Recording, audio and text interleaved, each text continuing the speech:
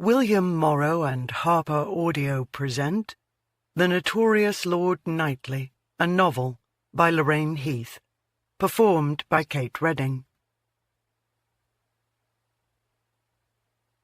On behalf of Andrea Hamblin, this book is dedicated as follows to Yann Paten, who moved from the City of Love, Paris, France, to follow his love Laura to Belgium. May you live happily ever after. With my love, Aunt Andrea. Chapter 1. I should have been in the ballroom dancing. Instead, I was standing in the gardens, away from any light, listening to the approach of the soft footfalls. His familiar, enticing sandalwood fragrance, mixed with his own unique scent, reached me first, and revealed his identity. Therefore, I held still and waited, my breath sawing in and out with anticipation. Slowly his arms came around me, folding over my chest in such a way that his large and powerful hands cradled my breasts and squeezed gently as he pulled me into the nook of his body until my back rested against his broad chest. Then his mouth, heated as though by the very fires of Hades, pressed against the nape of my neck, sending delicious shivers coursing through me.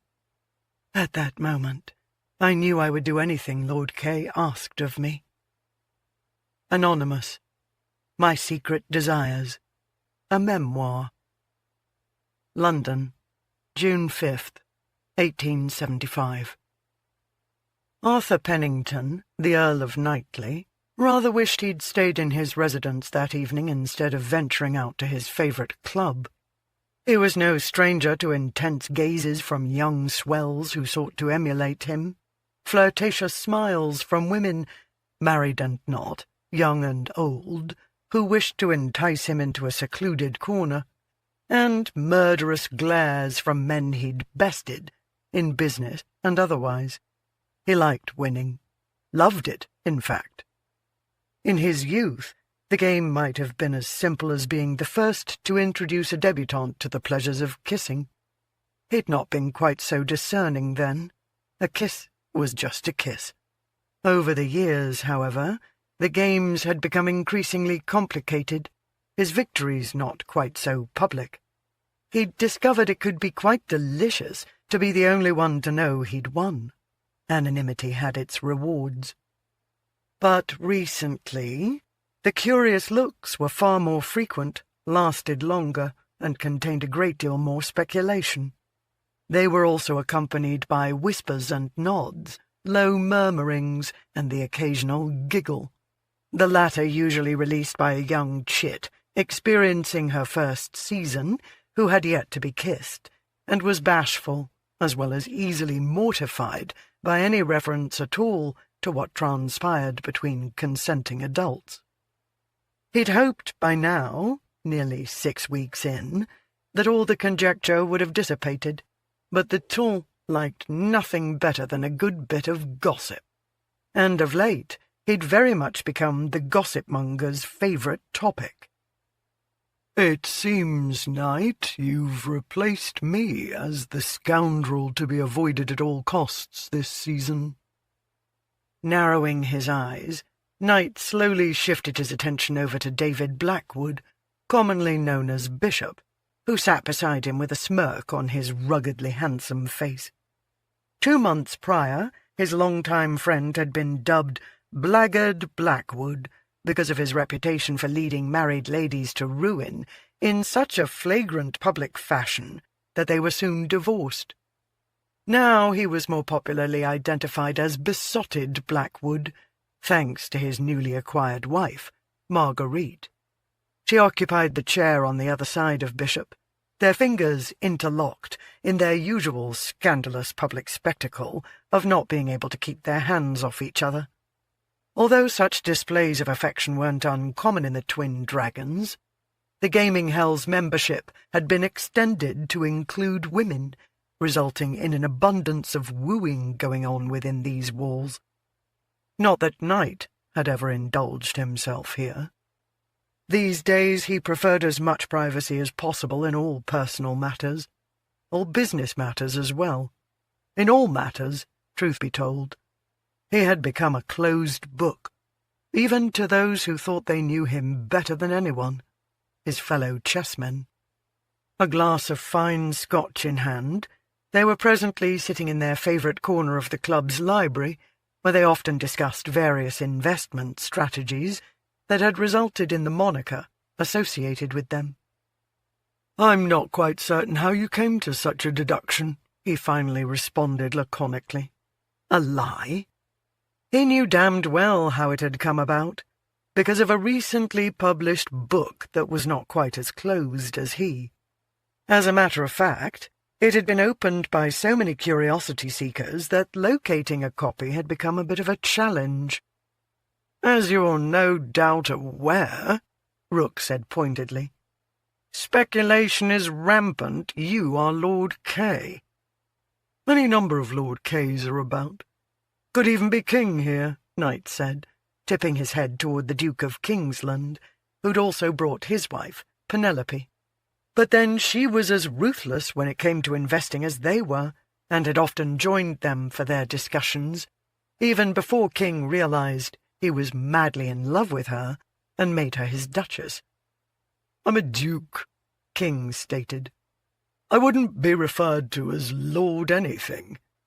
It's fiction. Perhaps she used the moniker to throw people off the scent." "Or he," Marguerite offered succinctly. "Simply because it was written from the point of view of a woman doesn't mean it was necessarily written by a woman." As a private detective, she had a tendency to be suspicious and not trust that things or people were exactly as they seemed. Certainly her husband's duplicitousness had proven that point well enough. "You've read it?" "No, but a gentleman recently sought to employ me to uncover the identity of the author, fearing the tome might have been written by his wife, and she was detailing an affair in which she was engaged. That others were interested in discovering the author's identity was disconcerting, especially if his enemies were striving to uncover knowledge to use against him. He'd considered hiring Marguerite himself, but refused to fuel the rumours floating about that the tale was biographical in nature, and he had, in fact, been assigned the pivotal role. "Did you discover who she was?" "I didn't take on the case. I couldn't see it as a pressing concern, and business has been quite brisk of late." "My wife is the finest inquiry agent in London," Bishop said, his voice rife with pride, even though her investigation of him was responsible for bringing them together. Knight was surprised his friend's buttons didn't pop right off his waistcoat, a result of the manner in which he was preening. "She can be selective regarding how she spends her time. She's approached about more important matters than uncovering the identity of an author. It might be interesting to know if the writer is someone from your past, Knight," Rook said. "If she's not, or is unknown to you, it would give credence to your denials." He sighed at the absurdity that he cared anything at all about what people thought. "I should think my word that it is not I would be sufficient. But without knowing exactly who wrote it, how can you know for sure? Because I don't approach women in gardens, for God's sake." Except once, years before, when he'd been a very different man than he was now. But that woman, born of scandal, would never pen such provocative prose. She understood all too well the value of a pristine reputation. Keeping the one her father had established for her had been foremost on her mind. She'd reflected a purity that should have eventually led to a beneficial marriage among the nobility, but during her first season she'd chosen poorly. She'd chosen him. He suspected the regret would follow her to the end of her days. It certainly haunted his nights. "You've read it, then?" Rook asked.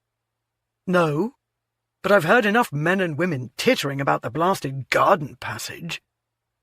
Not to mention the numerous fathers who had recently warned him if he took one of their daughters on a stroll about a garden, it would be immediately followed by a brisk walk down the aisle he would be unable to escape without suffering dire consequences. He was tempted to take numerous ladies on a promenade about a garden, simply to demonstrate how he didn't take well to threats, and most certainly couldn't be forced into marriage, or any other result he didn't desire.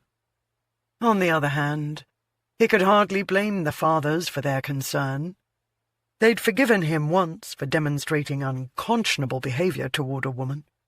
As a matter of fact, to his chagrin, they'd hailed him as a hero, but then it hadn't been their daughters he'd betrayed. A movement out of the corner of his eye caught his attention, and he glanced up at the slender gent who'd arrived at his side, just as King greeted his younger brother. "Lawrence, would you care to join us? An invitation into the circle of the chessmen? I'm honoured." He quickly grabbed a leather chair from another sitting area, shoved it into place between king and knight, and dropped into it. He grinned broadly. "As you have most of the pieces represented, king, knight, bishop, rook, and 2 queens, I suppose I am left to be the pawn." "Never underestimate the importance of the pawn," Knight said. Lawrence wiggled his eyebrows. "Especially when he has the ability to get his hands on a rare find." Reaching into his coat pocket, he withdrew a leather-bound book and set it carefully on the table as he might fragile glass. Gold lettering was embossed in the leather. "My Secret Desires, a memoir." No one moved. No one reached for it. "How the devil did you get that?" King asked, his voice a near whisper of astonishment, as though a once-lost ancient treasure had suddenly been unearthed and necessitated a moment of reverence. "Lord Cheney offered it to cover his wager at the card table. Unfortunately for him and fortunately for me, I held the better hand. I'm quite looking forward to reading it, as I'm given to understand it's rather naughty. Cheney nearly wept when he lost. He said rumours are floating about it's going to be banned for indecency." "Then we should all read it," Penelope said. "People should not be denied the opportunity to enjoy what they wish. And how does one determine what is indecent? I've yet to visit a museum or an art gallery that does not have a nude statue or a painting revealing a good deal of flesh. They are acceptable in those environments. Why not in all?" "You're quite passionate about this topic," Knight said. "I simply don't comprehend how writing a description of a person's body, or an act, is any different than painting it, and I've heard this book is quite detailed. Although I don't know the specifics, I can only surmise what might be considered indecent." "Perhaps they, whoever they are who determine what is acceptable, fear having less control over what one imagines in the mind when reading, as opposed to what is presented on canvas. With words alone, a seed can blossom in the imagination and carry one on a journey into realms unexplored, or not, depending upon one's imagination." "Knight should read it first," Bishop stated succinctly, obviously uninterested in getting into a philosophical discussion. "Then he can tell us if it's indecent." "You're missing my entire point," Penelope said. "Some of us might find it indecent, while others might not. Who is to say which of us is correct?" "I have no interest in it," Knight lied. He was dying to read it, to determine if the imagination of bored ladies of the ton had simply run amok, if they were envisioning him as the main character, because he'd become distant during the past few years, giving women, especially those whose mothers shoved them into his path, only the attention politeness dictated. At balls he rarely danced. He never took anyone to the theatre, despite having a box. He kept to himself as much as possible. "Of course you have an interest," Bishop said. "You may be striving to give the appearance you aren't bothered by the rumours circulating that the woman's lover strongly resembles you. But you must be curious. A read should give you the ammunition needed to permanently put the speculation to rest. If I ignore it, it will all go away." "Nothing ignored ever goes away," Penelope said. "Eventually it will come to the fore and wreak its havoc, whether for good or ill." He didn't know why he was left with the impression she spoke from experience. His 2 married friends were extremely protective of their ladies, and Knight suspected they all held secrets. Certainly, he had his share. He glared at the book resting innocently on the table as though incapable of causing harm, when he knew it quite possibly possessed the power to destroy. At the very least, it was making his life miserable because it and he were dominating conversations. People were growing bolder, asking him to his face if he was Lord K. He yearned to close his fingers around the book and spread open the pages until they revealed all the mysteries within. "Bloody hell!" he finally ground out, before snatching it up. "I'll take it if for no other reason than to keep it out of your hands. Now may we discuss something more pleasant? A plague, perhaps?" The blighters he called friends had the audacity to grin and chuckle. He wished he'd left the book alone, because already it felt like it was scalding his fingertips and seeping into his soul, determined not to let him rest until he knew the truth of it. Miss Regina Leyland liked shadowed corners, especially at the Twin Dragons. Her preferred table, where she now sat, was located in just such a corner. She wasn't certain how poker, which apparently was very popular in America, had become part of this establishment's repertoire of games offered. However, it had quickly taken its place as her favourite, and she'd developed the ability to calculate the odds in order to determine the likelihood she held a winning hand. She was also quite accomplished when it came to reading her opponents and deducing whether they were bluffing. Having grown up along the edge of society, she'd had ample time to unobtrusively scrutinize those who wandered by, make predictions about their behavior, and discover if she was correct. She'd been like a child, pressing her nose against the window of a toy shop, longing to step inside and discover something within had been made specifically for her, that she could select the proper doll that would grant her common ground with all the other little girls, that they'd accept her at last. But they never had, and so she'd simply watched. And in watching, she'd learned how to judge people's temperaments and moods, to know when they were angry or sad or in love. She could determine who was kind and who was unpleasant, who to favour and who to avoid.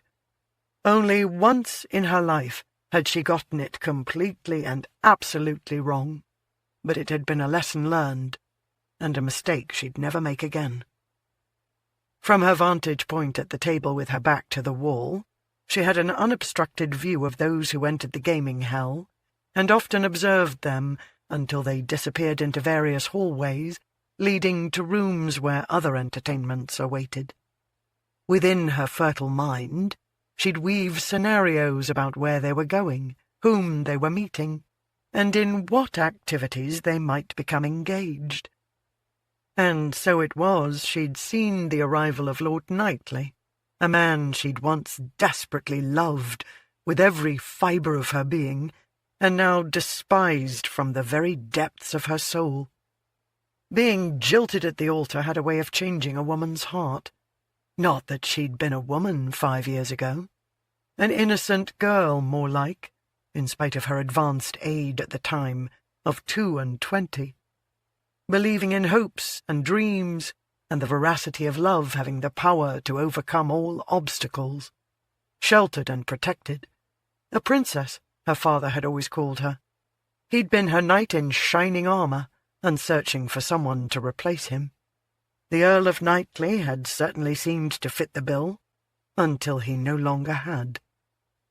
Waiting to walk up the aisle, she'd been wearing an ivory gown designed by Charles Worth of Paris himself. She'd never known such happiness, and believed the joy she was experiencing would only increase through the years. Knightly had arrived tardily. With the news, he'd changed his mind, couldn't marry her after all. No specifics. only a generalized admittance he'd decided they wouldn't suit. She'd not let on exactly how devastating she'd found his abandonment, or how badly she'd been hurt. Instead, she'd gone on a 3-year-long trek through Europe, journaling her escapades in a series of articles for a ladies' magazine, although often what appeared in print was how she'd imagined the adventure, rather than the reality of it. But no one had been able to discern the difference. More importantly, she'd discovered writing filled an emptiness in her soul, a hollow ache, a bottomless abyss into which she'd become lost on that fateful morning when she'd been at St. George's, expecting to marry, only to be discarded at the last minute. Now, at 27, she cared for no one's opinion, save her own. She came here where most of the members were of the aristocracy and flaunted her notoriety while taking their coins. She projected a mien of confidence and daring. She would not be looked down upon. In spite of the circumstances of her birth, she was still the daughter of an earl, as well as the daughter of an accomplished actress. She was proud of her heritage. No one could take it away from her. She studied the 2 queens she presently held in her hand. The other cards were worthless, but the queens possessed power, just as she did. She possessed the power to destroy the one who had betrayed her. And she would. It was only a matter of time. Glancing up, she noticed Knightly, apparently moving on from wherever he'd gone upon first arriving, now striding through the gambling area. Incredibly confident, downright arrogant, really, obnoxiously so. She wondered at which table he might alight. Certainly not this one, as all the chairs were occupied. Then cursed herself for wondering anything about him at all. After all these years, her thoughts should be void of memories of him, but it was as though an artist had painted upon her mind vivid illustrations of each and every moment when they'd been in each other's company. A polite hello, an accidental glancing touch of their fingers, a heated look lasting too long, a walk in a park, a stroll in a garden, whispered words and broken promises. Since that morning when he'd shattered her heart, they'd not spoken, had seen each other only in passing at a great distance, one she very much wished to maintain. It wasn't fair that his actions had tarnished only her reputation and not his, that the ton had celebrated his liberation from her, while vilifying her for daring to dream a man such as he could actually love a woman such as she. Perhaps the entire point of his wooing her had been to make her believe her origins held no significance, and then to make sport of her for falling madly in love with him, to humiliate her for imagining she was lovable to someone other than her parents, to humble her for the audacity of judging herself deserving and worthy of the rise from commoner to countess. "Miss Leyland?" She jerked her attention to the dealer. He gave her a wan smile. "Time to reveal your hand?" Ah, yes. She'd been the last one to raise the bet amount, and it seemed only 2 people had called her on it. The other 3 had folded. With a smooth, practised movement, she turned over her cards. Lady Warburton gave her a hard stare while revealing her 2 jacks. The gentleman sitting directly across from Regina groaned and tossed his cards haphazardly toward the dealer. "That's it for me, then." He shoved back his chair. "What? No, wait," she said, with far too much command in her voice. So much so he stopped halfway up at a rather odd right angle, bent partially over the table in such a way his bottom was sticking out. But Knightly was still wending his way around the games, and she could clearly see his intense gaze homed in on this corner, like that of a predator who had spotted his prey. "Lord help the prey," she nearly muttered aloud. "Surely you want an opportunity to win back some of your losses." Not that he would. The man was atrocious at the game, apparently harbouring the belief he was skilled at bluffing, not realising his eyes fairly bugged when he had something of note, and squinted when he didn't, as though if he concentrated hard enough, he could bring forth the power needed to change the cards he'd been dealt. But once dealt, cards had to be made the best of, whether in a game or life. She knew that well enough. "You've taken all the blunt I set aside for the night. I never wager on credit." Well, she nearly shoved all the tokens in the table centre toward him, but she'd look the fool if she did. Desperate. People might wonder why. Just stay a few minutes longer, just until— Too late. The handsome devil had arrived and placed his large hand on the gentleman's shoulder. "I'll take your chair if you're leaving, old chap." The old chap, who couldn't have seen 40 years, swung around and grinned widely. "Knightly, of course." He leaned in as if sharing a daring secret. "But keep a watch out for Miss Leyland. She took all my blunt." Knightly's brilliant blue gaze landed on her like a warm caress. No, not like a caress. Like the slash of 1,000 swords. Did he have to be so deuced gorgeous in his black coat, bright blue waistcoat, and grey cravat? Did those rebellious front locks of his dark hair still have to fall across his brow in invitation? Her fingers itched to comb through the strands and brush them back into place, as they had 1,000 times. She didn't want to remember how that forelock played over her own brow when he stretched out over her supine figure, lowered his head, and kissed her. "I always keep a watch out for Miss Leyland."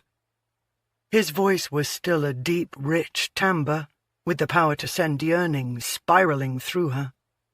She remembered a time when she'd enjoyed his teasing and flirtation, had been mesmerized by every word he uttered. Now she wished only for some affliction to render him mute. She angled her chin haughtily. "Because you expect me to stab you in the back? Ridiculous. I'd do it from the front, so you'd know exactly who delivered the devastating blow." 2 gasps and a couple of awkward chuckles followed from the other players still seated. The old chap leapt back, as though she was in fact wielding a knife at that very moment. "I would expect no less," Knightly said, bowing his head slightly in acquiescence, in acknowledgment, almost in respect, a salute, his penetrating gaze never wavering from hers. Had he been a true knight upon a jousting field, he might have extended his lance toward her for a favour. Not that she'd ever gift him with a ribbon, as she had when she'd loved him. Then the moment passed, and he pulled out the chair before lowering himself onto the tufted seat. The club-insured members were always comfortable, no doubt to dissuade them from leaving the tables prematurely, with coins still jingling in their pockets. He set a book on the table. "Oh, my word! You've garnered a copy of my Secret Desires," Lady Letitia gushed. Any drama played out before, completely forgotten. The card game as well, it seemed. "Is it available in the club library?" He trailed one long, slender finger along the spine, and Regina fought not to recall how delicious it had felt when he'd done the same along hers. "Unfortunately not. It was won in a card game earlier." "I've been dying to get my little hands on it." Those hands were presently fidgeting with the tokens used to make her bets. "They're recounting of a daring woman's scandalous adventures. My understanding of the story, from what I've heard whispered, makes for a titillating read." "Some say it's not a memoir at all," Viscount Langdon offered, "but merely fiction, the memoir in the title simply part of the fantasy it seeks to create. Like Fanny Hill, a novel touted as being the memoir of a woman pleasured. Certainly a publication garners more interest if it's believed to be a confession rather than the result of an active imagination. As a matter of fact, wagers are being made at White's as well as in the betting book here, regarding whether it is truth or fiction." "Even if it is fiction, one can't write about such intimate matters if one hasn't experienced them." Lady Letitia leaned forward slightly. I don't suppose you'd be kind enough to read the opening passage aloud, so perhaps we could judge for ourselves. We're here to play cards, Regina stated pithily, since the dealer seemed to have forgotten his role at the table. Not sit through a droll reading. Have you read it? Knightly asked. Of course I've not read the book. I don't waste my time with such rubbish, or with the likes of you. She should leave now, but didn't want to give him the satisfaction of chasing her off. If you've not read it, how do you know it's rubbish? Perhaps it's a work that will last through the ages. With a title such as that? It was no doubt penned by a group of bored spinsters. She was proud of her voice for not giving away any of her emotions. Why did he have to plague her now? I say, we put it to a vote, Lady Letitia bubbled enthusiastically. Raise your hand if you'd like Lord Knightly to read us the opening passage. Her hand quickly shot up, as did one from each of the other two ladies. Even Lord Langdon, the scapegrace, raised a hand and arched a brow at Regina to indicate she shouldn't be so prudish. The dealer merely patiently shuffled the cards, as though he had no other purpose than to rearrange their order. Regina glared hotly at him. You're not going to allow this madness to go forward, surely? He merely shrugged his narrow shoulders. My instructions are to keep members happy. Well, this member is frightfully unhappy. I'll take my winnings elsewhere. She began gathering up her wooden tokens, which she should have done the moment Knightly sat. She was tempted to toss them all in his face. However, she was not one for public displays of uncontrolled emotion. She'd become extremely skilled at burying her feelings, thanks in large part to the blackguard sitting across from her. "Come now, Reggie. Don't be a spoil-sport," Knightly said. "Where's the harm in giving the dealer a short respite, while I take on the role of entertainer?" "Don't call me that. We are no longer on intimate terms." She nearly slammed her eyes closed. She did wish she hadn't used that particular word. Intimate. It conjured up images of searing kisses, heated touches, and smouldering gazes. Those damned locks of hair falling across his brow as he leaned in. "My apologies, Miss Leyland, but you must be as curious as everyone else about this book, surely." "Did you not peruse it already? Looking for those passages that are very likely to see its author in court on charges of indecency?"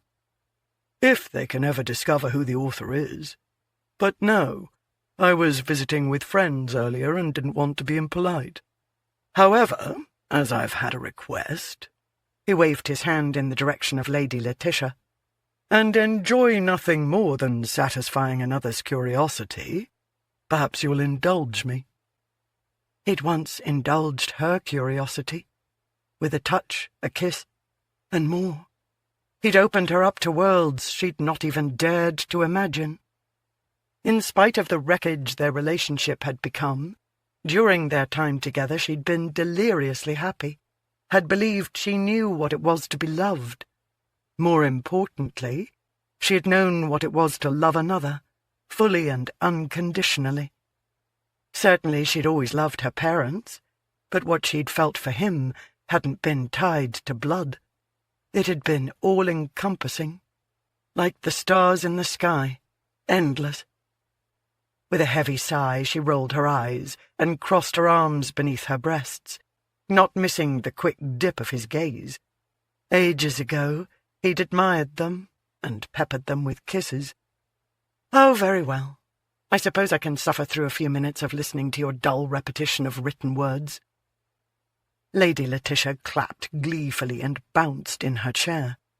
Everyone else eased forward, even the dealer, in spite of his sitting beside Knightly. Regina maintained her straight and stiff posture, refusing to give any hint at all that she had an interest in witnessing how he would react to what many had deemed quite saucy. After slipping his spectacles from his pocket and putting them in place, he opened the book, applied fingers that had brought her pleasure to turning pages, until he reached his destination, cleared his throat, and began. Chapter 1. The Gentleman. For me, he shall always be the gentleman, the one I could never forget, the one no man could ever replace. Our first meeting occurred at a ball. I must have been introduced to 100 men before he appeared. Yet when my eyes met his of dazzling blue, I could no longer remember any of the others. It was as if they'd all transformed into smoke and drifted away on a warm breeze. Only he was real. Only he was of substance. Only he mattered. When Lord K took my hand, bent over it, and pressed his lush lips against my knuckles, though I wore gloves, I felt the heat of his moist mouth seeping into my flesh. She'd forgotten what an incredibly beautiful voice he had, how he could imbue it with passion, how it could make her laugh and move her to tears, how it could thoroughly ignite her body until she was cursing and crying out for release, the terribly wicked things he would growl that sent her flying into ecstasy.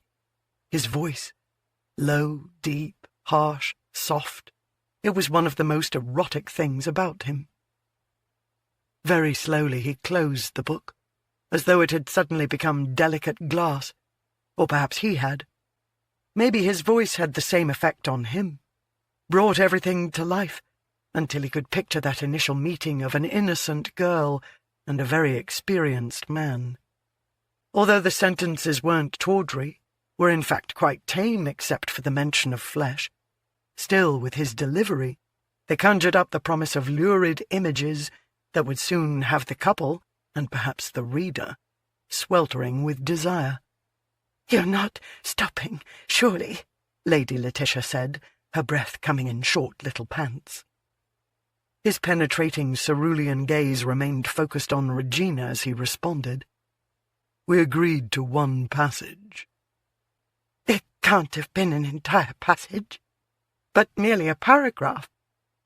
He shifted his eyes to Lady Letitia and winked. "It's best to always be kept wanting." Wanting and needing. He'd carried her to the brink countless times, left her to hover there until she thought she would die, and then he'd restored life to her with a cataclysm that never failed to leave her astonished, and grateful nature so rewarded wickedness with such astounding pleasure.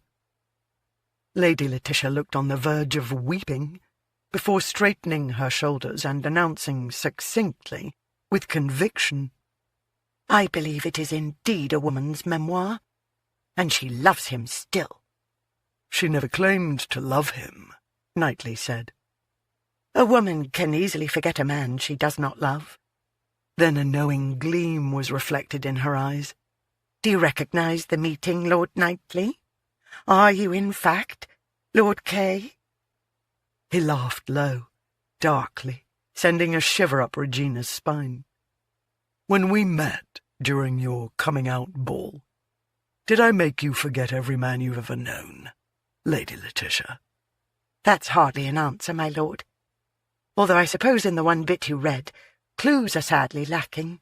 It could be any ball, any lady, any gent. However, I am more determined than ever to get my hands on a copy." "Then I shall guard this one with my life." Their conversation irritated Regina, but she refused to analyze the reasons behind her annoyance. She no longer had any interest at all in Knightly, except to beat him at this game and rid him of his coins. She sighed mightily with impatience.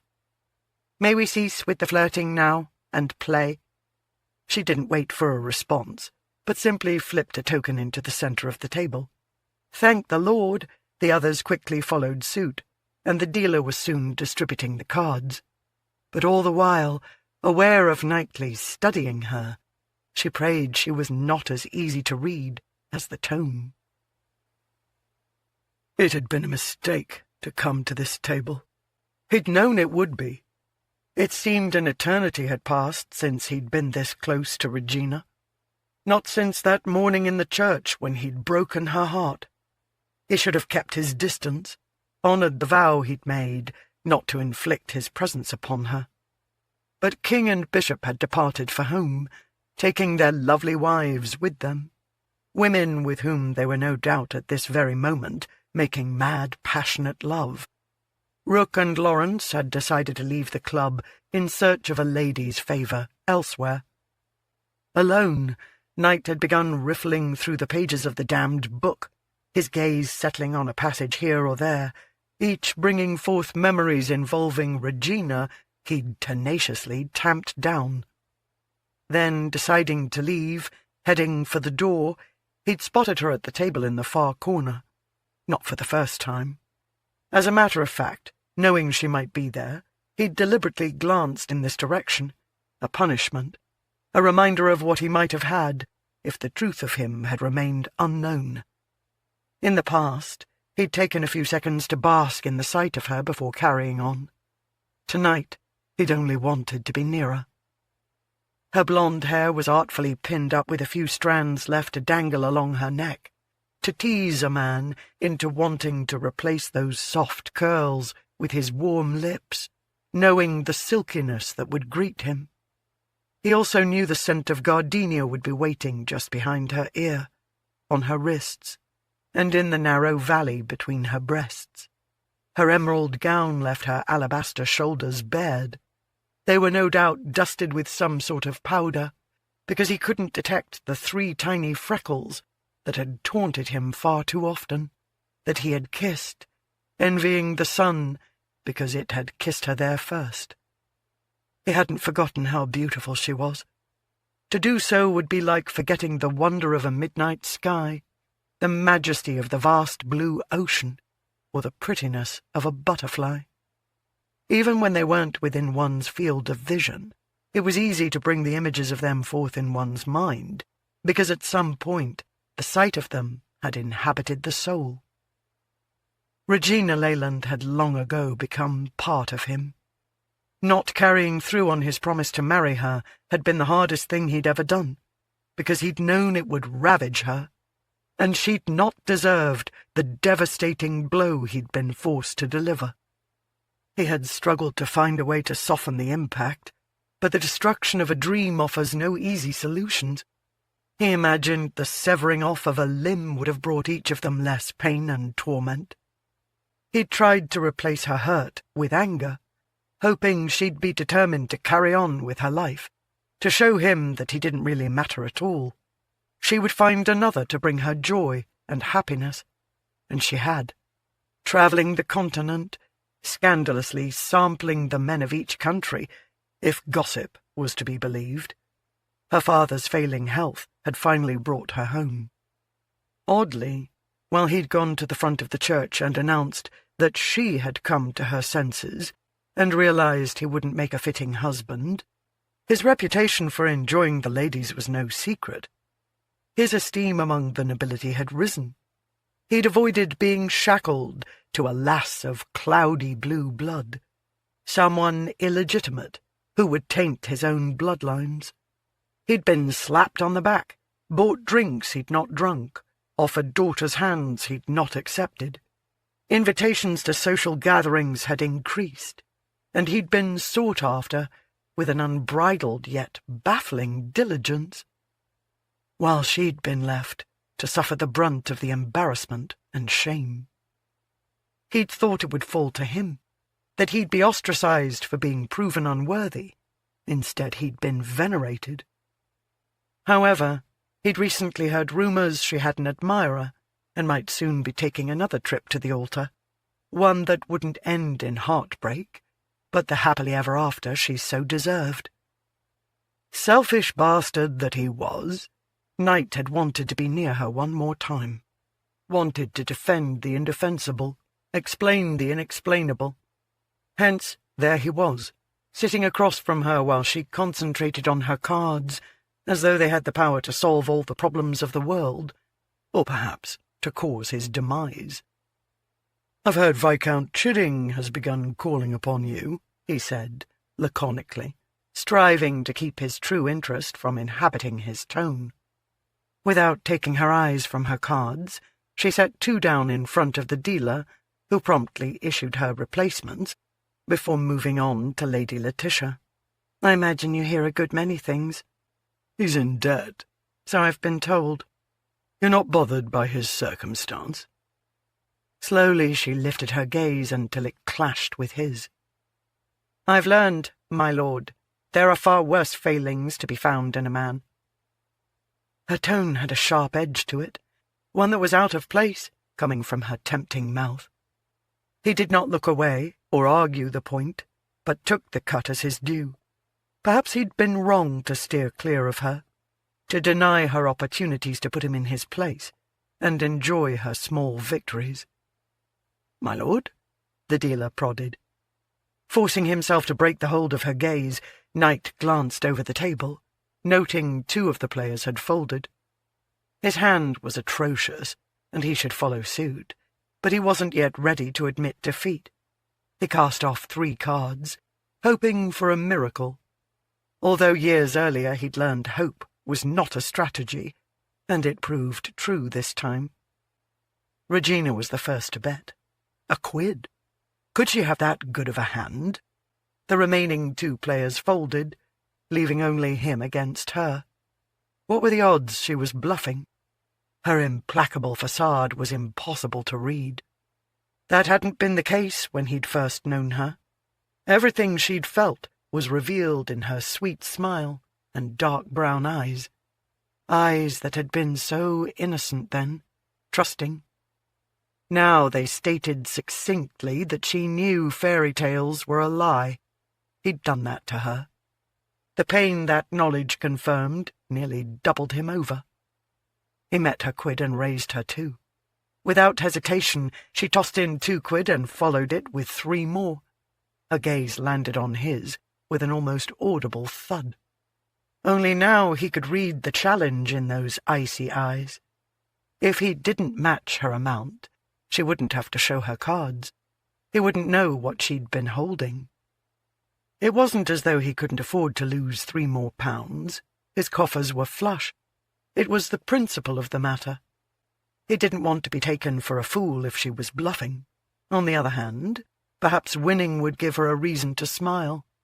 He was suddenly desperate for her smile. He slid 3 tokens, valued at a quid each, across the baize tabletop to the centre pile. "I'll call." With no alteration in her expression at all, she set down her cards, face up. A pair of aces. With a slow grin, he revealed his hand, an assortment of numbers and suits that failed to come together in any meaningful way. "I was hoping you were bluffing." "Unlike you, my lord, I never bluff or render a falsehood." She began gathering her winnings and depositing them into a black pouch. "I'll be calling it a night now."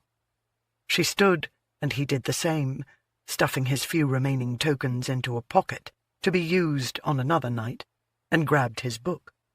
After she walked past him, he followed. "I'll provide you with a ride in my carriage." "I have a carriage waiting." "Then join me in the library for a drink." Coming to an abrupt halt, she whirled around. "Are you jealous? You hear someone might favour me, and suddenly you're giving me attention. Do not for a single moment believe I am fool enough to trust all the flattering words you are so skilled at delivering with such utter conviction." "I'm not. I simply want the opportunity to apologize again, to seek forgiveness." She waved a hand dismissively. "'Tis given. Now leave me be." She spun on her heel. "Am I Lord K?" Facing him, she narrowed her eyes to that of a fine-honed blade, designed to slice him to ribbons. "How the devil should I know?" "I lied earlier. I had skimmed through the pages until I found the garden scene everyone is on about. I once held you in a garden exactly as described." She released a long, drawn-out sigh. "Which would make me the author. Well, I didn't lie. I've not read the book, so I've no inkling regarding what transpired in the garden scene. However, based upon your reputation, I suspect you held a good many ladies in the same manner in a good many gardens. Look to one of them. Now, good night, my lord." With that, she marched to the door and disappeared through it. But she was wrong. He'd never held any other woman in a garden in the same manner as described. Only her. She hadn't been bluffing at the table, but was she bluffing now? Could she possibly be anonymous? But knowing how she valued her privacy, he couldn't imagine her putting the personal details of her life to paper and then publishing them. No, what he'd read of the book thus far, and the memories of their time together that the words and descriptions conjured, were simply coincidence. Introductions happened all the time, as did assignations in gardens. Yet, like the lady in the tome regarding her gentleman, the night they'd met was one he'd never forget. Chapter 2. April, 1870. "No flirting this evening, Knight," King grumbled as his coach journeyed over the rough road. "I don't want to have to search through various alcoves for you when I'm ready to take my leave. Dash it all, King! If I'd known you were going to spoil my fun, I'd not have agreed to accompany you on this detour before meeting up with Bishop and Rook.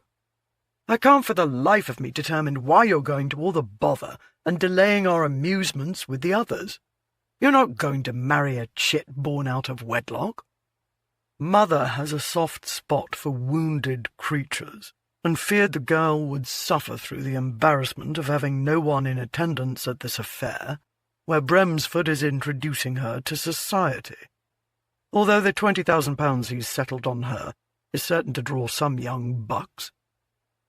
He was also including in her dowry a small estate on the outskirts of London that included several acres of lush land and a manor to serve as her dower house when the time came. Tonight it was the setting for the grand ball that had been the topic of wagging tongues among the elite for weeks. "Do you know anything about her, other than her scandalous beginnings, and Bremsford wanting to pawn her off to someone legitimate? She's the daughter of his long-time mistress, who was an accomplished actress, according to Mother. Although she doesn't approve of infidelity, she still enjoys a good love story, and apparently Bremsford's was one for the ages. The Earl was devoted to the girl's mother, and remains devoted to his illegitimate offspring more than to his legitimate ones. I can't imagine any of it has sat well with his countess, his heir, or his other 2 daughters. Do you think any of them will be attending tonight? I rather doubt it." The coach came to a stop. A footman stepped forward and opened the door. Knight waited until his friend, the Duke, had disembarked. While they were equal on many levels, Knight never forgot that until he inherited his father's title, Duke of Winston, King outranked him, and Knight was conscious of showing his friend the deference he deserved when they were in a public arena. As they wandered toward the manor, a young lady caught Knight's attention and gave him a shy smile. Tipping his hat, he bestowed upon her a grin filled with the promise of a kissing lesson to be given in a secluded corner. She was in the process of pressing her fan to her right cheek. The signal for yes was only an inch away from it, when her mother grabbed her arm and began dragging her along. The lady glanced back. He pressed a hand to his chest to indicate his sorrow that she'd be watched by a hawk. "I said no flirting," King reminded him. "I've not sampled Lady Lisbeth yet. A kiss doesn't take that long." "So you say, but your reputation states otherwise." "Depends on the lady, I suppose. Where's your sense of adventure, King?" "Waiting for me, after I've seen to this tedious task." As they climbed the few steps to the open door, several unaccompanied men were making their way inside. Knowing a good many of them, all unmarried, Knight decided they'd been drawn by the pounds. The spares also probably wanted to look around the residence in which they might possibly live, if they didn't have one of their own. No reason for the abode to remain vacant until she was a widow. He noted the presence of a few other ladies, no doubt their curiosity getting the better of them. Or perhaps they saw an opportunity to contrast themselves against the Earl's daughter. At 27, he had yet to participate in the game of courtship. He was here tonight only because he believed it important to remain in the good graces of every decent lord. One never knew when the support of a particular nobleman, or permission to marry his daughter, might be needed. And Bremsford was a man of influence. Once they'd crossed the threshold, he and King made their way along the hallway that eventually emptied into a large chamber with a wide stairway on either side, circling around to meet in the middle at the top, where an enormous doorway yawned. They reached the stairs on their right. A footman offered them each a dance card. King took one and tucked it inside his jacket, while Knight simply waved off the vellum. They weren't going to be here long enough to partake in any dances. After their ascent, they greeted those standing about whom they knew, and took their places in the queue. "What do you think?" Knight whispered, keeping his voice low and even. "Half an hour?" 20 minutes. A smile here and a smile there, and we'll make our escape." After the couple before them were introduced and began their descent, Knight glanced down as King handed his invitation over to the major domo. He recognized Bremsford standing tall, proud, and defiant near the foot of the stairs, his hair having faded from the wheat shade of his youth into silver. The young lady to his right glanced up. Knight felt like he'd taken a battering ram to the chest. All the air in his lungs had backed up, and he could scarcely breathe. "Christ! Is that her?" King looked down. "I would assume so." She was exquisite. Her hair, the shade of moonbeams, was held in place with pearl combs, a few strands dangling about her face and along her slender neck. She barely reached her father's shoulder. While she was poised, exhibiting grace with her movements, the tiniest of pleats in her brow reflected an uncomfortableness, perhaps even a sadness. Yet there she stood performing, like her mother, an actress, because the show must go on. "Sir?"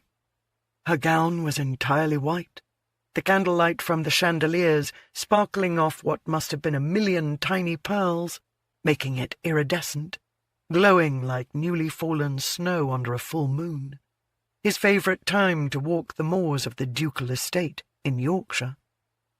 Then he could no longer see her because King, with his irritatingly broad back, was blocking Knight's view as his friend made his way toward Bremsford. Had he been announced? Knight hadn't heard it, perhaps because he'd been so focused on the girl that everything around him had ceased to exist, everything except her. "Sir?"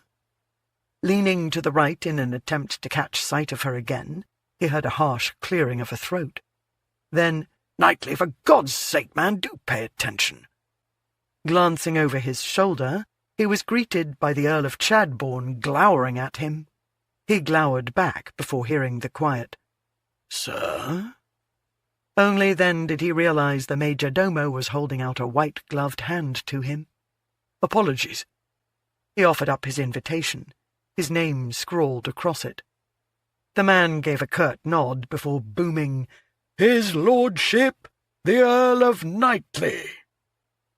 Wanting to dash down the stairs, Knight felt rather like an untried youth, which was ridiculous.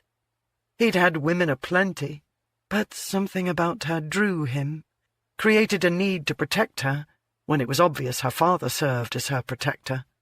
She was a bird in a gilded cage, a girl in a tower. Bollocks, but he was having fanciful thoughts. And he did manage not to dash, but to take his time, carrying himself with the confidence honed by generations of warrior ancestors who had engaged not only in battles on the field, but in the political arena, a duty that would pass to him upon his father's death, a duty that required a strong woman at his side. King finally moved on, giving Knight a clearer view of the lady, who shifted her attention back to the stairs, her eyes capturing and holding his.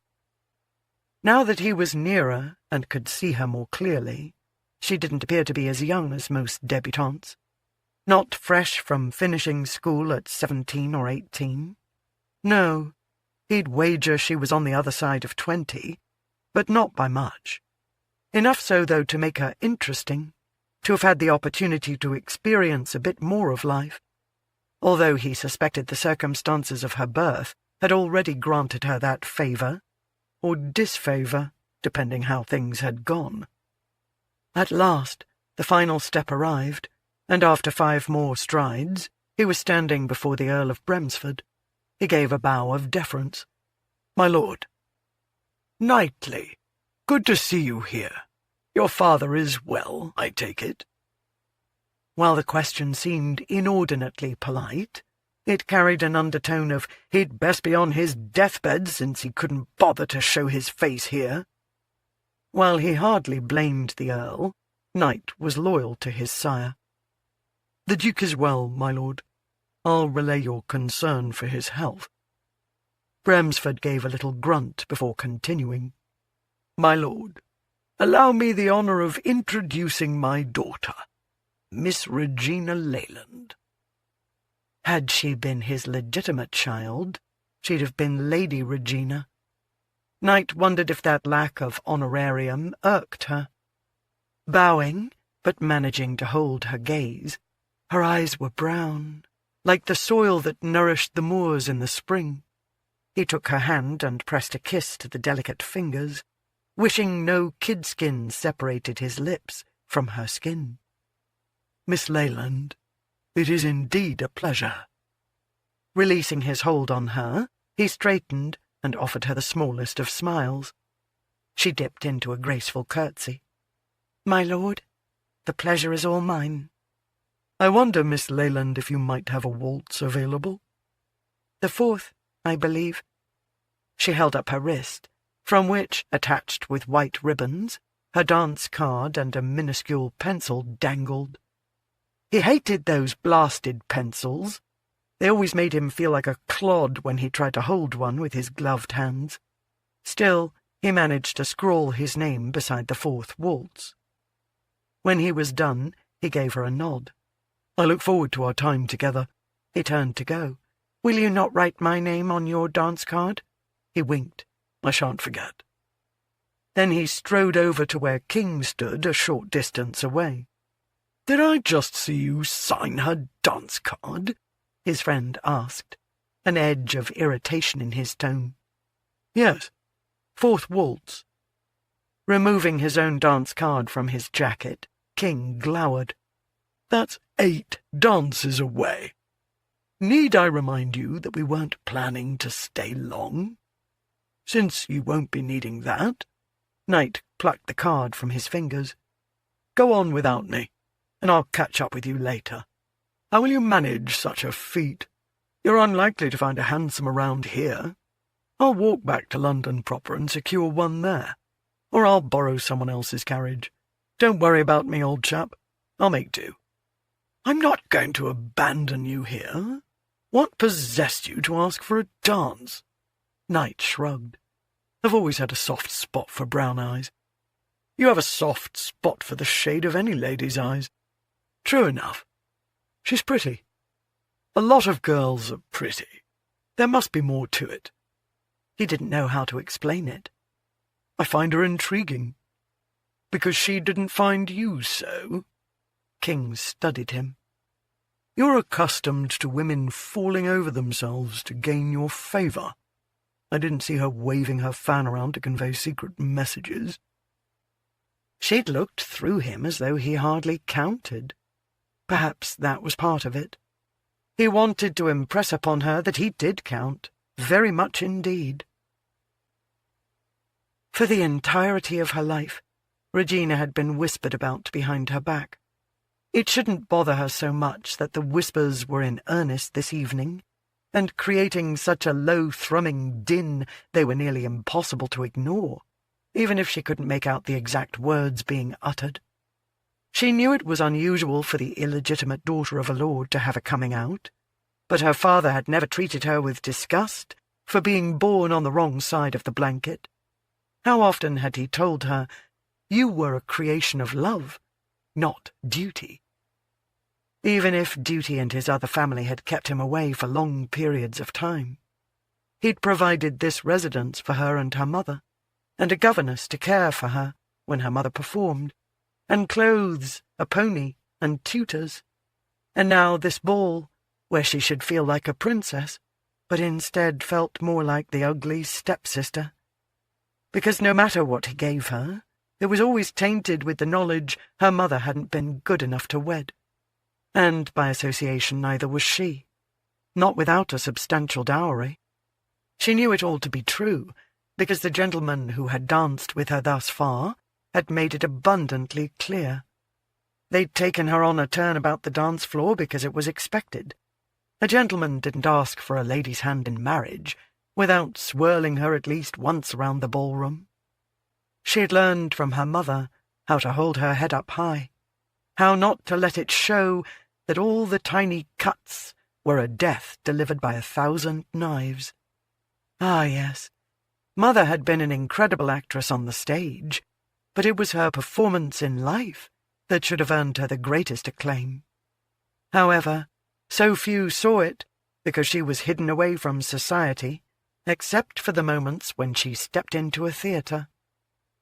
While Regina didn't doubt her father's affection for her, she'd never been inside his London residence, where he resided with his family, had never been introduced to her siblings or his wife, had never been welcomed at his country estate.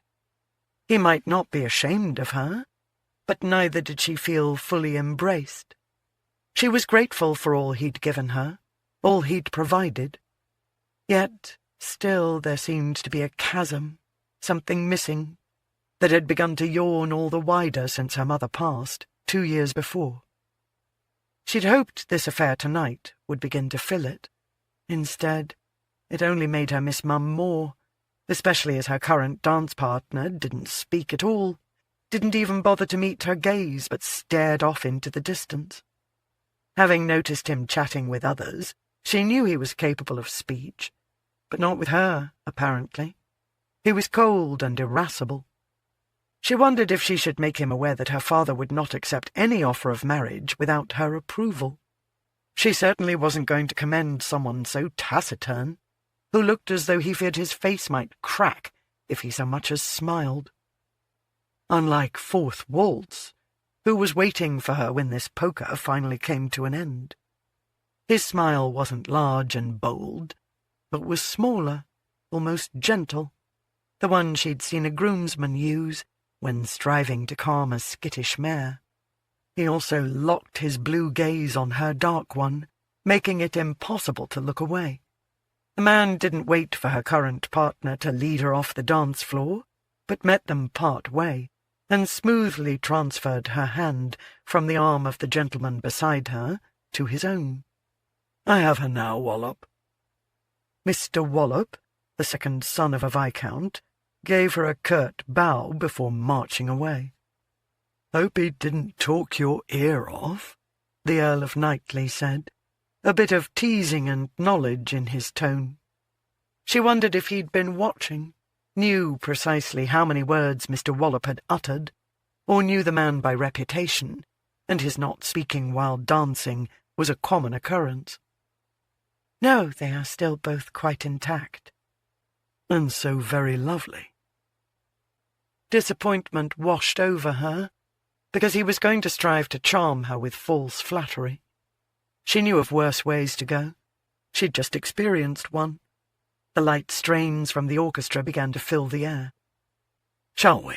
he asked, and she quite suddenly found herself swept onto the dance floor in a manner more graceful than any she'd experienced all night. Oh, he was good, accomplished. He had to have spent hours perfecting his steps. He made her feel as though her feet had been lifted from the floor and she waltzed upon clouds. "So are your coffers nearly empty, or completely empty?" The small smile playing over lips that promised the sort of kisses she'd read about in romantic novels didn't waver, but his brow did pleat slightly. My coffers are full. Then why did you ask me for a waltz? I'm not quite sure. Perhaps it was the brown of your eyes, or the fair shade of your hair, the alabaster smoothness of your skin, the fullness of your bottom lip that begs for a man to cushion his mouth there. Or maybe you had the look about you of a woman who is in dire need of rescue. That was a little too close to how she'd felt, standing there with her father, smiling, greeting people who, without him at her side, would snub her. Fancy yourself St. George, do you? Slaying dragons? Oh, Arthur Pendragon, surely. He winked. Arthur is my given name, although no one refers to me as such, of course. Why did you assume I was in need of funds? Because you're titled. I've danced with second sons and seventh sons and every number in between. But no firstborn, no heir. You're the only one thus far. Therefore I'm striving to determine what you seek to gain. Nothing more than a few minutes with a beautiful woman. She laughed. Oh, you are a silver-tongued devil, aren't you? His smile grew. You've wounded me to the core. You may have to take a walk about the garden with me to help heal the bruises you inflicted. You are a flirt, sir. I've told you nothing that wasn't true. Have you met anyone tonight to whom you've taken a fancy? Good Lord, no. I'm not even looking. She probably shouldn't have confessed all that. She didn't trust him, and yet he was easy to speak with, especially after spending time in the company of one who didn't utter a word. My father arranged all this, but I'm only here so he's not embarrassed. But you're embarrassed. His smile had disappeared. However, such depth of understanding resided in his eyes, she nearly wept. I know I'm a curiosity. I know if I see any of these people on the street they will snub me, pretend to not know who I am. Or worse, let it be known they are very much aware of who I am, but find me unworthy of a greeting. His love for my mother has made him blind to what we suffered when he was not beside us. Why the devil was she blathering on? Why did she want to confess her heartache to him? Even you will ignore me when next our paths cross. I dare say I will not. She gave as ladylike a scoff as she could muster, and arched a brow. You claim that now. Tomorrow, Hyde Park, 4:30. We'll put your theory to the test. She had only another few seconds to ponder him and his words before the music drifted into silence, and the din of conversation took up residence, bombarding her ears and making it impossible to think, to decipher if he was mocking or daring her, or making a promise, the sort she had little doubt every unmarried lady in the aristocracy longed for, a rendezvous in the park when it would be filled to the brim with everyone anxious to be viewed. He repeated his earlier smooth manoeuvre, where her hand, suddenly without any effort on her part, found itself on his firm and solid forearm. He escorted her to the edge of the dance floor, lifted her fingers to his lips, and pressed a kiss to the gloved tips so firmly the heat of his mouth managed to make its way to her skin, like no barrier separated them. His gaze, intense and unwavering, never left hers. Tomorrow. I'll find you. Then he was confidently walking away, leaving her feeling a bit unsteady on her feet, as though something significantly more than a dance had occurred between them. King had waited. Knight had known he would. He'd been tempted to ask the lovely lady for another turn about the floor, but he'd managed to catch a glimpse of her dance card, and noted not a single dance had remained unclaimed. He suspected she had the right of it. Those with empty coffers were striving to fill them as easily and quickly as possible. A daughter with a significant dowry was always the preferred method among noble sons who were opposed to work. Bugger the lot of them. I'll leave it to you to explain to Bishop and Rook the reason they had to wait on us for the true merriment of the evening to begin," King said, as his coach carried them through London. "By all means, it should fall to me, although I doubt very much if they'll mind. We have plenty of night left. You seemed anxious to leave once you finished your dance. Did it not go as you'd hoped?" It had gone differently than he'd expected, but he hadn't wanted to watch her dance with others, to discover if she enjoyed being in the company of someone else more, if some other gent had the ability to coax a smile from her, if her eyes would warm for another. "I was merely in the mood for a dance, King. Make no more of it than that." King issued a little grunt, his equivalent of calling Knight a liar, but it required no response, was merely an acknowledgment, because it was a lie. He'd been in the mood for a closer association with the woman, had wanted to know her better. Having her in his arms had been sublime. She was light on her feet, wispy as a cloud, delicate and yet sturdy. But it was what he'd discovered while talking with her that fascinated him. She wasn't like the other women who flung themselves at him, anxious to wield the power that came from being a countess who would one day be a duchess. She'd seemed to have no interest in him at all. "I detest these balls," King muttered. "I believe I'm going to stop attending. You go to few enough as it is, but going to none would be even fewer. How do you propose finding a wife? The whole purpose of these affairs is to facilitate the arrangement of matches. I'm not yet ready to take a wife. When I am, I'll come up with another means to spare me the bother of these tedious social engagements. Perhaps I'll run an advert." Knight laughed. "Oh, I can't imagine that tactic will go well. Your mother won't take kindly to your lack of participation. As she's begun to travel more, I doubt she'll even notice." He glanced out the window. "Ah, good. Almost there." The coach came to a stop. A few minutes later they were inside the Mermaid and Unicorn. Located in Whitechapel, it was seldom frequented by nobility, which was one of the reasons they liked it. They were never bothered by people wanting investment advice. Knight immediately spotted Rook and Bishop at their favourite table in a back corner. Tumblers of scotch were already waiting for them, as he and King drew back the empty chairs and sat. In a ritual from their Oxford days, they each immediately lifted a glass and held it aloft in a salute, before tossing back the contents. Bishop began pouring from the bottle he'd no doubt purchased, to save the barmaid being run ragged with all their requests. "What kept you?" "Knight took a fancy to the Earl's daughter, and decided to have a dance with her. Thought you were going to let me tell them," Knight said, glowering at his friend.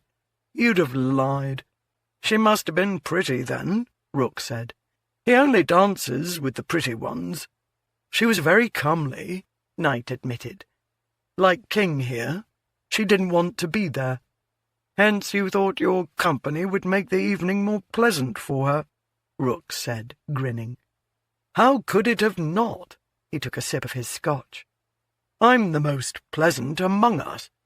His comment received a mixture of groans, laughs, and headshakes. He did enjoy time with his mates, but not nearly as much as he'd enjoyed those few minutes with Miss Regina Leyland. Chapter 3. What he asked of me was simple enough. "Turn around." His voice was gravelly with need, and I did not hesitate to comply. Then his mouth swooped in to capture mine. Of their own accord, my lips parted for him. Soon his tongue was tangled with mine. Nothing had ever felt so wicked or so sublime. Anonymous. My Secret Desires. A Memoir. June 5th, 1875. When the coach finally drew to a halt in front of her residence, Regina was still trembling from her earlier encounter with Knightly. Blast the man for ruining her evening, tonight of all nights, when she'd spent a delightful afternoon with Lord Chidding, and was striving to determine if he could provide her with the protection she required, if he was strong enough, powerful enough to withstand society's censure if the truth of her ever came out. If? No, when, because the truth always revealed itself, usually at the worst possible time.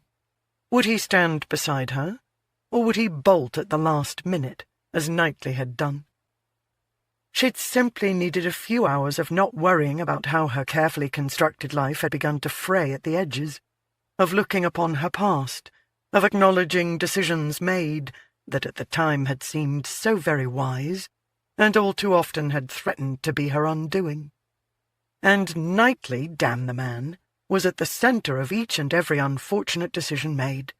Damn him! She was reaching for the door when it suddenly opened. Crossing the threshold, she smiled at her butler. "You didn't have to wait up, Shelby." "I can't sleep until I know you're home safe and sound, miss." "Well, I'm safe. I don't know how sound I am." As she had no wrap or other item to hand off to him, she merely bade him good night and headed up the stairs. Once in her bedchamber, she rang for her maid.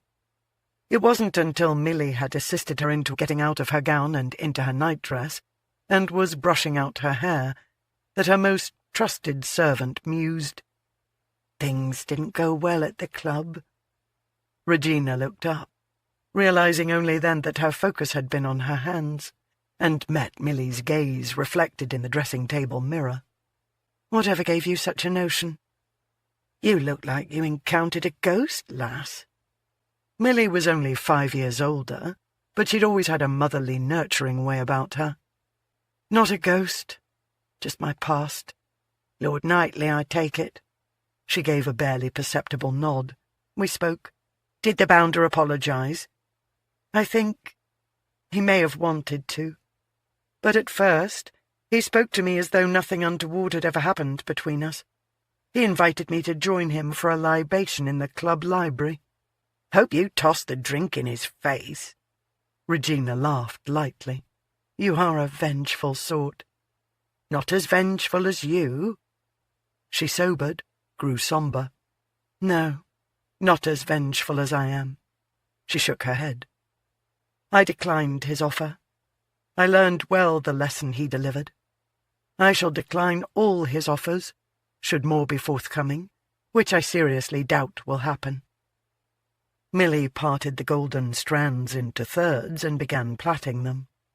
"Why his sudden interest after all this time?" "I don't know. He was aware of Lord Chidding's calling upon me. Jealous, mayhap. Regrets his actions. Recognises he lost a true gem when he turned his back on you. Did you ask him why he treated you like yesterday's rubbish?"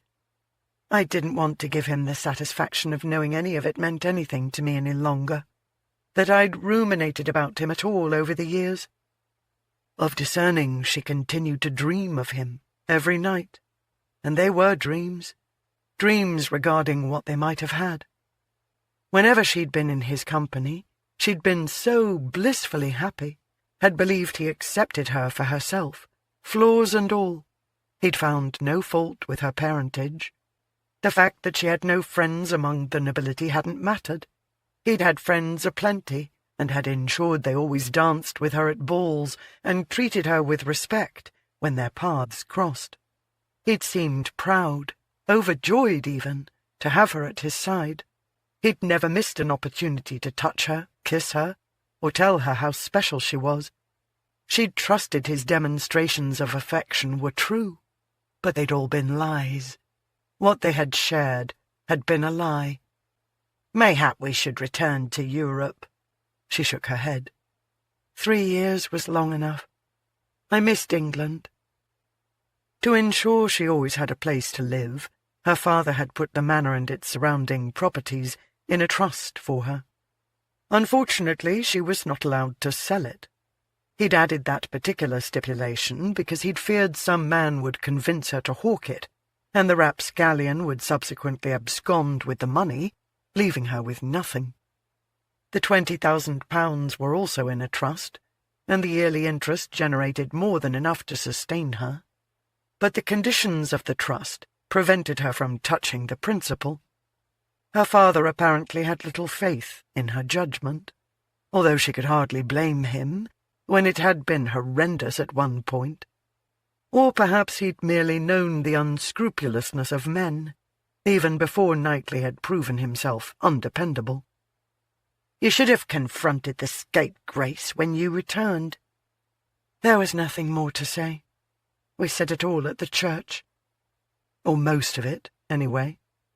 She should have unleashed the full extent of her fury that morning, but disbelief had numbed her and created a veil of protection.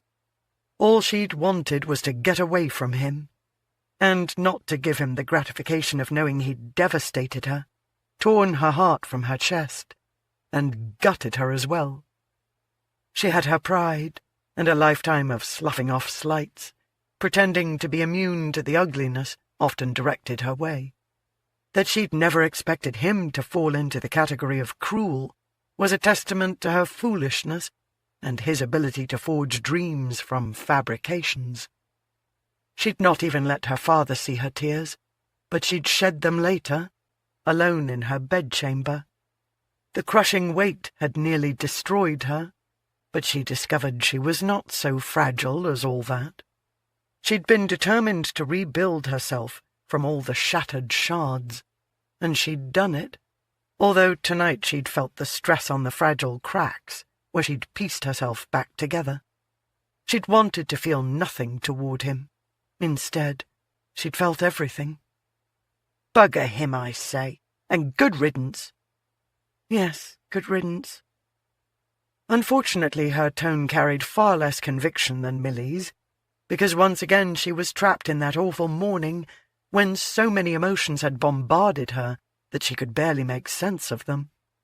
Her friend more than servant draped the plait over her shoulder, a habit she'd begun years ago to indicate she was finished with the task of preparing her charge for bed. "Will there be anything else, miss?" "No, thank you, Millie. You've done more than enough." "Would you like me to help you into bed? Tuck you in?" Regina smiled warmly at her. "No, I'm going to stay up for a while." "Not too late. You need your beauty rest." Regina laughed lightly, because Millie always ended the night with those words. Her maid slipped out quietly, leaving Regina alone with her memories. She'd never forget the redness of her father's face, or the bulging of his eyes, or the tightness in his jaw when Knightly informed him the marriage would not take place, that he would be announcing the news to those waiting to witness the ceremony, or the satisfaction she'd experienced when he'd ploughed his fist into Knightly's face, or the flash of worry she'd felt when the man she had loved stumbled back and hit the floor. She'd been horrified watching the blood dribble from his mouth, disgusted with herself, because her first instinct had been to render him aid. How could she have cared when he'd been so horrid? "You will marry her," her father had commanded. Wiping the blood from his mouth, Knightly had looked at her through hooded eyes. "Do you want to marry a man who can't bring himself to marry you?" She'd never known a person could survive such heartache. "May you rot in hell!" "I assure you, Reggie, hell is definitely where I am headed." "I'll sue you for breach of contract," her father had growled. "I'd expect no less." "I shall see you ruined." But a man of Knightly's immense wealth couldn't be brought to ruin or to heal. She'd known even then her father's threats would have as little effect as a fly buzzing around. Tonight she'd had no difficulty displaying her disdain for him.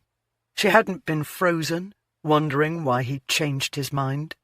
She'd moved on with her life, had chased away all doubts, insecurities, and uncertainties. In their place, she had erected a wall of confidence that now guided her. Rising from the bench before the dressing-table, she picked up the lamp resting on the corner and carried it over to the small desk with its 4 spindly legs near the window. The draperies were pulled aside so she could scratch pen over paper, while periodically gazing out on the meadows, through which she'd frolicked as a child. After settling into the chair, she pulled a blank piece of foolscap from the stack before her, dipped her favourite pen in the inkwell, and then applied ink to paper. My Secret Desires, Volume 2, Chapter 1, The Gentleman Returns. Chapter 4. April 1870. Regina was a fool, a right fool, for having any hope at all the Earl of Knightly would keep his word to approach her in Hyde Park, and in so doing slay all her misgivings and doubts about her father's efforts to forge her a place within society. Yet there she was, with her lady's maid and confidante Milly in tow, promenading over the green as though she hadn't just managed to survive, barely, the most uncomfortable afternoon. 3 gentlemen, the second son of a viscount, the third son of an earl, and the 5th son of a duke, had called upon her at different times and sat in the front parlour, their posture erect, as they sipped tea, while Mrs. Dorset, the woman her father had hired to serve as her chaperone, sat in a corner, the clacking of her rapidly moving knitting needles competing with the ticking of the large standing clock, nestled against one wall. It was a wonder Regina hadn't lost her mind and run screaming from the residence. She tried to be the proper and perfect hostess, to demonstrate her ability to come across as genteel, even under the most trying of circumstances. "Would you care for tea? Yes, please. Sugar? 2 lumps, 3 lumps, 5 lumps. Did you enjoy the ball? Quite, immeasurably, enormously. Lovely weather today. Indeed, no April showers. Silence." They'd all been so frightfully serious and so remarkably dull. Not a smile among them, nor much conversation either. And she imagined the meals they would share, should she marry one of them, being equally quiet, with one-word answers to any of her inquiries. She'd welcomed the escape from the residence, although enough land surrounded it that she could have walked or run for ages without meeting a soul. She was a glutton for punishment to come to the park. She'd received a few nods of acknowledgment, but for the most part she'd been ignored. "Where did this Lord Knightly state he would meet you?" Milly asked now. "He didn't. He merely said he'd find me. He does realise how large Hyde Park is, does he not?" Raising her wrist in order to check the time, she nudged the edge of her glove aside and lifted the floral covering of her wristlet watch, a gift from her father on her 16th birthday. "We're a little early. He still has 15 minutes. If he doesn't show, well, we've spent a lovely hour walking about and being stared at. Is he as handsome as the gossip rags say?"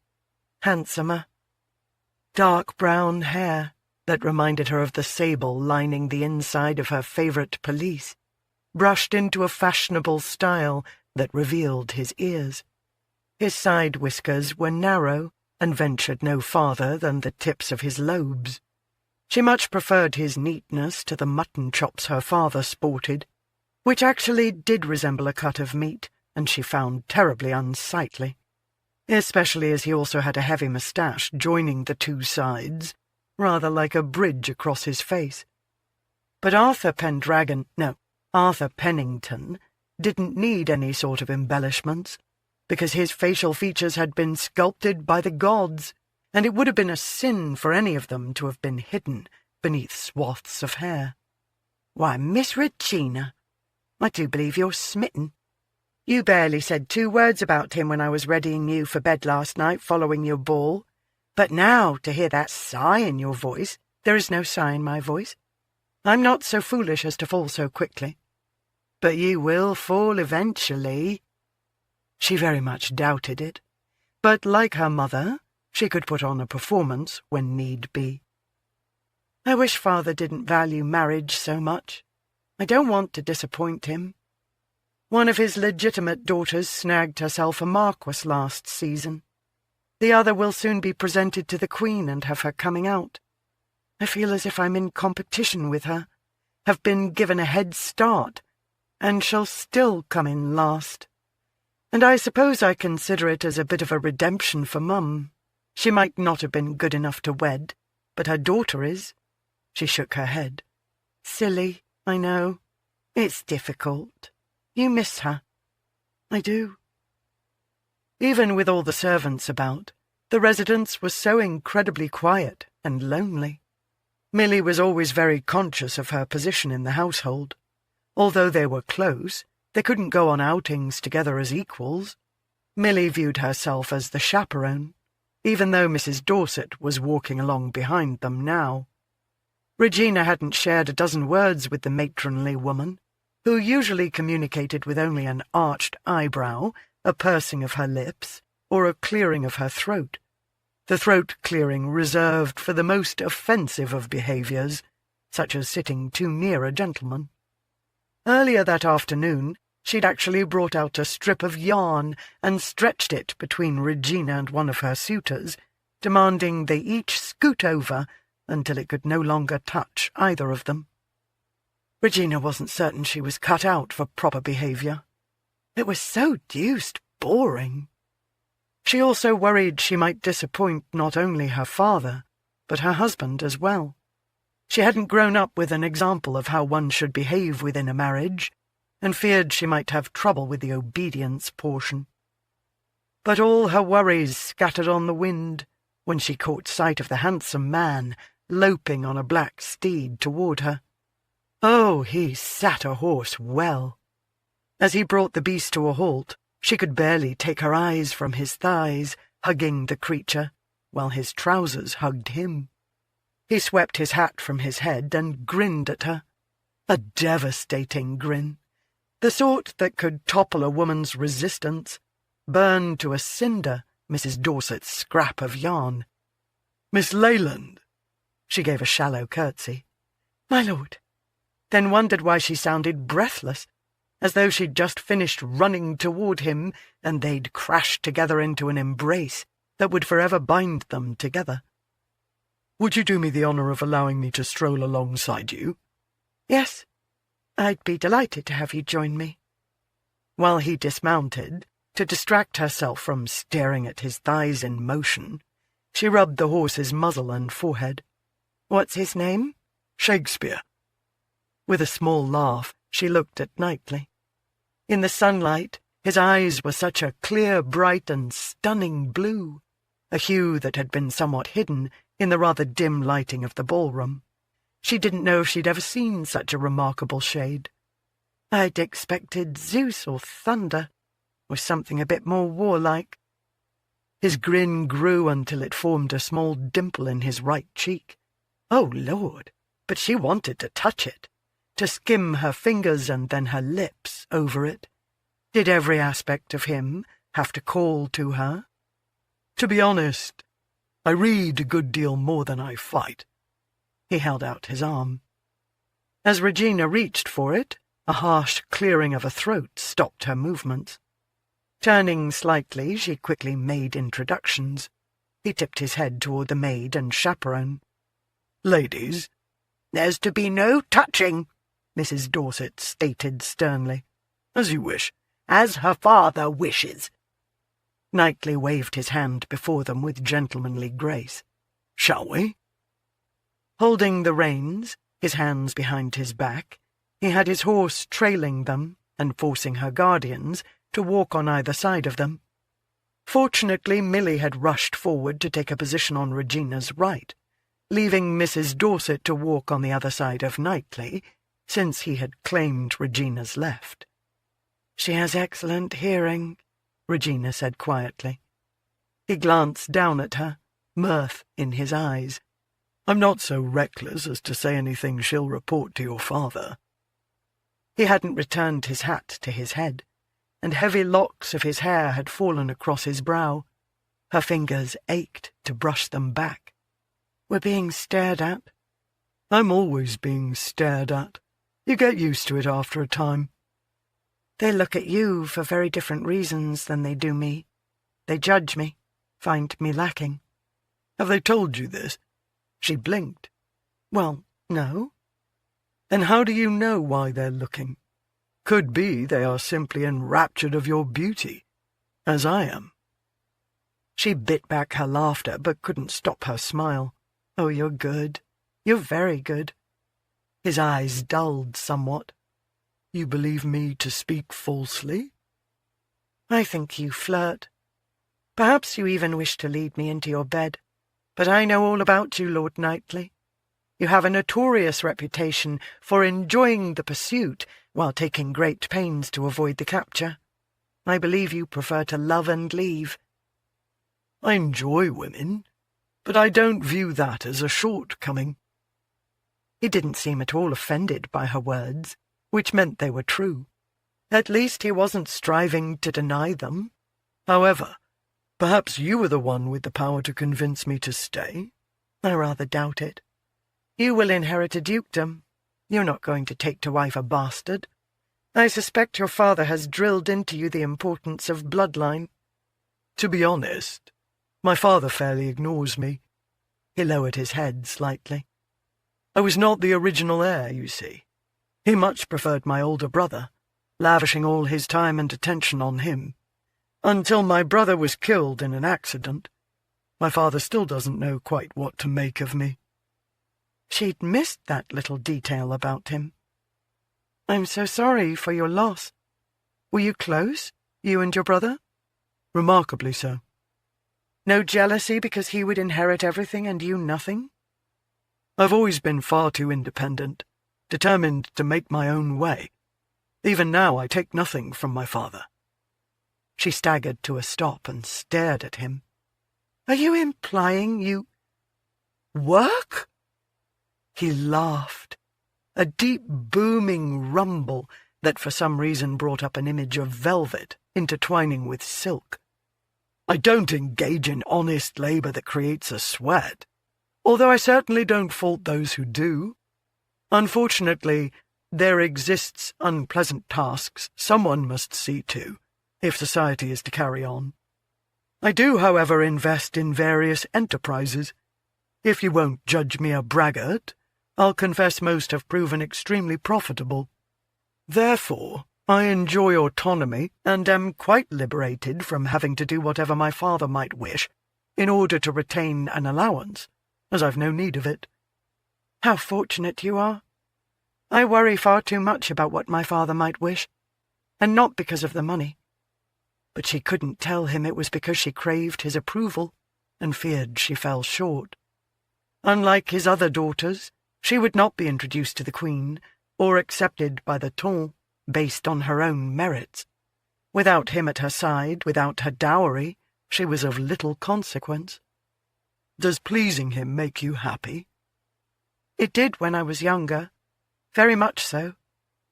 But his latest request of me, to marry— Her voice trailed off, and she shook her head.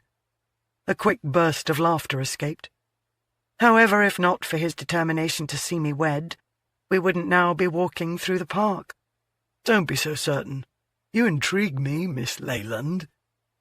According to the gossip rags, you are intrigued by a lot of women. Do you blame me for my interest? I think you grow easily bored. I want a man who is above all else loyal. I am not my mother's daughter. I will not settle for being second. Not for any man. He studied her for a long moment. My condolences on the recent loss of your mother. I saw her on the stage once, you know. For some reason, it had never occurred to her the people she was meeting now, those she might possibly visit with at some point, had enjoyed a performance by her mother. Did she bring you to tears? Mother had often told her making people experience emotions, especially those they'd rather not, was her strong suit. He grinned. She made us fall in love with her. I was only 14 or so at the time, and at that age a boy most certainly does not weep. Some mates and I snuck away from school one night. I'd purchased a flower from a flower girl, a rose. As it was early evening, it was rather wilted. During the performance, I clung to it near the bud to avoid the thorns. We went backstage afterwards, just for a glimpse of her. It was remarkably crowded. She had so many admirers, we were jostled about. I guess someone must have bumped into the flower, broken it, because when we were finally near enough that I could present my gift, she held out her hand, and the blossom toppled into it. Left holding the stem, I was mortified, my face burning with embarrassment. It's a wonder I didn't suddenly ignite. She must have understood what I was going through, because she smiled warmly and said, "You've given me the best part, and that's all that matters." Had her mother felt the same way about the Earl? He might not have given her marriage or even respectability, but he'd given her the best part of himself. He'd given her his love. Thank you for sharing your story with me. Other than with my father, I don't know if I've ever talked with anyone else about her at length. My pleasure to share it. I hope it brought you some comfort. It did indeed. What of your mother? Is she still alive? He looked off toward the horizon. To be honest, I'm not sure. His gaze came back to her, and she couldn't read exactly what was reflected in the blue depths.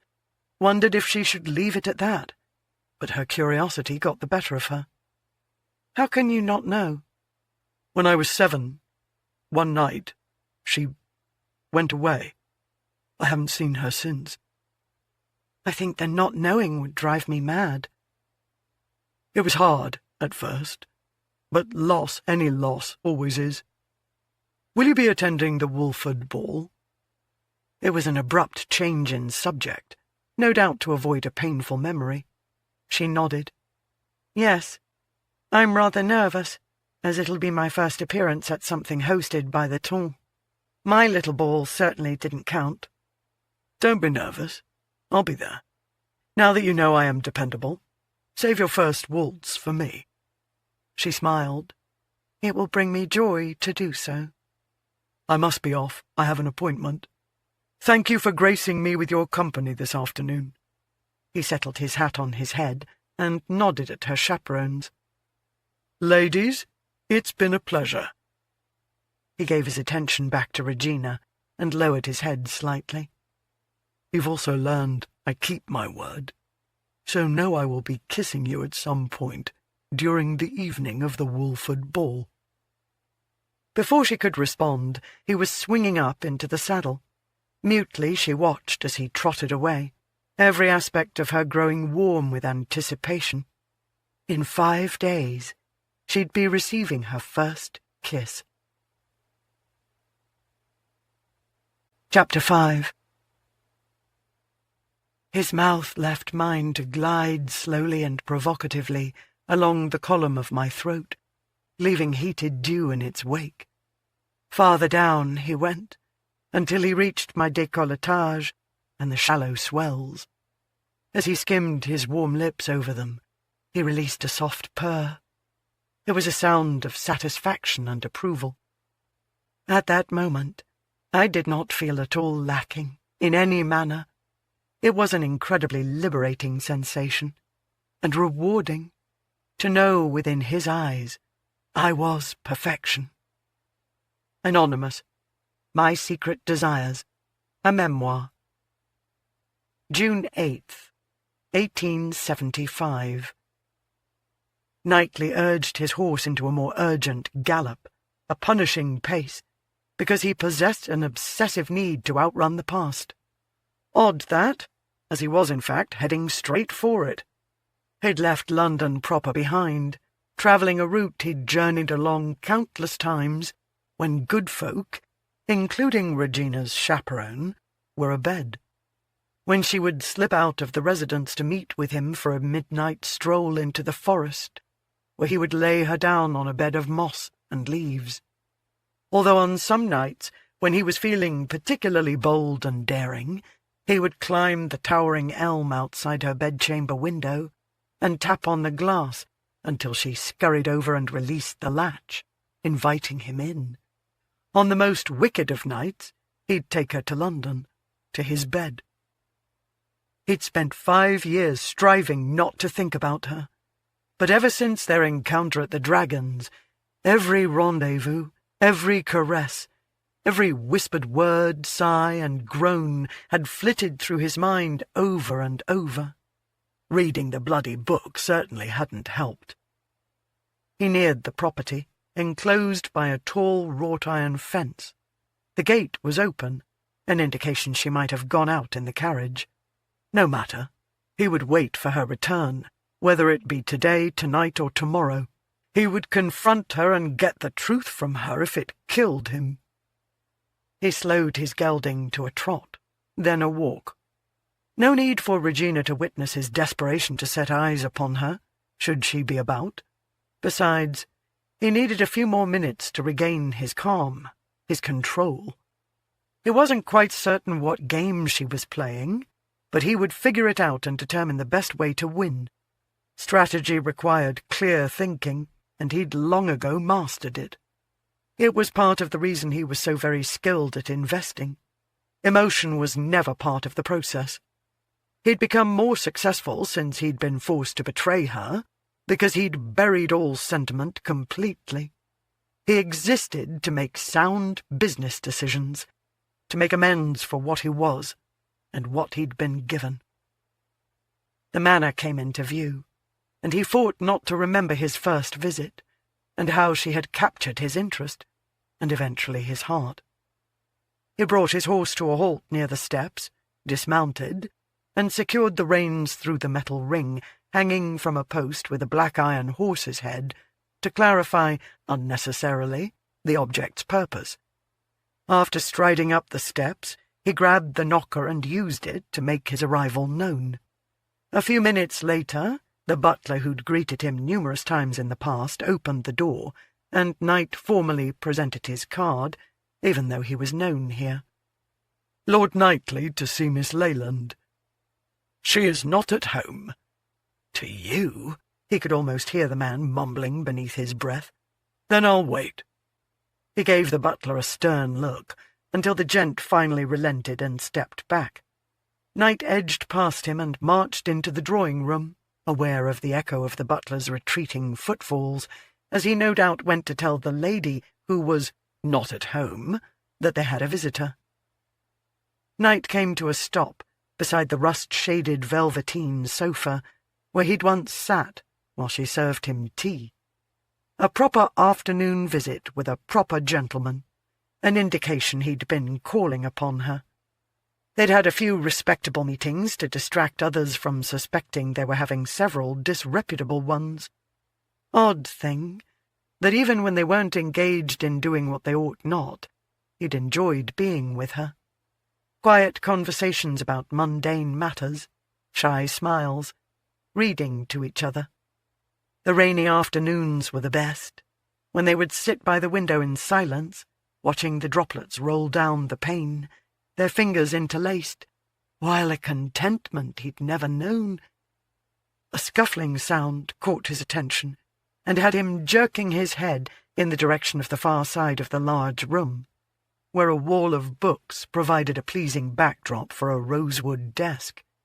Between its curved, intricately carved support, a small girl, resting on her stomach, was busily scratching pencil over paper. Her legs were bent at the knees, her feet sticking up and swinging back and forth, so the skirt of her blue frock no longer properly covered her, and yet her innocence made it not matter. Her dark hair was a wild abandonment of curls. After taking a few quiet steps nearer, he crouched. "Hello?"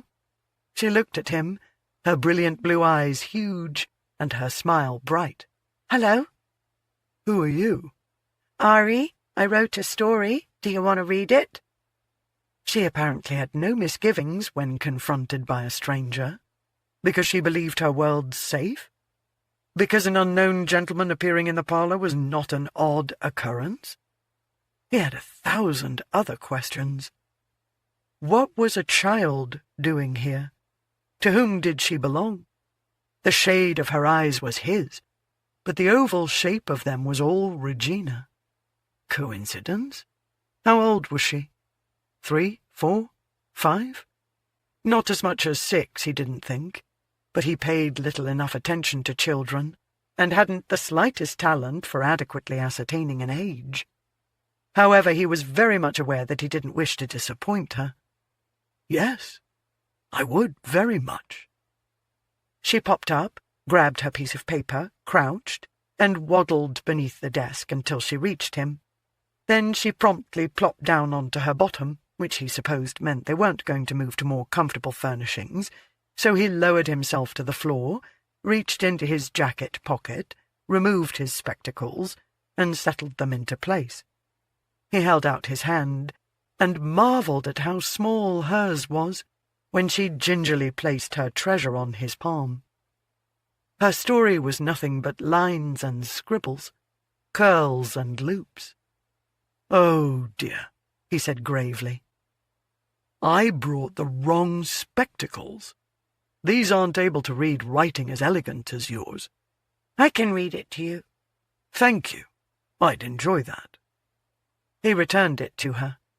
Then, to his surprise, she scooched nearer until she was nestled against his side, warm and tiny, and yet remarkably overwhelming, as though she encompassed all the space around him, claimed it, and made it hers.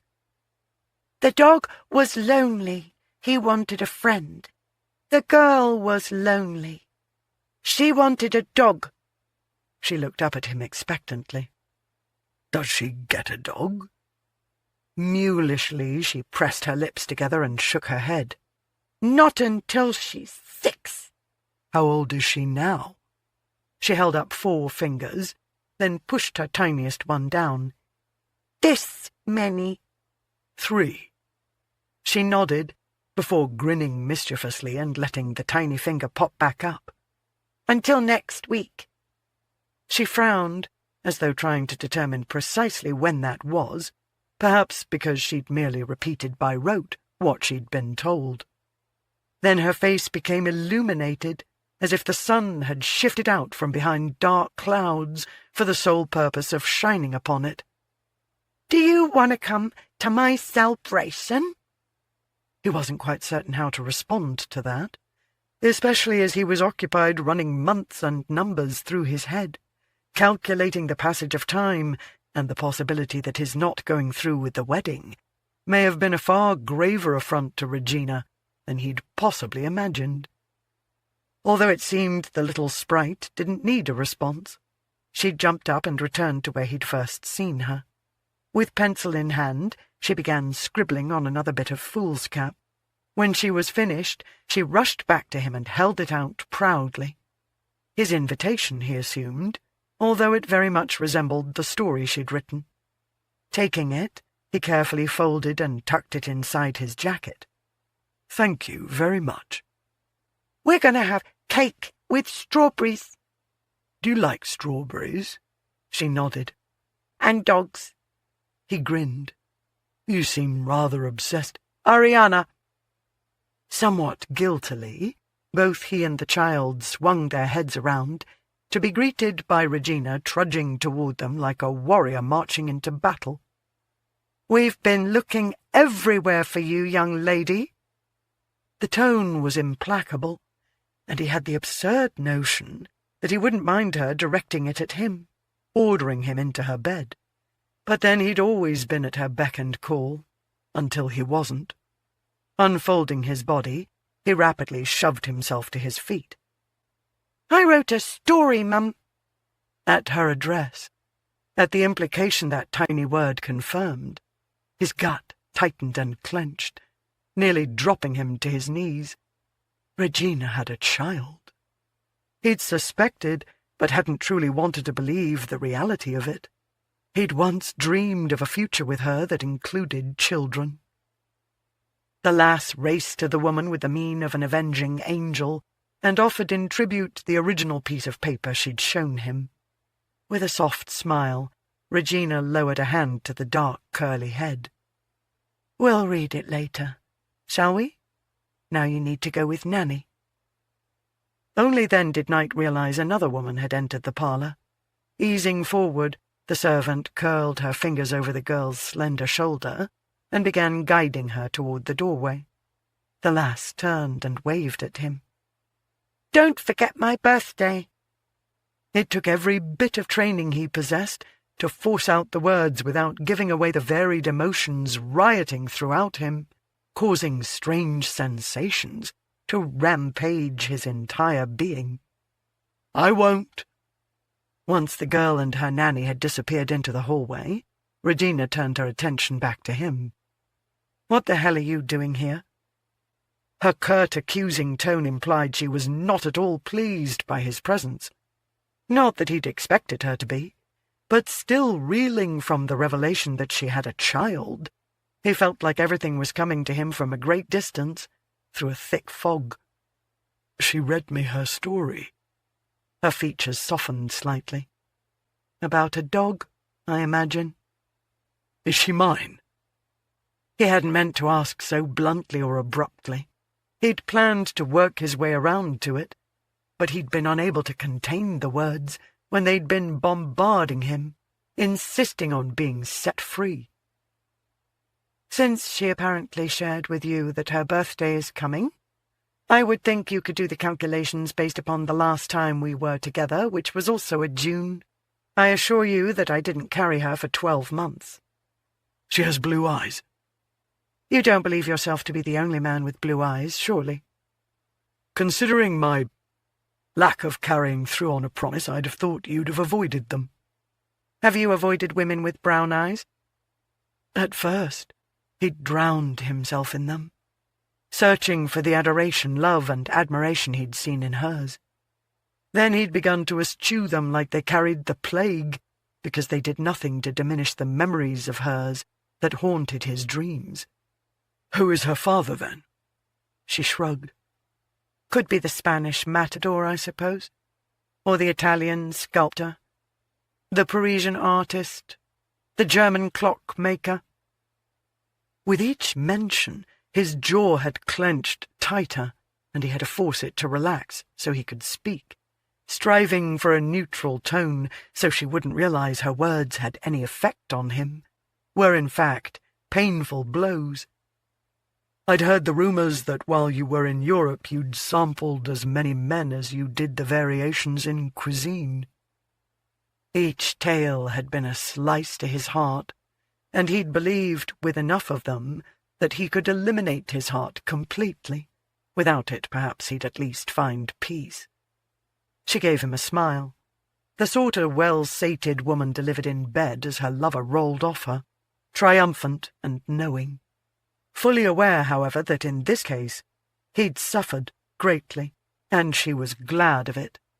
Not that he blamed her. He deserved whatever punishment she meted out. "Why are you here, Knightly?" "I know without reservation or any doubt. You're anonymous."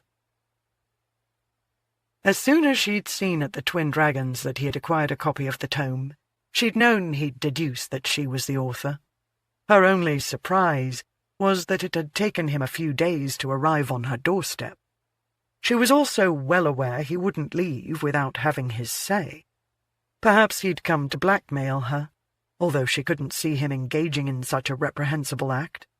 She straightened her spine and angled her chin haughtily, giving the impression she was looking down on him when he stood several inches taller than she.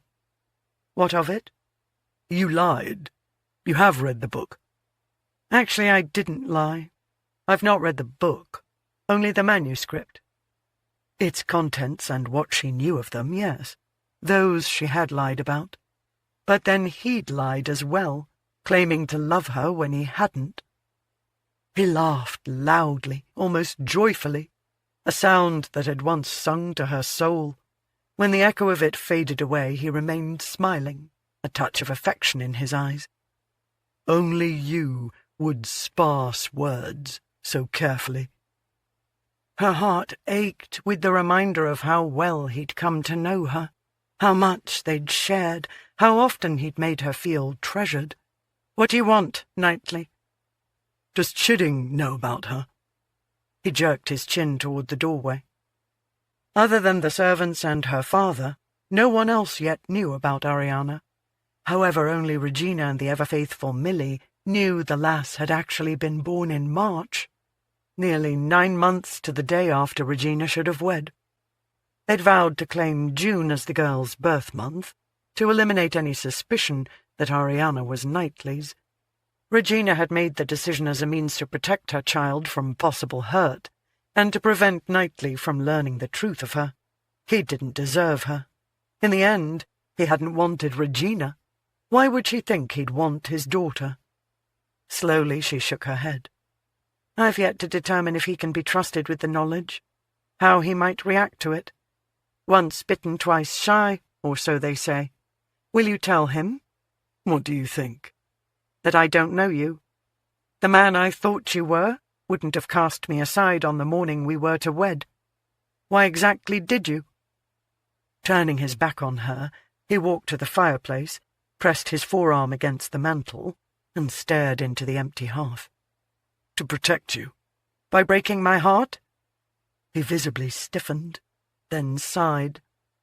It seemed the lesser of two evils. He faced her. I assume he also doesn't know you're the author of that scandalous memoir. He does not, nor do I intend to ever tell him. I will deny being the author with my last breath. Then why even write it?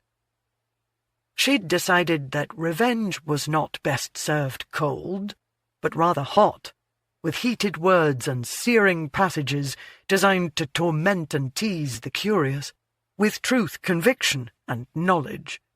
When she'd submitted the manuscript to a publisher, she hadn't even cared if all the world knew she was the author. But at the last minute, she'd made the decision to send it in anonymously through her trusted solicitor, who also collected her earnings. Now people debated whether it was truly a memoir or a novel. Surely it was fiction, the result of a wicked imagination. But if it was true, it had to be the product of a woman scorned. She'd been scorned. I grew up the object of unkind gossip and speculation. It turned savage when I was jilted. I was raked over the coals, my unworthiness proven when you announced I'd changed my mind. I apologize for that miscalculation, Regina. I thought it would go easier on you if people thought you'd found fault with me, rather than my finding fault with you. What fault did you find? None. I told you that. My reasons had naught to do with you. Shaking her head, she scoffed. It doesn't matter. However, I wanted you to feel the pain of the bite that was inflicted upon me. Although she hadn't expected the tale to be labelled indecent.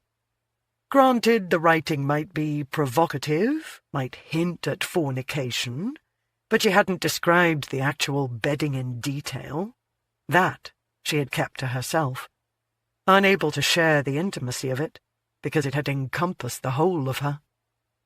Well, the bite has been sharp, and I can hardly go to my club without hearing the nattering going on behind my back, much less conduct business with the success I once enjoyed when entrepreneurs are presently more interested in discussing if I'm Lord K.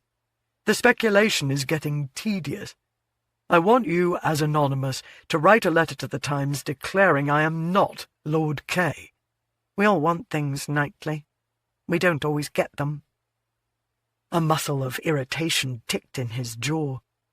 Unfortunately, it was the same muscle that ticked when he spilled his seed inside her. When she'd loved him, she'd memorized every aspect of him, and now she hated suffering through all the reminders. It's a simple enough task, Regina. It's not as though I'm asking you to scale a mountain. I'd rather scale a mountain. She smiled sweetly. As a matter of fact, I have, and found it much to my liking. Penning letters, not so much. You wrote a blasted tome. She did little more than arch a brow. Your point?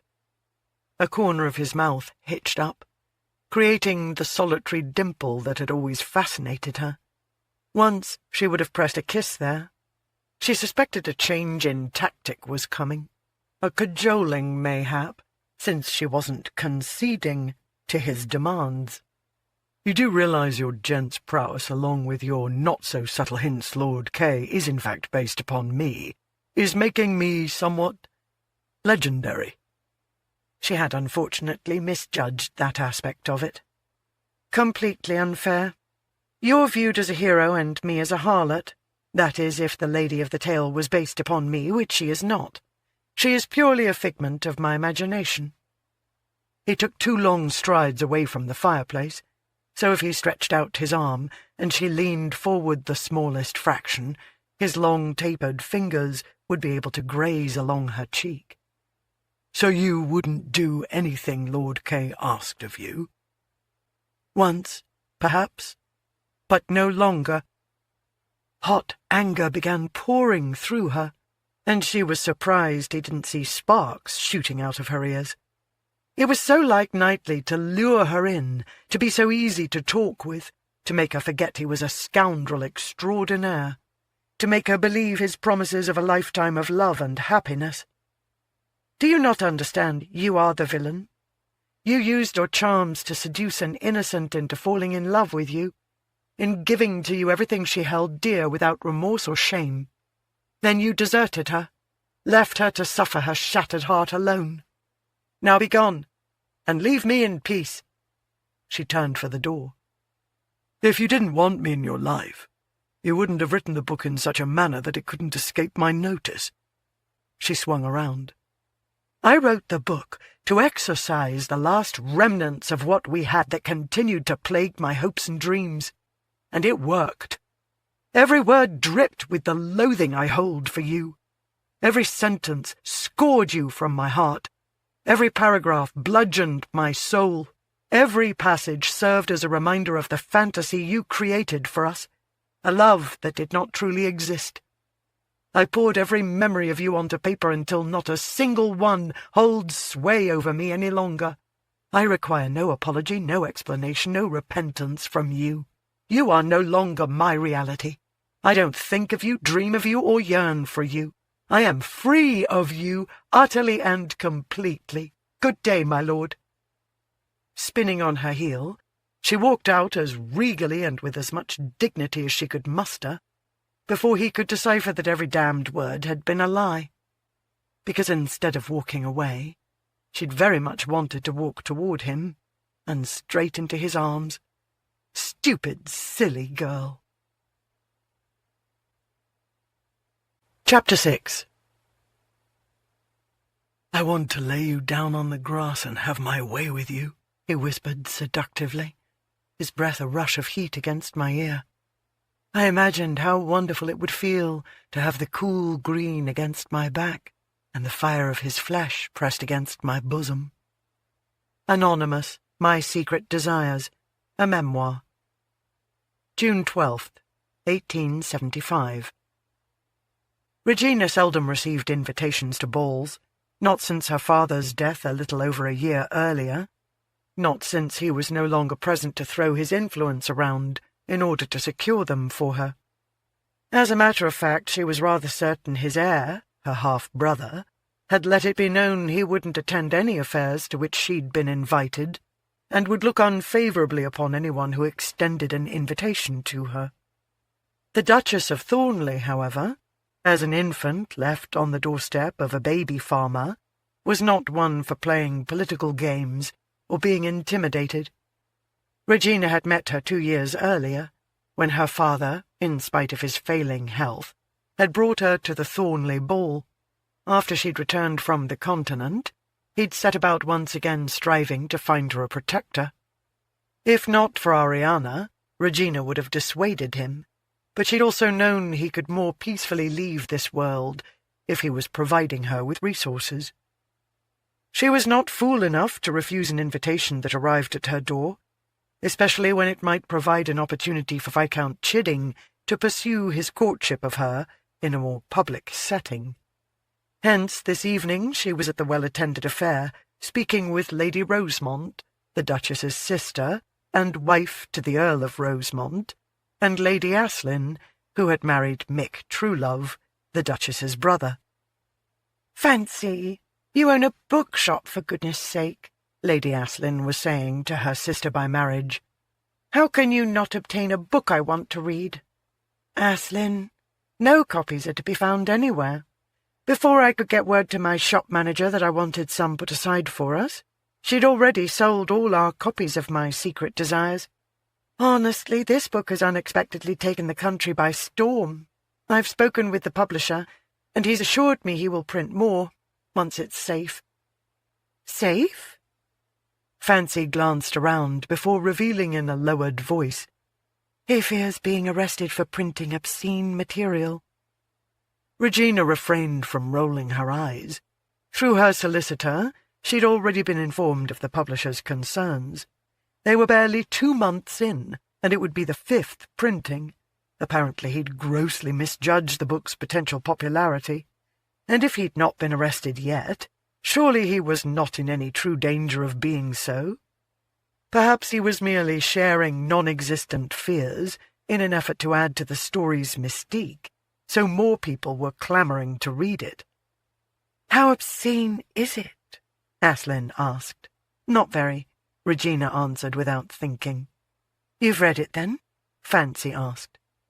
"No, I've not read the book, but I've heard it's not terribly detailed when it comes to describing the more intimate encounters. It's the journey of a woman falling in love with a rake, apparently." "Having fallen in love with one myself," Aslin said, "I can well imagine such a telling has the potential to provide an absorbing read. I suspect the staider and more boring among us are the ones raising the fuss about it. On the contrary, I suspect they're the ones reading it and making it so dashed difficult to find," Fancy said. Regina released a small burst of laughter. "Do you truly think so?" "Absolutely. We all have things for which we secretly yearn.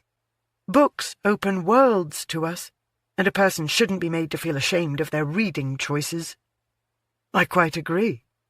"We have one patron who will only write down the title she wishes us to find for her. She'll never say it out loud, embarrassed, I think, for anyone to hear what she wants to read. I find it remarkably sad that she's not comfortable sharing her joy of the material with others." "But at least the material is available to her," Aslin said. "The book I want to read is not available to me, and that's upsetting. It has piqued my curiosity even more to discover what is in it that others find offensive." "From what I understand," Fancy said, "some view it as a danger because the heroine is unwed and carrying on as though she were, having relations outside the boundaries of marriage.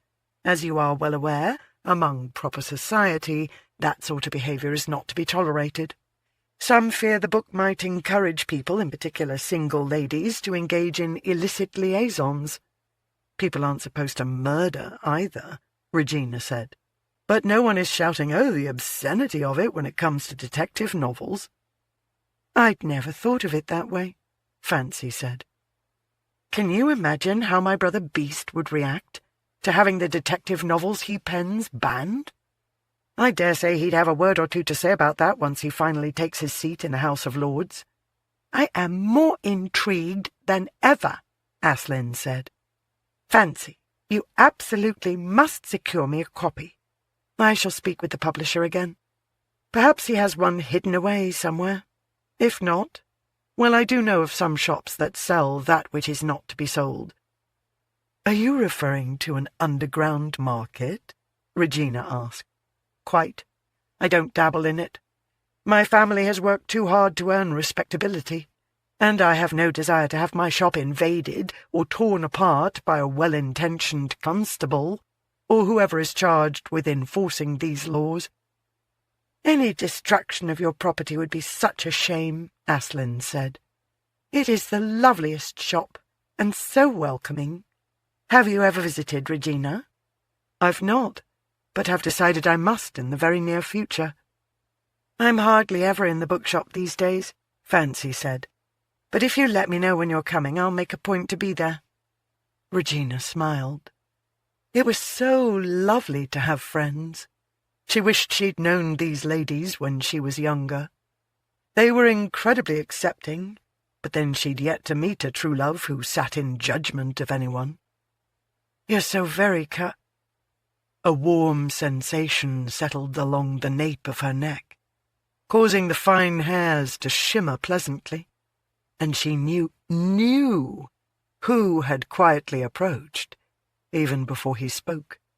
She had always somehow instinctually sensed when he was near, drawing her toward him, just as the moon did the tides. "Ladies, Miss Leyland." She understood Knightly intended no insult with his forms of address, but was merely exhibiting proper etiquette by giving each the respect due her. The other two were ladies, one by marriage, the other by birth, and Regina was a miss, by lack of marriage and questionable birth. She didn't know why their forebears had decided distinctions were necessary, or how they had determined what was polite behaviour. At the moment, she had a desire to be incredibly impolite and simply ignore the scoundrel. However, doing so might give him the impression he was of consequence. Better to face him with disdain, so clarity reigned, and he understood he mattered not at all. "My lord," her two companions said in unison, while she slowly turned, arching one eyebrow and holding the rest of her features immobile, showing no other reaction to his presence, although inwardly she cursed soundly. The man was handsome enough in ordinary clothes, but when wearing his black evening attire he was gorgeous, and well he knew it. His cerulean gaze was homed in on her, and she began to grow warm under his intense perusal. It seemed to last a lifetime, but it couldn't have been more than a few seconds before he spoke, with a slight lowering of his head. "Miss Leyland, would you be kind enough to honour me with a waltz?" "I would not." His eyes flared briefly.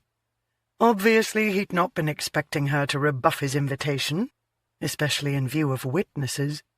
He shifted his attention to the other two. "I don't suppose you'd give us a moment?" "No need," Regina said, "as I can't tolerate the fetid air that blew in with your arrival." She'd barely taken a step before he moved in front of her. "Please, one dance." "You are under the misconception that I would be willing to give you anything at all. Why this sudden urge of yours to continually approach me is beyond my ability to comprehend. I don't know how to make it any clearer, my lord, but I want nothing at all to do with you." "Reg," she shoved on him, cutting off his use of the shortened version of her name that only he had ever used, and sent him staggering back a few steps. She hated to have lost control, to sense the heat of her anger beginning to burn brighter. "I am done with you, and I have been for years." Lifting her skirts, she made haste to reach the open doors leading onto the terrace, and from there into the gardens. She desperately needed the cooler air, and hoped Chidding had not witnessed her display of temper. She'd already waltzed with him once, and he'd reserved the final dance of the night for her. He was charming and witty, with hair the shade of burnished red, and eyes the darkness of brewed tea. He reminded her nothing at all of Knightly. Finally she was outside. Raising her skirts higher, she raced down the steps, and then slowed her pace, so as not to give the impression she was in fact running away. She wasn't. Damnation, but she was. From the memories that still plagued her, putting them to paper had only temporarily rid her of them. Knightly approaching her had brought them, and the emotions surrounding them, back to life. The joy, the humiliation. The humiliation had torn her asunder, but the joy had been exquisite, the kind that served as the impetus for sonnets being penned, songs being sung, books being written. She dearly wanted to experience it again, but was fairly certain it was allowed only once in a lifetime. While she liked Chidding quite a bit, was comfortable with him, she knew she'd never fall madly in love with him, nor would he with her. While she experienced moments when the realization saddened her, she understood the need for sacrifices. A good bit of her life had been comprised of them. What was one more? Her thoughts travelling darker paths, she decided to take her feet in the same direction, and left the lighted pathway through the gardens, making her way over ground carpeted by thick grass. The distant glow provided enough illumination. She was able to wend her way between the blacker shapes and shadows, and avoid stumbling over foliage or snagging the silk of her gown. The very last thing she needed was to return to the ballroom, looking as though she'd been involved in a tryst. She came to a stop beneath a towering elm. Before her, a brick wall enclosed the Duke's parcel of land in London, a brick wall similar to one against which Knightly had once pressed her as he'd devoured her mouth. Why did every blasted thing she encountered have to remind her of him? Even the blossoms in this area of the garden smelled of sandalwood. Bloody hell! The scapegrace had followed her. She wondered if she sprinted fast enough, if she'd create enough momentum to propel herself over that wall. But then running from him wasn't the answer. It never had been. "Why will you not leave me in peace?" "I owe you." An explanation regarding the truth of that morning? Neither his words nor his actions had ever made any sense to her. She swung around. After all these years, it had better be damned good. "I remember a time when you didn't use profanity." "I used to not. A lot of things. I was a child then, no longer. So why precisely did you change your mind about marrying me?" "That I cannot explain." "I am past the point of having my feelings hurt because you found fault with me. So list out all the reasons you changed your mind, all the details about me that you decided made me unsuitable." "Christ, Reggie, is that what you thought all these years? Trust me, my not going through with the marriage had nothing at all to do with you." "Ha!" She slapped a hand over her mouth at the unexpected burst of a scoff. She certainly didn't need for anyone to find her hidden away here with Knightly, for Chidding to hear of it. Curling her fingers into fists at her sides, she took a step forward and said scathingly, "Perhaps it was your plan all along, to publicly bring me shame, to show all of London I was not worthy of dreams, was reaching for something beyond my grasp." Knightly shouldn't have followed her. Should have left the ball the moment he realized she was there. She'd made her point during their last encounter, but to hear the justifiable rage slithering through her voice, the pain causing it to rasp, the humiliation making it tremble, he felt as though he'd been catapulted back to that morning when he'd broken her heart.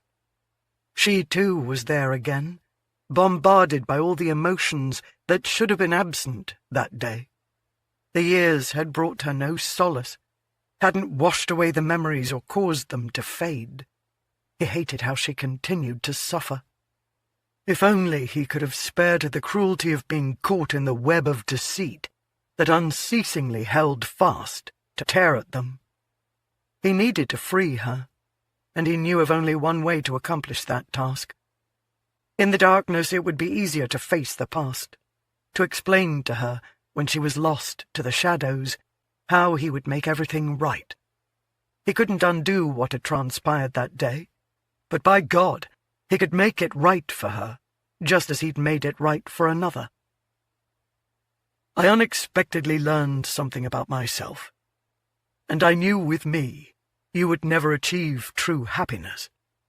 I sought to spare you a future that would have involved far more tears than smiles."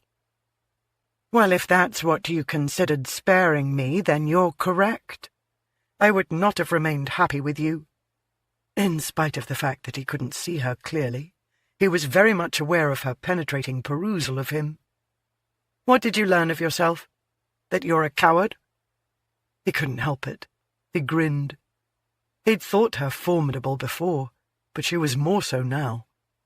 He wanted to confess everything, but he'd sworn to take the secrets to his grave. The well-being of others depended upon his discretion. "Close enough." She sighed with apparent frustration. "I've been gone from the ballroom too long. I need to get back." She made a move to leave. "How badly do you want Chidding?" Her gaze swung back around to him, landing on him like a harsh thud to punctuate his words. "I beg your pardon?" "At the Dragons, He didn't seem at all bothered by his impoverished state. I suppose he could be classified as handsome. I don't give a fig about his appearance. I need respectability for me and for Ariana. I don't want her growing up ridiculed and mocked, as I was. I don't want her hidden away. She slammed her eyes closed and shook her head.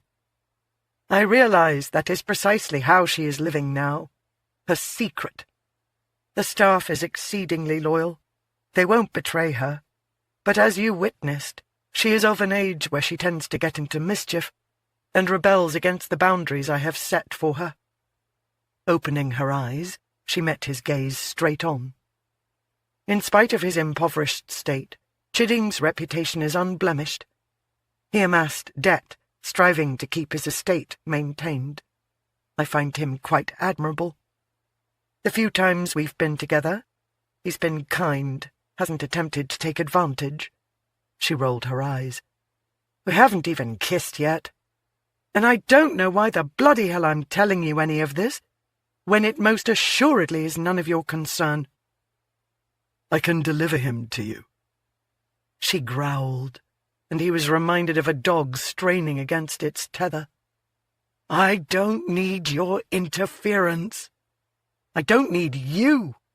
I've gone 5 years without you in my life, and managed quite well, thank you very much. Then let me ask you this. How quickly do you wish to marry? If that's a proposal, you can rot in hell. He chuckled low. He'd loved her before she was this feisty. If he was wise, he'd make himself scarce around her, rather than risk falling more deeply in love with her. But then, where she was concerned, he'd seldom shown wisdom. Do you know what his best mates call him? She released an impatient breath, strong enough to stir the leaves in the tree. I'm certain you're going to tell me. Tortoise. The man is remarkably slow at making decisions. I assume, for your daughter's sake, you'd like him speeded up. You have a plan for accomplishing that end? I do. After we return to the ballroom, dance with me. For what purpose? He didn't blame her for the suspicion reflected in her tone. To make him jealous. She scoffed, quieter this time, so no one else would hear, and he was reminded of the many times he'd muffled her cries of pleasure to protect her reputation. All he'd ever wanted was to protect her. Instead, he'd ruined her. Our past is well known. No one is going to believe you have an interest in courting me. They will if I appear regretful and still enamoured of you. Well, I'm certainly not going to give the impression I have any interest in you at all. He took a step toward her. She stood her ground. In spite of how things ended between us, the smouldering embers of desire haven't been completely snuffed out, surely. As though several buckets of cold water had been doused upon them, leaving nothing but ash. Ah, but the phoenix arose from ashes. He tamped down the thought, because nothing had changed, and he still couldn't give her what she deserved. Then waltzing with me should hardly affect you. I don't understand what you gain. An easing of my guilt. As if I should have any interest at all in lessening your suffering. Dancing with me will increase it. If the book wasn't enough, you could have a little more revenge. I don't trust you. Who's the coward now? He goaded, knowing he was backing her into a corner, one in which she would not stay. Fine. 1 waltz. I'll return to the ballroom first. She didn't wait for his response, but simply edged past him, her gardenia scent wafting toward him. He inhaled deeply, as though he could bring all of her nearer, but she disappeared into the shadows. He held still, counting the seconds before he could follow, detouring around the gardens, so he emerged from another direction. While she might not acknowledge it, Regina needed his protection more now than ever, as did her daughter. He intended to ensure Regina was married by season's end. Chapter 7. "You deserve more than the cold ground," he said. "You deserve a warm bed, one heated by the fires of our passion for each other." Anonymous. My Secret Desires. A Memoir. June 12th, 1875. Since her return to England's shores, Regina had grown accustomed to the fact that her dance card would not be filled, on the rare occasion when she attended a ball. In spite of her father's attempts to marry her off, Knightly's actions had deemed her a risk, either way. Those who believed he'd spoken true, and she'd changed her mind, found her audacious, and who was to say she wouldn't change her mind again? Those who thought he was in fact the one who had decided the marriage was not to happen, believed something to be amiss in her.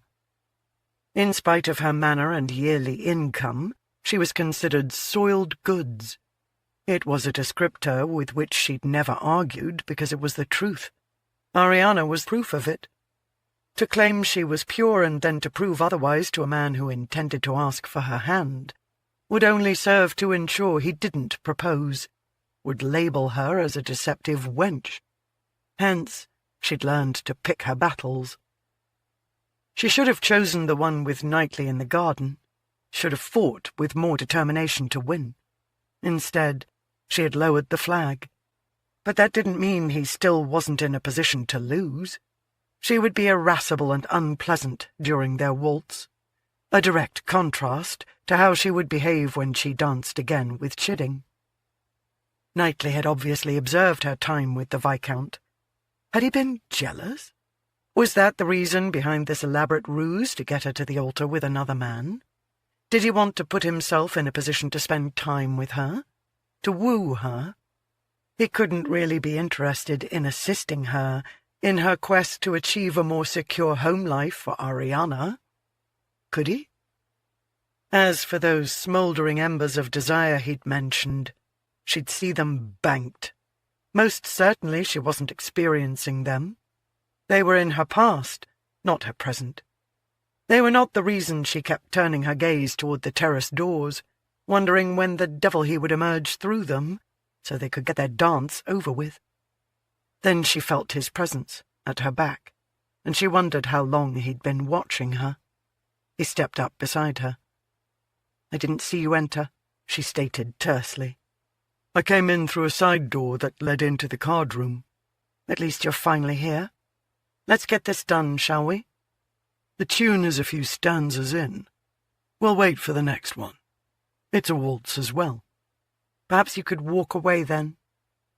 "It would help your cause if people thought we were on a path toward reconciliation." "But we're not." With a sigh, she closed her eyes. "I was rid of you, Knightly. I want it to stay that way." Opening her eyes, she faced him. "Do you not understand how hard it was for me?" True remorse in his eyes, he lifted his gloved fingers to her cheek. "I do, Reggie. More than you'll ever know. If I'd realized sooner that we could not be, I would have spared you that morning of devastating disappointment. I would have spared you the tears and the shifting of your feelings for me from love to hate.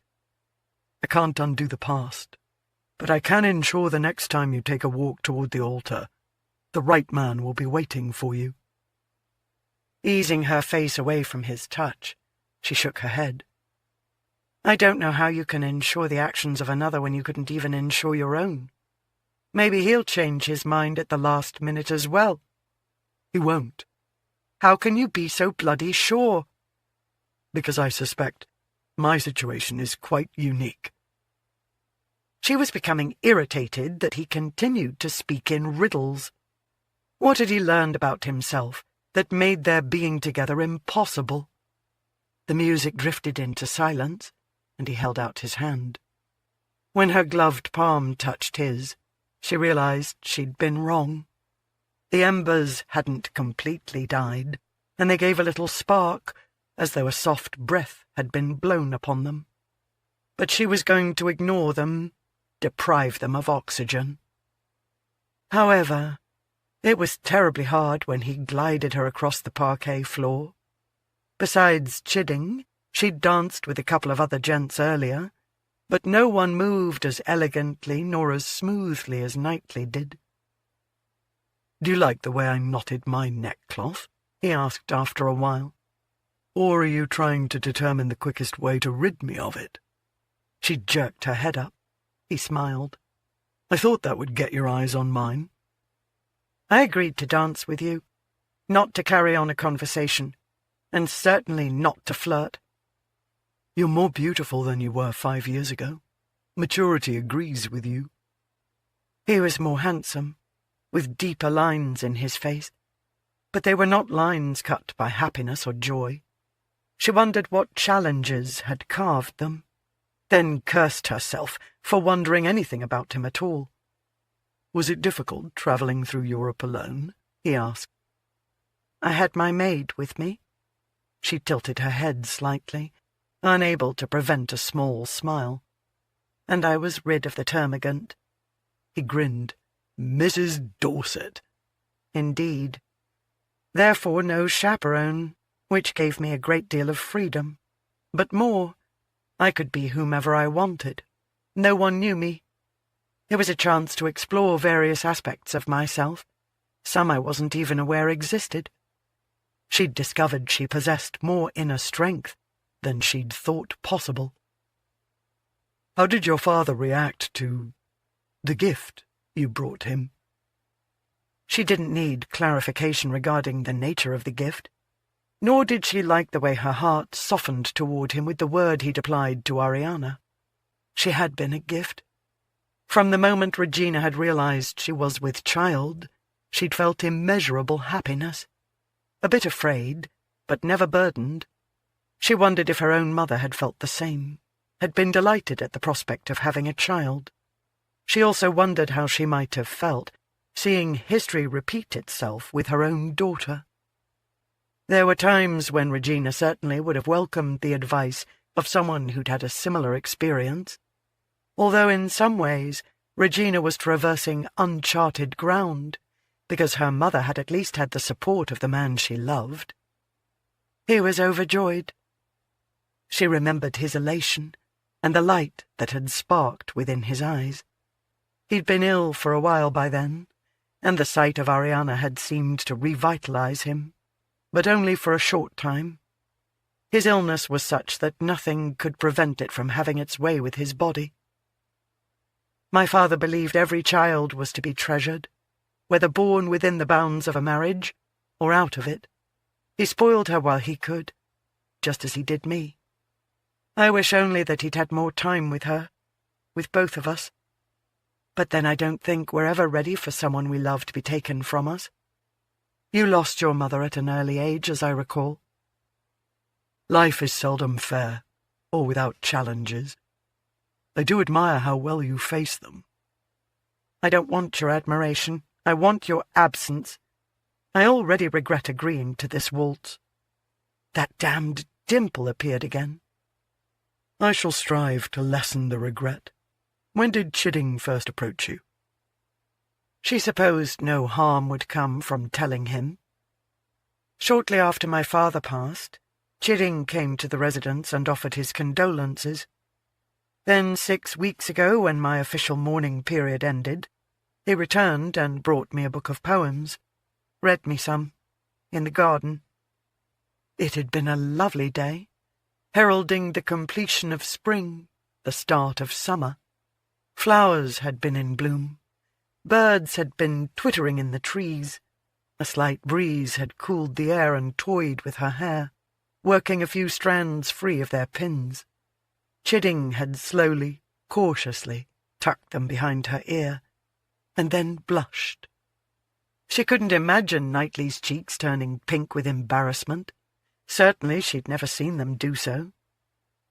So he was counting down the days to be with you?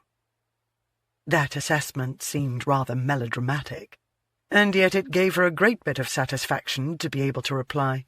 It would seem so. He fancies me, has an interest in me. Only then did she realize she wanted Knightly jealous, to fully comprehend that another gentleman desired her. Since then?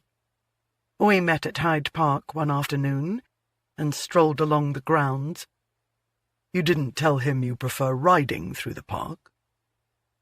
Riding was something she'd done with Knightly, and she hadn't wanted to replace the memory, a memory she didn't want to remember.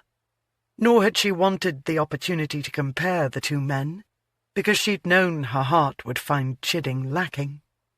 But on this matter of what was best for her and Ariana, her heart had no say. I've discovered strolls are more conducive to carrying on a discourse. I enjoy conversations with him. He is well versed on many topics. A reader, no doubt, then. I wonder if he's read your book. Her cheeks warmed. She'd never given thought to a particular person, especially one of her acquaintance, other than Knightly, perusing the words she'd written. The subject has not come up. Nor would it. At least, not through her prompting. She wasn't ashamed of what she'd committed to paper, but she suddenly realized books created a rather intimate exchange between author and reader. How could any writer not put a portion of herself into the work? Unexpectedly, she felt a sense of vulnerability. You never told me what you thought of it. Could she have not bit off her tongue before voicing those words? She didn't give a fig regarding his opinion. You were born to be a writer. His eyes reflected complete honesty.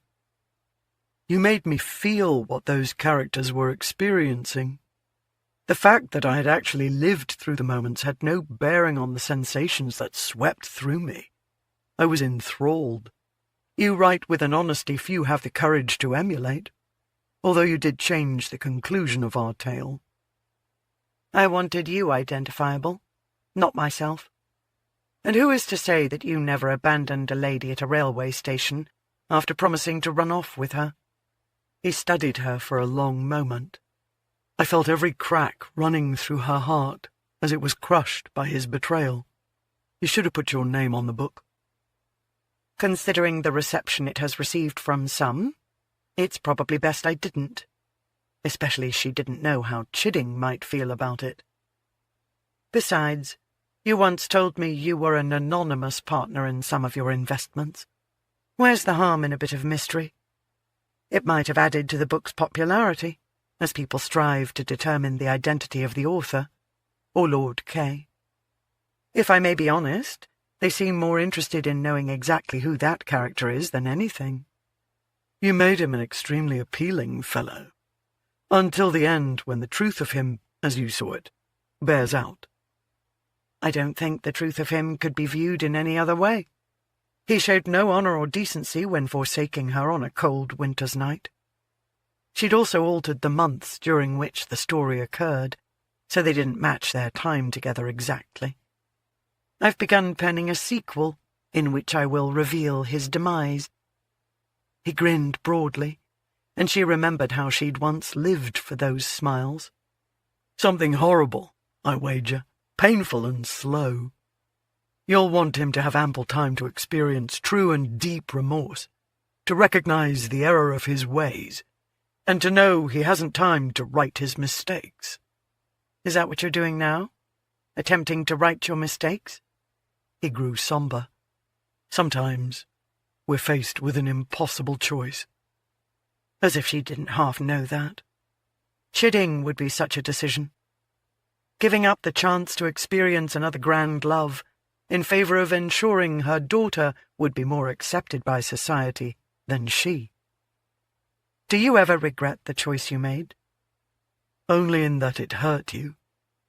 But if I were faced with the same dilemma at this moment, I couldn't choose otherwise. What did you choose, Arthur? The music drifted into silence, and their movements ceased. His hand still wrapped around hers. He brought it to his lips, his gaze never leaving hers. Good night, Reggie. You're leaving? My work here is done. Rather than escort her to the edge of the dance floor as she'd expected, he merely turned slightly and offered her hand to another, to Chidding, who then stood beside her, watching as Knightly strode away. "I was rather surprised to see you dancing with him," Chidding said, as the next tune began to play, and he took her into his arms for an unexpected turn about the room, which would no doubt have tongues that had begun wagging when she danced with Knightly, continuing to wag. It was simply for old time's sake. "Not many women would be as magnanimous as you." "My mother once told me that holding grudges causes wrinkles. Besides, he means nothing to me any longer. Waltzing with him was rather like having a tooth extracted. Painful while it lasts, but a relief when it's over." He flashed a grin. "Then I need not be jealous." She winked. "A little, perhaps, but rest assured, he is in my past, and I intend for him to remain there." Upon reaching his carriage driver, Knight issued the order, "Home, as fast as you can," because he needed to get as far away from her as quickly as possible before he began to regret a choice he'd been obligated to make, out of love, out of kindness, out of decency, because the man who'd forced him to choose was anything but loving, kind, or decent. As the vehicle raced toward London, Knight closed his eyes and inhaled her gardenia fragrance that clung to him. It would probably dissipate before he entered his residence, but it was with him now, faint and yet with enough power to haunt his thoughts and cause all his memories of her to bombard him. Holding her in his arms again had been both heaven and hell. Handing her off to Chidding, the very depths of hell. He'd hoped by dancing with her that he'd demonstrated he still held respect for her, favoured her. He wanted those in that ballroom to understand she was worthy of their attention and courtesy. He'd noted only a couple of gents had danced with her, unlike her first ball, when every unmarried man in London had been clamouring for her. Knight had done that, made her a pariah, when she deserved to be a queen. The carriage finally came to a stop in front of his residence. He leapt out of the conveyance, dashed up the steps and through the door. He didn't even bother to stop as his butler approached, but handed off his hat, walking sticks and gloves as he passed by the servant. He strode briskly down the hallway to his favourite room, his library, where she had marvelled at all his books, where she had read to him romantic tales, and he had courted her with sonnets. Reaching the sideboard, he splashed scotch into a glass and quickly downed it, relishing the warmth burning his throat, penetrating his chest, dulling the ache that resided there. After refilling the glass, he walked over to the fireplace and lowered himself to a thickly stuffed chair. Slipping 2 fingers into the small pocket on his waistcoat, he rubbed the green ribbon he'd once taken from her. It had begun to fray. Eventually he supposed it would come apart. Perhaps when it no longer existed, the memories of her would fade away as well, and his torment would abate. But he'd learned that life seldom went as one expected. He'd been born the spare, second in line to a dukedom. He hadn't minded, because it meant for the most part his father ignored him, except for the rare occasion when he was summoned into the library, where his cheek met the Duke's palm, and then he was dismissed, without ever learning what he'd done to displease his sire. He'd never told his mother about the slaps, fearing his father might deliver one to her, because the Duke gave her little attention as well. Perhaps it was because she was so quiet, or maybe because she had the mien about her of someone who wasn't quite of this world. She was always staring off into the distance, the corners of her lips turned up into a small smile, as though she'd ascended to a place of joy. When she tucked him into bed, after his nanny had already tucked him in, she would sit on the edge of his mattress and tell him a story about a princess who fell in love with a stable-master, or a gardener, or a keeper of the hounds. Those were his favourite moments of the day, because she brought with her such serenity. His brother Francis, 4 years his senior, was styled the Earl of Knightly, carrying one of his father's titles as a courtesy. Frank received the lion's share of their father's attention because he would one day inherit, even though he struggled with the numbers and letters that so fascinated Arthur. For some reason it angered the Duke that Arthur was advancing in his studies faster than Francis. Arthur tried to explain to Frank how easy everything was, shared little tips for making hasty calculations and for recognizing words on sight. But Frank preferred riding, chasing the hounds, and sword-play, even if the swords were only wooden. When he was 7, Arthur was awoken in the middle of the night by his mother's cries. He slipped out of bed, tiptoed across his room, opened the door, and peered out. He saw 2 men dragging his mother, in her nightdress, kicking and screaming, down the hallway toward the stairs. He would have rushed out to help her, but the Duke stood there, his arms crossed over his chest, watching. He feared the Duke more than he feared what was happening with his mother. Surely if she was in trouble, the Duke would step in to help her. He quietly closed the door, returned to his bed, and stared at the ceiling while tears gathered and rolled down his face for the remainder of the night. The following morning during breakfast, while dipping his spoon into his boiled egg, the Duke announced, "Your mother has fallen ill.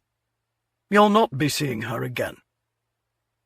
Arthur opened his mouth to ask for more details, but Frank caught his attention with a widening of his eyes and a shaking of his head. Therefore, Arthur held silent. He knew people often died when they became sick. Had his mother died, then? Later, Frank told him her illness was the reason she often looked like she was awake, but not really there. Mentally, she'd gone someplace else. "She's not well, but they can't do anything for her.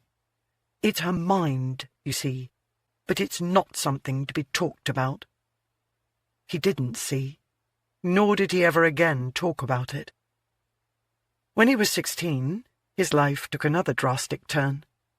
He'd advanced far enough into his studies to be accepted into Oxford. The night before he was to leave, Frank introduced him to gin, and then convinced him to go on a midnight ride.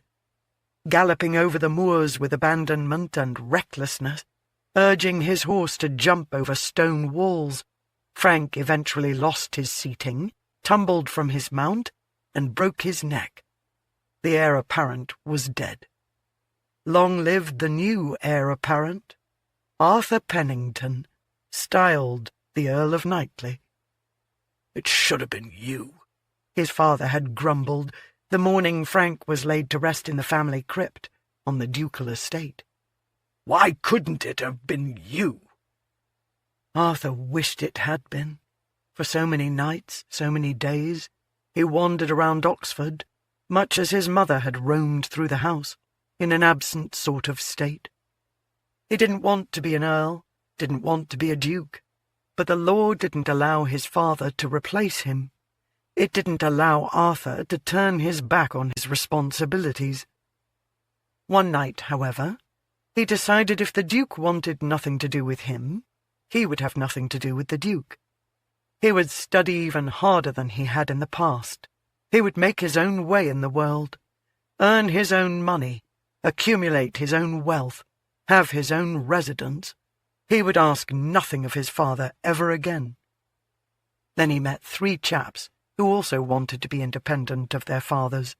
They began strategizing their course, and the chessmen were born. Now Knight took another sip of his scotch and stared at the empty hearth.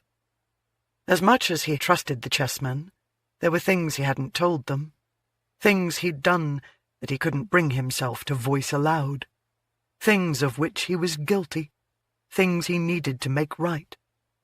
Hopefully, tonight, he'd taken a step toward making amends. "You're home early?" Glancing to the side, he smiled at the silver-haired woman in her nightdress and wrapper. She was still too thin for his liking. "Good evening, Mother." Setting his glass aside, He stood and began walking toward the sideboard. "Brandy?" "Yes, please." By the time he'd finished pouring it, she was settled in the chair across from the one in which he'd been sitting. After handing her the glass, he returned to his place and took a swallow of his scotch, watching as she sipped on her brandy, a small smile of contentment playing at her lips. It brought him satisfaction that something so simple could bring her such joy. "Back in my day," she said, eyeing him mischievously, "balls did not end until long after midnight, sometimes not until dawn." "They've not changed. Tonight's is still well underway, I'm sure." He shrugged. "But my purpose in attending had been fulfilled." "What purpose would that be? If it is to gain a wife, I'd have thought you'd stay until the end." "Why are mothers always so anxious to see their children married off? You should accompany me sometime." She shook her head. "I've been too long away from society. Besides, I have no wish to encounter your father." "We do not attend the same affairs." "How do you avoid doing so?" He took a long swallow of his scotch, and then tapped a finger against the glass. "I sent him a missive alerting him to the ones I'll be attending." "He's a duke. He's expected to make an appearance." "Look around you, Mother. My London residence is larger and posher than his. My coffers are fuller. Do you not think my influence is greater?" "I think he has made you hate him with a vehemence equal to my own, and I worry it is spurred by more than his treatment of me. I wish you'd tell me how you managed to secure my freedom from that awful place." That awful place. An insane asylum. Knight had been appalled to learn how easy it was to have someone, especially a woman, committed for the slightest unwelcomed behaviour. Too quiet, too loud, caught pleasuring herself. He had no idea what action his father had cited to necessitate removing her from society. Until a few years ago he hadn't even known she was still alive. My being released couldn't have happened without his approval, for he is my husband still." "You shouldn't concern yourself. It was a price I was willing to pay." Although not at first. At first he'd hesitated. He still harboured guilt for the hesitancy, for considering his own selfish wants and desires, and nearly placing them ahead of hers. "Does it have anything to do with the reason you don't stay long at balls?" It had much to do with the reason he did a lot of things. I didn't liberate you from the other place, simply to have you lock yourself away here. She gave him a little laugh. "Then you shouldn't have made this place so comfy." It was a game they played, each of them changing the topic when they didn't want to answer a particular question or address an uncomfortable subject. Secrets. They both harboured secrets. Regina did as well, although he was fairly certain he'd figured out hers, although she could have others hidden away. Sipping his scotch, he settled deeper into the chair. He couldn't deny he had comfortable furniture, that his residence was a bright spot, even if on occasion it felt somewhat lonely. As long as he owned it, the hallways would never ring with the laughter of children, or a woman's soft murmurings in the dark after he'd made love to her. He'd never bring a paramour here, because the memories of time spent within these walls with Regina had worked their way into the very fabric of the foundation. There were moments when he could swear he still caught a whiff of her fragrance in his bedchamber. Impossible to be sure. Linens were changed daily. Flowers were replaced, their scent strong until they wilted.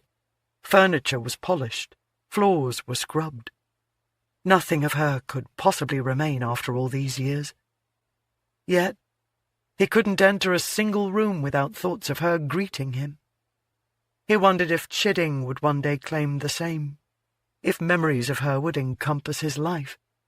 Only he wouldn't need to rely on memories, because he'd have the reality of her presence, her passion, and perhaps even her love. If Knight hadn't irrevocably shattered her heart, when he'd demonstrated a callous disregard he'd not felt, he'd hoped to make her angry enough to fuel a hatred for him that would allow her to survive the devastating pain of betrayal he'd been forced to inflict upon her. "Are you Lord Kay?" With his thoughts traversing along a path that brought Regina to the fore of his mind, he'd forgotten his mother was there. How often had he caught her staring off into the void, or what he'd believed to be the void? It occurred to him now that perhaps she'd simply been examining a kaleidoscope of memories, a journey that had brought her more happiness than her actual world. Her question, however, sent his reflections scattering like leaves caught up in a gust of wind. "What the devil do you know of Lord Kay?" "I might not be making the rounds through society, but I do keep up with it through the various gossip sheets and newspapers. Why, just the other day someone in a gossip column wrote, 'Those who have known him intimately say it can be no other than the Earl of Knightly.' The piece went on to say you were quite a notorious flirt some years back, known for breaking hearts. Your reputation makes it difficult to identify the author, apparently. Then there's the book, of course." "What of the book?" "I started reading it, and was quite enamoured, as I do enjoy a good love story. But the gentleman began to remind me far too much of you in appearance and behaviour. So I set it aside, deciding ignorance of the details might be bliss. This Anonymous, is she a former paramour?" "How did you even obtain a copy?" "I have a standing order with a nearby bookshop to put aside anything new that I might fancy. I so love to escape into a book. I missed reading while I was away." Away. Her euphemism for the 20 years when his father had seen her disappeared from his life, society, the world. "So, are you?" she repeated. He wanted to deny it, but the last thing he desired was for his mother to read the remainder of the book. The very thought made him want to squirm. He didn't expect her to believe him a eunuch, but for God's sake, she didn't need to know the details of him seducing a woman. It was years ago, when I was young and foolish. "Did you love her?" "With all my heart, with all that I was at the time." What a lie! He loved her still, because of the way she faced him, making it clear she cared nothing at all for him anymore. Because society might think the circumstances of her birth made her beneath them, but she didn't accept it. She went to their gaming hell and took their blunt. She didn't shy away from attending their balls. Her father was no longer there to offer her protection, but she'd learned to stand on her own 2 feet, to know what she wanted and to go after it. What she wanted was to provide her daughter with a life far different from hers as a child, and she would do whatever necessary to ensure the lass was accepted. He may love her most of all for that care, for her ability to understand the veracity of a situation and to go about changing it, because the alternative was unacceptable. It was a long time ago, he reiterated, rather than respond truthfully. "That's not an answer, Arthur." "I have no answer that would satisfy you or me." "I read enough of the tale to know she did not conform to society's expectations regarding the sort of woman a lord should marry." He couldn't stop a corner of his mouth from curling up. No, she did not conform. "Would you have married her if you weren't the heir?" "Yes, gladly." But then his mother would have paid the steep price, because if Knight hadn't been the heir, his father never would have offered him a devil's bargain. Chapter 8. He cupped my cheek with his warm hand. He'd removed his gloves in anticipation of touching me, I suppose. Even the surrounding darkness could not prevent our gazes from clashing. I wondered if within mine he could read the temptation to give in to my desires. Anonymous. My Secret Desires. A Memoir. June 15th, 1875. Standing in the garden, Regina couldn't help but smile at Ariana's excitement as the hour of her party approached, although it did sadden Regina that other than herself, Ari's guests, currently being arranged by her daughter on chairs at the smallest of tables in the garden, were an assortment of dolls. She felt guilty for keeping the lass hidden away, but presently it was for Ariana's own protection, because Regina didn't want her to publicly carry the burden of being born out of wedlock. And she would, until Regina took to husband a man who would treat her as though she was his own flesh and blood, would stare down anyone who arched a brow at her, would call out anyone who uttered an unkind word, who would ensure she was educated in the best schools, invited to affairs where she would frolic with his contemporaries' children, and accepted by society, so she was fawned over not for her dowry, but for herself, as I had not been. As long as Regina's father had been alive, she'd known he would shield his granddaughter from the harsh reality of her birth, but when he'd passed away, everything had pretty much gone to hell. His heir wanted nothing to do with her, and wasn't even aware she had a child. Her options were limited: move elsewhere and claim to be a widow, or stay here and marry. When Lord Chidding had recently called upon her, she'd viewed him as an answer to her prayers, although her relief would have no doubt been dashed had he discovered Ariana in the parlour as Knightly had done. She didn't want to admit how right it had looked to come upon him, his long and lean body perched on the floor, alongside her daughter, wearing his spectacles, no less. They'd always had the power to twist her stomach into knots. Without them, he was as handsome as sin. But with them perched on his nose, enlarging his blue eyes, he was mesmerizing.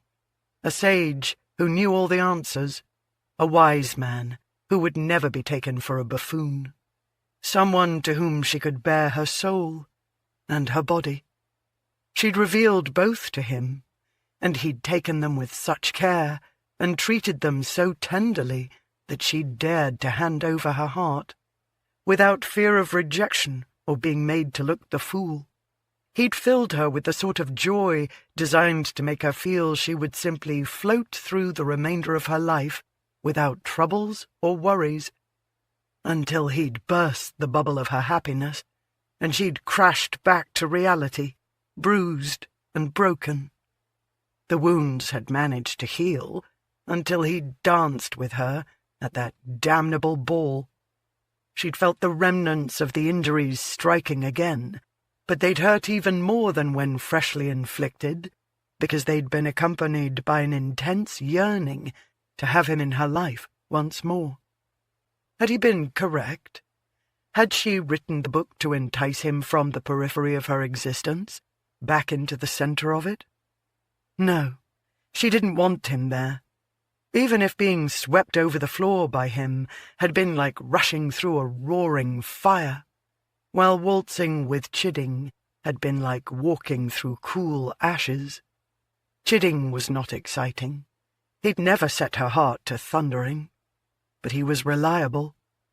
He'd come to her aid, concerned she might need him after being with Knightly. He'd spoken kindly and with deference. Later, he had claimed his last dance, and his gaze had never left her. Appreciation, respect, duty. He offered all three. He would be— "You came!" Ari suddenly shouted, catapulting Regina from her thoughts. Her daughter rushed off, and Regina swung around to follow her, but came to a bracing stop rooted to the spot, unable to go any farther because the you in question was a you she didn't want to encounter. Knightly. One hand holding the handles of a small closed wicker basket.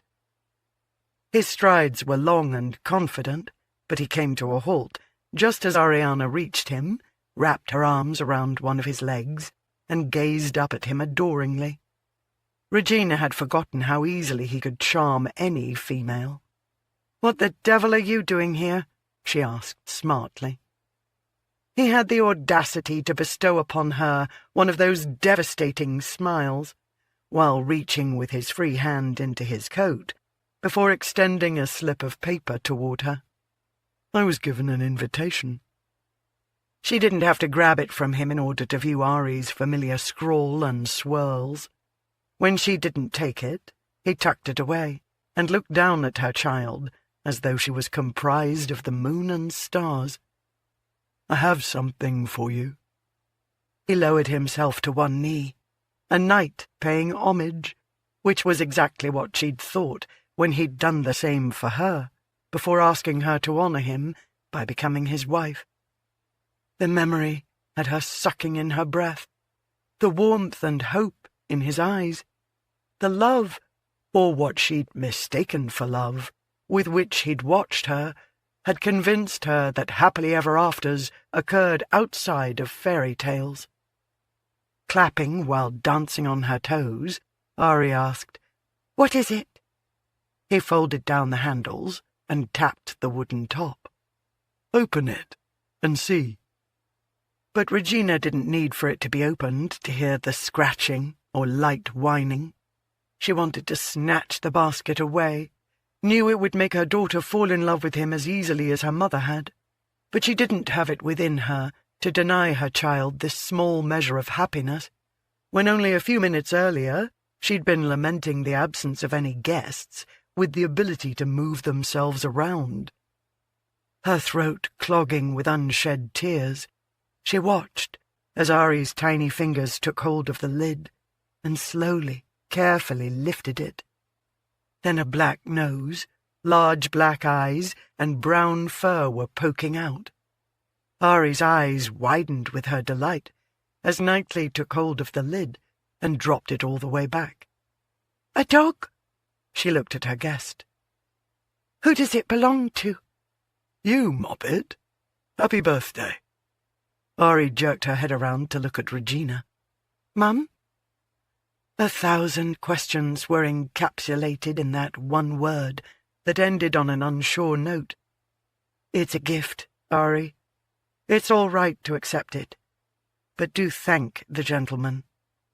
"Thank you," she gushed, as she reached in, gathered the wriggling puppy. Based on its small size, it couldn't have been more than a few weeks old, into her arms, and lifted him free of his prison. Regina wished she could as easily free her daughter from hers. Ari dropped to the ground, released her hold on the spaniel, and giggled as it pounced on her. "What's his name?" "It's a girl," Knightly said. "How do you know?" "Yes," Regina stated succinctly. Perhaps she could make him blush like chiding after all. "How do you know?"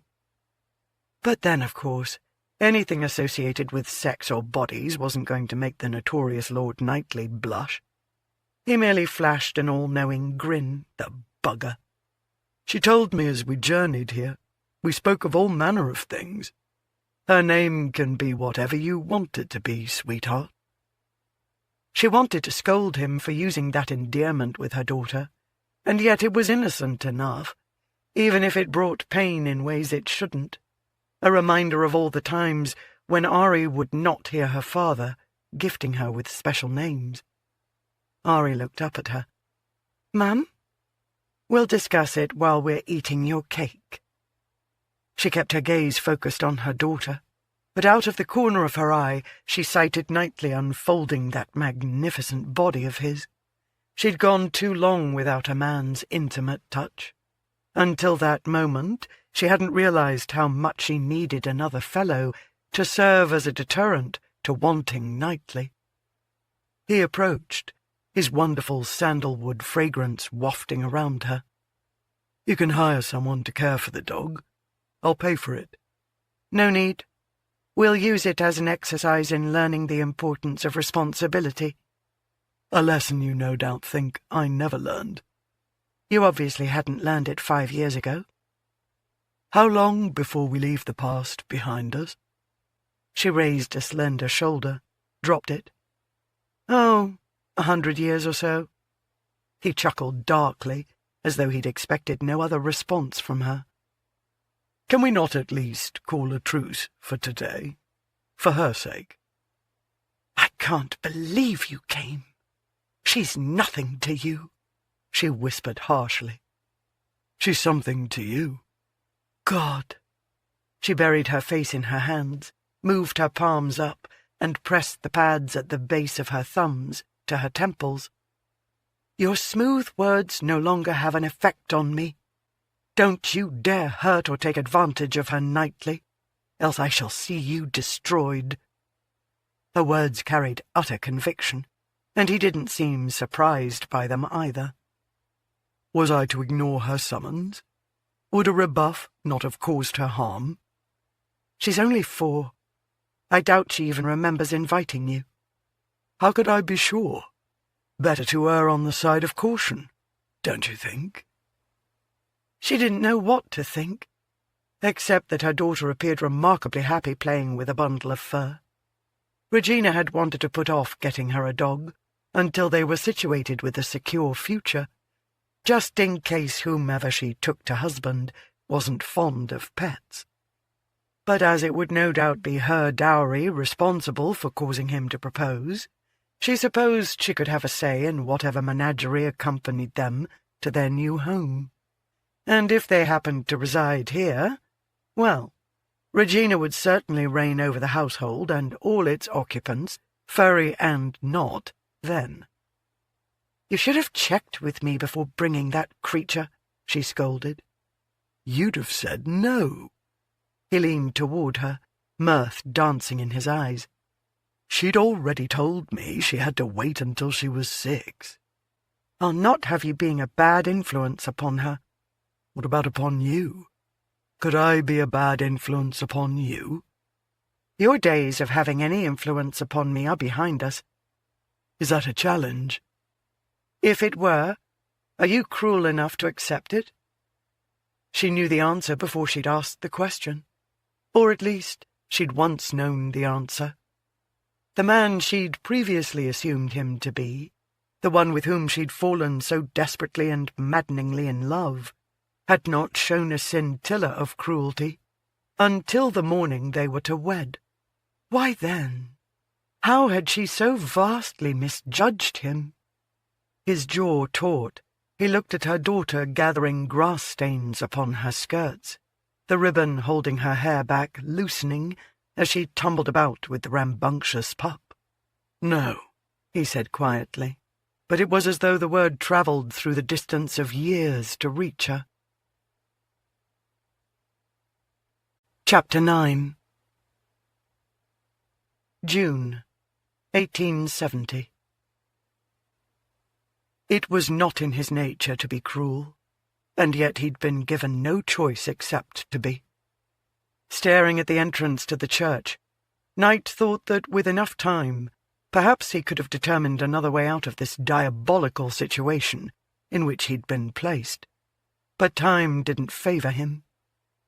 In only a few minutes, he was to exchange vows and take a wife. But she deserved better than what he could now offer her, and she most certainly didn't deserve the heartbreak he was going to inflict upon her.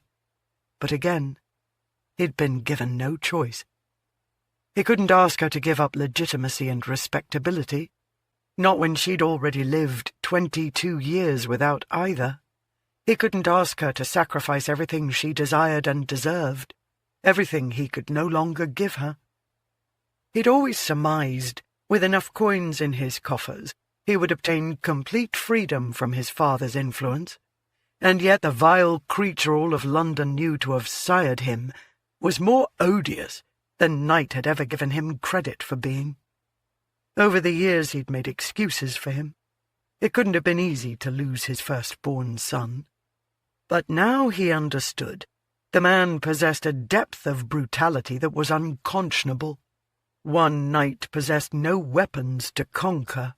He was a solitary figure standing on a battlefield, caught in a war he'd been too distracted to comprehend was coming. A war that would take an innocent if he stood his ground, would take an innocent if he retreated. He'd been commanded to choose which to leave on the field, bloodied. An impossible choice. Yet he'd made the decision at once, demanded the Duke go straight to hell, as he had an appointment to keep. In an almost blind rage, he'd made his way to his carriage, but as the wheels had spun and the horses had clopped, remorse, regret, and guilt had settled over him. By the time he'd arrived at his destination, he'd known he had to reverse his stance in order to live with himself. He also knew if he didn't, any happiness that greeted him in the years ahead would be tainted and lacking in true joy. How could he subject his wife to a lifetime with someone suffering through a penitence? He had to set Regina free without telling her precisely the reason for it. Holding his tongue was the only way to protect her. The Duke had made that clear enough. He knew no words to utter that would ease the devastation he was about to inflict upon her. Although perhaps he'd misjudged her feelings. Christ, but he hoped he had. That she wanted him only for the position he would grant her within society. Still, she'd be hurt, angry, and mortified. He couldn't lessen the blow, but could ensure he took the brunt of it. After taking a deep breath, he marched up the steps, pushed open the door, and entered the vestibule. "You're late," King said in a harsh whisper that still managed to echo somewhat through the antechamber. He turned to find his best mates standing there, brows furrowed. "What kept you?" King asked. "I'm not going to marry her." King, usually so in control of his emotions, gaped. "Little late for that. The church is packed to the rafters." Of course it was. Everyone having arrived early enough to get a good seat. It wasn't every day a lord married a woman born on the wrong side of the blanket. He wondered if they'd come, hoping to behold a debacle, in the same manner that people gathered around to watch someone walking across a tightrope, not really to be amazed by the skill, but anticipating watching the blighter fall. He despised the thought that they were here in hopes of seeing her fail.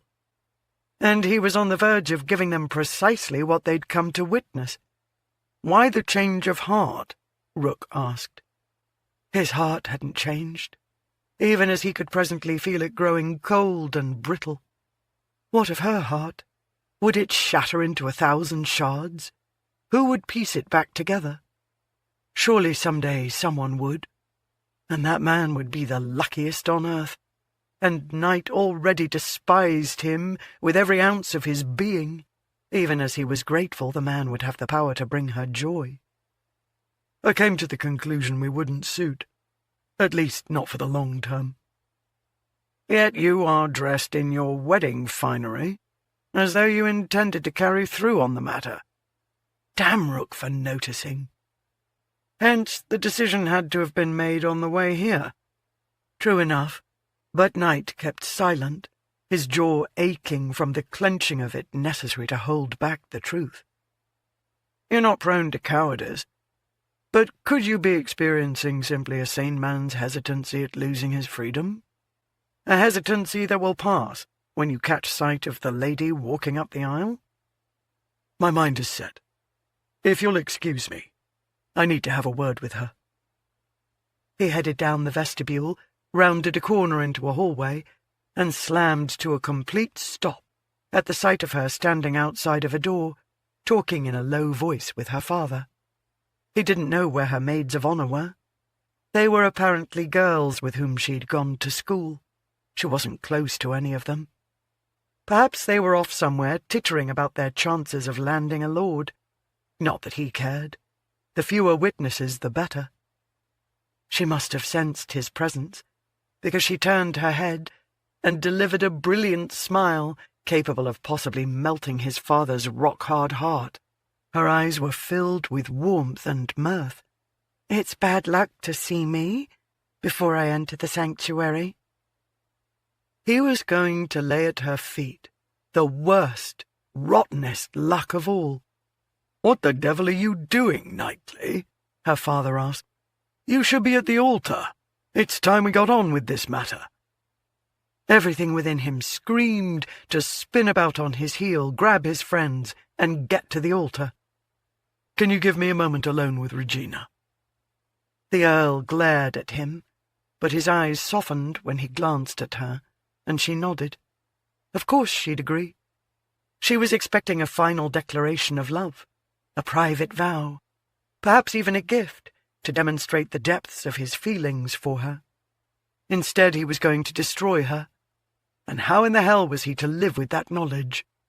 "Make it quick," her father commanded, before striding off and disappearing around the blasted corner that seemed to be a demarcation of his life. The before he destroyed her moments, and the after he destroyed her moments. Knight very much doubted he'd ever again set foot in this church, in any church, for that matter. Her lips quirked. "Couldn't stand to go so long without seeing me. It's been only a few hours." Since he'd slipped from her bedchamber, after making love to her in sin for what he'd thought would be the final time, when next they came together, it was to be within the boundaries of the law as man and wife. He took several steps until he was near enough to draw her into the circle of his arms, inhale her fragrance, and simply hold her, this woman who was so incredibly precious to him. And it was because of those feelings that he had to rip them asunder. "Arthur?" Her voice was laced with worry. "What is it? What's wrong?" He slipped a forefinger beneath her chin, tilted up her face, and pressed a kiss to her forehead. Then, after releasing his hold on her, he stepped back. "I can't marry you." A tiny pleat appeared between her brows. She blinked. "Pardon?" Pushing the words out once had been difficult enough, but to do it again— Christ, he wished he'd had time to devise an elegant exit from this mess. He was a planner, never acting in haste, every action thought out, but he was too numb by what he'd learned and the pain he was causing her to truly think at all. "I can't marry." Not only you, but anyone. However, he wasn't going to tell her all that, because she'd want to know everything, and everything had to go to the grave with him. Nor did he want to burden her with his own struggles. "I don't understand. Why ever not?" "Tell her the truth, the truth, the truth." But the shock of it was still rumbling through him, tearing apart the very fabric of his being, like an earthquake that was rapidly destroying all in its wake, leaving behind gaping holes into which souls fell, never to be seen again. He was not who he'd always thought himself to be. He was not what he'd always thought himself to be. The revelations had left him floundering, tossed about in a raging tempest at sea with no hope of reaching the safety of land. The one solid aspect of his life he was having to shove beyond reach, because if he grabbed her, she would drown as well. The marriage she dreamed of would not be, not filled with happiness and joy. He could already sense the bitterness moving in to inhabit his soul, and the children she wanted could never be, not if she remained with him. He wanted to be gentle with her, he wanted to be kind, but he needed to destroy all hope, needed her to hate him more than she mourned the loss of him, so the fires of her animosity would burn to cinders any remnants of sorrow. He needed her angry, if he wished to leave her with a portion of her heart that she could someday give to someone else. He released a low, dark scoff, the effort nearly strangling him. "I awoke this morning and wondered what the bloody hell I was doing. to shackle myself to one woman for the remainder of my life when there are so many to be had." The pleat between her brows deepened into a furrow, another blink. "I don't understand what you're saying. You love me. I love you. Why would either of us ever want to be with another?" Then he knew what he had to say, the words that would tear her from him forever. "I don't love you. I merely got caught up in the fantasy. You're so beautiful, certainly deserving of the words. And I liked the way you looked at me after I uttered them, and the things we would do after I said them." In her expressive eyes, the devastating hurt and anger burned into an explosive fury. "You couldn't have decided this yesterday? Or last week? Or before you even asked for my hand?" No tears were welling in her eyes, and he might have taken comfort in that, if it weren't for the fact he heard them in her voice.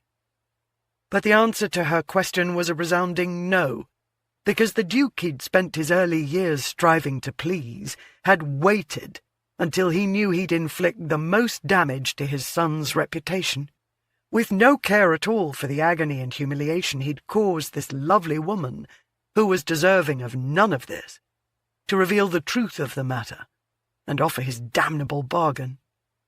A bargain Knight had originally tossed in his face, and now would have to humble himself to accept. But what choice did he have, really? "You can't be surprised. You once claimed to know my reputation for loving and leaving." The sting of his cheek as her palm met it shouldn't have taken him by surprise, and yet it did. But more, the blow had been effectively delivered to his heart as well. He wished she'd smack him again, wouldn't stand there so stoic and proud and determined not to let him see the agony, but it was there, mirrored in the brown depths of her eyes. The disbelief, the fury, and yes, even the hatred. He'd never felt more despicable or disgusted with himself. No doubt another reason the Duke had waited until the last minute to pay his heir a visit, to give him reason to loathe himself as the Duke loathed him. Tears were suddenly pooling in her eyes, and while he'd hoped to be spared the sight of them, he knew he deserved to see them, to have them haunting him for the remainder of his days. "I hate you," she rasped, as she turned away from him. "I never want to set eyes on your face again." Of course she wasn't going to beg him to marry her. It wasn't her way. Proud girl. "I'll give your father time to escort you away from here. Then I'll go out and announce to those who've gathered in the church that you changed your mind," he said. "So they'll despise me for spurning one of their own?" She was studying her fingers, knotted together, and he suspected she'd intertwined them to stop from striking him again. "I'll make it clear the fault rests with me, that you came to the conclusion, rightly so, I would not make a good husband." She glanced over her shoulder. "How could I have judged you so erroneously? The man standing before me now is not the same one who was in my bedchamber only a few hours ago. Was it a performance from the beginning? For what purpose? To humiliate me and my father?" "No, You wouldn't be happy with me, Reggie. Not in the long run. Believe it or not, someday you'll look back on this moment and be grateful you didn't take that walk up the aisle with me." "I shall never look back upon this day, or think of you. You are dead to me." Chapter 10. I had never wanted as I wanted now, his hand resting against more than my cheek, but gliding over other areas, causing little eruptions of pleasure wherever he touched. Anonymous. My Secret Desires. A Memoir. June 15th, 1875. He'd come because he hadn't wanted to disappoint the child, not as he'd once disappointed her mother. Regina's father had been furious, justifiably so, when Knight had instructed him to take her away from the church, before he announced to the gathering that no marriage was to take place. The Earl's fist had landed against Knight's jaw with a force he'd not expected of the older gent. He'd wanted an explanation that Knight had refused to give. Her father had threatened to ruin him, to ensure no father gave him permission to wed their daughter. Knight had been more than willing to give him that victory. He imagined, if her father were still alive, he'd object to Knight's presence here today as much as Regina did. But ever since the little sprite had handed him the invitation, he must have glanced at it a dozen times and traced his fingers over the intricate loops. Now, standing beside her mother, he could barely take his gaze from the girl as she played with his gift. "How did things go with Chidding after I left?" he asked, striving to retain a neutrality in his tone he absolutely did not feel. If it hadn't gone well, he'd bear the brunt of disappointment. If it had gone well, the answer would slice into his heart as effectively as a cat-o'-nine-tails. "Well, we waltzed. He brought me a lemonade. To be honest, he barely left my side until the final dance." "Laying claim to you, then? He didn't do that before we danced?" "Are you taking credit?" He fought against smiling at her incredulous tone. Since he'd sat at the table that night at the Dragon's, getting a rise out of her was fast becoming his favourite thing to do. He'd always thought her worthy of sitting at the side of any lord, but now it was a matter of only a few being worthy of sitting at her side. He shifted his gaze over to her. When her hackles were raised, she was a gorgeous sight to behold, but then she was under any circumstance. "When will you see him next?" It was difficult to tell if she was piqued because he'd ignored her question to ask one of his own, but she'd pursed her lips, obviously not wanting to answer. "Nothing formal has been arranged," she finally responded. "What does that little condescending groan of disapproval mean?" she asked tartly. "I'm simply surprised he didn't arrange for you to be in each other's company, at the park or a museum, or a ride over your grounds. Do you still do that in the mornings?" On more than one occasion, he'd been waiting for her beyond sight of the manor, and they'd raced over the meadows and through the forests. "I don't think he's much of a horseman." "What about your daughter? Does she ride?" "Not yet, but she will." "Does she have a pony?" "Is there one in your basket?" Grinning, he wondered if she might ever address him without a cutting edge lacing her words, her tone. Yet he couldn't help but admire the strength she projected. He'd once thought her in desperate need of protecting, but the woman standing before him now protected herself and all she held dear, which obviously was no longer him. The sense of loss that washed over him threatened to take him under. He'd thought he'd known the price he was paying. What he hadn't considered was the value that years added to a masterpiece. She was precisely that, rare and remarkable. "I know a horse breeder who is skilled at matching equines with the appropriate rider.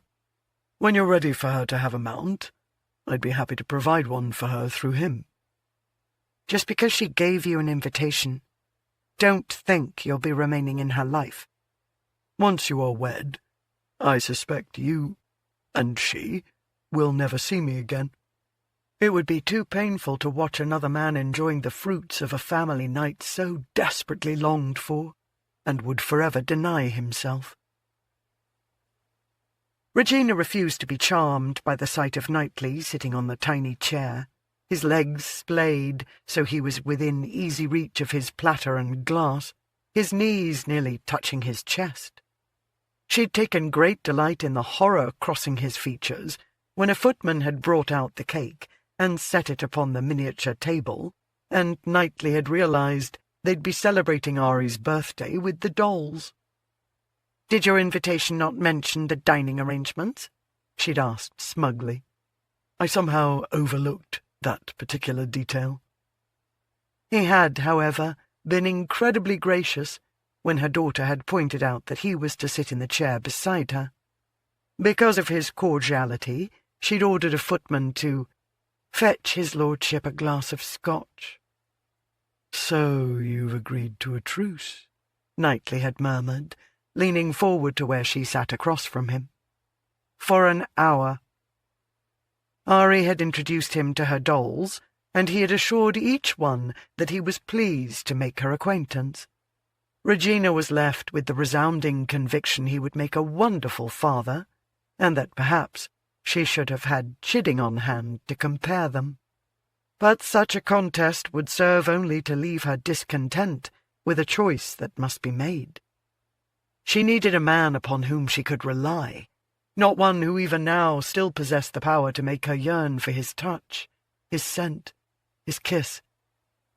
The pup, no doubt striving to recover from the earlier exuberant play, slept at Ari's feet. She'd fair worn her out, although she still maintained an abundance of energy. "Sir, what should we name her?" she asked, just before shoving cake into her mouth. While she hated to do it, Regina knew it was never too early to begin teaching manners and etiquette. "Ari, you should address him as my lord, rather than sir. He's an earl, you see." "What's an earl?" "It's a rank within the nobility."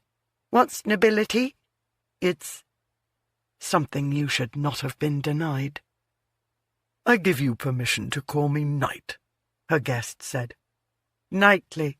She's 4, Regina, and she invited me to her party, so we're friends. It's acceptable. Unless you want to spend the afternoon explaining the peerage." She sighed. The man always complicated matters. "We'll make an exception for the day." "Very good. Regarding the name for your pup, whatever you like." She was not going to weep at the way Knightly placed an elbow on his firm thigh and bent toward her daughter so they could discuss and discard various names, as though Regina had no say in the matter. It didn't help the situation that from the moment she'd realized she was with child, she'd only ever been able to envision Knightly cradling the babe in his strong arms, offering his protection and love.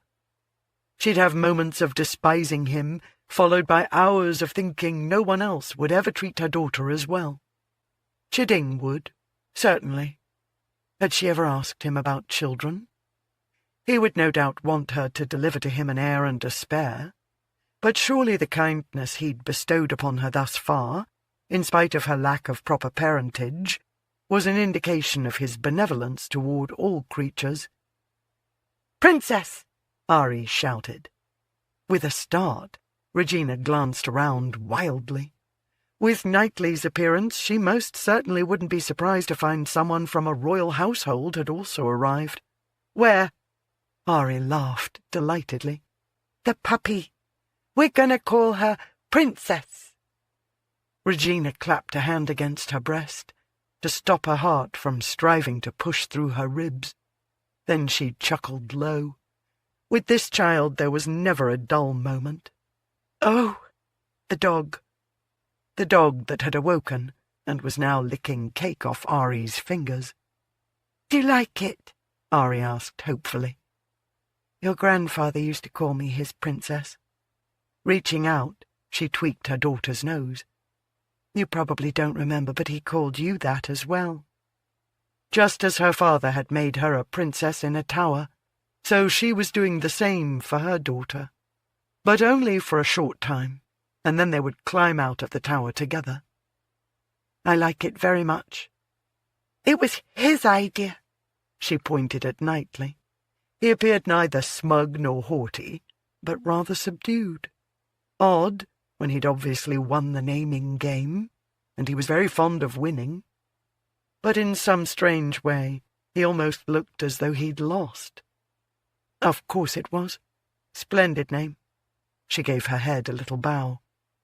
"Well done." "A compliment. I like this truce," he said. "Don't get used to it." "What's a truce?" Ari asked. Regina smiled fondly as she tugged on one of her daughter's earlobes. Little ears hear everything, don't they? And little girls need an afternoon nap. Can he nap with me? Once more she directed her tiny finger Knightly's way. He seemed as surprised by the request as she was. Absolutely not. Before her daughter could object and cause a row, she added, "But the puppy can." Regina looked past Ari to where the nanny waited patiently, having arrived only a few minutes earlier. "Have a footman assist you with Princess. Perhaps she can sleep in the basket." She turned her attention to Ari. "Now come give me a hug." Her daughter did, and Regina gloried in the small arms tightening around her neck. Nothing was more magnificent. When she was finished, Ari ran around to the other side of the table and flung her arms round Knightly's neck. "I love you," she declared. His look was one of pure devastation as his arm came around her, holding her close. "I love you too, Moppet," he rasped. And Regina hated him all the more at that moment, for the ease with which he could speak words he didn't mean. She wanted to reach across the table and free her daughter from him, wished she could be completely rid of him. Marriage. He'd said once she was married, he'd be gone from her life permanently. She needed chiding desperately, now more than ever, because she couldn't have this man near her daughter, because one day he would disappoint her, hurt her. She didn't know what expression marred her face, probably loathing, because the nanny came over and eased her charge away from their guest. "Come along, little one. Let's show this puppy all the joys of the nursery." "Oh, yes, let's." Any other time, Ariana might have balked at a nap, but now she had someone with whom to share it. As she went with Nanny, she was chattering away. Whether to the woman or the dog, Regina couldn't be sure, but she held still, unmoving, until her daughter was in the residence, and then she shoved herself to her feet. "The party and the truce are over. Get the hell out of my sight." Slowly, so very slowly, he stood. "Go for a ride with me." She wanted to shriek to the heavens. "Can you not get it through that thick skull of yours that I want nothing to do with you?" "But you do want chiding. We need to strategize. Speed up the tortoise." She laughed, almost maniacally. "Are you not familiar with Aesop? Slow and steady wins the race. You were the hare and you lost. Don't ever come here again." She spun on her heel and began marching toward the residence. Was she a difficult birth? Having taken only a half-dozen steps, she swung back around. He'd not moved from his spot. "Why do you care?" "I can't stop thinking about you being alone. I want to put my fist through her father's face, for how hard his absence must have made everything for you." Damn him, for the true remorse she heard in his voice, the anger, the understanding of what she might have endured. "I assume you rode here?" "I did." "Shakespeare?" He gave a small nod. "I'll need to change. Meet me at the stables." If he'd grinned with triumph or gloated, she'd have gone to the residence, locked herself in the library, and buried herself in a book, leaving him to wait hours for her. Instead, he merely said a quiet, "Thank you," and walked away. He'd had her horse readied and waiting by the time she'd joined him at the stables. While he'd known she'd probably hate it, he'd ensured the grooms were nowhere about, so he had the privilege of placing his hands on her waist and lifting her onto the saddle, even knowing she would take advantage and send her horse into a gallop before he himself was mounted. He hadn't wanted to hoist her up. Instead, he'd wanted to draw her nearer. But he'd given up the right to those lips, her throat, her murmurs and her sighs. However, he had taken his time, raising her slowly, relishing the feel of her waist against his palms. Now they raced over the open fields and through the occasional copse of trees. If he put more effort into it, he could probably beat her, but he wasn't quite himself. Not since her daughter had uttered, "I love you," with such uncompromising conviction. The words coming from her had undone him to his very core. He had planned to leave as soon as the party was over. Party. It had been no such thing. A party was jubilation, crowds, friends, and family gathered about in celebration. Not dolls with lifeless eyes. Not her mother only. Her mother. A fierce goddess, a warrior, a queen, who had threatened him with destruction if he harmed her precious child, and her tone had left him with no doubt she would indeed keep her vow. Not that he had any intention of hurting the girl. Quite the opposite. He wanted to protect her as much as he wanted to protect her mother, even if the woman needed no guardian, and was in danger of outdistancing him by a great deal. Turning his attention to the matter at hand, he urged Shakespeare to increase his speed, and the gelding didn't disappoint. Knight had always enjoyed these races against Regina. She was a fine horsewoman, and provided competition. Normally their encounters ended in a draw, but this afternoon she was going to win. Even if he hadn't been initially distracted with thoughts of her daughter, he could tell by the manner in which she rode she was determined to best him. Regina didn't know if she'd ever ridden so hard in her entire life. She needed to escape the feel of Knightly's hands closing around her waist before he lifted her onto the saddle. The wondrous sensation of her hands cupping his strong shoulders for support, just as her feet left the ground. Slowing, she guided her mare to the left, toward an area where the trees grew thick, nourished by the waters of the nearby stream. She shouldn't lead Knightly there, and yet it seemed to be calling to her. Or the memory, anyway. A night when a full moon had reflected on the dark waters, and then the moonbeams had encompassed them as they swam naked. When the stream came into view, she drew her horse to a halt and waited, until he arrived, dismounted, and came to her. Once more his hands were upon her waist, and hers upon his shoulders. Slowly, so very slowly, as though he possessed the strength and power to extend the moment into an eon, he lowered her down. They stared at each other, their breaths coming quickly from the exertion of riding, and quite possibly something more.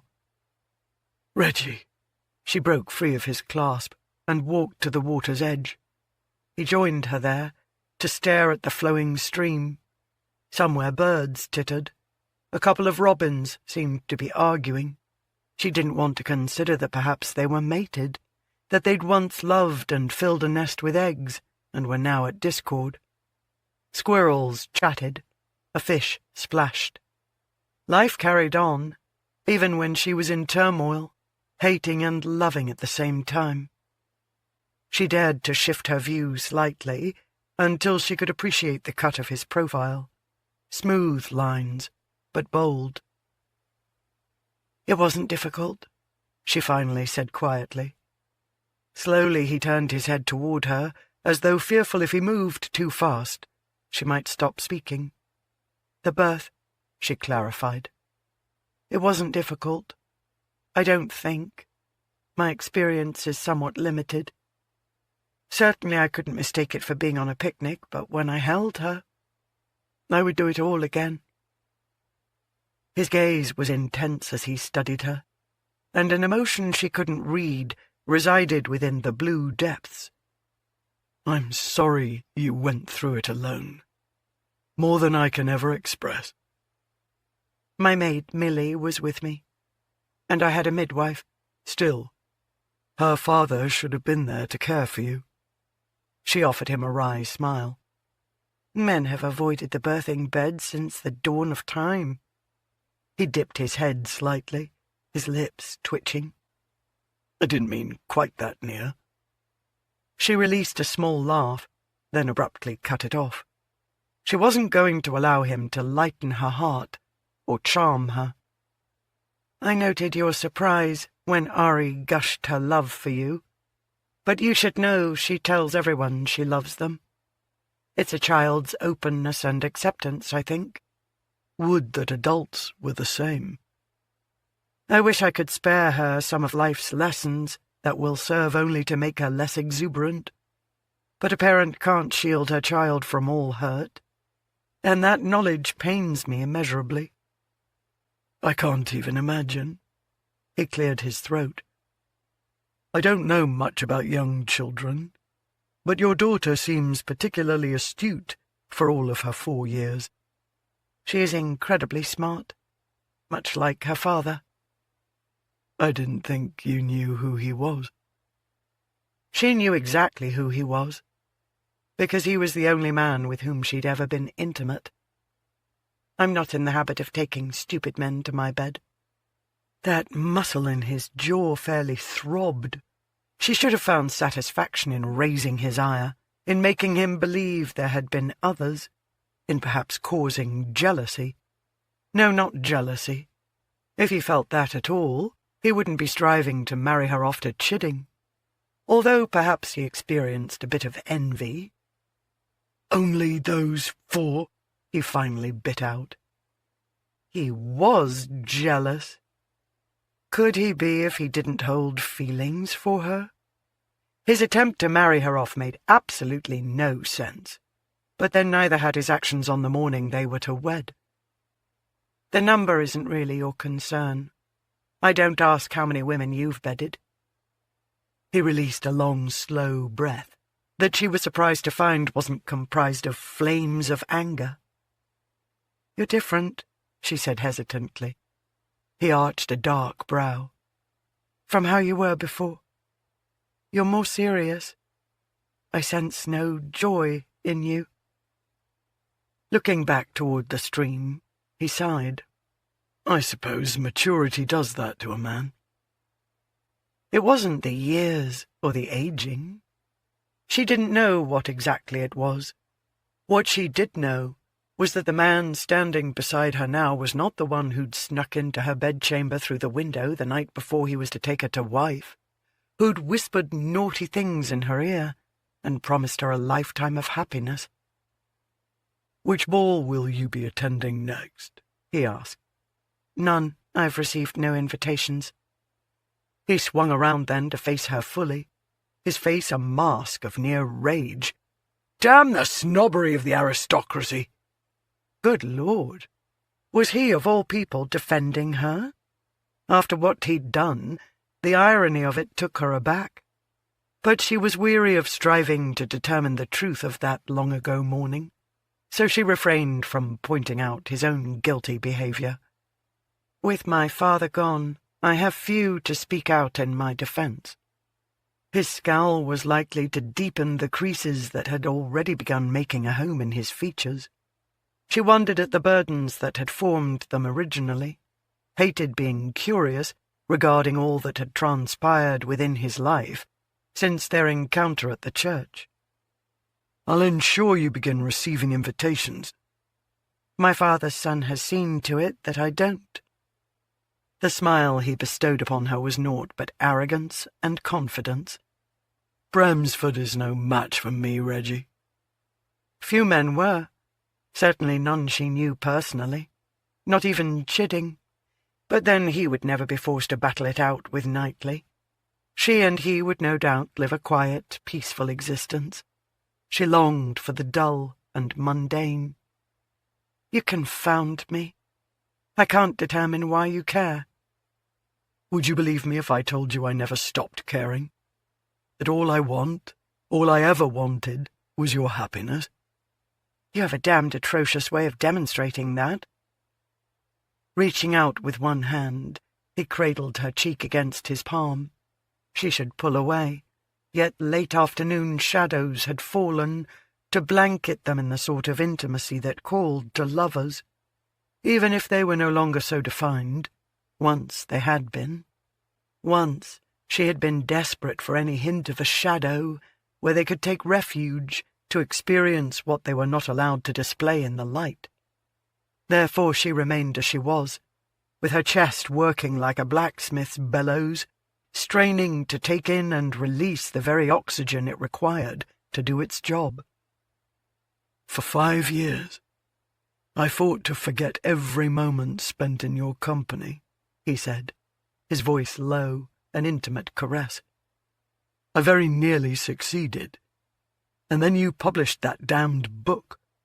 And while the various true aspects of it are not as I exactly remembered, some are familiar enough to stir back to life what I thought I had finally put to rest.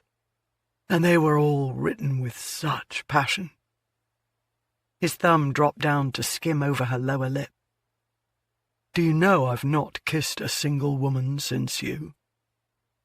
His intense gaze held her mesmerized, until she doubted she could have pulled away if she wanted. Damn him. Chidding would never look at her with naught but hunger and need. Damn her, because she would never respond to his perusal with ravenous desire. It had been a mistake to put herself in a position to be alone with Knightly, to believe her body would not react in the manner he had taught it. Even now, she was aware of the dampness gathering between her thighs in anticipation of what he would deliver. "Bollocks," she forced out. "I don't believe you've been celibate all these years." "You're right. I'm no saint. I didn't say I hadn't bedded a woman. I confessed to not kissing one, because I knew none would taste as flavorful as you, because kissing you had become one of my greatest joys, and I knew no other could ever compare." She had not forgotten how his seduction always began with words, but had mistakenly believed she'd become immune to their mesmerizing sway. Instead, she was incredibly aware of them sparking a fire within her, a fire only he possessed the power to douse. She hated the temptation threatening to undermine her resolve to resist his allure. "Did you kiss your Spaniard?" he asked. "Yes." "You're Italian." His voice went an octave lower. "Yes." Her response was slightly more breathy. "You're Parisian." Lower still. "Yes." Breathier. "You're German." Hardly audible. "Yes." All breath. He dipped his head a minuscule fraction. "Then end my torment, my abstinence, and kiss me. For old time's sake. After all, a kiss is only a kiss." With him a kiss had never been only anything. "You're a fool if you think it will be as it was before." "Then prove me a fool." He dared her with a voice as smooth as silk, as warm as velvet. Oh, she wasn't half tempted to show him exactly how little he meant to her now. Nothing, nothing at all, not even as much substance as a mote of dust. Strange, how she sometimes reminisced about their last kiss, not realizing when it had occurred it would be their last. It had been a quick brushing of the lips in parting, because in a few hours they'd have been married, and every night thereafter was to be filled with an abundance of kisses, and every morning as well. She'd been beside herself with joy and anticipation at the thought of awakening in his arms with the first rays of the morning sun teasing the day. No more stealing out of each other's beds in the dead of night. No more sneaking around, desperate not to be seen. No more feeling guilty for doing what they ought not. For her sake, perhaps she required a proper ending, a final goodbye, one filled with loathing, one to demonstrate when her heart was no longer involved, a kiss was nothing at all. Licking her lower lip, where his thumb still lingered, tasting the salt of his flesh, she gave one barely perceptible nod. But she knew he detected it, because his eyes darkened with promise and passion. His thumb slid away. He lowered his head, and that damn heavy forelock brushed across her brow just before his lips touched hers, gently at first, as though testing the waters. She almost smiled, wondering if he'd expected her to bite. Then his tongue outlined the seam of her lips, and her traitorous mouth opened to him. He delved within, and she became incapable of smiling or wondering, but only feeling, as he brought back to life all the sensations she'd forced to lie dormant since the day he'd broken her heart. Of their own accord, her arms twined around his neck, her fingers scraped along his skull, beneath the thick strands of his hair, welcoming their softness as they greeted her after so long. His arm came around her, pressing her against him, and then he proceeded to devour her. His mouth was that of an untamed beast, ravenous and wild. He was a beast, growling low, clamping her to him as though to never release her. While she knew she shouldn't, she seemed incapable of not relishing the urgency with which he partook of their joining. She knew him well enough to sense the tension in him, to be acutely aware of the restraint he wielded. He wanted more, wanted it all, but he limited himself to only what she was offering. He brought his hand up to cradle her head and tip it back, giving him easier access to plunder, to conquer.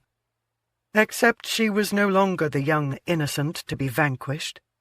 While she had planned to hold completely still and give nothing back, and prove she was completely free of him, well, that ship had already sailed, since she was presently clinging to him like some sort of vine capable of finding purchase over the most challenging of surfaces.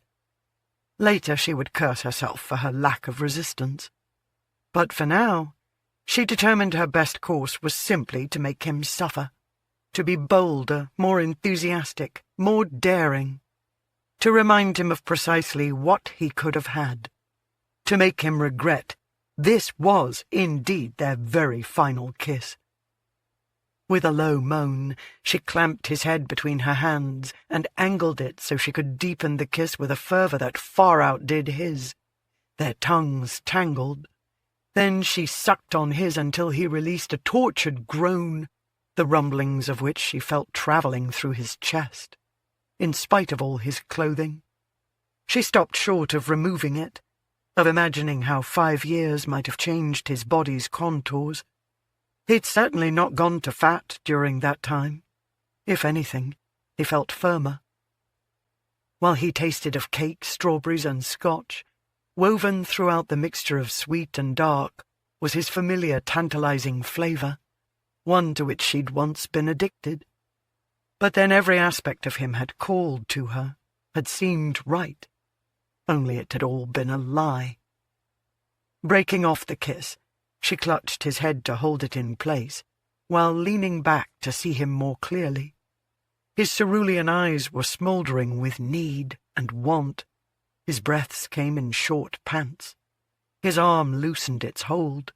His fingers barely touched her cheek now, as though he was awakening from a long, laudanum-induced sleep and just beginning to stir. "In case it missed your notice," she began, grateful her voice didn't betray all the emotions rioting through her. That was farewell. Separating herself from him completely, she spun on her heel. He grabbed her arm. "Reggie!" She broke free of him and gave him her most haughty glare. "Never touch me again." She'd deliberately chosen this bend in the stream because many years before a storm had toppled a tree, leaving in its wake a stump that rain and wind had somewhat smoothed. Now she led her horse over to it, stepped onto it, and pulled herself, not as elegantly or gracefully as she would have liked, into the saddle. Without bothering to look at Knightly, she set her horse into a trot. She'd been wrong. Knowing when the last kiss would be hadn't made anything any better. All it had accomplished was to leave her longing for one more. Chapter 11. His mouth returned to mine with a fervour and hunger that stole my breath and probably should have frightened me. Instead, I welcomed him, knowing it would be impossible to ever have enough of him. Anonymous. My Secret Desires. A Memoir. June 15th, 1875. Sitting at the Twin Dragons, while his mates had carried on a conversation regarding an investment opportunity with an American firearms manufacturer, Knight had been unable to stop contemplating the time he'd spent that afternoon with Regina. Every word uttered, every glance, every touch, and then that damned kiss. He'd fully expected her not to respond to the kiss, to rebuke him by not reacting at all. Instead, she'd poured all she was into it, and by doing so, although it might not have been her intention, she'd punished him tenfold by reminding him of what he'd never again fully possess. He'd been like the character in her book, willing to do anything Miss Regina Leyland asked of him. What she asked, nay, demanded, was that he never touch her again, which he'd never intended to begin with, to ever touch her again. But having done it that afternoon, the thought of never having that particular pleasure for the remainder of his life was pure torment, the pain most assuredly deserved. "You mentioned you had a favour to ask of me?" King prodded. Knight glanced over at his friend. When the others had begun to take their leave, he'd asked King to remain behind for a few minutes, and as he'd settled back into place, so Knight's thoughts had begun to drift into the occurrences that afternoon, instead of remaining transfixed on the reason he'd asked King to stay. He fought to refocus his attention on the matter at hand. "Yes, I'd like you to invite Miss Regina Leyland to your ball." King released the tiniest huff of disbelief before leaning forward and bracing his forearms on his thighs. "You're no fool, Knight. You must know that particular woman from your past is most likely the one who penned the book that is now on everyone's tongue. I swear, since we were last here, I've not had a single conversation with a solitary person in which that damned tome has not come up, and I've not been asked if Lord K is my firm friend, Lord Knightly. It's deuced irritating." "How do you respond to such impertinence?" "I tell them I haven't a bloody clue." Looking abashedly guilty, he glanced around before levelling his gaze back on Knight. "However, my Penelope managed to obtain a copy. I thought the book had become available only in a shop's secret rooms, reserved for pornographic materials. My Penelope is exceedingly resourceful. Why do you think she made such a superb secretary? But more importantly, she's been reading it aloud after we've retired to bed." He cleared his throat. "It is quite titillating. That aside, the descriptions of this Lord K, both his physical appearance and mannerisms, it's as though you stepped onto the page in all your arrogant glory." Knight chuckled low. "Arrogant? Why not merely confident? That as well." Knight shrugged. "The author could be a lady who merely lusted after me from afar and simply penned her fantasies. I've had many admirers over the years." "Do you truly believe that?" He trusted no man more than he did King, but still was reluctant to confirm the author's identity to anyone. "Chidding has an interest in Regina. She deserves a good man and happiness. I'm striving to provide an avenue that will lead her toward the altar with someone worthy of her." With an insolent grunt, King settled back against the thick leather cushion. "You obviously still have some feelings for her. Why not marry her now?" "I vowed never to marry.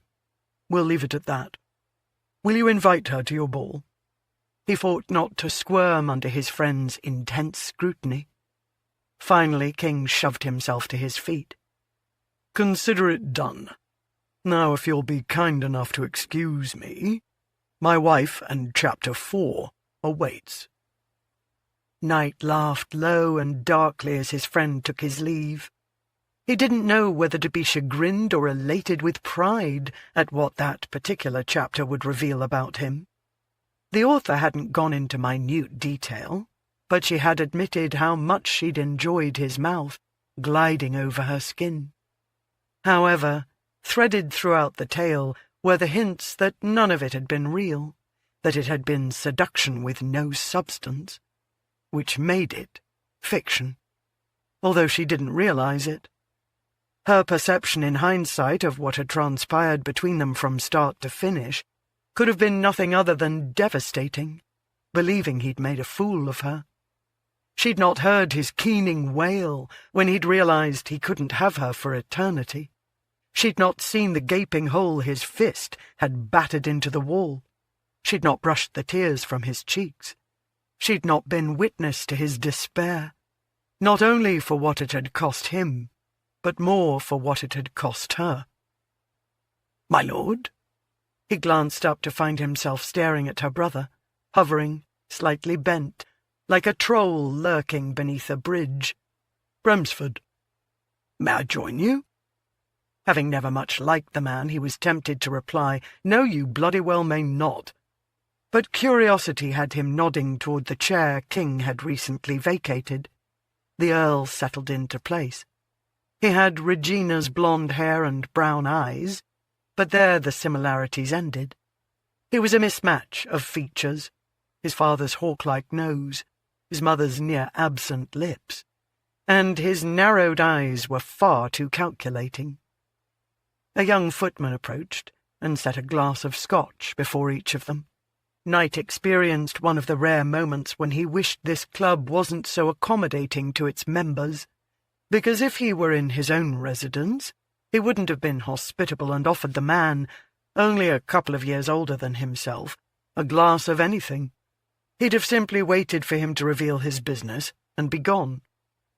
Bremsford took a sip and smacked his lips with what Knight assumed was a show of appreciation for the fine liquor. But his own glass remained untouched. If the Earl noticed the slight, he ignored it. "I was wondering if you might confirm for me that you are in fact Lord K." Glaring, Knight shook his head while releasing an impatient gust of air. "Christ, Bremsford, you are not listening to gossip, surely? How the devil would I know?" "It's just that I heard you were brandishing a copy of that disgraceful book around at the gaming tables the other night, so I assumed you'd read it." "It was given to me while I was here, and I didn't have a pocket large enough to accommodate it, and therefore I was forced to carry it about. I certainly wasn't brandishing it. But have you read it? For if you have, perhaps you can confirm that the author is my father's bye-blow. She was always a bit rash." "How would you know how she was, my lord? As I understand it, you did all in your power to avoid her." He remembered the night Regina had spoken about her half-siblings, how she'd never met them. Her voice had been laced with a deep sadness, her tone one of immense loss, but even then she'd had too much pride to weep. "I've heard enough about her over the years. Know she wrote lengthy letters to my father whenever responsibilities kept him away from her whore of a mother. When you rightly jilted her, she became a woman scorned, and she has no shame. I'm not the only one to suspect it is she who has boldly written about intimacy, yours and hers. What better way to exact her revenge than by bringing notoriety to your door, to ensure you are no longer held in high esteem by your peers and others among the aristocracy? If she was going to go to such bother, why not do it soon after she was scorned? Why wait nearly 5 years? Because father was still alive, and she wouldn't dare risk embarrassing him. She couldn't guarantee her identity wouldn't be uncovered, or that the gossips wouldn't point the finger to her. No, she would have waited in order to avoid his censure. But now he is gone. You are the only one to suffer the embarrassment at her whim. Who is to say it will be the last book she pens? She may have decided to pursue a career as a writer, in order to supplement the substantial allowance my father arranged for her. She is greedy that way." It was a very good thing Knight had not picked up his glass of scotch, because the force with which his hand closed into a fist would have shattered the crystal. "I never knew her to be greedy. If anything, I found her to be far too generous." "In your experience, with her spreading her legs wide for you?" Knight barely remembered catapulting out of his chair, but suddenly, with one hand fisted around Bremsford's shirt near his throat, he was hauling the man to his feet, his other hand knotted tightly, prepared to deliver a blow to the man's gut. "You will speak of the lady with respect, or I'll beat bloody manners into you until you do. Don't be a hypocrite, Knightly. You saw the rancid truth of her and came to your senses before making the fatal mistake of marrying her. As I explained at the church, she is the one who came to her senses, recognizing the truth of me, and that with me she'd never know true happiness. She is all that is pure and good, and deserving of nothing but admiration. No one believed that poppycock you spouted. Through you she gained everything: prestige, power, wealth. She brought nothing to the marriage. She brought herself, and that was worth more than anything I had to offer her. But I couldn't give her the amazing life she so rightly deserves. Regardless, I am convinced she is anonymous. She is not." He flung the man back into the chair with enough force to nearly topple it. However, it did scoot back several inches, and Bremsford clung to its arms as though he was aboard a ship being tossed about by a tempest. "Nor am I Lord Kay. Spread rumours to the contrary, and I'll see you destroyed. By the by, if you received an invitation to the Kingsland ball, disregard it. Otherwise my fist will do the welcoming when you arrive." He spun on his heel. Ignoring all the gentlemen who'd come to their feet, eyes wide, mouths agape, he stormed from the library that had once served as a calming sanctuary, and wondered if he'd ever find enjoyment in this room again. Chapter 12. In the darkness of that garden, as his mouth plundered mine, and his hands journeyed possessively over me, I became lost to all the glorious sensations he brought to life. Anonymous. My Secret Desires.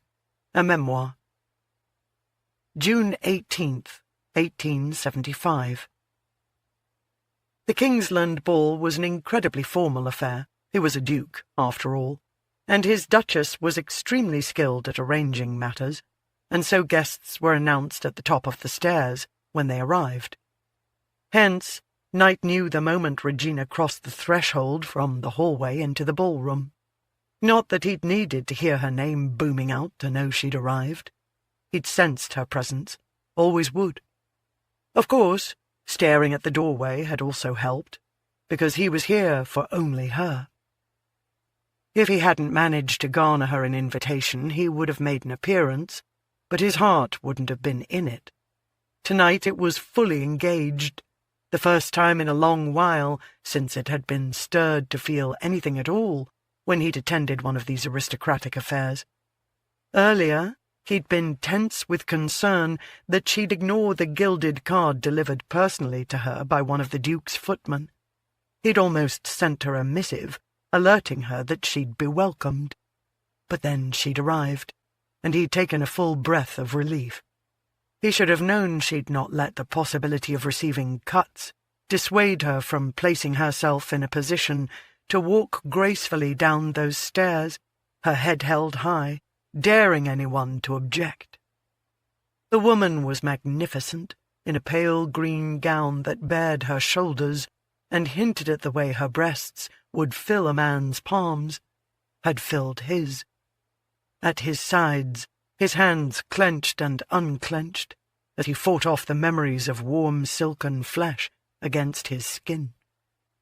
Standing with Rook and two other gentlemen, ignoring their chatter, he surreptitiously watched as she gracefully curtsied before the Duke and his Duchess, the warm smile they each bestowed upon her, indicating they were truly glad she'd come. Knightly had chosen his friends well, and he would make a point of thanking them later for their graciousness. She'd taken only a few steps away from her host and hostess, when Chidding approached her, his smile tentative and awkward, and Knight couldn't help but wonder, as the man signed her dance card, if Chidding would have done the same if he had coins in his coffers. She deserved a man who was more interested in her than in the easier life she could provide. Perhaps he should strive to secure such a gentleman for her, although he suspected she wouldn't appreciate his finding fault with her current suitor and seeking to replace him with someone more worthy. Chidding wasn't a bad fellow, but neither was he particularly exciting. On the other hand, maybe Regina felt she'd had her fill of excitement. Perhaps she yearned for a quieter, calmer life, one in which she wasn't constantly the object of gossip or conjecture, one within which she was fully accepted and the circumstances of her birth mattered not at all. "What do you make of it, Knight?" Rook asked. He turned his attention away from his musings. She was no longer his to worry over. She wanted Chidding, so Chidding she would have. "Apologies. I was distracted for a moment there. To what were you referring?" Rook's smirk indicated he knew precisely what had distracted him. Damn the man. "Granard here was saying Bremsford has offered £1,000 reward to anyone who can confirm the identity of Anonymous." Knightly glared at the grey-haired Earl, more his father's contemporary than his own. "Has he gone mad? Why the devil would he care who the author is?" Although, based upon his encounter with Bremsford only a few nights earlier, he suspected the Earl was seeking to wreak havoc for Regina, out of spite or jealousy or simple unkindness. "Because he is a man of firm convictions, and understands the danger posed by such salacious writings. The things this fallen woman allows this man to do to her." He slowly shook his head, as though crimes had been committed, and he lacked the ability to comprehend what was to be gained by such abhorrent behaviour. "You've read it, then?" His ears and cheeks turned beet red. "Only as a study in how we might need to amend the Obscene Publications Act. The thoughts this author puts into a woman's head are indecent." "What? That she can find pleasure? Should in fact glory it?" "It has not been my experience that a woman takes any joy in bedding at all." "Then, my lord, you are not doing it properly." The man's eyes went so wide, Knight was surprised they didn't have to actually be placed back into their sockets. "How dare you, sir? I know what I am about. But then you would say such a thing, being Lord K and all." "I say such a thing because I appreciate that women are capable of enjoying a great deal of pleasure. In fact, they are deserving of it. They aren't chattel, man. They don't exist to provide us with a vessel in which to slake our lust, or to deposit our seed in order to merely provide us with children. They have thoughts, feelings, needs, and desires. Why in God's name would any of us want to be with a woman whose passion does not equal our own?" It's not. We aren't. This is not the place for such a sordid discussion. You, my lord, are disgusting. Little wonder your father has naught to do with you." His face having gone red and blotchy, Granard marched off. The lord who'd arrived with him stood there startled for a few seconds, before following his friend's example.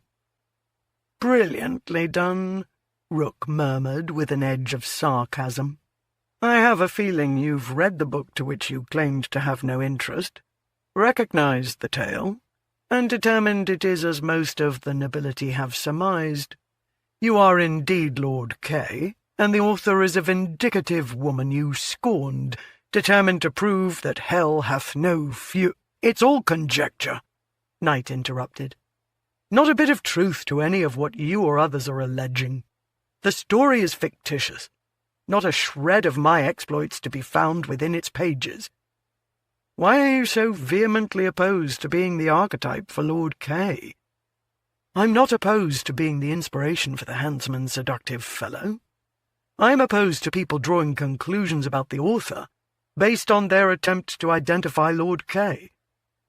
There's a wager at White's that Regina is the author." Beneath his breath, Knight cursed soundly. You think that's the reason that Breford, the dashed idiot, offered the bounty? Because of a wager he's made? Perhaps. Or like so many, maybe he's merely curious, seeking to solve a riddle. Whatever the reason, Breford posed a danger to Regina's happiness, and to her daughter in every manner conceivable. Knight wasn't going to allow that to stand.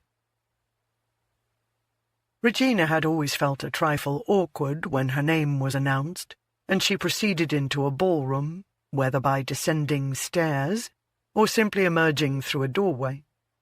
The Thornley affair had not announced its guests as they arrived, and she'd wondered at the time if it was because the Duchess of Thornley, a child of the streets, wasn't comfortable with all the pomp and circumstance. But the Kingsland ball was handled in a manner fit for a king and his queen, with an abundance of grand gestures.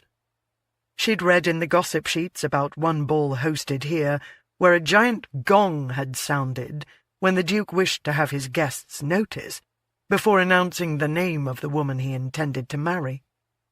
When Regina's arrival had been proclaimed, she'd rather felt like one of those gongs had been struck, so its vibrations echoed out over the room and drew everyone's attention to the stairs. Music continued to play, couples continued to dance. Still, she had the uncomfortable sensation of every pair of eyes turning toward her, their owners judging her. It was the first time she'd made an entry into a ballroom after her name was announced, without her father at her side. She'd felt at once conspicuous and uneasy, yet determined to make him proud. If she'd learned anything at all from her mother, it was how to bury her apprehension, step onto the stage with an air of confidence, and give a performance that would bring the audience to their feet, and to imagine everyone without clothing. Therefore, she'd made her grand entrance with her chin up, and a smile hinting that she knew everyone's secrets. She didn't give away that against her kid skin her palms were damp, or how her pulse thrummed with the ferocity of a drummer pounding his instrument to send out a commander's orders in the midst of a skirmish, or that she did indeed feel as though she was headed into battle. Through Knightly, she knew the Duke of Kingsland, but was only now being introduced to his Duchess. She suspected it was at Knightly's urging that she'd received an invitation. She'd considered declining, to prove to him that she didn't require his assistance, and wanted naught to do with him. But she was no fool. Invitations were scarce, and she needed to make the most of each one received. Therefore, she'd swallowed her pride, washed down the bitter taste with a perfectly aged Cabernet, and drawn on her finest gown. At the Duke and Duchess's kind-hearted, sincere welcome, she was glad she had. She hadn't been certain of the Duke's regard for her, because she didn't know what Knightly might have told him regarding his reasons for not carrying through on his promise to marry her. She'd taken only a few steps away from her host and hostess, when Chidding greeted her with a warm smile, bowed over her hand, and touched a light, barely whisper of a kiss to it. She imagined he might do the same before climbing into bed with her. He was incredibly formal, but it was the way he'd been brought up. He would never be the object of a salacious book, or have his name associated with scandal. But then she would provide enough scandal for them both. She need only determine if he was willing and capable of weathering the storms her mother's misguided heart and her own impetuous one would be sending their way. Straightening, he said, with true joy in his voice, "I'm frightfully glad you're here. Will you honour me with your first waltz, and your last?" "I would be delighted." He complimented her loveliness, as though it was something over which she had control, commented on the pleasant evening air, but stopped short of asking her to take a stroll about the garden in it.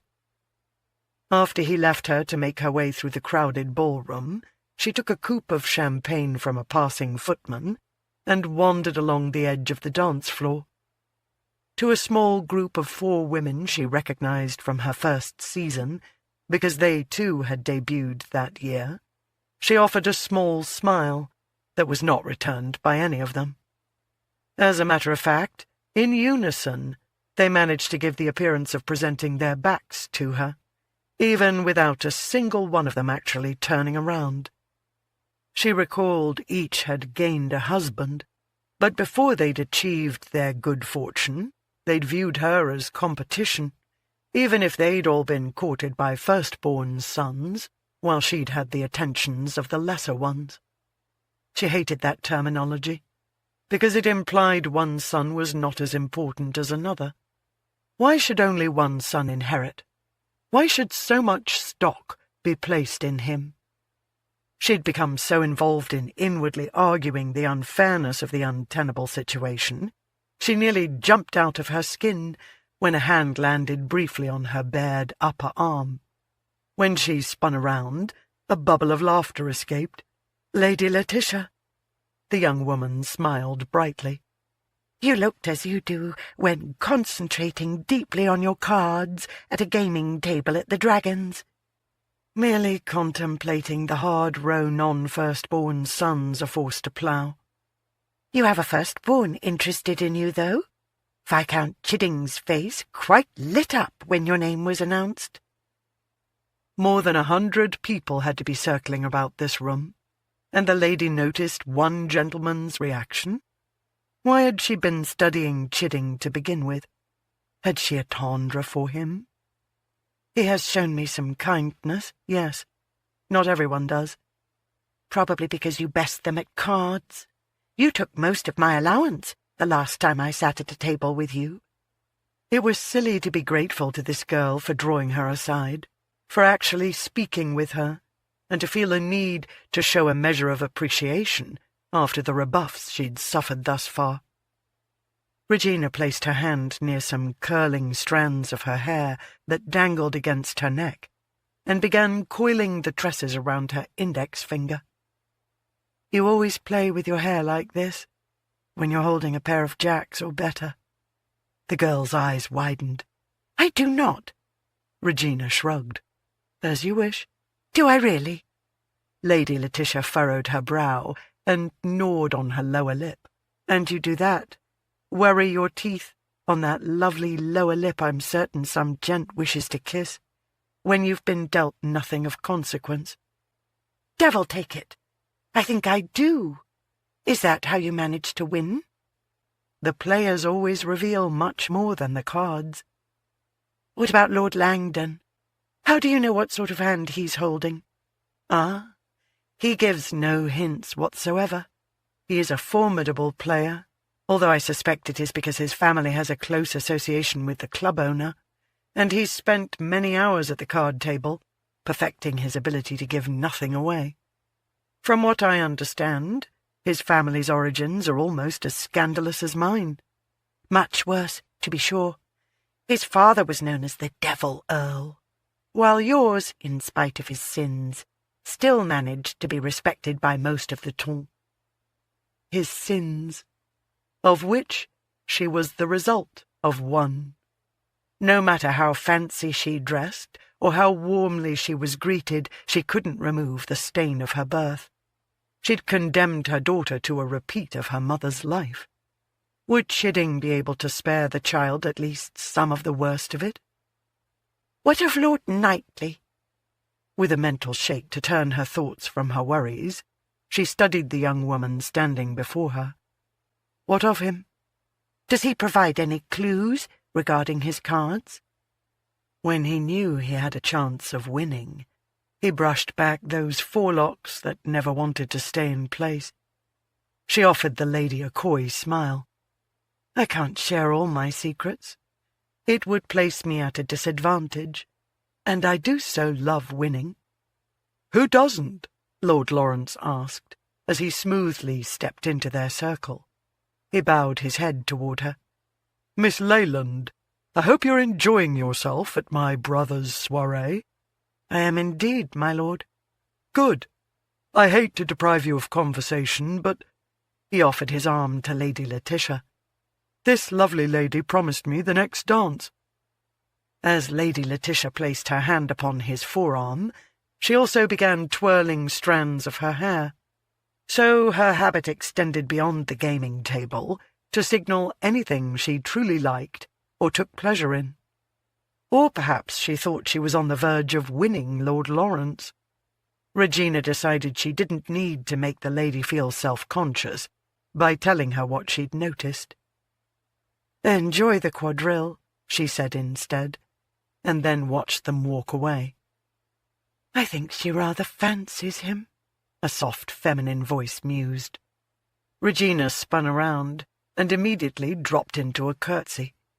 "Your Grace." The Dowager Duchess of Kingsland smiled at her.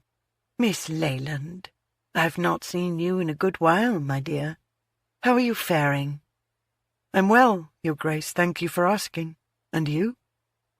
"Returned yesterday from a lovely month in Italy. Overall, however, I am much happier since my elder son wed. Now if I can just get Lawrence to walk up the aisle. Did he ask you for a dance?"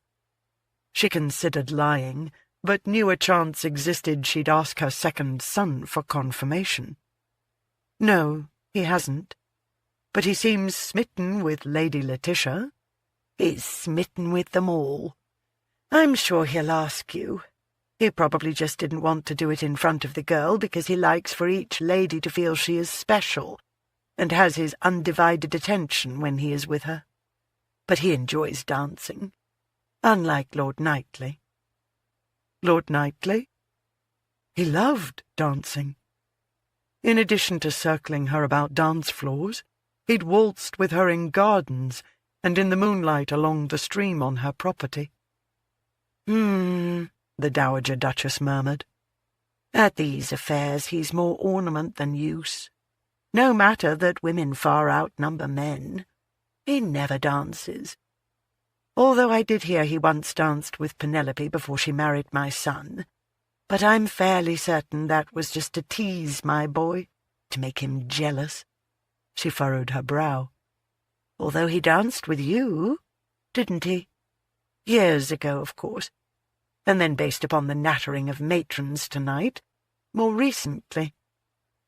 She very nearly cursed aloud. Did they have to always be the object of gossip? As though speaking about him had conjured him, looking past the Duchess, she spotted him standing in a circle of men, but he hardly seemed to be paying any attention to them. His gaze captured hers, and she felt as if he'd suddenly shackled it in irons because she couldn't look away. Then he did the strangest thing. He reached up and tugged on his left earlobe. A signal they'd devised for communicating. "I'll be waiting for you in the gardens." The audacity of the man! After what had transpired by the stream, did he really think she was going to rendezvous with him in a darkened place? Handsome devil, isn't he? Regina jerked her attention back to the Dowager Duchess. "I was simply admiring the beauty of this chamber, the wallpaper, mirror, and elegant chandeliers. My dear, I may have some years on me, but I'm not dead, and I can certainly detect a spark of interest in a lady's eyes. I promise you I have no interest in him at all. I suppose I can hardly blame you when he didn't do right by you. Your father shared with me the truth of things, shocked me down to my toes, as I'd considered Knightly a man of honour. Your father suing him for breach of contract made it very clear he was not. Unfortunately, it had also served to give fuel to the speculation that Knightly had lied when he'd declared she'd changed her mind, especially after Knightly paid without a single objection. The money had gone into her trust, increasing the amount of interest and thus providing her with a little more income each year. She knew the exact amount down to the penny, because when she'd returned from Europe, she'd set up a trust for Ariana and ensured the additional earnings from Knightly's contribution were deposited into it. "Better he decided we didn't suit before we were married than after," she said. "How gracious of you, my dear. If it had been me, I think I'd want some sort of revenge, although they do say it can be a double-edged sword." She lightly patted Regina's shoulder. "But it appears you have a new suitor. Good luck to you." The Dowager Duchess greeted Chidding in passing as he came to claim his waltz. Regina liked the way his eyes warmed at the sight of her, the small smile he bestowed upon her that revealed one tooth in the front, charmingly overlapping the other. When he circled her over the floor, he ensured they remained a respectful distance from each other, proper. They would lead a very proper life, very different from the improper one she'd lived from the moment she was born. "Do you find it difficult, being at these affairs?" he asked, to her surprise. She'd expected him to comment once more on the weather. "I'm accepted by some, not by others, but that is the way of the aristocracy." "Do you want to live among them?" She wanted it for her daughter, and she supposed in a way for her father, to prove she was worthy of the notice, respect, and elevation, as redemption for her mother as well. She wanted to be welcomed into ballrooms where her mother had been denied entrance, but mostly she wanted to be accepted for herself, for people to look beyond the circumstances of her birth, and to find her worthy of their admiration because of who she was within her heart and soul. But that was so very hard to admit. "My father set me on this course. I suppose I don't want to disappoint him." "I can't imagine you ever disappointed him. I also imagine it was difficult coming by yourself. I'd not realized you'd been invited, as—" His voice trailed off. "As?" she prompted. The tips of his ears turned red. "I knew your brother had been." "Did he tell you that?" He nodded gravely. "At the club, when he approached to tell me I should cease giving you attention." She couldn't have been more surprised if a unicorn had suddenly galloped in through the doors leading onto the terrace. Not at her brother's actions, but at Chidding's disregarding the instructions. He was such a quiet, unassuming man, she was embarrassed now to acknowledge she'd been unsure of his backbone. Yet here you are, dancing with me. He grinned. "Here I am, dancing with you." Because he liked her, or because he was incredibly desperate for her funds? Why did she have such doubts?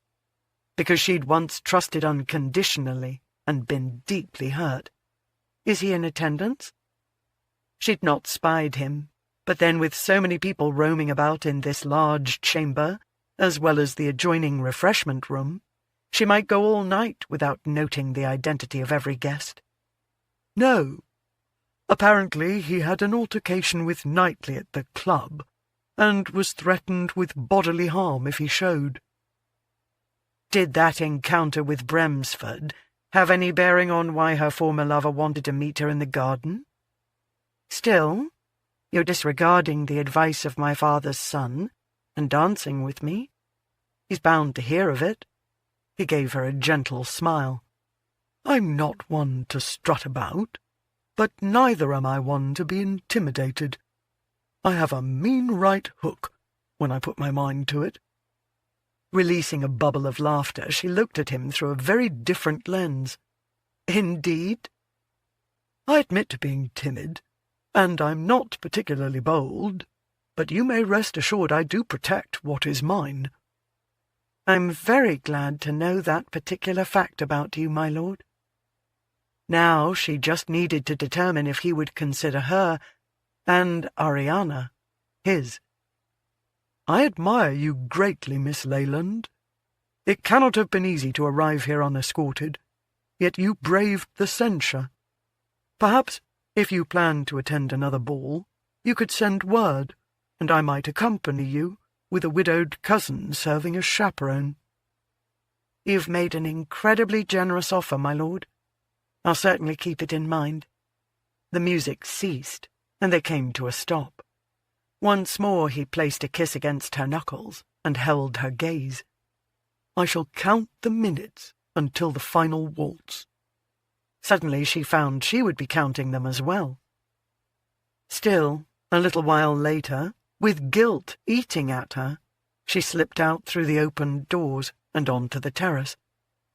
Had her father considered himself as traitorous when he'd left his wife to visit his mistress? How did one carry on with another without acknowledging the burden of betrayal? She wasn't even betrothed to Chidding, yet still she feared he'd be immensely disappointed in her if he discovered her present journey.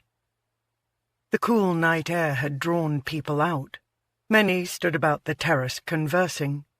Some had gone down the wide steps to meander about the gardens that were visible because of the tall gaslights that must have cost a fortune to install. Her residence beyond the city had not yet been modernized, and they depended upon oil lamps and candles to guide their way through the manor after sunset. She skirted past a couple of people who ignored her because they were too absorbed with each other to pay her any attention, thank goodness, and dashed quietly down the steps. Reaching the clearly marked garden path, she kept to the shadows. When she was a good distance into the abundant foliage, Knightly stepped out of the darkness and joined her. She'd been expecting his sudden appearance. It was how they'd managed things before. He always seemed to know precisely where to find her. Perhaps he followed along in her wake. She hadn't cared then. She'd been too overjoyed by the notion he wanted to be with her. Now she was a bit cross, because she felt disloyal to Chidding. "I wasn't certain you'd heed my request," Knightly said. He took her hand. His was bare. He'd always removed his gloves when he entered the garden, because he would take advantage of any opportunity to touch her, even if it was only her cheek, and he wanted nothing separating his skin from hers. "Let's go farther in, where we can be assured of more privacy. I do hope you're not expecting a rehash of what I granted by the stream. I assure you I'll never grant it again. It was the final kiss for all time." Even as she said it, she mourned the words. She hated him for continuing to have this hold over her. "We need to talk, and I want to ensure no one will overhear." They held silent as he led her through a maze of hedges, flowers, bushes, and trees. She assumed he'd walked through these gardens with Kingsland dozens of times, so he was familiar with every nook and cranny, every bend, every curve. Finally he brought her to a halt, near what appeared to be a trellis awash with roses, if the scent was any indication. The barest of faraway light allowed her to discern only outlines and silhouettes. When he didn't release his hold on her, she shook herself free of him. "What is it you want of me?" "I heard tonight that Breford has offered £1,000 bounty for proof of the identity of Anonymous." His voice came out low and secretive, but still she glanced around, fearing they weren't far enough away from prying ears. After swallowing her trepidation, she nodded, although he probably couldn't make out the motion in the inky obscurity. "I'm aware. My solicitor called upon me most discreetly this afternoon to alert me to the fact that my father's son had paid a visit to my publisher, insisting he reveal the identity of the writer of that salacious book." She'd wanted to hide, build a moat around her residence, lock herself away. She'd certainly considered not making an appearance tonight, but had decided it was imperative not to cower. If she gave the impression she feared discovery, Breford might decide he was on the correct track. "I assume your publisher guarded your privacy?" "Only my solicitor knows I penned the book," she shrugged. "And you, of course." "Why does Breford bloody well care who wrote the damned story?" "Because he's hateful, and he suspects it's me." "What does he hope to accomplish? It seems the very last thing he'd want is to bring notoriety to his father's daughter, to give you any sort of acknowledgement at all, to have you recognized as someone who has created a piece of work that has captured the imagination of so many." She wove her fingers together and clenched them tightly. It was really none of his business, and yet at the moment the weight of it seemed incredibly heavy. She had no one else with whom to share the burden. He'd shown such kindness to Ariana. In addition, his concern touched her, made her want to relieve herself of some of the pressure suddenly bearing down on her. She sighed. The residence and the land surrounding it. My father did not deed them outright to me, but placed them into a trust for safekeeping, as he did with the £20,000 originally set aside to serve as my dowry. But the trusts come with a stipulation of which I was unaware until today. I don't think my solicitor ever gave it any credence, because it was so ludicrous, and he didn't read the manuscript before taking it to the publisher at my request. She found it difficult to go on, to realize what a fool she'd been. But Knightly, of course, had no such misgivings. The stipulation? She cleared her throat, wishing the noise didn't sound so loud in this quiet part of the gardens. If I'm ever arrested, simply charged with, not necessarily convicted of, a crime, such as indecency, or even proven to be of questionable character by those who now oversee the trusts, the contents will transfer in whole to the current Earl of Bremsford. Bloody hell! The words were uttered in a harsh and heated growl beneath his breath that no doubt scorched the surrounding fauna. Yes, quite, she agreed, more softly, in resignation because she didn't know how she was going to avoid holding this secret forever. Secrets always made their way from the darkness to the light. Her mother was supposed to be her father's secret lover, and then she wasn't. Everyone learned about her. Her father's byblow was to be a secret. Eventually she too was found out, just as Ariana would be. Questionable character, he muttered. If Bremsford were to learn about Ariana... Fortunately, he can't hurt me there. The stipulation is carefully worded to apply only to behaviour that occurs since my father passed. Anything that happened before his death, he excused. You told me your father was overjoyed to have her in his life. He was. However, as much as he loved her, he was terribly disappointed that I'd placed myself in a position to have a child and no husband. He was also quite irate that I refused to tell him anything at all about who might be her father. But to have punished me with anything other than expressing his ire would have made him a hypocrite, since he also had an illegitimate child. You neglected to mention that he wasn't happy with you. She shrugged. You asked what he thought of Ariana.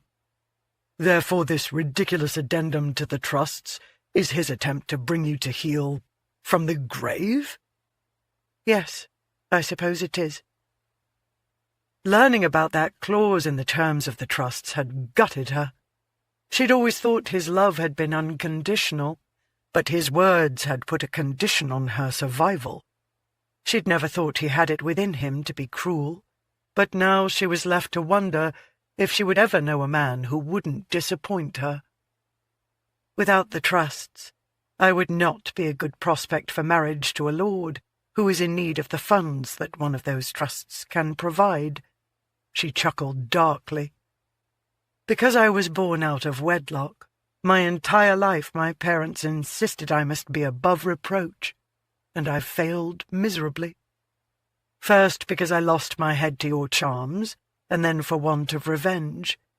The latter, however, is now a threat to my future. Ironically, tonight the Dowager Duchess of Kingsland told me revenge is a double-edged sword, and already I feel it pricking my skin. While it was unfair, she hated Knightly for it. He'd torn her heart asunder, and in so doing had ruined her life. Was it unfair of her to want to ruin his a bit? His warm palm came to lay gently against her cheek. You penned a book, Reggie. It's not as though you committed murder. She did wish he wouldn't use his pet name for her. It brought to mind far too much intimacy shared between them. I know I should tell Chidding, because he needs to understand precisely what he'll be stepping into if he marries me. But 1,000 quid could be incredibly tempting to a man in his dire straits. A man can't live on £1,000 for the remainder of his years. You started with less, and look where you are now. Be honest with yourself. You don't trust him completely. How can you marry a man you don't trust? I went to a church to marry a man I did trust, and that didn't turn out so well, did it? His hand fell. No, I suppose it didn't. He turned away. Don't turn your back on me, she fairly hissed through clenched teeth. He spun around, and even with all the shadows surrounding them, she could make out him ploughing his hands through his hair. I meant no insult. I was striving to determine a way out of this mess. You can't do it facing me? You've always served as a distraction. He flashed a grin. But you're correct. We need to work on this together. He suspects you of being anonymous because he suspects me of being Lord K. He also knows I have a copy of the book, and have no doubt read it. At the club the other night, he wanted me to confirm it was our story, yours and mine. Was that what had led to the altercation? Chidding mentioned an incident at the club. I took exception to some things he said, but I didn't confirm you were the author, which is no doubt one of the reasons he's offered the bounty. He thinks it's you, and seeks proof. If we continue to pretend a reconciliation, perhaps he'll be convinced it must be someone else. The furor over the book will eventually die down. Another scandal will replace it, and Bremsford will give up the hunt. If I were you, however, I would reconsider the wisdom in penning that second volume. She wondered if he could see her wicked smile. But plotting your horrific demise has brought me such joy. It could put you at further risk, Reggie. He sounded so deuced serious, and she knew he made a valid point, but at heart she was a writer, and she wasn't going to grant Bremsford complete power over her life. It's mostly fiction anyway. If I continue to publish as anonymous, and the story has no basis in fact, perhaps that too will convince him that he's barking up the wrong tree. But if I stop writing, cease doing something I so enjoy, then in a way he's still won. Well, we can't have that. Giving him any sort of victory. His grin was impossible to miss, captured by the light of the moon and stars. Of course he had the power to command nature to illuminate him when necessary. Tell me, do you grant Lord K at least one more night with the lady he wronged before you do him in? Why would he want it? His smile diminished as he shook his head. We should probably retire inside now. Do you have an available dance? She nearly scoffed. They're all available except for the last. Then I'll take the honour of the next waltz. I'd rather you not. Do you want to convince people the book has nothing to do with us? Besides, it'll keep Chidding on his toes. Go on. I'll meet you inside. She shouldn't. She should declare she could avert disaster without his assistance. But her father's son was hemming her in, threatening harm to the one person she held dear. She was willing to try anything to protect Ariana, no matter how abhorrent it would be. She suspected Knightly was very much aware of that, but she couldn't imagine he was seeking to take advantage, because he couldn't want to be with her any more than she wanted to be with him. One dance, she stated concisely. One dance. This changes nothing between us. You've made your position regarding me quite clear. I'm not likely to misinterpret it. Very well, then. The next waltz. With a huge gust of a sigh, she headed back to the residence. How was it that a need for retribution had managed to so complicate her life? If she'd only realized before she submitted it for publication that Chidding had an interest in her, perhaps she wouldn't have done it, would have viewed finding contentment with him punishment enough for Knightly. Or if she'd known about the blasted terms included in the trusts, perhaps she could have produced a tamer telling of the tale. But then it wouldn't have been the story that had poured from her soul. Bremsford would soon grow weary of the chase, however. She was rather certain of that. Her father's son had never been faced with a challenge that tested his mettle, while Regina had survived numerous ones. She'd survived this one as well. Knight had once considered love to be paradise. Now it was hell, plaguing him whenever he was in the vicinity of Regina, plaguing him when he wasn't. He knew in order to win, often sacrifices were required. However, Christ, the ones he and Regina had been forced to make were too damned much. Tonight he waited until the first notes for the waltz struck, before approaching her and offering his arm. Her lukewarm smile was far better than the icier ones she'd been bestowing upon him. He wondered what it might take to be the recipient of the one that had always lightened his steps and his heart when in its presence. She was no doubt reserving them all for chiding, as it should be. Still, it didn't mean he wasn't experiencing a touch of envy, although at least she wasn't striving to undo his neckcloth with her eyes. "How are you getting on with the puppy?"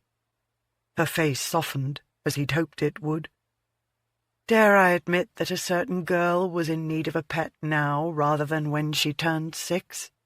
They've become fast friends.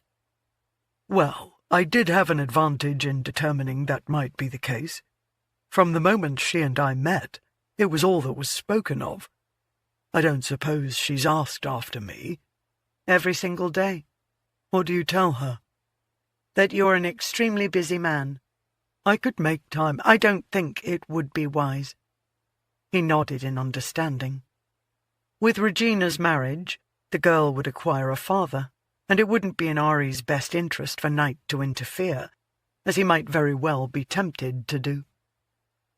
Although a good many people were enjoying this dance, they never stayed long in the vicinity of anyone for even snippets of a conversation to be heard. However, he did glance around to ensure no one seemed to be paying attention to them before he said, "If only 3 people know the truth of Anonymous, I should think the author is safe from Bremsford's machinations." She nodded. "I should hope so, but he does seem rather determined to see me ruined. I've often wondered if I'd been the legitimate one and he not, if I'd have hated him as he does me. All I've ever felt is a measure of sadness and loss, that we couldn't at least have tolerated each other. And I've regretted having no relationship with the Duke's other daughters. I suspect they might be around here somewhere, but I've never met them." "You were playing cards with one of them the other night at the Twin Dragons." Aware of her losing her footing as her eyes widened, he held her more tightly, steadying her without his own steps faltering. "Not Lady Letitia, surely?" Based on the tone of her question, he had the impression she rather liked the girl. "No, Lady Warburton." "I suppose she married while I was away. My father never mentioned her new name. However, she gave me a heated look every time I won. I assumed she was simply a sore loser. But why would she sit at the table? I was there first." "Maybe she didn't recognize you either." "The dealer called me by name. Why didn't she leave in a huff once she knew who I was? I wonder if she was spying for Bremsford." She sighed. "I don't know if I'll ever become accustomed to being disliked for something that wasn't my fault." "It's not an easy thing with which to deal, to be sure. But I've found it helps to recognize that the shortcoming is in the person who has no valid reason for the disliking." She tipped her head slightly. "I recall your father didn't favour you." "Can't stomach the sight of me." "Because you're a reminder of the son he lost?" "Among other things. Things he wasn't going to discuss with her. As people are seeing us conversing more than we did the last time we danced, I think we may be off to a good start with our scheme. In order to make our reconciliation more believable, we should probably make an appearance together at the park. I'm not sure that's really necessary. Are you willing to risk it, Reggie? Where's the harm in one afternoon, where many will view us together? She rolled her eyes in obvious frustration. Very well. Excellent. Why don't you have your driver deliver you to my residence tomorrow afternoon? Dress appropriately for a ride. I'll have a horse ready for you. And one for my maid, Millie. She'll be serving as chaperone. Your maid rides? She was raised on a farm, and I've never objected to her taking a horse out for a trot now and again. The music faded, and they slowed to a stop. Any particular time? She asked. Whenever it is convenient for you. After escorting her to the edge of the dance floor, he walked away feeling triumphant, a condemned man who'd just been granted a reprieve. Chapter 13. I could not help but touch him in return. His dark hair, his broad shoulders, his strong back, his taut buttocks. Yes, I even dared to squeeze there. His attentions were setting me free from any inhibitions. Anonymous. My Secret Desires, a Memoir. June 19th, 1875. The following afternoon, as her coach carried her into the heart of London, and Millie sat opposite her, a weariness deep enough to make her bones feel as pliable as melting wax settled over Regina. As much as she enjoyed riding, she wasn't looking forward to this outing. She'd not slept after returning home from the ball. Every time she closed her eyes, Knightly was over her, his hair brushing her forehead, his eyes heated, his voice rough as he assured her everything will be all right. And her body would grow warm and ache in places that longed for a man's attentions. She tried to think of chiding. Why couldn't visions of him come to her when she had these dreadful yearnings? Because he'd yet to kiss her? Because she had no sexual experiences with him to draw upon? The very last thing she wanted was to spend time with Knightly. No. The very last thing she wanted was to lose her trusts. She could find employment somewhere, surely, for a newspaper perhaps, although she was fairly certain the income wouldn't be nearly as generous as the yearly amount she was presently accustomed to receiving. She'd be unable to afford servants, except perhaps for Millie, who might be content with a roof over her head and food, in exchange for which she could watch over Ariana. Regina would need someone to care for her daughter if she herself had to be out searching for stories. Then there was the matter of someone learning she'd given birth to a child out of wedlock. That sort of situation was terribly frowned upon. No one would hire her under those circumstances. She could claim to be a widow. She'd considered it when she'd first returned to England, but the deception didn't sit well with her.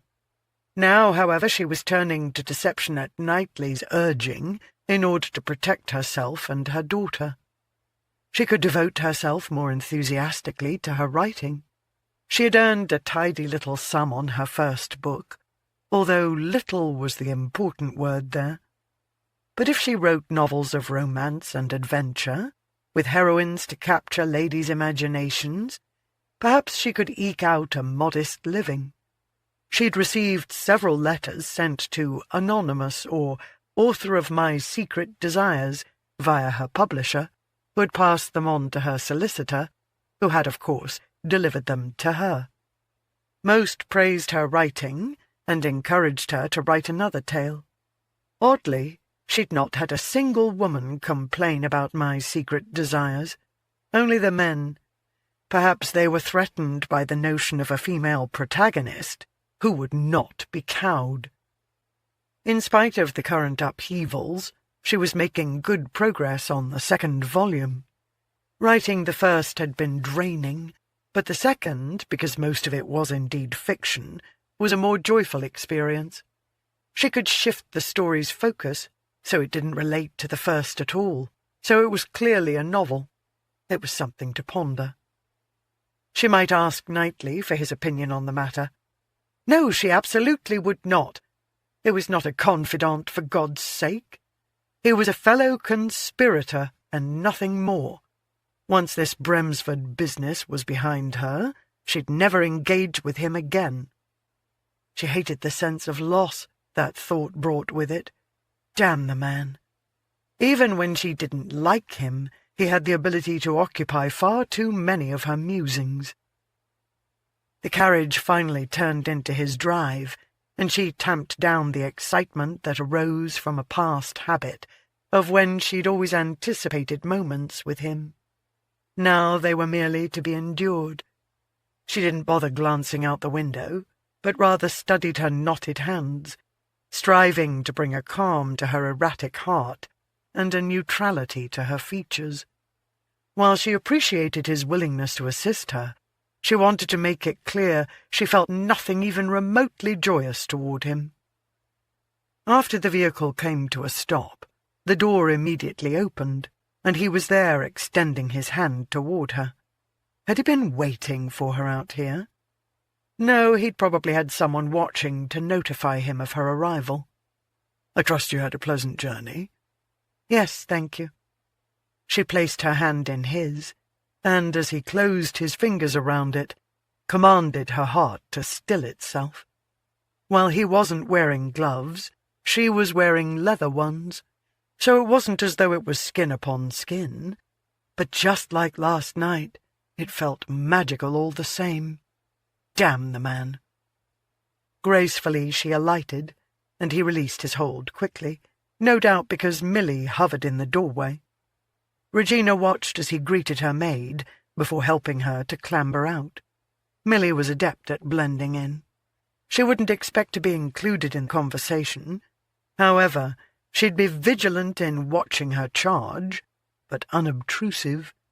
Certainly she wouldn't bring out a scrap of yarn and measure the distance between Regina and Knightly, who at that moment swept a hand off to the side.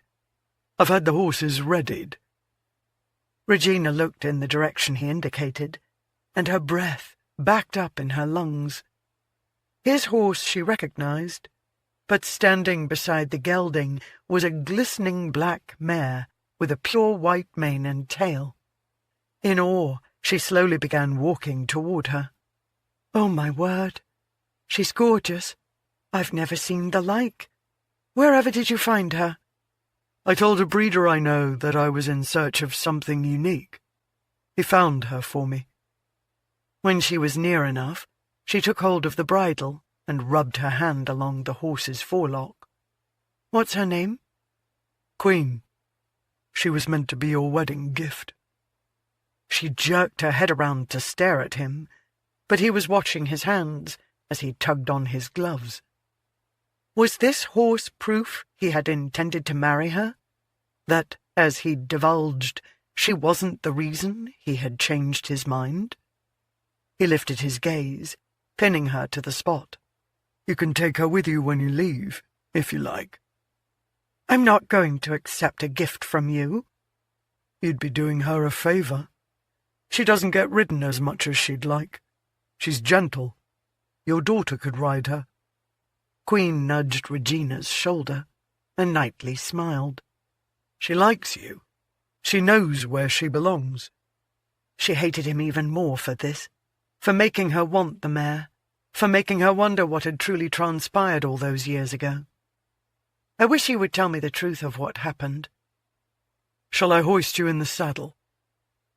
For a moment, it was as though he'd asked if he could put her in his bed, and she wasn't altogether certain she'd have said no. She wanted him to touch her, with his hands, with his lips, with his words.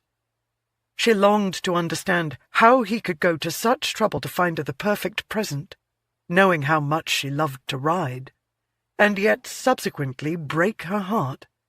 It made no sense whatsoever, but his quick deflection of the question indicated he wasn't going to tell her anything. What was the secret he held so close, so tightly? Did it choke him as hers did?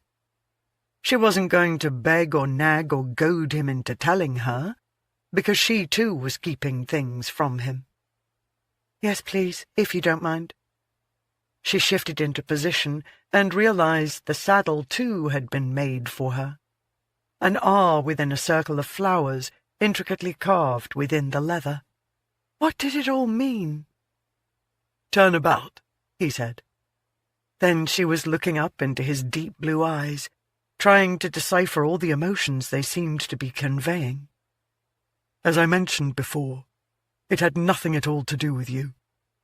I'm incredibly sorry, Regina, that I've brought you such trouble, but I promise you will not pay any other price for it. Bremsford will not learn the truth. Speculation will soon cease. You will have the wedding and husband you deserve." You never call him my brother. Having had a brother myself, I know Bremsford is not worthy of the distinction. A brother doesn't seek to destroy his sister. I guess we'd best get on with the pretense. With a nod, he closed his hands around her waist and lifted her into the saddle. It was perfection, fit her like it had been made for her and her alone, because of course it had been. She didn't want to consider how life with him would have been a series of surprises like this, how often he might have brought her tears of joy. All the mornings she may have awoken, grateful to have him lying beside her. While he assisted her, a groom, who'd been waiting nearby, helped seat Milly. Now Regina watched as Knightly mounted, his breeches pulling tight across his thighs and buttocks, mouth-wateringly so. When settled, he offered her a small smile and guided his horse toward the gate. She mimicked his actions and drew parallel to him, while Milly followed at a short distance. "Do you really think this is going to work?" "If nothing else, it'll shift the gossip away from the book, to us specifically. There's bound to be some speculation that I've rethought matters, and am after your hand." "But you haven't, and you're not." "Would you want it any other way?" "My father once told me that trust lost is difficult to regain." "I'd say he was a wise man, but he put that stupid stipulation on your trust. He had to know his son's feelings toward you." "Sometimes I think my father had the ability to divide his life into distinct parts. He had 2 separate families. I suspect, or at least hope, he loved them equally. I knew his love, and hoped the others did as well." "You're a remarkable woman, Reggie, to be so generous. I think Bremsford would rather destroy you than wish upon you any measure at all of your father's devotion." "Do you know I've never even spoken to him? The current Lord Bremsford, my half-brother. I've seen him from a distance, but that was some years ago. I doubt I'd recognize him if we crossed paths now." As they entered the park, she could sense him studying her. "Then Bremsford doesn't know you at all, does he? He knows only of your existence, not the woman you are." "I very much doubt he'd like me anyway." "He'd adore you." She laughed lightly.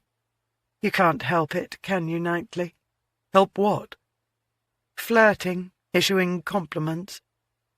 "I never say anything I don't mean." He shrugged. "Well, except when I claim I'm not Lord K and have no idea who is anonymous." Had he loved her 5 years ago, then, when he'd regaled her with words of love? Did he loathe her now? His actions to assist her with her current trials certainly didn't make it appear he suffered while in her company, although perhaps his support was all simply guilt. She wondered if she'd ever know the truth of things. Regina looked magnificent sitting astride Queen. Knight had known she would. It was the reason he'd purchased the mare for her. Over the years, he'd considered sending the beast to her as an apology, but hadn't been certain she'd accept the mare or appreciate the gesture. She'd been furious with him, rightly so, hatred reflected in the tears brimming in her eyes. He knew she wouldn't have taken her feelings out on the horse, but he'd been unable to imagine she would have loved the steed either. Animals deserved to be adored. However, after having placed her on the horse, he was rather certain they were growing fond of each other, and he hoped she'd take Queen back with her when their journey through Hyde Park was completed. It was where the horse belonged, with the woman who was born to ride her. He remembered the pride he'd always experienced having Regina at his side. It was with him now, swelling his chest, his head, and another part that it shouldn't. But how could he look at her and not want her? He felt like a withered field in want of rain, desperate for it. He thought he'd schooled his emotions, tamped down his desperation for her, but having her near was torment, and yet he couldn't seem to mind it. He did wish for the ease they'd once shared to return, to hear her laugh fully and completely, not with the caustic bark she now occasionally tossed his way. Sometimes she did forget her hatred of him when she smiled, and he relished those moments when her lips curled up and her eyes reflected joy.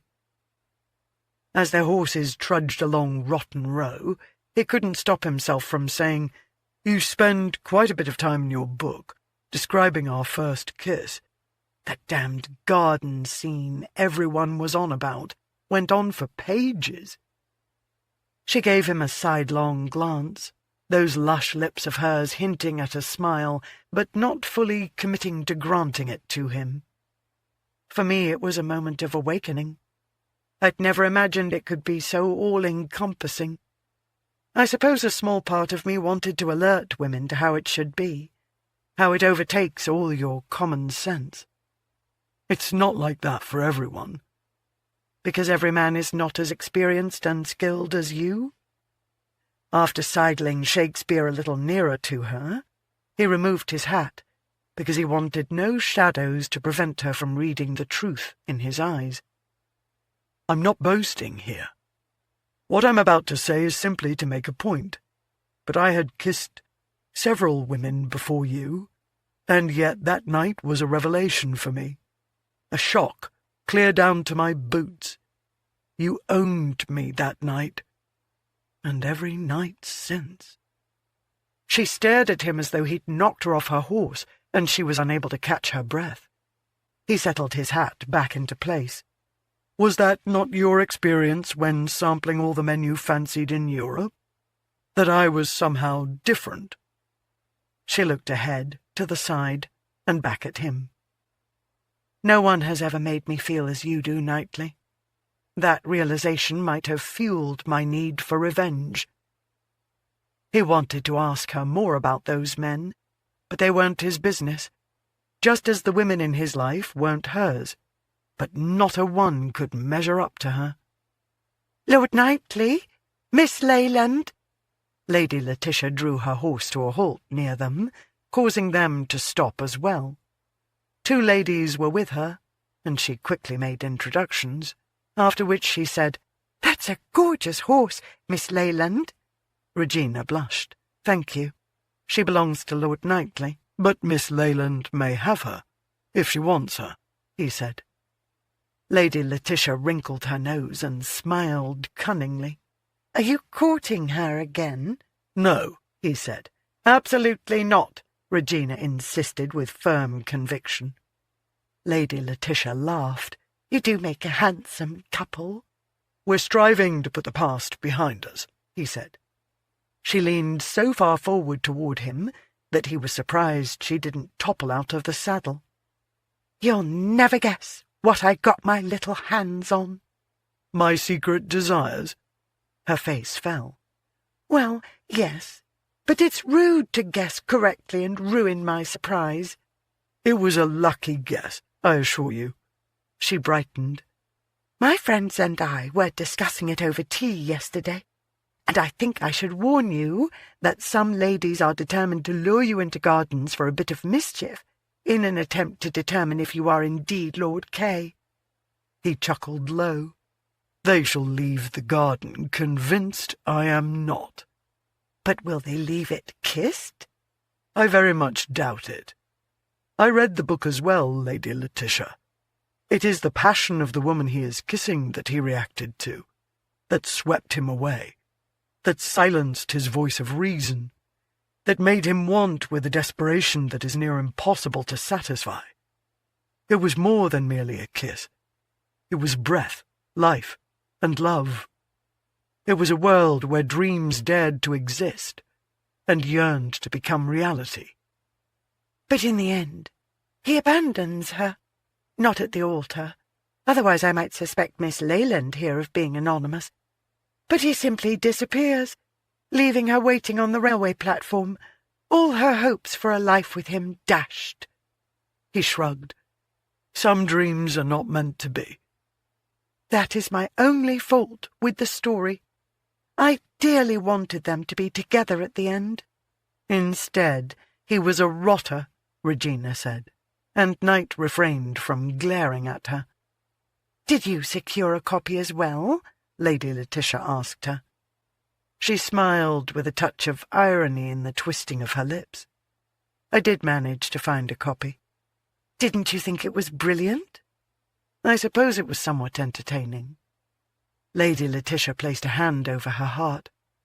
I want Lord Kay to return to her. I believe they are destined for each other.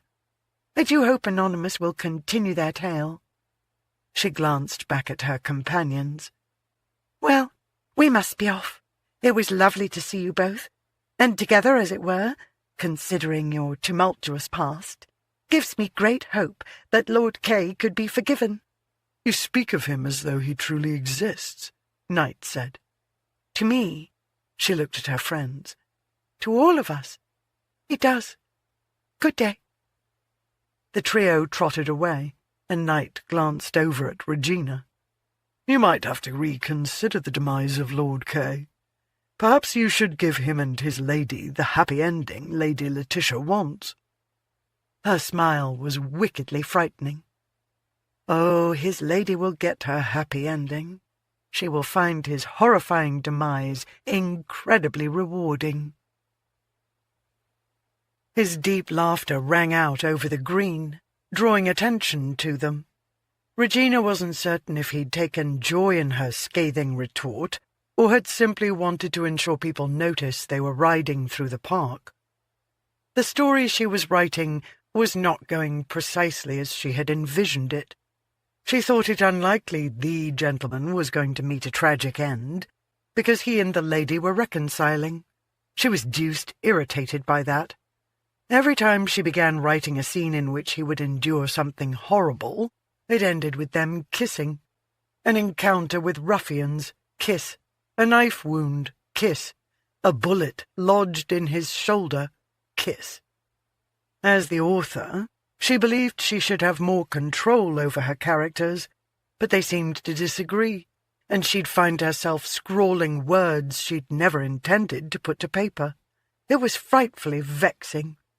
Yet she couldn't bring herself to scratch through the words, because they brought her a measure of happiness that after all the trials and tribulations suffered in the first book, they were fighting their way towards something more lasting, and she wasn't quite certain she had it within her to deny them a triumphant end.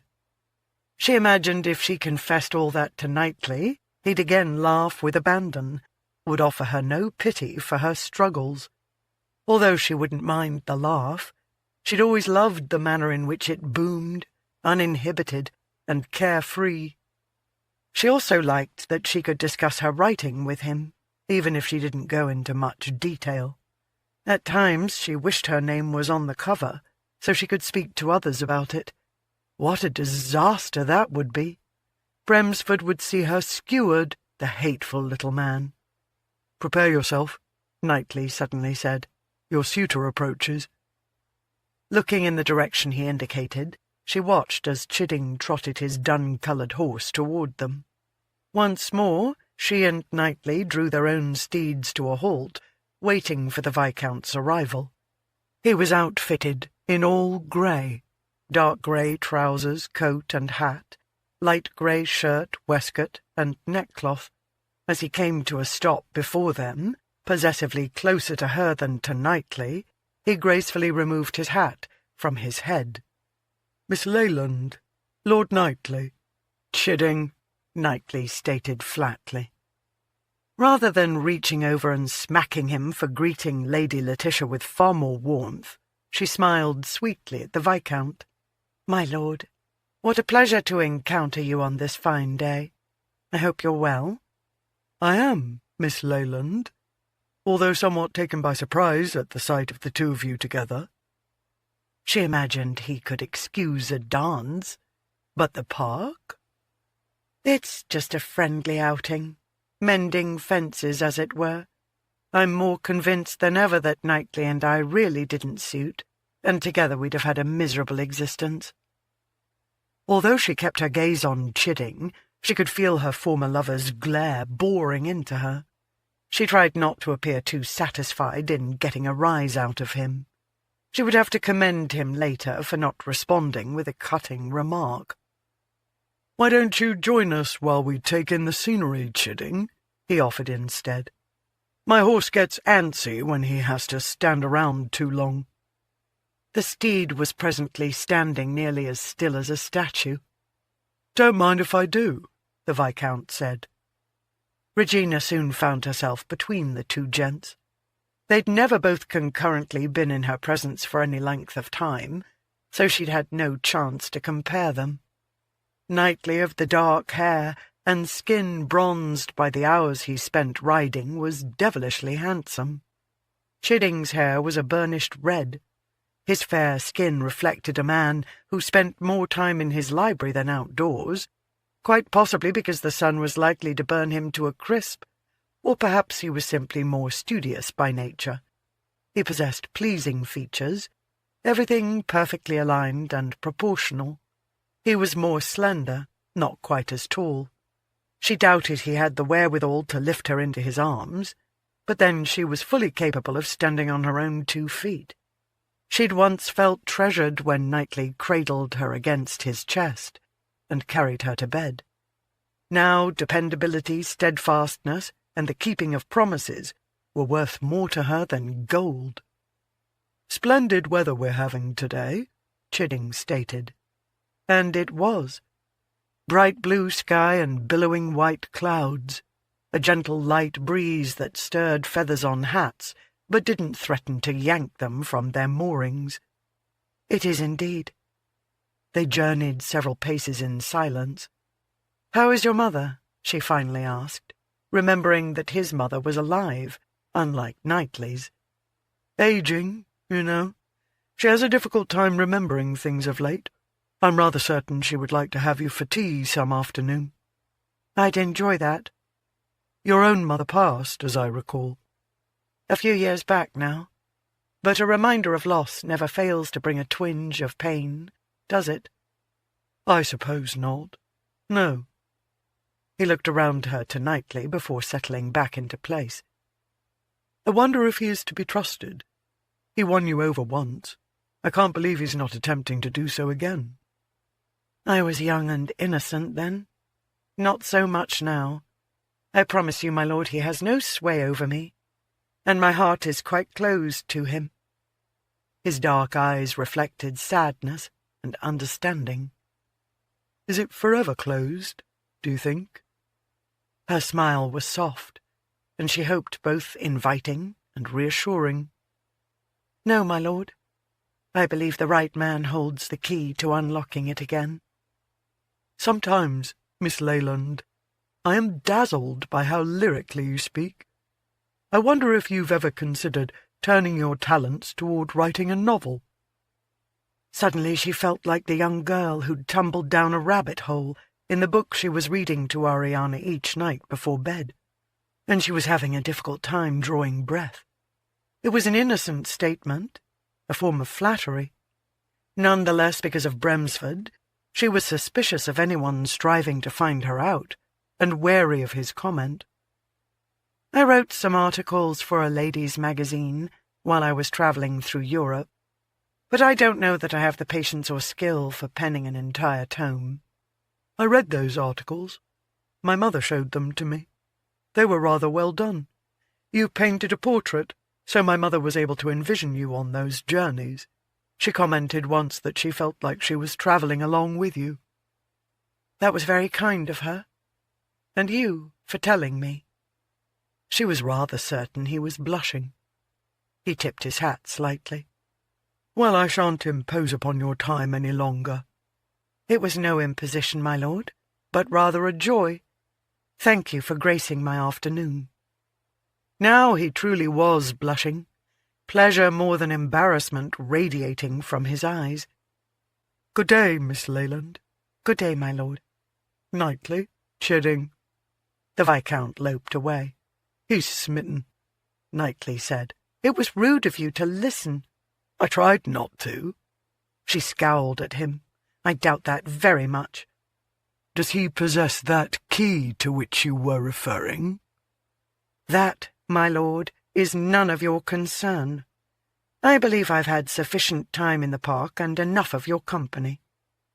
Before he could respond, knowing Milly would follow her, she nudged Queen into a gallop. Oh, the horse was quick to respond, and smooth. Regina would like to have her in an open field. They would be as one. Damn Knightly. He'd always known the gifts that would please her the most. The mare pleased Regina immensely. She was going to keep her. Chapter 14. I knew my giving in to temptation would be frowned upon, or worse, would see me exiled from polite society. The notion left me flummoxed, because I truly could not understand how something that felt so right could in fact be so terribly wrong. Anonymous. My Secret Desires. A Memoir. June 22nd, 1875. Regina was travelling to the theatre in Chidding's coach, their first public outing together. He'd paid her a visit the day before. They'd sipped tea in her drawing-room. The weather has been quite pleasant of late, he'd said. The state of the climate was his favourite topic, it seemed. She couldn't recall ever discussing it with Knightly, and then berated herself for the constant comparison of the two men. They were nothing alike. One was reliable, one was not. So they'd nattered on about the weather for a while. Then he'd surprised her with, "It's my understanding you like the theatre." She'd smiled warmly. I do indeed. As a young girl, she'd often stood backstage and observed her mother during rehearsals. The activity that went on behind the curtain, the workers arranging the sets, the seamstresses who provided the costumes, the actors waiting in the wings to make their appearance, had fascinated her far more than what occurred on the stage. But she didn't mention any of that to him, because she didn't want to remind him that her mother had been scandalous, and that she herself had begun life in an unspeakable manner. "Would you honour me by accompanying me to the theatre?" Hence, there she was, travelling in his gleaming carriage, with its worn and frayed upholstered squabs. But she didn't mind that some upkeep was needed. His attention and desire to be with her were more important than any conveyance. He'd coerced a widowed cousin, the Countess of Finsbury, to serve as chaperone. Sitting beside Regina, she used the waning light of sunset to read, of all things, My Secret Desires. If it wasn't upending her life, Regina might have been pleased that the lady seemed to be completely absorbed by the story. She suspected their present guardian wasn't going to be nearly as watchful as Mrs. Dorset. She also suspected Chidding was too much of a gentleman to take advantage of the opportunity to do something he ought not. "How long since you've been to the theatre?" he asked now. "Oh, years. 5, to be precise." "Your mother was an actress, I believe?" So much for not wanting to remind him of that bit of her history. She was. "You had no interest in following in her footsteps?" "I hadn't her talent for pretending to be what I wasn't. Neither did I fancy being the object of a good deal of attention, which, of course, those upon a stage are. Every move watched, every line heard, every performance judged." He studied her for a long moment, no doubt striving to determine if a hidden meaning resided in the depths of her words. "I prefer a quiet life," he finally said. "My estate provides that." "I've never been to Cornwall." "I think you'd like it there." His cheeks turned a brilliant red to match his hair, and he looked out the window, as if embarrassed by what he'd possibly revealed. He envisioned her there. "I'm sure I would," she said softly. He looked at her and smiled. She wondered if a time would come when he would be comfortable enough with her not to blush at every turn, although she found it quite endearing. A short while later, with Lady Finsbury trailing, he escorted Regina into the theatre, and she sensed his pride in doing so, in having her hand nestled within the crook of his elbow. That carried far more weight than anything else. He was glad of her company, found pleasure in having her decorate his arm. He was well liked, and they were greeted by several lords and ladies, even a few who had snubbed her in the past. He brought her respectability, and in turn could bring it to her daughter. Soon she would tell him about Ariana. Before they were too involved, before turning away from her would cause her public humiliation, before he would be forced to explain why he had lost interest. She prayed she'd not misjudged him, that he wasn't a rumour-monger, that he would keep what she shared with him to himself, and wouldn't be petty enough to want to hurt her daughter. He leaned toward her. He was not a tall man, didn't tower over her as Knightly did, and she drew comfort from that. They were more equal. "I do hope you weren't offended by what my cousin is reading." His voice was low, laced with chagrin. "Not at all. I know several ladies who have enjoyed reading it." "Have you read it?" It was one thing to lie to Knightly in order to exact revenge, but this man was quite possibly her future, and she certainly wasn't going to have him dictate her reading choices. "I have, yes. Despite its uproar, I found nothing in it offensive." "Neither did I." He could have knocked her over with a feather. "It didn't seem like the sort of book you'd read. I thought you liked mysteries." "They are my preferred reading." He leaned nearer, lowering his voice even more. "Quite a few gentlemen are reading it, hoping, I think, to discover that they are, in fact, the inspiration for Lord K." She laughed lightly, delighted by his revelation and teasing tone. She imagined they'd relish many joy-filled moments of sharing gossip. "I wasn't aware of that. Mostly I've only heard of their dislike for it." "I've always found naysayers to be more boisterous, perhaps because they wish to drown out the truth." He glanced up. "Shall we make our way to our box?" Our box, as though it was already theirs, as though they were together in a more permanent capacity than a single night at the theatre entailed. "Yes, I think we should." He glanced back over his shoulder. "Lady Finsbury, we're going up now." Their chaperone had been carrying on a conversation with another lady, and politely excused herself to follow them. As they made their way up the stairs, Regina wondered how Chidding might feel to know she was the author. Would he take pride in it, since he'd enjoyed the book? Would he be horrified to learn he might have been reading about her escapades with another? That was far more likely. Unless she did claim it was all fiction, merely her fantasies, and happenstance that she'd referred to the gentleman in the book as Lord K, because, of course, at the time, Knightly had been foremost in her mind. He had a right to know the funds he'd acquire through marriage could be stripped away. How had everything suddenly become so complicated? But it was all for pondering later, when she was abed, unable to sleep because of the trouble she and her blasted half-brother had brought to her door. Penning the book had been cathartic. If only she'd burned it afterward. It had brought Knightly back into her life, endangered her ability to properly care for her daughter, and threatened her relationship with Chidding. A double-edged sword, more quadruple-edged, because no matter how she turned it, she was in danger of being sliced by it. She would never again seek revenge. She forced the thoughts aside, intent on enjoying her evening.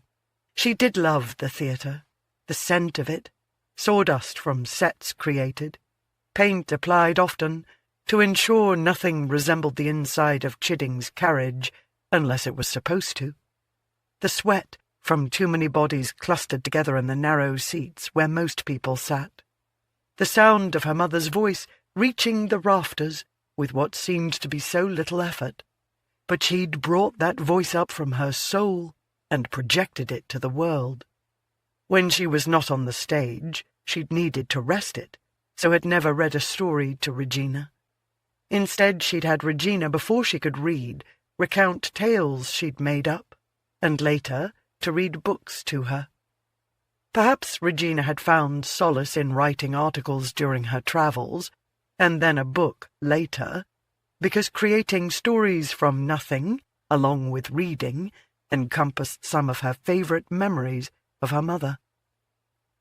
This theatre in particular was beautiful, with its scrolled woodwork and red carpeting. The huge crystal chandeliers created a sparkling sort of light. The first time Knightly had brought her here, she'd been awestruck, because she'd never viewed the theatre from this perspective. Her father had never invited her to join him in his box. A small part of her resented that oversight, because she would have liked to have been curled on his lap while he pointed toward the stage. "There's your mother, the woman I love." She wondered if he'd ever brought his family, if he'd sat beside his wife, striving not to give any indication he was watching his lover. They reached the landing, and Chidding guided them into a corridor rather than turning for the next flight of stairs. Her heart gave a little lurch, because she was familiar with this hallway. She'd walked it half a dozen times with Knightly.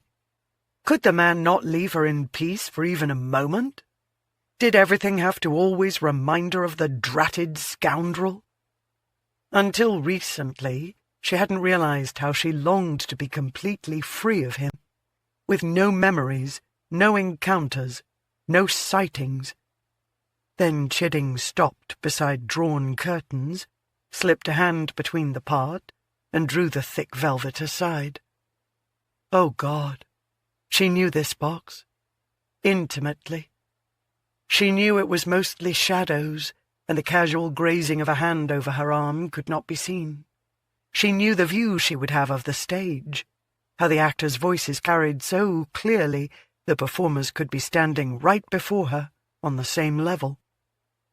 Because people were striving to edge past them to get to their own boxes, she stepped inside, grateful to see no other occupants. She hadn't wanted him here, hadn't wanted him interfering. Still, she couldn't stop herself from saying, "This is Knightly's box." "It was," Chidding said. "He lost it to me in a card game. Shall we make ourselves comfortable?" He indicated the 2 rows of tufted chairs. She made her way to the front row, purposely sitting in a chair she'd never before occupied. He settled beside her. Lady Finsbury gave a little groan as she lowered herself into a chair behind them. Regina shifted to face Chidding more squarely. As far as she knew, he had no gambling debts.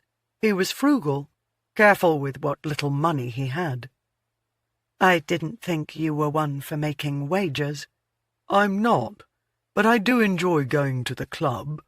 I like the atmosphere of the Dragon's Library, and it provides an opportunity to visit with the gentlemen I know, to keep up on matters of import, to discuss new ways to manage our estates. I'm not the only one to experience a decrease in the income they provide, but as a general rule the gaming doesn't appeal to me." "Yet you won the box." "Odd thing, that. After our encounter at the park, that evening I was at the club in the library when Knightly approached and invited me to a game in a private room. Only the 2 of us. I confess to having no coins with which to wager, but he wasn't interested in coins. Rather, he wanted my horse, of all things." She couldn't imagine it. Knightly wasn't going to give up Shakespeare. What need of he for another horse? What game was he playing? "Mentioned you fancied the theatre," Chidding continued. and was willing to put up this box. One hand, that's all we were dealt, and I won. So here we are." Before she could respond, the lights dimmed, and the curtains were drawn aside. "You are pleased to be here, aren't you?" he asked, and she heard the doubt in his voice. She smiled reassuringly. "I do love the theatre." Turning her attention to the stage, she fought to concentrate on the performance rather than all the memories bombarding her. Sitting here with Knightly, her chaperone behind her, the way he managed to skim his finger secretively along her arm, his knee touching hers. Later, when Mrs. Dorset had begun snoring, he'd pressed his mouth to Regina's ear and whispered, "I want you, Reggie." With the urgency reflected in his voice, she'd been able to do little more than nod. "After I return you home, sneak out of your residence. I'll be waiting for you at the end of the drive." At the Wolford ball, he'd kissed her as he'd promised, in the garden, and several times since. She'd known what he wanted, had known what would happen if she met him. The first time she'd sat in this box had been her last night as a virgin. Chapter 15. May, 1870. Trepidation and excitement coursed through Regina as her maid prepared her for bed. As much as she trusted Milly, she couldn't confess that as soon as the residence grew quiet, she was going to slip out into the night. Her plans were a secret, a delicious secret, and no one else knowing added to the wonder of them. Knightly wanted her. She wanted him. She rather imagined her mother had felt the same about her Earl. What was a bit of misbehaviour when the want was so great it became a need, one that required an answering, a satisfaction? Once she was beneath the covers, she said good-night to Milly and snuggled down as though preparing to sleep, while her maid closed the door in her wake. Then Regina waited, quiet as a mouse, holding her breath, perfectly still, listening, until no sounds of movement were to be heard. Gingerly, determined the bed would not squeak, she eased out from beneath the covers, her feet hitting the floor, snatched up her night-wrap and slid it on. Quickly she tugged on her slippers. Taking nothing else, she crept out of the room and down the stairs. She crossed the entryway to the door. It had already been bolted for the night, but she would need it unbolted when she returned, so she had no qualms about unlocking it now. Her heart was thundering. Other than kissing Knightly, she'd never done anything so risqué before, anything that might upset her father if he was to learn of it. She'd always been such a good girl, hoping to retain his love for her. But she knew tonight she was going to be very, very bad. And she absolutely didn't care what it might cost her, because she was in love. Madly, irrevocably, determinedly in love. And she was loved in return, unconditionally. He didn't care about her lack of pedigree. Within his eyes, she was perfection. She was not left to feel wanting. Once outside, she dashed down the drive, her legs moving at a frantic pace before her courage deserted her. She wasn't very far from the residence, however, when Knightly was suddenly beside her, taking her hand and slowing her movements. "What's the rush, Princess?" he asked. Stopping, she wrapped her arms around his neck. "None. Now I'm with you." He laughed, a laugh that sang to her. "I thought maybe you were impatient for the journey we are going to make." "I am." She pressed a kiss to his neck. "I want all of you. I want it so badly it frightens me." "To be honest, how much I need you scares me a bit too." He cradled her face between his hands. "You're everything to me, Regina." With the moonlight shining down upon him, he dropped to a knee. With a gasp, she covered her mouth with one hand, because he held on to the other. "Are you proposing now?" "A preliminary proposal to be followed by a more public one later, because I want you to know I intend to marry you, to make you my wife. Not because of any dowry, because I don't need it. I want you purely for you. You complete me and make me a better person. Tonight I want you giving to me freely without worry that I may be taking advantage. So I ask of you now, with the moon and the stars and the heavens as witnesses, will you honour me by becoming my wife?" The joy coursing through her knew no bounds. She thought she might actually explode with it. "Oh, yes, my lord. I want nothing more. I love you, Arthur." He shot to his feet so swiftly she was surprised he didn't lose his balance. But then he was so perfectly aligned, she didn't think he'd ever stumble or teeter. As his arms came around her and drew her close, she stepped onto his booted feet and wound her arms around his neck as he lowered his head and captured her mouth with a ferocity that made every other kiss he'd ever bestowed upon her seem tame in comparison, while she'd considered each of them to be wild. But this was something more, a vow, a promise. She was his, and he was hers, forever, until the end of time, until the sun no longer rose in the east or set in the west. It was all-encompassing. He was pouring every ounce of his love for her into it, and she was gushing hers with equal fervour.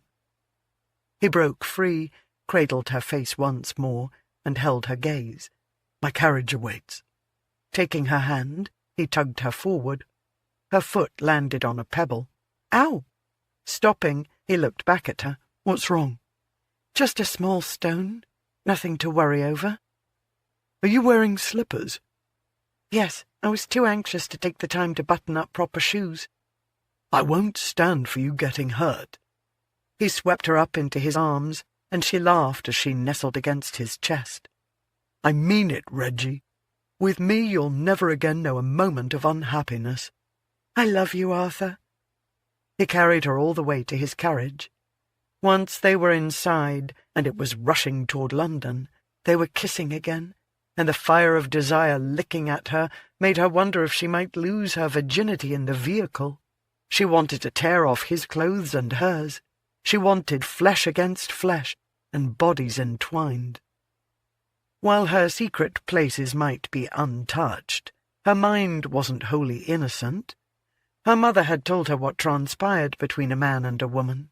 When her mother had passed, Regina had gone through her bedchamber, gone through her things, and she'd found a book with illustrations of nude people in various positions.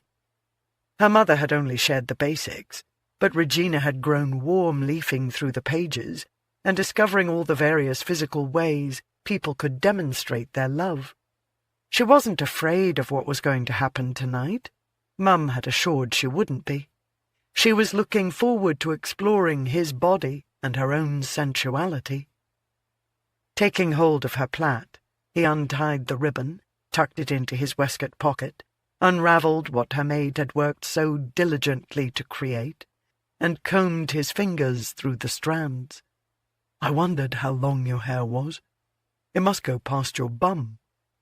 She feathered her fingers through his hair, brushed back the rebellious locks that always fell forward. "I want you. I want you as I've never wanted any man." With a growl, he drew her wrap and gown aside, exposing the spot where her neck met her shoulder, and pressed his mouth there. She felt the pull of her skin as he suckled, creating a line of want that travelled to that sensitive spot between her thighs, causing it to throb and liquid heat to pool. She moaned low. "I don't know if I can wait." "You'll wait. It'll make it all the more pleasurable." "Have you had a lot of women?" "None like you. None I've wanted so desperately I thought I might perish if I couldn't have."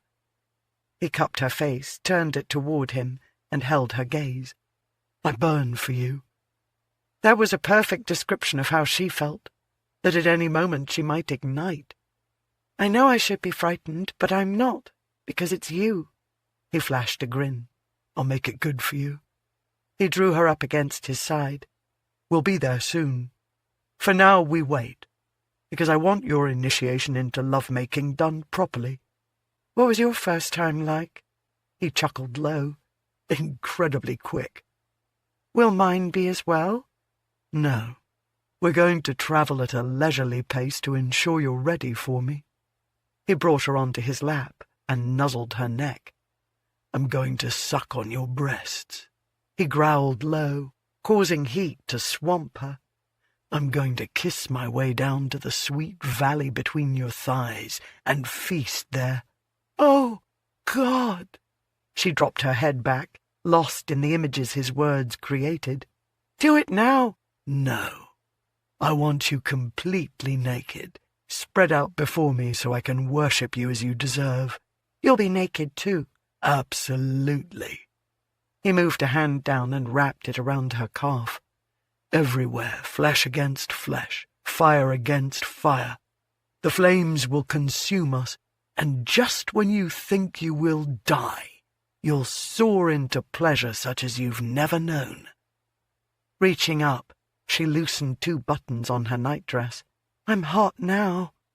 He lowered his mouth to the tiny V of flesh she'd revealed. "What you feel now is only a spark. I intend to turn you into a blaze and leave you naught but smouldering ashes." As though the spark had struck him as well, he was kissing her hungrily, their tongues clashing. She held tightly onto his hair, ensuring he couldn't leave her, that his mouth remained on hers. This one was different from the others they'd shared. This one was a prelude to fulfillment. It was untamed, a wild and ferocious thing. He gripped her knee, and she suspected he held it with such purpose to prevent himself from travelling farther up her leg, because if he explored what he had yet to touch, he might not be able to stop himself from keeping his promise of ensuring she was ready for him. She could sense the tension in him, the tightness coiled in his muscles. Against her hip was pressed the burgeoning evidence of his desire. It emboldened her, gratified her, empowered her. "I'm going to suck on your nipple, kiss my way down your torso, and lick your cock," she dared to whisper. At her knee, his hand spasmed. His other hand knotted in her hair, pulling her head back so he could graze his mouth along her throat. "Christ, Reggie! You're going to have me spilling my seed before we even get to the residence." She laughed lightly. "I don't think I've ever been wanted like this." "I've wanted you like this since the first moment I set eyes on you." "I feel like you're devouring me." "Soon, love. Soon now." In spite of the fire growing hotter, they managed to limit their attentions to kissing. Deeply, greedily, all-consumingly. The first kiss he'd bestowed upon her, in the garden at the Wolford ball, paled in comparison to what he was delivering now. It was a claiming, a vow, an admittance of an uncontrollable passion. She felt it from the tips of her toes to the crown of her head. Every inch of her was responding with need. She couldn't stop her hands from moving over him, his shoulders, his arms, his chest. She wanted all of him. She'd never experienced such a driving force within herself. She knew at that moment she'd do anything to have him. All of him. The carriage came to a stop, and they lurched apart, so involved in each other they'd not even noticed it slowing. The door opened. He leapt out into the pale light provided by the gas lamps along the drive. He looked a mess. His neckcloth halfway undone, his shirt partly out of his trousers on one side, his hair askew. She'd done that to him. She'd mussed him, and was going to do it again. After tonight she was going to do it every chance she got. He extended his hand toward her, and assisted her in climbing out of the carriage. Her feet had scarcely hit the drive before she was back in his arms and being carried up the steps. The door opened. He barely greeted his butler before heading up the stairs. She buried her face against Knightly's shirt, not certain if she wanted the servant to recognize her, because there was only one reason for her to be here this time of night, although she supposed it was a bit late to worry over her reputation. The driver and footman knew who she was. What did it matter, anyway, when he was going to marry her? She'd been raised by a woman who didn't believe pleasure required marriage vows to be enjoyed. When you love someone, Regina, it is natural to want to be joined with them. Never be ashamed of your body's response. It's a gift, really. Nature, perhaps, striving to make up for the pain we endure each month and during childbirth. Glory in it. With him, she would. He swept into his bedchamber and kicked the door closed behind him. His goal was obvious, his long strides making short work of crossing the distance. When he reached the bed, he slowly lowered her onto it, as though he feared hurting or scaring her. But nothing he did would frighten her. Kneeling, he removed one slipper and then the other, setting both aside before pulling her to her feet. He eased off her night-wrap and then concentrated on releasing the buttons on her nightdress from their mooring. She watched his blue eyes darken as the sliver of skin revealed began to widen. When the last button was free, his breathing became harsh as he slid his hands beneath the material and flattened his palms against her collarbones. His skin was like fire against hers. Lifting his gaze, he captured and held her own. His contained a need that nearly made her sink down onto the bed in a molten pool of desire. She'd never before seen such hunger, as though she was essential to his continuing to exist. She was both flattered and terrified she could be so important. He didn't move, and it suddenly occurred to her that he was waiting for permission. As though she hadn't signalled in the coach, all of her was his for the taking. "Yes." Her voice was a rasp she'd not expected, as if the fire burning between them had scorched her throat. His eyes darkened even more before he lowered them, slid his hands out over her shoulders and toward her arms, causing her nightdress to slither down her body. She was aware of his breath catching. "You're so beautiful. The way you watch me makes me feel so." "Lie down. Spread your arms and legs wide." She scrambled onto the bed, staring at the purple velvet canopy, doing as he asked. When she rolled her head to watch him, his clothing except for his trousers was gone, a heap on the floor, and he was sitting in a chair tugging off his boots. He was gorgeous, his arms ropey, his torso defined muscle. Her mouth went dry at the sight. When his feet were bare, he stood and unbuttoned his trousers. He glanced over at her, and again held still, his hands curled around the opening to his trousers, providing a barrier to what lay beyond. "Yes," she said without hesitation. His trousers came off in one fluid motion, and she shifted onto her side, taking in all his glory. The drawings in her mother's book paled in comparison to his magnificence as she took in the whole of him. She grinned. "You are beautiful." He laughed. "The way you watch me makes me feel so."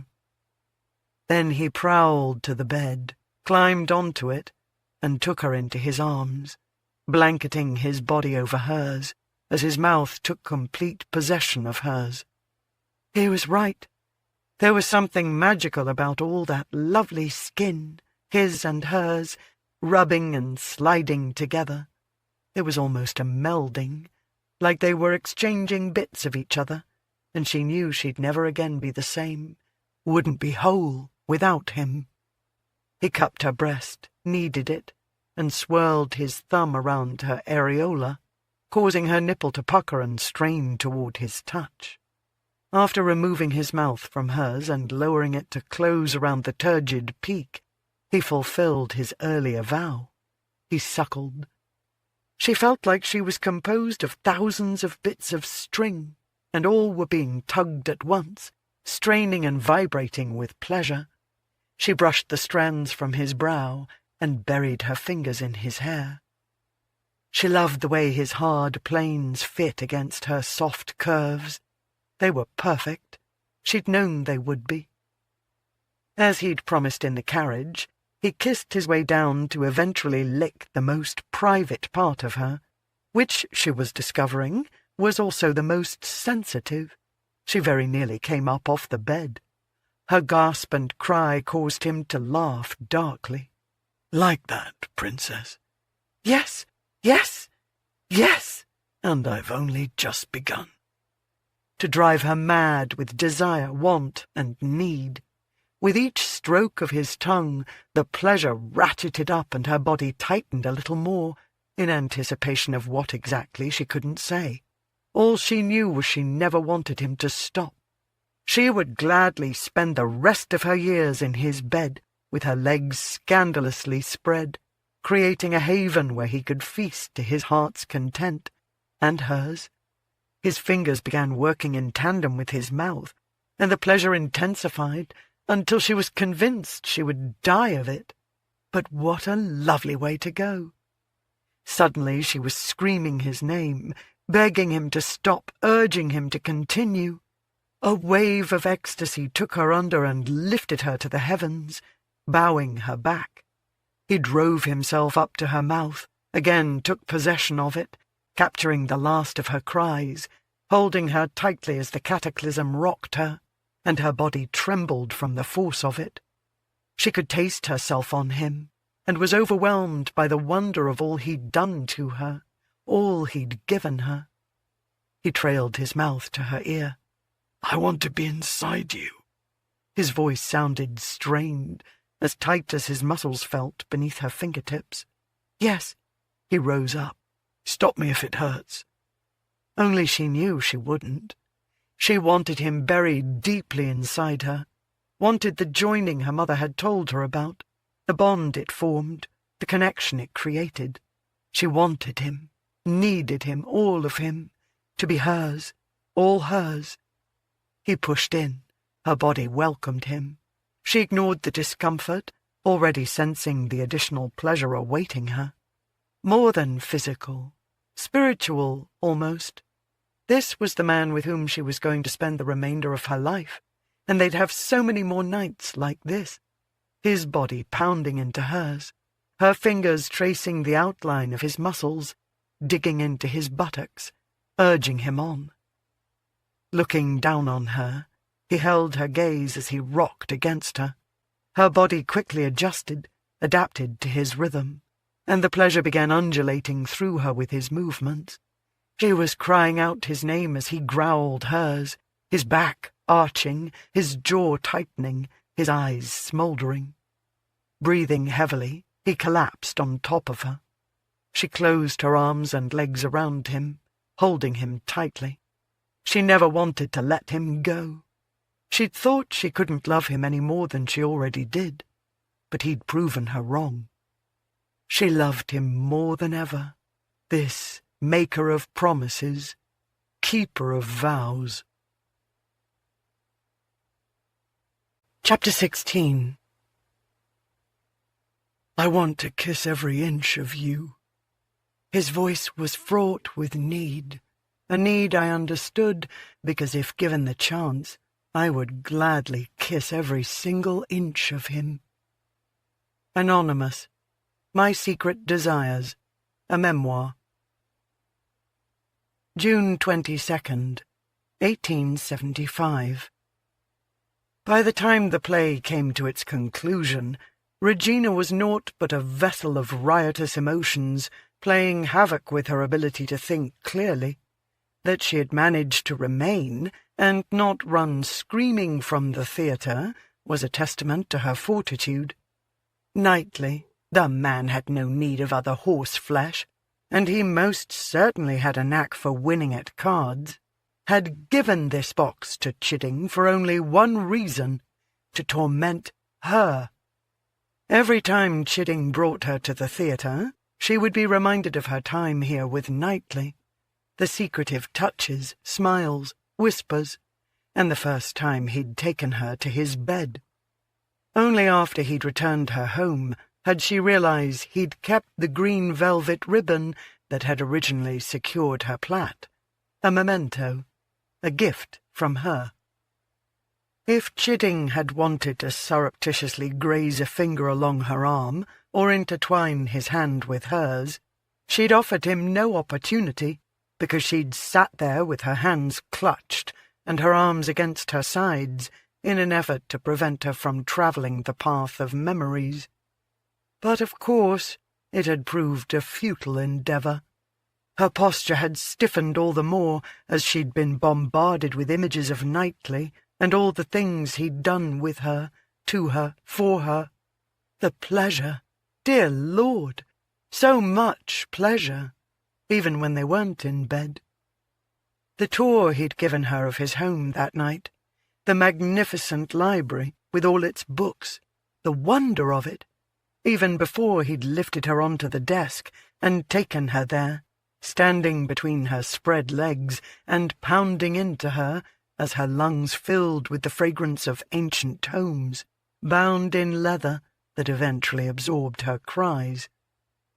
As the stage curtains were now drawing to a close, following the motions of those observers seated around her, she stood and clapped and yelled, "Bravo!"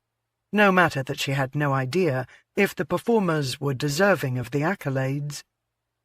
"Shall we?" Chidding asked politely, studying her somewhat confusedly, and she wondered exactly what her face might be revealing. She was grateful she wore gloves, so he wasn't aware her palms had grown damp. She dearly hoped he couldn't feel the slight trembles going through her as she lightly placed her hand on his arm. When they were in the carriage, slowly wending its way through the crowded street, he said, "I suppose you knew the box was Knightly's, because you attended the theatre with him." A lit lantern hung inside the vehicle, and his cousin had arranged herself so she could use its light to once again read. Regina was torn between elation that the Countess was so enamoured of the story and worried about the strain she was placing on her eyes. "I did, yes. I hadn't considered it might prove difficult for you to visit the scene of the crime, as it were." Oh, he was astute. Shy but astute, and a little funny, referencing his preferred reading material. "It was unexpected, is all." "You handle the unexpected admirably." "I've had far too much experience with it." She had his admiration, but tonight had reminded her of the wonder of being loved, only she hadn't been. She had to keep reminding herself of that. He wouldn't have left her if he'd loved her. Nevertheless, in that box with Knightly, she'd believed within the depths of her heart he had adored her, and she had marvelled at the glorious sensation and acknowledgment. By the time they arrived at her residence, all those turbulent emotions had settled into one, forming an uncomfortable knot in her stomach. Anger, fury, in fact. Still, like her mother, she performed.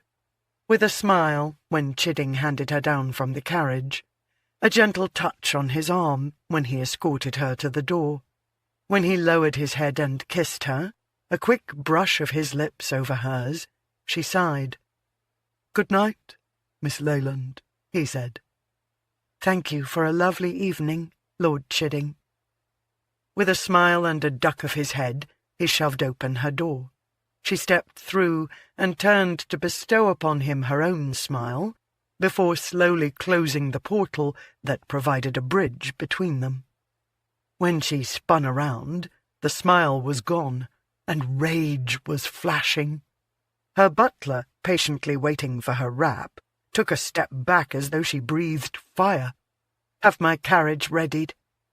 She was surprised the heat in her order didn't burn him to a crisp. She didn't know what game Knightly was playing, but she was determined to find out. When she arrived at Knightly's residence, the hour was such that decent folk were abed. His abode was dark, except for pale light filtering out through an upstairs window, his bedchamber window.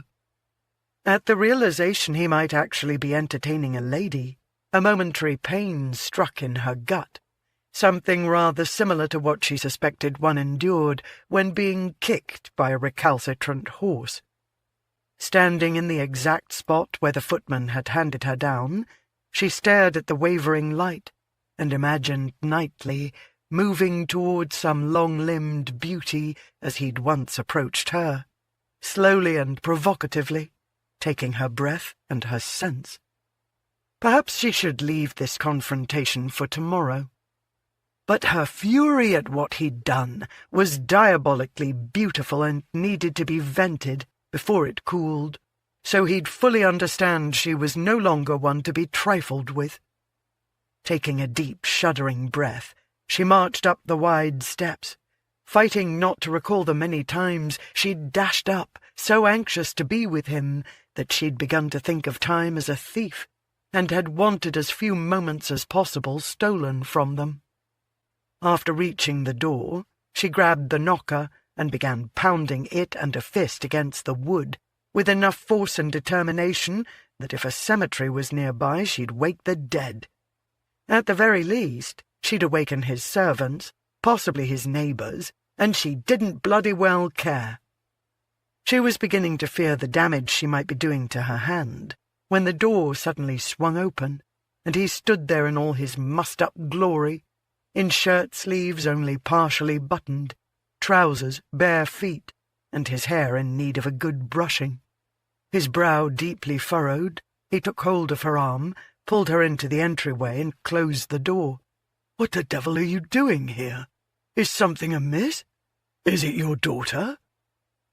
His reference to Ariana, and the true concern woven through his voice, threw her off her game for a second or two, before she was able to snatch back the vehemence this encounter required. "You bastard! You gave Chidding your box, forcing me to sit there with all the memories bombarding."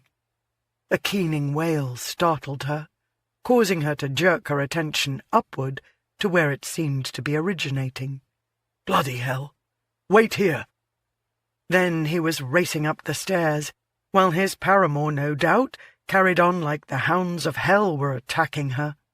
Regina had no intention of waiting. She would confront him and the woman, ensure his lover understood exactly how dastardly he could be. While his long legs allowed him to take the steps 2 at a time, she'd spent enough hours chasing after a rambunctious child that her stride might be shorter, but it was incredibly quick. She reached the top of the stairs not far behind him, close enough to turn into the hallway and see him hurrying past his bedchamber. She dashed after him, completely confounded, when he shoved open a door at the end of the corridor. Why was his mistress so far away from his chamber? Did she reside here? Had he secretly married while she was away, and no one was aware? Had he been married all along? By the time she rushed into the room, he was kneeling beside an older white-haired woman who was cowering in the corner, clutching his shirt. "I heard them knocking. They've come for me. They always come in the dead of night. Please, don't let them take me away. I can't go back. I'll die." "It's all right, Mother. No one's come for you. I won't let anyone come for you. I promise. You're safe here." "But I heard them. I heard them banging. They want in." And he must have heard Regina's panting as she fought to catch her breath after the mad dash, or perhaps something else alerted him to her presence, because he twisted around slightly. "No, look, it's just a lady come to visit me." He leaned in slightly and lowered his voice, calm and reassuring, with only the tiniest bit of humour, as though to share a secret. "I think she's rather cross with me, and intends to take me to task." Her brown eyes large and blinking, the woman looked past him to Regina and studied her, possibly trying to determine if she was real or a phantom. "Are you courting her?" "No." He glanced over his shoulder at Regina and jerked his head to the side. "Would you pour her a brandy?" Against the wall stood a small table with a single decanter and glass upon it. Striving to make sense of what she was witnessing, she did as he bade, her hand shaking slightly. She'd thought his mother was dead. He'd never mentioned her except for the once. What precisely had he told her then? She couldn't recall. After carrying the snifter over, She carefully lowered herself to the floor, managing to keep her balance because of all the times she'd done so with Ariana. Taking the offering from her, he placed it against his mother's lips. "Here, take a sip. It'll help to calm your nerves and allow you to sleep." All the while, with distrust evident in her expression, the woman kept her gaze homed in on Regina. Finally, she took control of the snifter from her son, sipped again, and released a slow breath, perhaps sending her fears on their way. "Are you going to introduce us?" "Where are my manners?" he asked, as though they were in a ballroom rather than a corner of a bedchamber where only a little while before he'd been striving to calm a terrified woman. "Allow me the honour of introducing Miss Regina Leyland, daughter of the Earl of Breford. My mother, Elizabeth Pennington, Duchess of Winston." Regina smiled softly. "I'm honoured, Your Grace." Her brow furrowed, she looked at her son. "Miss? Why is she Miss, if she's an earl's daughter?" "Her mother was an actress, Bremsford's mistress." "I think I remember hearing something about him and an actress. Before, you know. She's very pretty." Shaking her head, she pressed her fingers to her mouth. "Forgive me, Miss Leyland. I'm talking about you as if you are not present and can't hear what I'm saying. You're very pretty. Thank you, Your Grace." She shifted her attention to her son. "I'm so very tired." "Come on, then. Let's get you to bed. You should be able to sleep now." Regina watched as he set the snifter on the bedside table and then helped his mother, so tenderly it made Regina's eyes sting, to her feet and into bed, pulled the covers over her, and lowered himself to press a kiss to her forehead. "You are safe, Mother. Here you are always safe. Have pleasant dreams." Then he turned and offered his hand to Regina, drawing her up so she was standing beside him. Immediately he released his hold and indicated the doorway. "Shall we?" "Good night, Your Grace," she said. "Good night, Miss Leyland. I do hope you won't remain cross with my son for long. He's such a good boy." She closed her eyes. Regina led the way into the corridor. Knightly drew the door closed behind them. She carried on and walked into his bedchamber. "Would the drawing-room not be a better place for you to vent your anger with me?" he asked.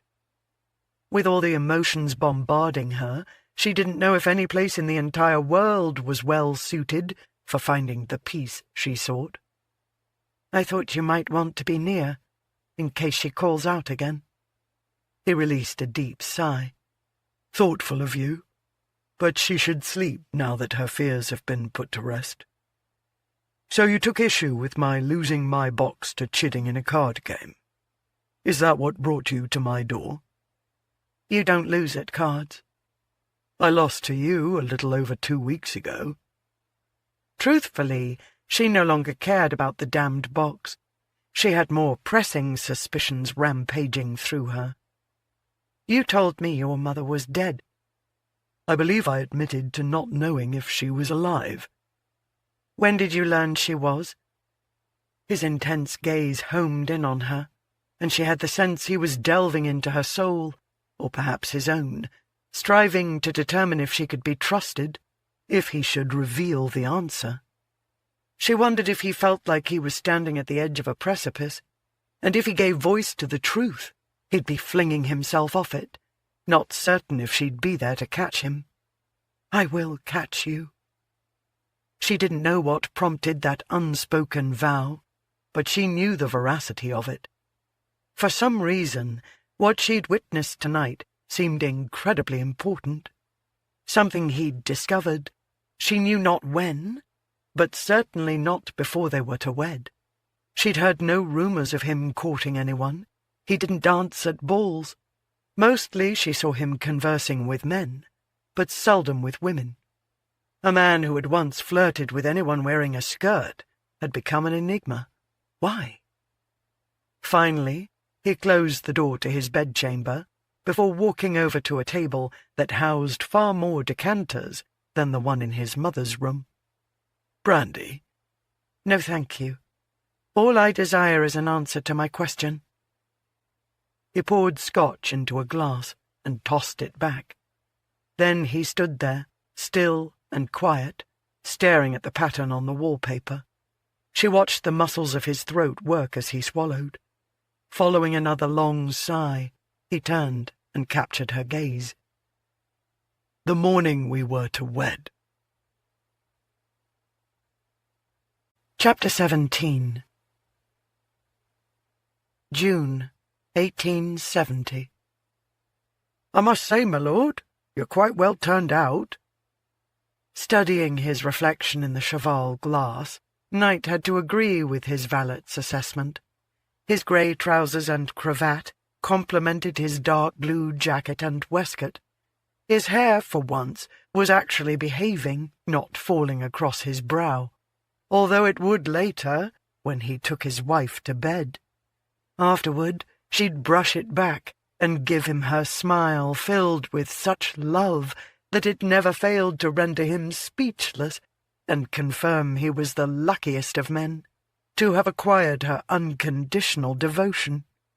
After today, she would be his to have and to hold for eternity, because even death would be unable to dim his adoration for Regina. A knock sounded. "Come." His butler stepped into the chamber. "My lord, His Grace seeks an audience in the library." His father, the Duke of Winston, who was opposed to the marriage and had even told Knight he'd not marry the chit. He wondered if his sire had changed his mind, was here to accompany him to the church, after declaring forcefully he wouldn't be in attendance because no ceremony would take place. "As you know, Carter, the wedding breakfast will be held at my wife's residence. I have no idea when we might return here, but do have a footman keeping watch for our arrival, as I want all the servants lined up to greet my countess, their mistress." "Yes, my lord. Shall I inform His Grace you'll be joining him shortly?"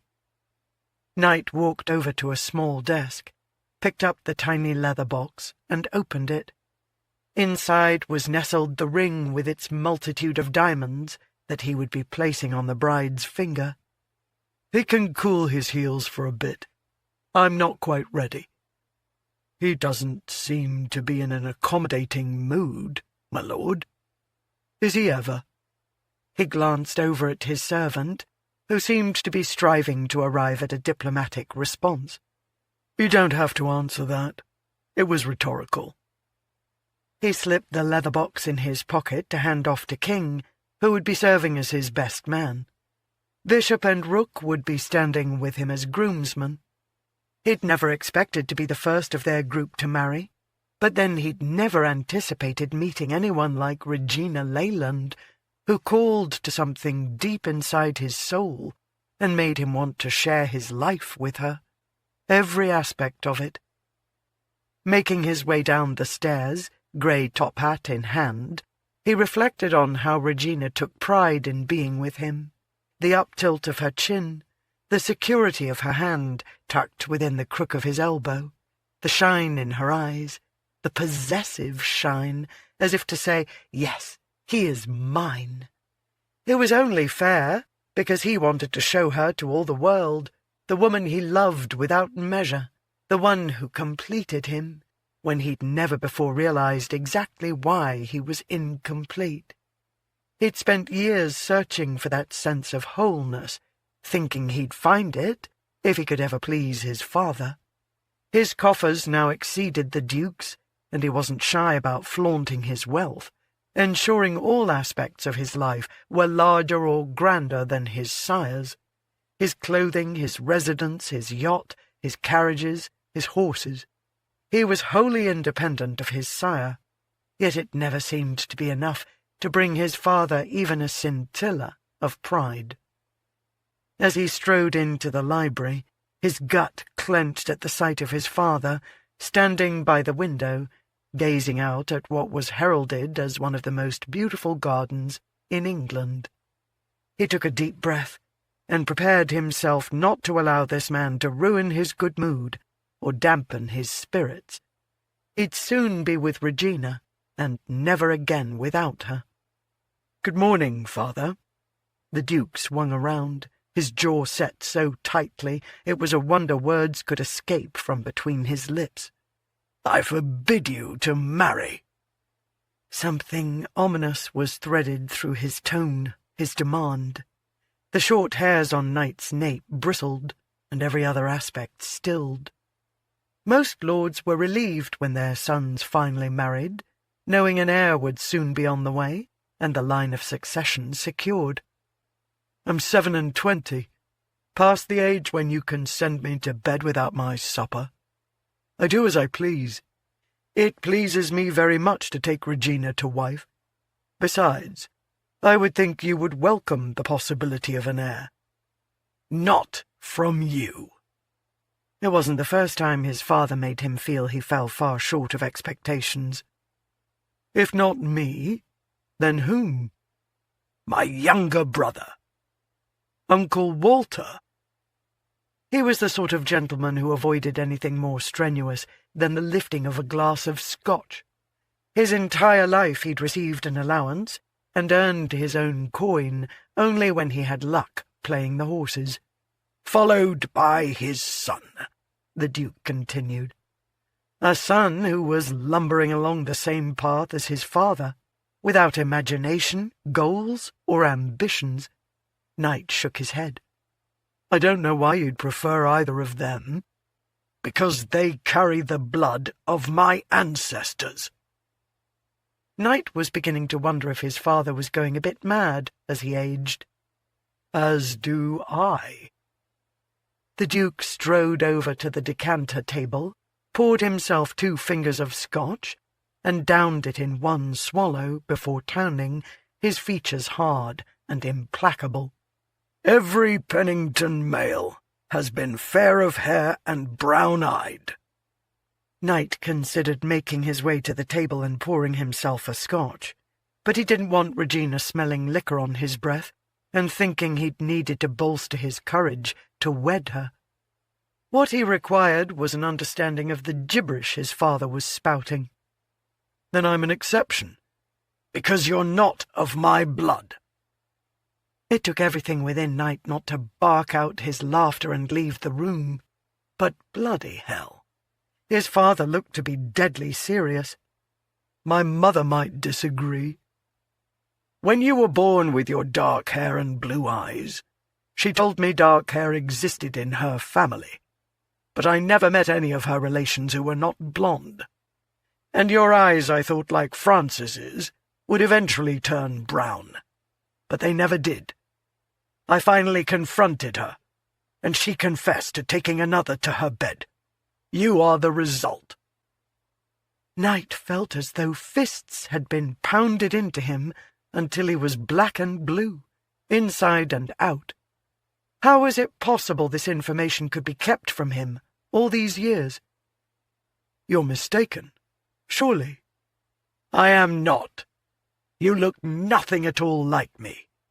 That much was true, and Knight had always found a bit of relief in it. But at the moment his world was spinning out of control. Then his father, not his father, continued, his voice dripping with icy disdain. "At the time, a divorce required an Act of Parliament, and I had too much pride to announce I was a cuckold. I was listed as your father on the birth records. That made you legally mine. But I had my heir, Francis, healthy and strong. What need had I of you? You would be the spare in name only. I would tolerate you, but not her." He poured himself more Scotch, and downed it.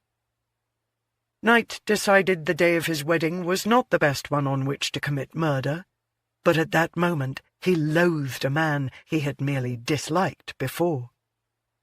"Did you kill my mother?" A corner of the Duke's mouth lifted into a sneer.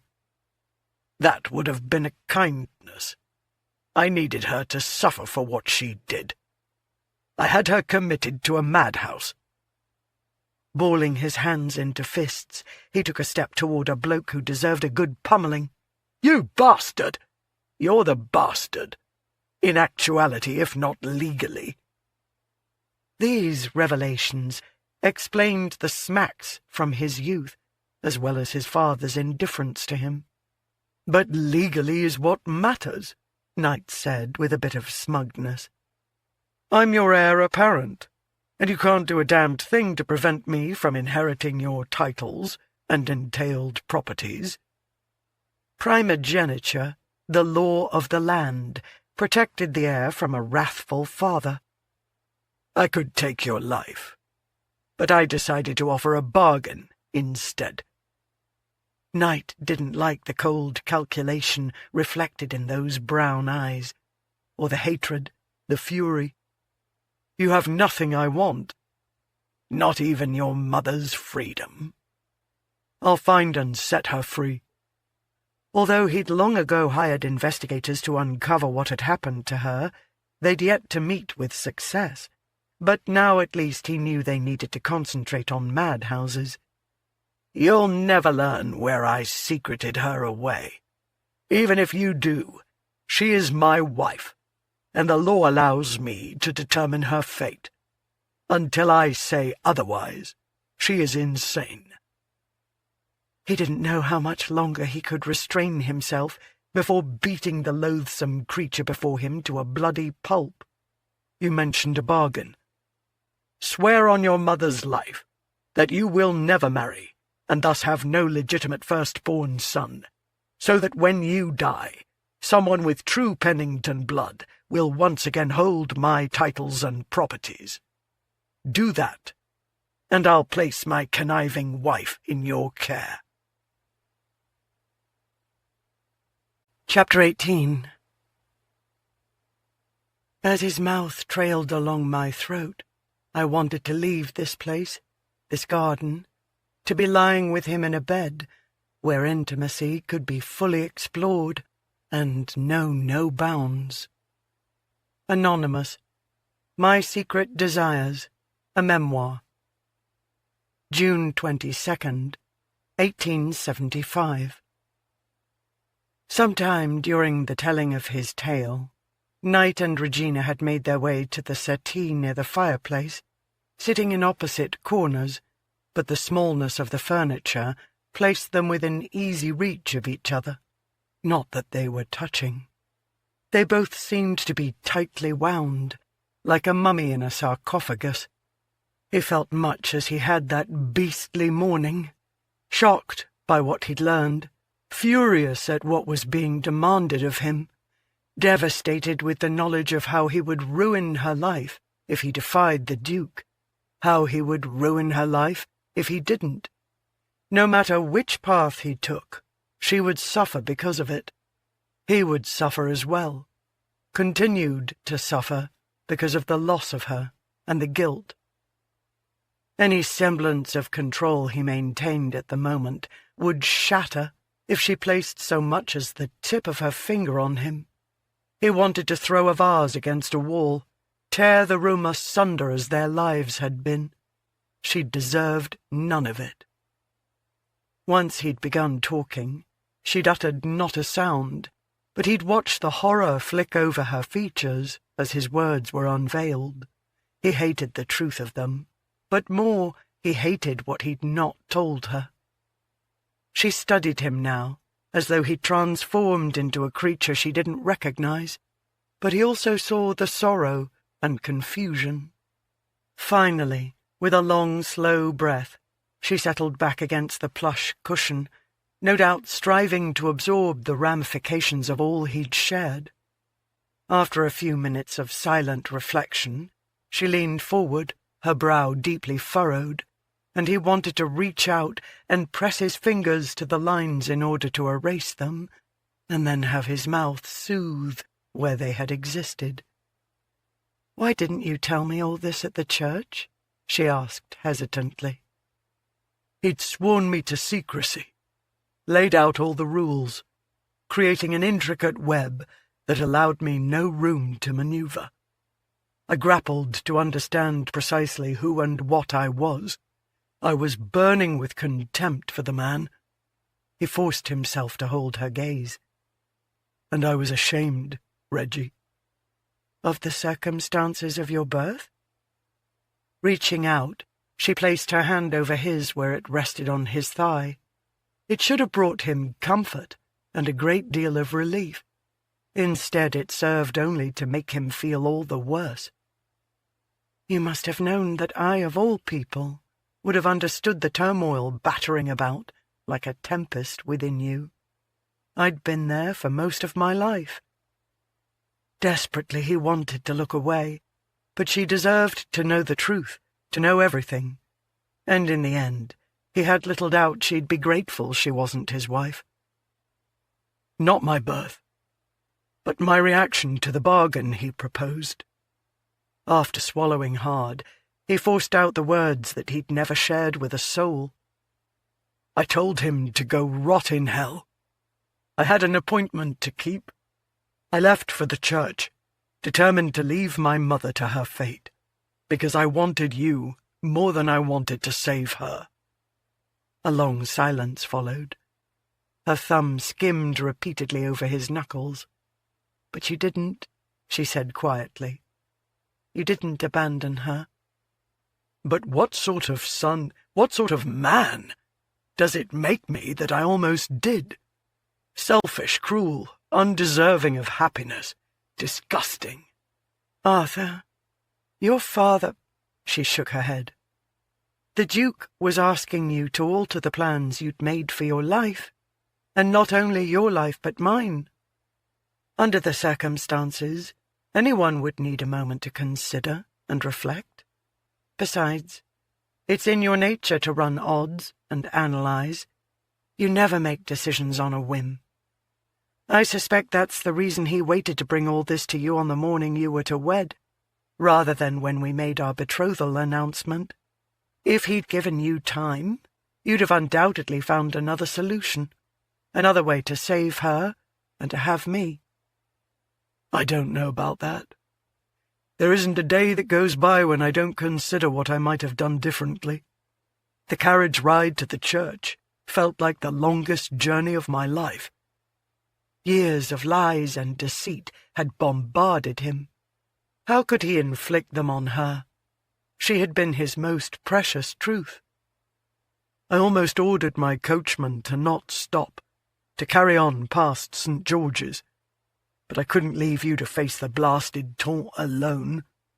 Still, I do regret how I handled matters.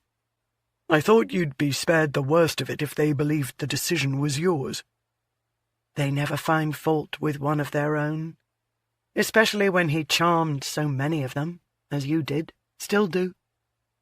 He couldn't smile at her teasing, not when the guilt still ate at him. Then I bungled things with you as well. It's possible I could have convinced him to let the marriage go ahead, if I swore that we'd have no children. But the only way to guarantee no offspring was to never make love to you. I couldn't deny you children and pleasure. If we didn't marry but stayed together by living in sin, we could have children, but they'd be bastards. Knowing the trials and tribulations you endured growing up, I refused to ask that of you. I determined, stupidly, it would be easier for you in the long run if I could make you hate me. So I lied. I wanted no other women. You must believe that. I do, now. You were quite convincing before. My mother could have taken lessons in acting from you. She lifted her hand from his and cupped his cheek. You did succeed quite magnificently in making me despise you. So strongly, frighteningly, in fact. The hatred was almost a physical presence, a burning that fairly set me ablaze. However, in a strange way it was a gift, really. It helped to mould the strength I needed to carry on, the fortitude to face an uncertain future with certainty. Placing his hand over hers, he held it while turning his head and pressing a kiss against the heart of her palm. "I'm so sorry, Reggie. I should have found a way to make it easier for you." "Arthur, learning I couldn't have you as my husband never would have been easy. If not for the fury and hatred, I would have felt despair and been overwhelmed with such sadness I might have never left my bed. Instead, I was determined to prove I didn't need you, didn't need any man. My father, in his desperation to see me wed, had convinced me that I did. Society had convinced me that I did, but I don't. But he knew her daughter was another matter. The innocent always were. Now Regina was making decisions to protect her child, just as he'd made decisions to protect his mother. Her resolution would lead her to marrying another, and he had to make peace with it. "I need you to know that I loved you. Love you still. The woman you were then, the woman you are now." Tears welled in her lovely brown eyes as she brushed the strands of hair back from his brow. "Do you know I love you all the more for the choice you made?" Ah, Christ! No matter the hardships it had caused her, she understood the dilemma he'd faced and didn't blame him for rescuing his mother rather than marrying her. You make it so damned hard not to love you. Then his mouth was on hers, and she opened herself up to him, welcoming him. It wasn't like before beside the stream. Too much past had flavoured that kiss. Now the burden he'd been carrying seemed lighter, although it would never leave him completely. She was still not his to have and to hold forever, but maybe for one more night. She wasn't yet betrothed to Chidding. Perhaps she never would be. She understood now that Knight couldn't marry her, so he wasn't offering her any sort of false hope. She knew the truth of the situation, and having told her, he felt somewhat untethered, but also sorrowful, because as she ran her fingers through his hair, he was acutely reminded of what he'd given up, was giving up. A woman he thoroughly enjoyed being with. She'd held him enthralled from the moment he'd met her. He loathed the Duke for not revealing the truth sooner, before he fell in love with such a remarkable woman. But then he suspected the old man had waited until he'd known Knight would suffer greatly, to allow him to experience the joy and then to snatch it away. More devastating to have loved and lost, to have had a gauge for assessing the immeasurable pain. It had all been a game the Duke had judged he would eventually win, and the innocent, unsuspecting boy who had grown up in his household would pay a heavy price for not being of his blood, punished for what had never been his fault, for something over which he'd had no control. Diabolical and cruel.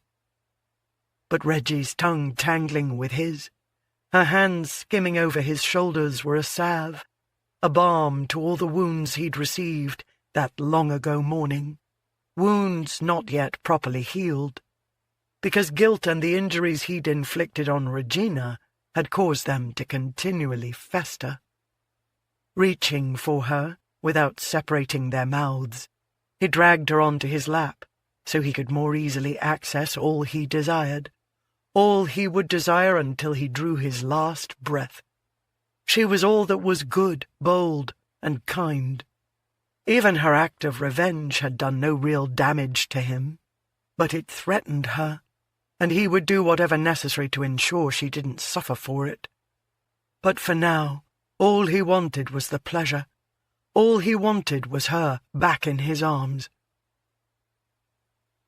Regina didn't know if it was all the reminiscing she'd done while in the theatre box, or the fury that had been undulating through her during the journey here, or the anger she'd been able to only partially unleash upon her arrival, or finally knowing the full story behind his perceived betrayal, but all her senses were attuned.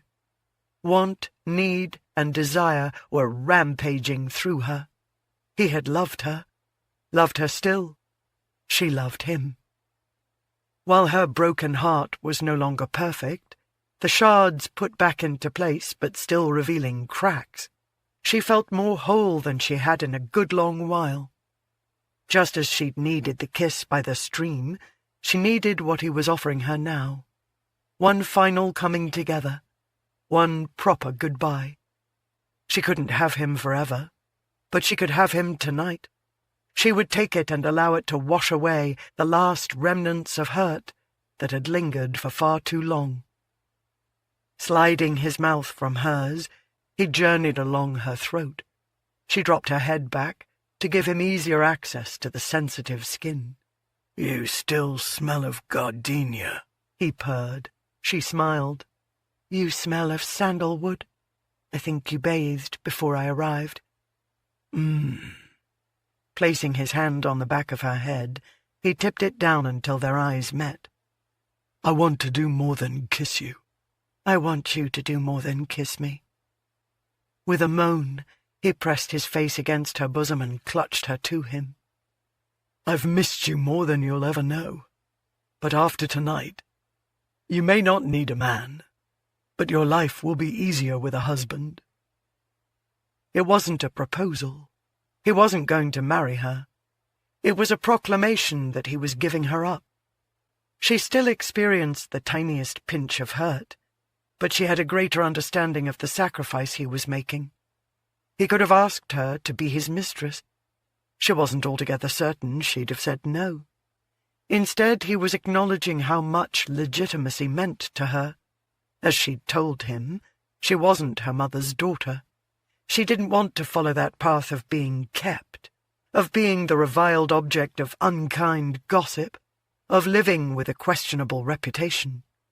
She wanted, needed, deserved the respectability that had been denied her all her life. She rested her cheek on the top of his head.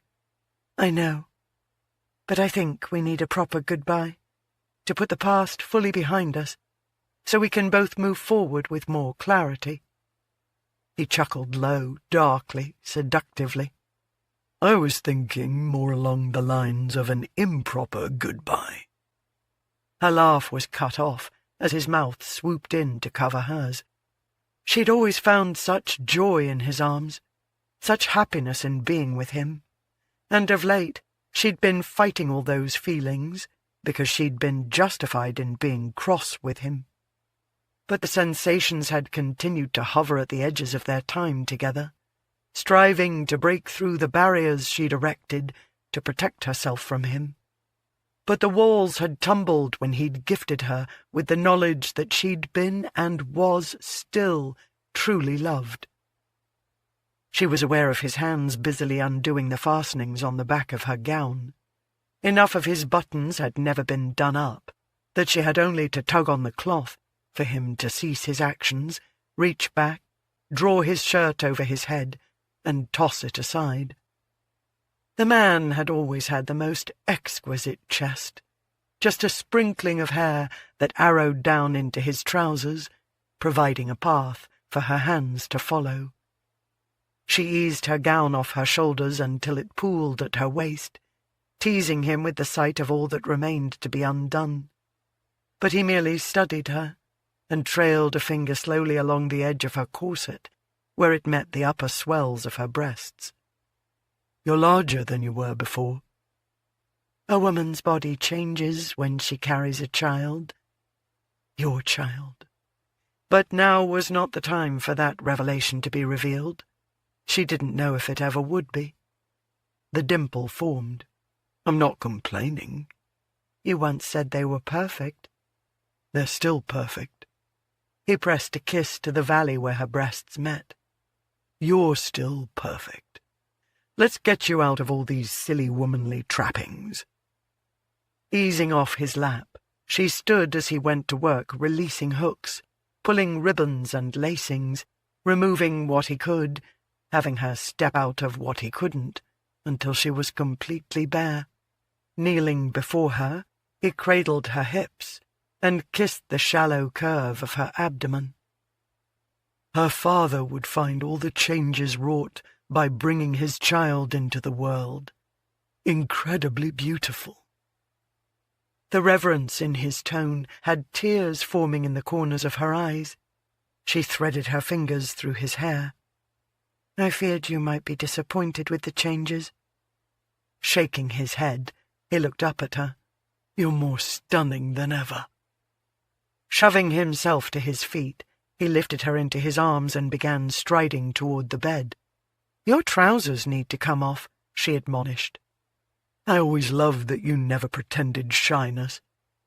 "My mother was the mistress of a lord. When he visited, they spent a good bit of time in the bedchamber. As I got older, she wasn't secretive about what happened when that particular door was closed. For her, the art of love-making was never something to be ashamed of, but to be celebrated. It's the natural course of life, she told me. I'm grateful she was honest about it." "As am I." He set her down gently on the mattress and went to work on the fastenings of his trousers. With anticipation, she watched as he shed them and tossed them aside. He remained magnificent, a feast for the eyes, sculpted muscles, taut flesh, and hard cock for her. He climbed onto the bed and stretched out beside her. "Better?" She smiled. "Much." He began slowly, languorously trailing the blunt tip of his finger around her face. "How can you be more beautiful now?" When the circle was complete, he cupped her chin and blanketed his mouth over hers, releasing a storm of desire, want, and need. They were intertwining themselves in such a manner as to make it impossible to know where one of them ended and the other began. It had always been thus with them, however, and she found comfort in the fact that even after all these years of being separated, it felt as if they'd made love only last night. They were so in tune, hands moving frantically to caress what hadn't been touched in so long, to become reacquainted with a body that had changed during the intervening years. She was familiar with her transformations, many the result of having a child, but somehow she'd expected him to remain the same. Yet he seemed slightly broader, a little more muscular, more substantial, giving her more of him to love. She trailed her fingers and mouth over him, relishing his doing the same with her. He'd always had wicked ways about him, gliding his hands softly along the inside of her thighs, but not going as far as the juncture where they met, not yet pressing the pad of his thumb against her womanly core that yearned, begged, for him to offer some surcease from all the craving. Separating himself from her slightly, balanced on an elbow, he kneaded her breast, the heat in his gaze as he watched the movements setting her own skin afire. Their legs were entangled, his impressive cock pressing into her thigh. Sliding her hand from his firm buttocks, she folded her fingers around his hard length. Slamming his eyes closed, he growled low. While she knew more victories were to come, this small one still thrilled her, that she could have such power over him. When he opened his eyes, the blue was darker, smouldering. Lowering his head, he took the peak of her nipple into his mouth and suckled.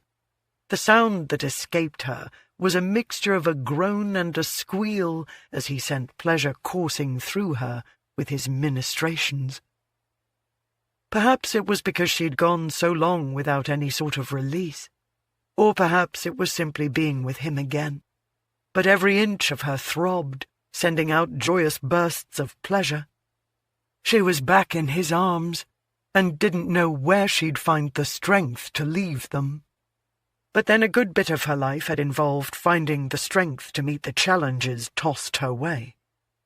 However, moments like this, with him, were very much like being granted a reward for doing what one ought, even as what they were doing was precisely what one ought not. When she was younger, she'd experienced a bit of a thrill at misbehaving, but now that she was older, she didn't feel she was misbehaving at all. Society's strictures were all nonsense. The release of her book had shown her that. Some people were appalled, but still they read it. Hypocrites. Why should only the married be able to experience this wondrousness? Her mother had known that, and while Regina couldn't condone her father's unfaithfulness to his wife, she did hold with her mother's belief that love was rare and should be treasured when found. What better way to treasure it than through the act of love? And that's what this was, what it had always been with Knightly, an act of love. For a while, her memories of the time spent with him had been tainted by her misperceptions of what had transpired between them, the reasons he'd not made her his wife. She'd believed he'd suddenly realized he couldn't marry someone beneath his station, or that he'd planned all along to jilt her at the last moment. His attentions and declarations had all been a farce, a way to bed her and leave her. But now she knew the truth, and all the times they'd been together had returned to their proper hue, only brighter and more vivid, something to be recalled in later years with a smile. At this moment, she was fully aware that the time for them to be together was ticking away. They weren't promising each other forever, but only now. Knowing the truth was liberating. No false hopes, no deceptive expectations, and in the reality she found exaltation. He kissed the underside of her breast, his breath wafting warm along her skin, heating her to her very core. Frantic with need, she tightened her grip on him, sliding her hand up, down, up, stopping to circle the pad of her thumb over the smooth dome, spreading the dew gathered there. Her reward was his low, feral growl before he began moving along the length of her torso, taking his time to place a lingering kiss against each rib. He slid farther down, and she lost her hold on his cock. Why did the man have to be so remarkably tall? But his wide shoulders were within reach, and she took advantage of their nearness to dig her fingers into them as he peppered kisses over her stomach. Lifting his head, he gave her a heavy-lidded look that sent her heart galloping. Adjusting his position so he was no longer supported by one arm, he placed a hand on the inside of each thigh and spread her legs wide enough to accommodate his broad shoulders as he settled between her thighs. He'd been there before. She knew the glory that was coming, that he would deliver.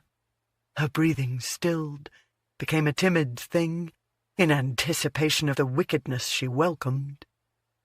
He blew a breath over the springy curls between her thighs, and her own breath released on a sigh. He kissed the inside of one thigh, and then the other, another duo of kisses, a little higher up, then once more farther down. She squirmed as her body tried to move her heavenly area closer to his questing mouth. His dark chuckle rang out. He knew he was tormenting her. Damn him for enjoying her writhing and suffering. "Do it," she ordered, breathless with need. "Feast upon me."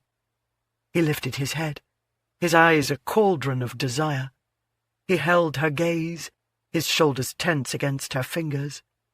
Seeing him positioned thus between her legs had flames of yearning crackling within her, burning at her very core. Her nerve endings were sparking, and the manner in which he studied her might have been the most erotic thing she'd ever seen. Within his eyes were so many promises, of passion, of fire, of incredible pleasure. Then he lowered his head to fulfill them. The first stroke of his tongue had her gasping, spreading her legs farther apart and lifting her hips to meet his luscious mouth and bask in his wicked ways. She couldn't hold still, undulating against him like some wild creature caught in a trap of its own making, with no avenue for escape. He gripped her hips, digging into her flesh, holding her captive, while simultaneously setting her spirit free as he hungrily devoured. A hard press, a quick long stroke, a swirl of his tongue, a closing of his lips over that tiny bud aching with need, a suck that drew pleasure from every part of her, as though all aspects of her were somehow connected with intertwining strings. She knew little about the inner makeup of the body, just a general knowledge of bone and muscle and tissue. But surely there existed a fine web of silken threads along which pleasure travelled. For how else could she experience such exquisite sensations everywhere, when his attentions were devoted to only one aspect of her? "Oh, Arthur!" It came out very nearly a squeal, a desperate beckoning for more as her skin tightened, very much like the tension ratcheting up as a catapult was being prepared to fling its arsenal over the castle wall. He heeded her request, his ministrations increasing in fervour, until she was crying out as all the pent-up passion and desire shot through her and hurtled her into the abyss where pleasure in all its splendour reigned. Her fingers dug into his shoulders, her legs clamped around him, and her cries echoed about them as wave after wave of ecstasy coursed through her. When she was lethargic and spent, he moved up and thrust into her, reigniting her desire. Braced on his arms, he hovered over her, gazing down on her, his hips pistoning like some great beast of a locomotive. He was so majestic with his hair flapping against his brow, dew gathering on his chest. As her thighs squeezed his hips, she stroked her hands over his shoulders, his arms, his back. With his movements, slamming into her, almost as though to punish himself for all the years they'd been apart, he brought forth more pleasure within her. Perhaps because it had been so long for her as well.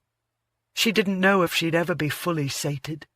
Once more she was spiralling toward completion, his name echoing around her, a benediction. Then he did what he'd never done before. As his body reached its crescendo, he withdrew, his seed thick and hot, spilling against her thigh, his body jerking and trembling in the wake of its release. She knew why he'd done it. When they'd come together 5 years earlier, he had planned to marry her, and so it hadn't mattered if she got with child. They'd simply say the little one arrived early. But now it mattered. He wasn't going to marry her. She was going to marry another, and it would be wrong for her to be carrying a babe in her belly when she walked up the aisle to exchange her vows. An overwhelming sense of loss battered her. Wrapping her arms around him, she clung to him, as if by doing so she might hold him forever. Somewhere a clock chimed midnight, and she could have sworn that within its reverberations she heard, "But you can't." It had been a good long while since Knight had felt such peace, although it was a bittersweet sensation, because he was acutely aware a great deal of his contentment was the result of having Regina's warm body resting snugly against his own, her finger lazily drawing circles over his chest. And it was very likely this would be the last time she would ever visit his bedchamber. She was destined to be welcomed into another. But at the moment she was with him, and he wanted to make the most of it. "You were cross when you arrived, about the theatre box." "You lost it to him on purpose," she said lethargically. "Why?" "Because I knew he didn't have one, and you enjoy the theatre. I thought it would provide an opportunity for him to quicken his courtship. It never occurred to me it would come with memories you might not wish to visit." She pressed a kiss to her rib. "I decided a nefarious reason was behind what you did. I should have known better." She shifted until she was able to flatten her hand on his chest and rest her chin on it. "I don't mind the memories now." Giving her a soft smile, He combed his fingers through the silken strands of her hair. "He's a decent bloke. Kidding." Her gaze wandered over his features, and he wondered if she was striving to memorize every line and arch of his face as he was hers. "He kissed me tonight." No, the vixen had been watching him to gauge his reaction, and he suspected he'd had no success at disguising the flinch, as though his bare back had been flogged. He hadn't needed to know that tidbit, didn't want to consider the pleasures the man would have with her. Still, he couldn't stop himself from asking, "Did you enjoy it?" Because he most certainly didn't want her to have a lifetime of unpleasantness. He wasn't that selfish of a bastard. It was rather chaste, as if he feared offending me. I have the impression he's not quite as passionate as you. Perhaps he's simply more gentlemanly, and the passion will come. She brushed the hair back from his brow. What would your father— She stopped, shook her head. How do you refer to him now? On occasion, father. It's the habit of a lifetime. More often by his title, when I can remember. Frequently bastard, even though he's not one, and I am. Are you bothered that your true parents were in fact not married? And technically you are a bastard? Initially I did struggle with the circumstances of my birth. I wasn't who I'd always understood myself to be. I wasn't his son. My life, I, had been a lie. Who was I, really? What was I, really? But during my darkest moments I would think of you, and from you I learned legitimacy does not define a person. So I looked to my achievements as a way to measure myself as a man. He considered loving her and being loved by her his greatest success. Her fingers lingered in his hair before trailing down to stroke his jaw. I grew up knowing I wasn't legitimate. For you, the suddenness of it must have been a blow. The harder part was imagining Mother being unfaithful. She doesn't seem the sort. Do you have any idea who truly sired you? Slowly he shook his head. Have you asked your mother? I haven't even told her that I know the truth of things. And I most certainly haven't revealed anything at all about the bargain. She wouldn't take it well, would feel guilty, and that rather defeats the purpose of my rescuing her. She went through 20 years of hell. I want whatever time remains to her to be carefree and without worry. Her eyes were brown, fathomless depths, into which he'd always fallen when given the chance to stare into them, as he was now. But after tonight, there could be no more opportunities. He needed to attend to the task of prodding Chidding more quickly toward the altar, and thwarting her brother's attempts to prove she was anonymous. What do you think the Duke would do now if you were to marry? I vowed I would not. Lifting herself up, she straddled him. He is not an honourable man. Look what he did to your mother. What he did to you. He had years in which he could have told you the truth. He could have chosen to be gentle in the telling. He could have chosen to not let it matter. Instead, at every turn, he was deliberately cruel. His actions would not excuse my being dishonourable.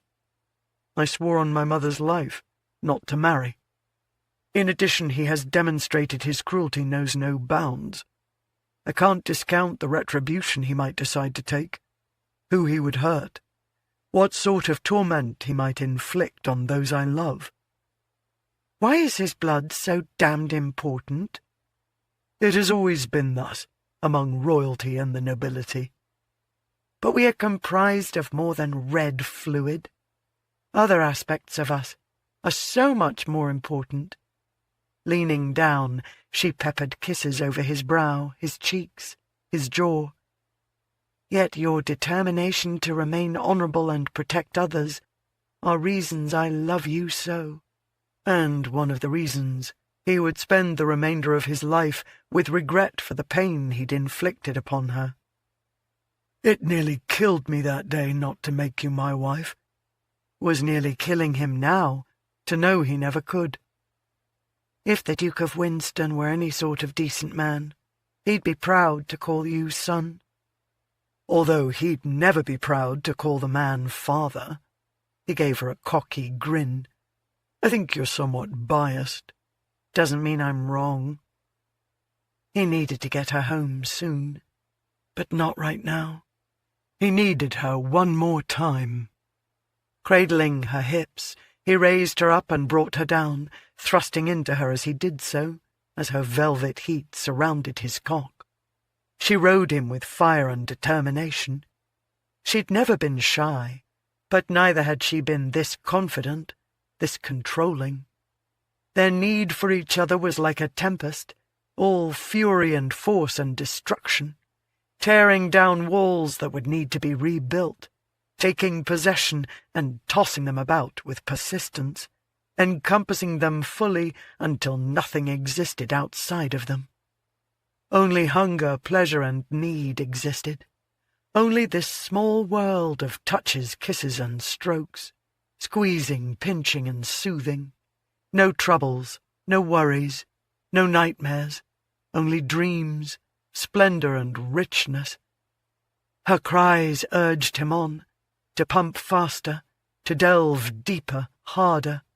When she fell apart, his name woven through her screams echoing around him, he knew a glorious triumph.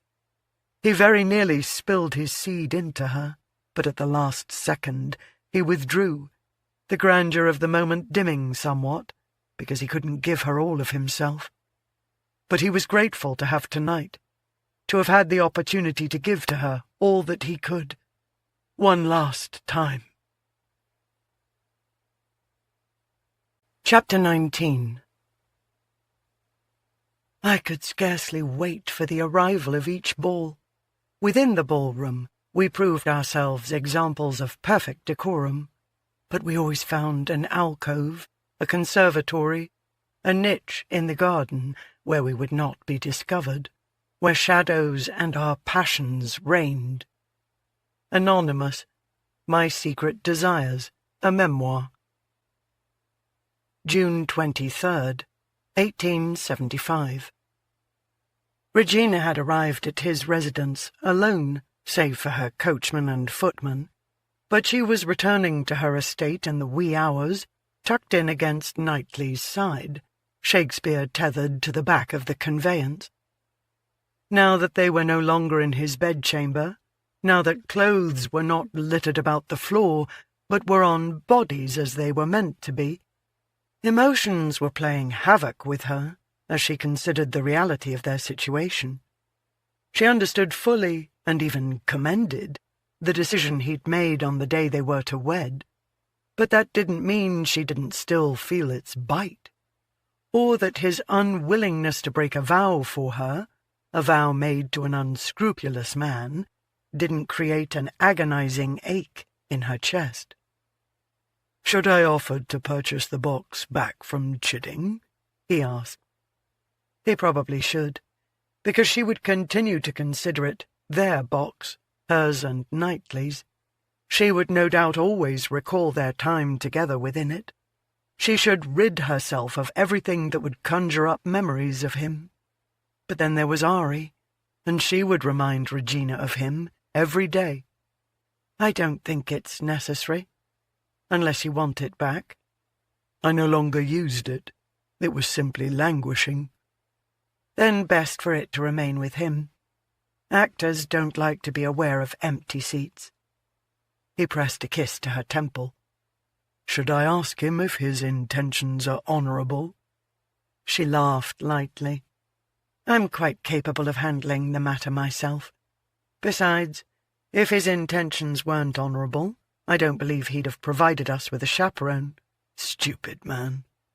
If I could have had you to myself without one—" "Don't you think all the sneaking around and forbidden aspect of our time together added to the allure?"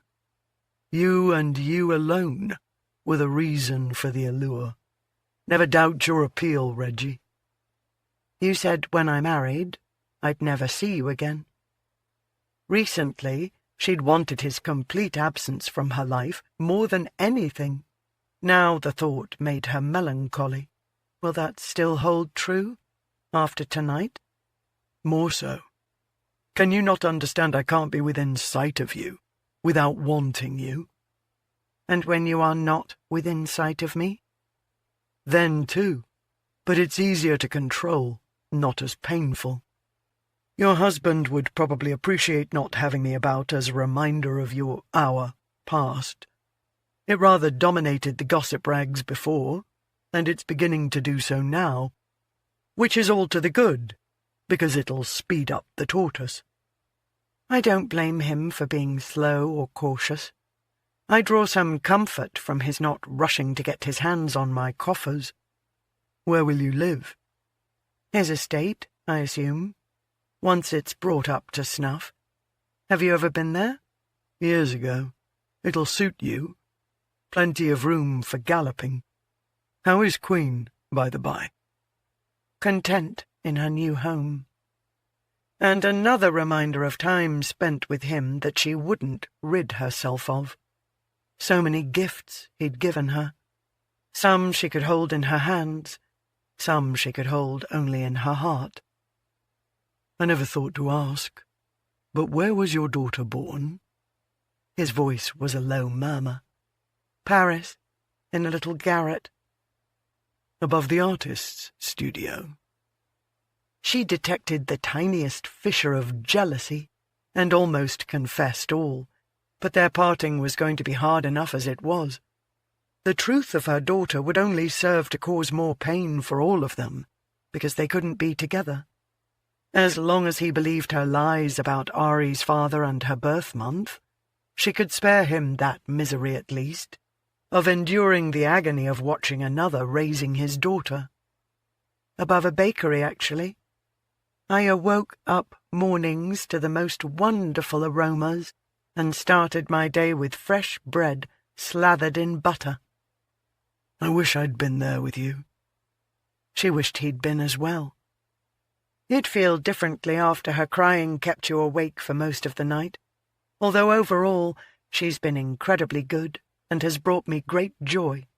And she's going to be a writer like her mother. She laughed lightly. Not like me. She will tell her own tales in her own way. It's good you'll give her that freedom. My mother never expected me to follow in her footsteps onto the stage, which is a good thing, as I'd have been lousy at it. Oh, I don't know. That night at the Dragons, you almost had me convinced you weren't the author. She smiled against his throat. He'd not bothered with neckcloth, waistcoat, or coat, only shirt sleeves and trousers. Who was to see this time of night? I hated you then. The words came out without any rancour. As well you should have. I hated myself. She heard in his tone that he still did, that he didn't quite forgive himself for the hurt he'd caused. She wished she had the power to absolve him of all guilt. Does your mother often have episodes like the one I witnessed earlier? She did at first, but it's been a long while. I think her fears were brought to the fore because of the loud knocking. I'm surprised the door didn't cave in. I didn't realize you had such a temper. It grows hotter as I age, I believe. Sometimes I don't care at all what people think of me, and other times I foolishly give a fig. Easing back slightly, she settled her palm against his strong jaw. So many things she wanted to say, so many she shouldn't, because they would only serve to make the future harder to face. In the end, she said nothing, simply held him in place as she kissed him, not with the fervour of earlier, but with an emotion reserved for letting go. Or perhaps the sentiment more closely reflected a packing up of the past to store it away for later reflection, when she was silver-haired and wrinkled, surrounded by grandchildren, some of whom might be his as well. Was it fair to deny him that joy? Or would the truth make his burden a heavier weight to bear? She sensed in him a shadow, within which was the acknowledgment of the need to carry on in solitude. To spare him any further suffering, she held silent. The horses had turned down the drive, the moments were slipping past, and soon none at all would be left to share with him. Then how was she to go on, as he had taught her, with courage and boldness? The carriage came to a stop. The kiss ended, but they held each other tightly. The door clicked open. He made to move toward it, and she stayed him with a touch. "Don't come with me." Because when her butler opened the door, she would pull Knightly in and take him up the stairs to her bed, to prolong the inevitable parting. He merely nodded, took her hand, and pressed a kiss to the back of it. "Thank you for tonight." She forced a smile when she wanted to weep. "Thank you for almost everything." Then, with the help of her footman, she was exiting the carriage. Without looking back, she dashed up the steps. The door opened, and she hurried through it to the front drawing-room. The draperies had been closed, but she peered through a slit where they met, and watched as Knightly climbed out of the carriage and mounted Shakespeare. For the longest of moments, man and beast simply waited there. Perhaps Knightly thought she'd give in and invite him to join her, but she held strong. Finally, he urged his horse into a gallop, and she sank into a nearby chair. Shakespeare the bard had it wrong. Parting was not such sweet sorrow. It was a hideous ache that left naught but mourning in its wake. Chapter 20. Passion, I discovered, was not limited to hands and lips exploring. It could be a look across a crowded room, the reading of a poem, a smile, a laugh, a sigh. It could encompass a grand gesture, or be as simple as a solitary word uttered at the right moment. Anonymous. My Secret Desires. A Memoir. June 29th, 1875. Sitting on a bench that her mother had often shared with her father, Regina watched Ariana, her laughter echoing among the blossoms, scampering around the garden, with Princess nipping at her heels. And, of course, seeing her daughter with the dog reminded her of Knightly in this very garden, legs splayed as he sat at the tiny table. It had been a week since she'd seen him, a week of missing him more than she ever had before, which was utterly ridiculous. They had no future. He'd made his choice, and she'd made hers. Nothing was more important than ensuring her daughter had a life of acceptance that she herself had been denied. "Madam, you have a visitor." She lifted the card from the salver her butler presented to her. Her heart slammed against her ribs as she read the name embossed on it. What the devil is he doing here? "I really can't say, ma'am," Shelby said, his tone flat. "Of course you can't." How would he know the reason behind Bremsford calling? Naturally, she was a sight, dressed in a simple yet comfortable frock, with strands of her hair flying about her face, because she'd been enjoying the warmth of the sun and the slight breeze cooling her. Coming to her feet, she began tucking the loose tresses back into place. "Tell him I'll join him shortly, and have tea brought in." Although she couldn't for the life of her imagine he was here for tea. After leaving the nanny with instructions to keep a close watch on her daughter, she experienced a moment of panic, in which she feared he was there to destroy her, had obtained the information for which he was willing to pay 1,000 quid. She needed to gird herself. She hurried up the back stairs to her chambers, quickly washed her face, tidied her hair, and decided the frock would do. No need to take the time to slip into something nicer and remind him how well her father had provided for her. A few minutes later, She strolled into the drawing-room. Her guest was standing at the fireplace, his back to the door. "My lord?" The 7th Earl of Bremsford turned, and she was awash in memories of the 6th, her father, as a younger man, pretending to be a pony and giving her a ride on his back, lifting her onto his shoulders so she could pluck leaves from tree branches. For some reason she'd always been more fascinated with leaves that were hard to reach than flowers that could be gathered with ease.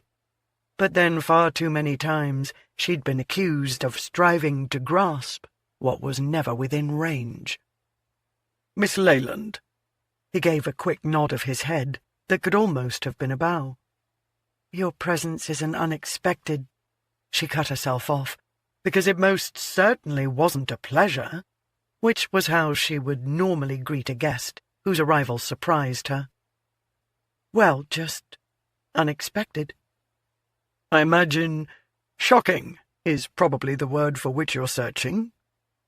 His lips didn't quite form a smile, but reflected the barest hint of his trying to make a joke at his own expense, and she wondered if he could be as fun-loving as their father. Hearing the slight rattling of china, she held still and studied him, aware of his scrutinizing her in return. She'd never been this close to him. It was uncanny how very much he favoured his father. Same jaw, nose, brow. His cheekbones were a tad sharper, perhaps inherited from his mother. He was a little more slender, but that might change as he aged. The maid entered, set the tray on a table, and following a shallow curtsy, quietly left. "Would you care for some tea?" Regina asked, waving a hand toward the tray, as though the man couldn't tell what had been delivered. "No, thank you." "Scotch?" He glanced toward the sideboard, and she hoped he didn't realize it had originally been set up to accommodate their father. "No, thank you." She indicated the nearest sitting area. "Would you at least like to make yourself comfortable?" As if either of them could be comfortable in this situation, fraught with years of mistrust and curiosity. Without a word, he settled into a large plush chair, the one in which her father had always sat. It was a little dizzying to see a man who looked so much like him, perched so stiffly on the cushion. She couldn't imagine the current Bremsford ever lounging. She wanted to sit in a chair on the far side of the room. Instead, she gathered up her pluck and took the nearer one facing him. For several minutes, they simply stared at each other, noting the similarities, brown eyes, blonde hair, and differences, noses, chins, lips. If he had somehow managed to determine she was anonymous, she didn't think he'd have waited to inform her that he was on the verge of taking everything from her. But despite her best efforts, she couldn't think of any other reason for him to be there. Finally, when her nerves were stretched to the point of snapping, she said, "I assume you've come with some purpose in mind? Don't suppose you'd be kind enough to share it?" "I've always heard you're quite upfront about things. Neither bashful nor timid, I've been told." Slowly he tapped the well-manicured fingers of his right hand on the arm of the chair. Did he find her boldness an affront? Was his wife a shy creature? He cleared his throat. "Father died disappointed that his legitimate family had never been welcoming of his illegitimate one." She didn't know if, by pointing out the disparity of their places within society and the law, he was merely obtuse, being deliberately rude, or truly striving to be kind. "I've been reckoning with that of late," he continued, "and experienced tremendous guilt at harbouring ill feelings toward you, when the circumstances of your birth were not your fault." She couldn't very well ask if that guilt had prompted him to place a bounty on the identity of Anonymous, because if she wasn't the author, why would she care about his actions? However, she could be upset over something else he'd done without giving herself away. Was it your guilt that urged you to demand of Lord Knightly that he confirm I was the author of my secret desires? His cheeks actually turned a mottled red. When I saw the two of you riding together at the park, I feared he might have mentioned our encounter. He denied any association he or you might have had with the book, of course. He had no reason not to. I simply thought with all the conjecture that he was Lord K. I doubt I am the only woman to have been in his life. True. Before you, there were any number from what I understand. He does seem to have a penchant for enjoying the ladies, and they him, if rumours are to be believed. She couldn't help but wonder if that was another jab, an attempt to make her feel like she hadn't been special. But then Knightly had never asked any of the others to marry him. She also knew there had been very few since her. Young swells will be young swells, I suppose. Quite. Hopefully you will not hold my inquisitiveness against me. Well, as I said, my attitude toward you did not please Father while he was alive, and I wished to ensure your character before I— He reached into his coat pocket, withdrew a cream-coloured envelope, and held it out toward her. Extended an invitation to the ball my Countess and I are hosting Tuesday next. She stared at the square of vellum, as though it was Cleopatra's asp on the verge of striking. You're joking, surely. He set the invitation on the table beside his chair. I assure you I am not. 5 years ago, I was to marry an earl who would one day become a duke. You didn't think my character good enough then? My mother was alive then, he stated hotly. I had to choose between which of my two parents I would keep happy. She immediately felt contrition. I'm so sorry. I didn't realize she'd passed. 3 years ago. While she'd been away. Her father hadn't mentioned his wife's passing, but then he rarely spoke of his other family, perhaps fearing she might feel diminished in some way. Most of what she knew of the life he'd lived beyond here she'd gathered from gossip. It's hard to lose both parents, especially so closely together. Still, she could hardly signify he was attempting a reconciliation at a ball, rather than with a quiet dinner, or a tea in the garden, or simply a series of visits. Will your sisters accept my presence at your affair? They will indeed. We've discussed it, and they are amenable to the idea.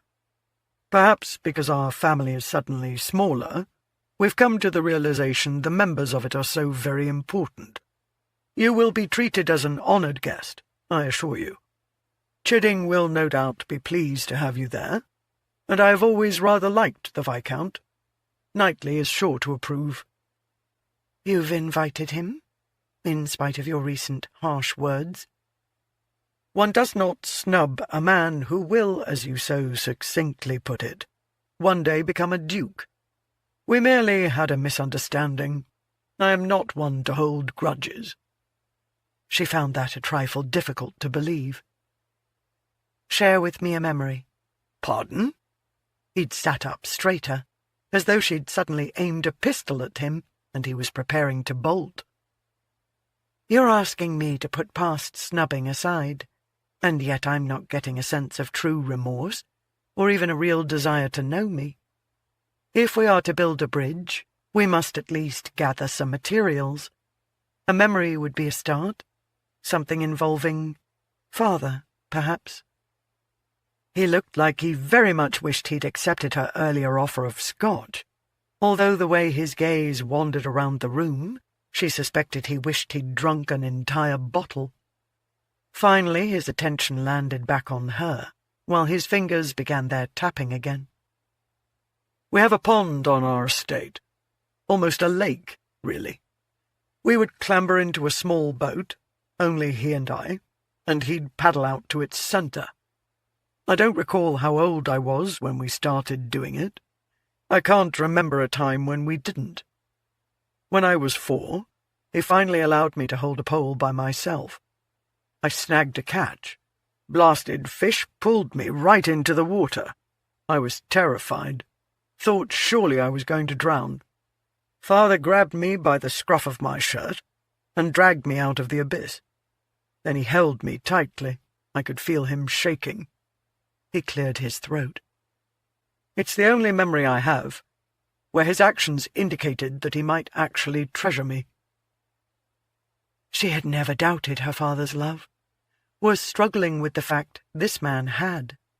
She wanted to know so much more about what their relationship had entailed. Had her father been strict with him? Or had he spoiled and indulged his son as he had her? Your memory, he suddenly snapped gruffly. Emotions, it seemed, weren't something with which he was comfortable. Or perhaps he was perturbed that she was asking him to earn her presence at his ball. Still, she smiled warmly. You were in a play at school, had the role of Hamlet. It was written up in the school newspaper, and you were showered with acclaim for your performance. That's your brother, he said. He was quite proud. His brow furrowed. He mentioned me. On the rare occasion. He never mentioned you. We knew about you, of course, gossip and conjecture being what they are, but he never spoke about you after his initial admittance of your existence. The words had come out crisply, like bullets fired by a militia, and she decided he was finding it truly difficult to be here, to offer an olive branch. But she decided he was at least trying, and she dearly wanted to reassure him that they could at least be friends, of a sort. I doubt any of you ever asked about me, or were comfortable with my existence.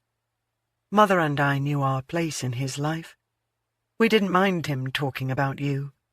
It gave us a glimpse into a larger part of his world that otherwise would have been kept secret from us. I know what I am, my lord. I don't fool myself into believing I am otherwise. I shall consider your invitation. He stared at her in bewilderment, as though he'd come upon a unicorn. Quite suddenly he lunged to his feet. Very good. I fear, Miss Leyland, my sisters and I may have done you a disservice all these years. She rose. Society likes to keep us in boxes. I'm glad you're striving to break free of yours. I'll see myself out. Good day.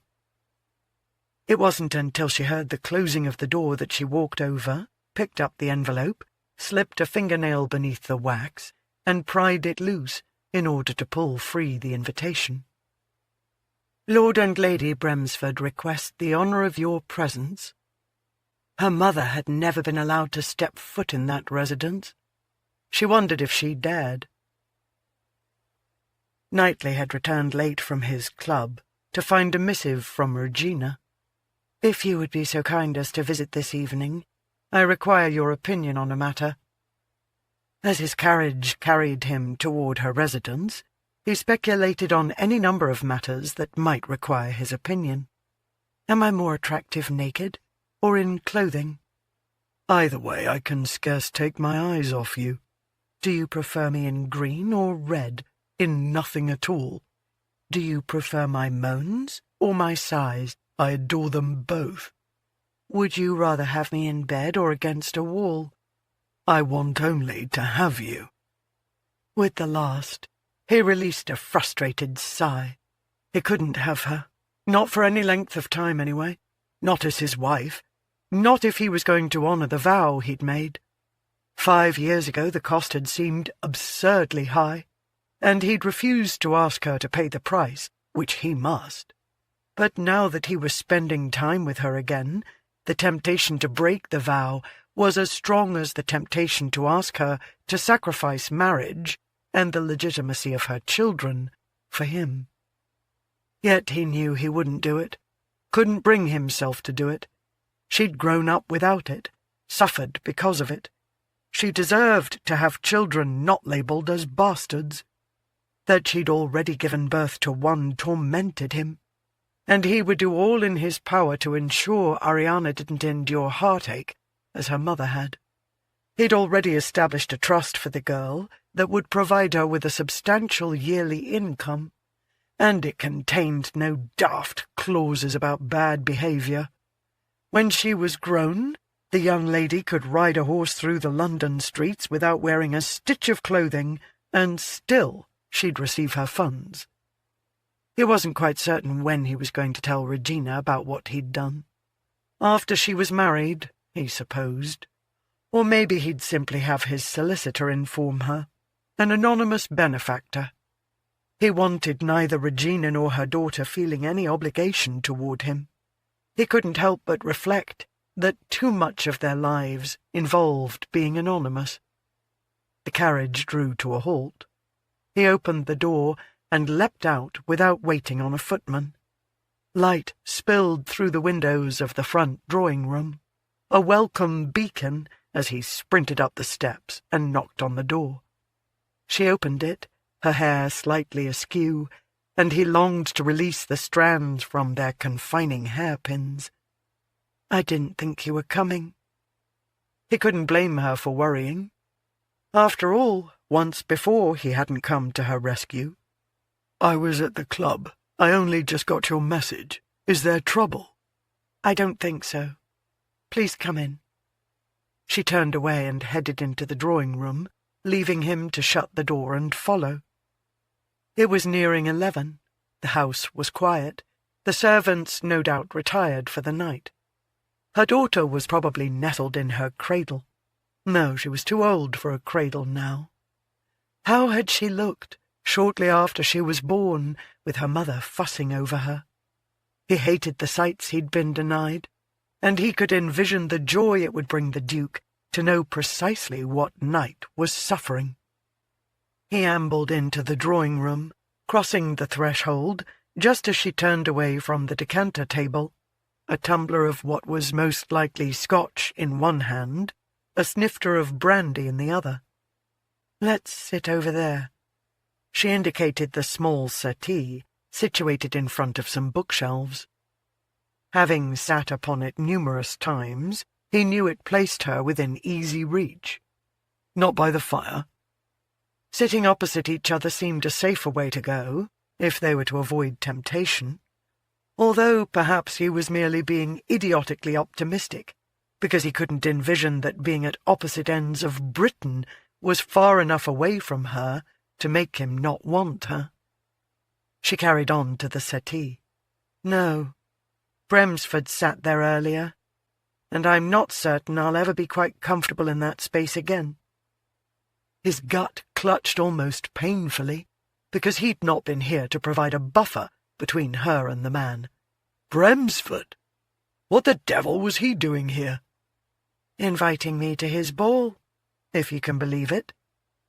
Elegantly she lowered herself onto the cushions and held the glass toward him.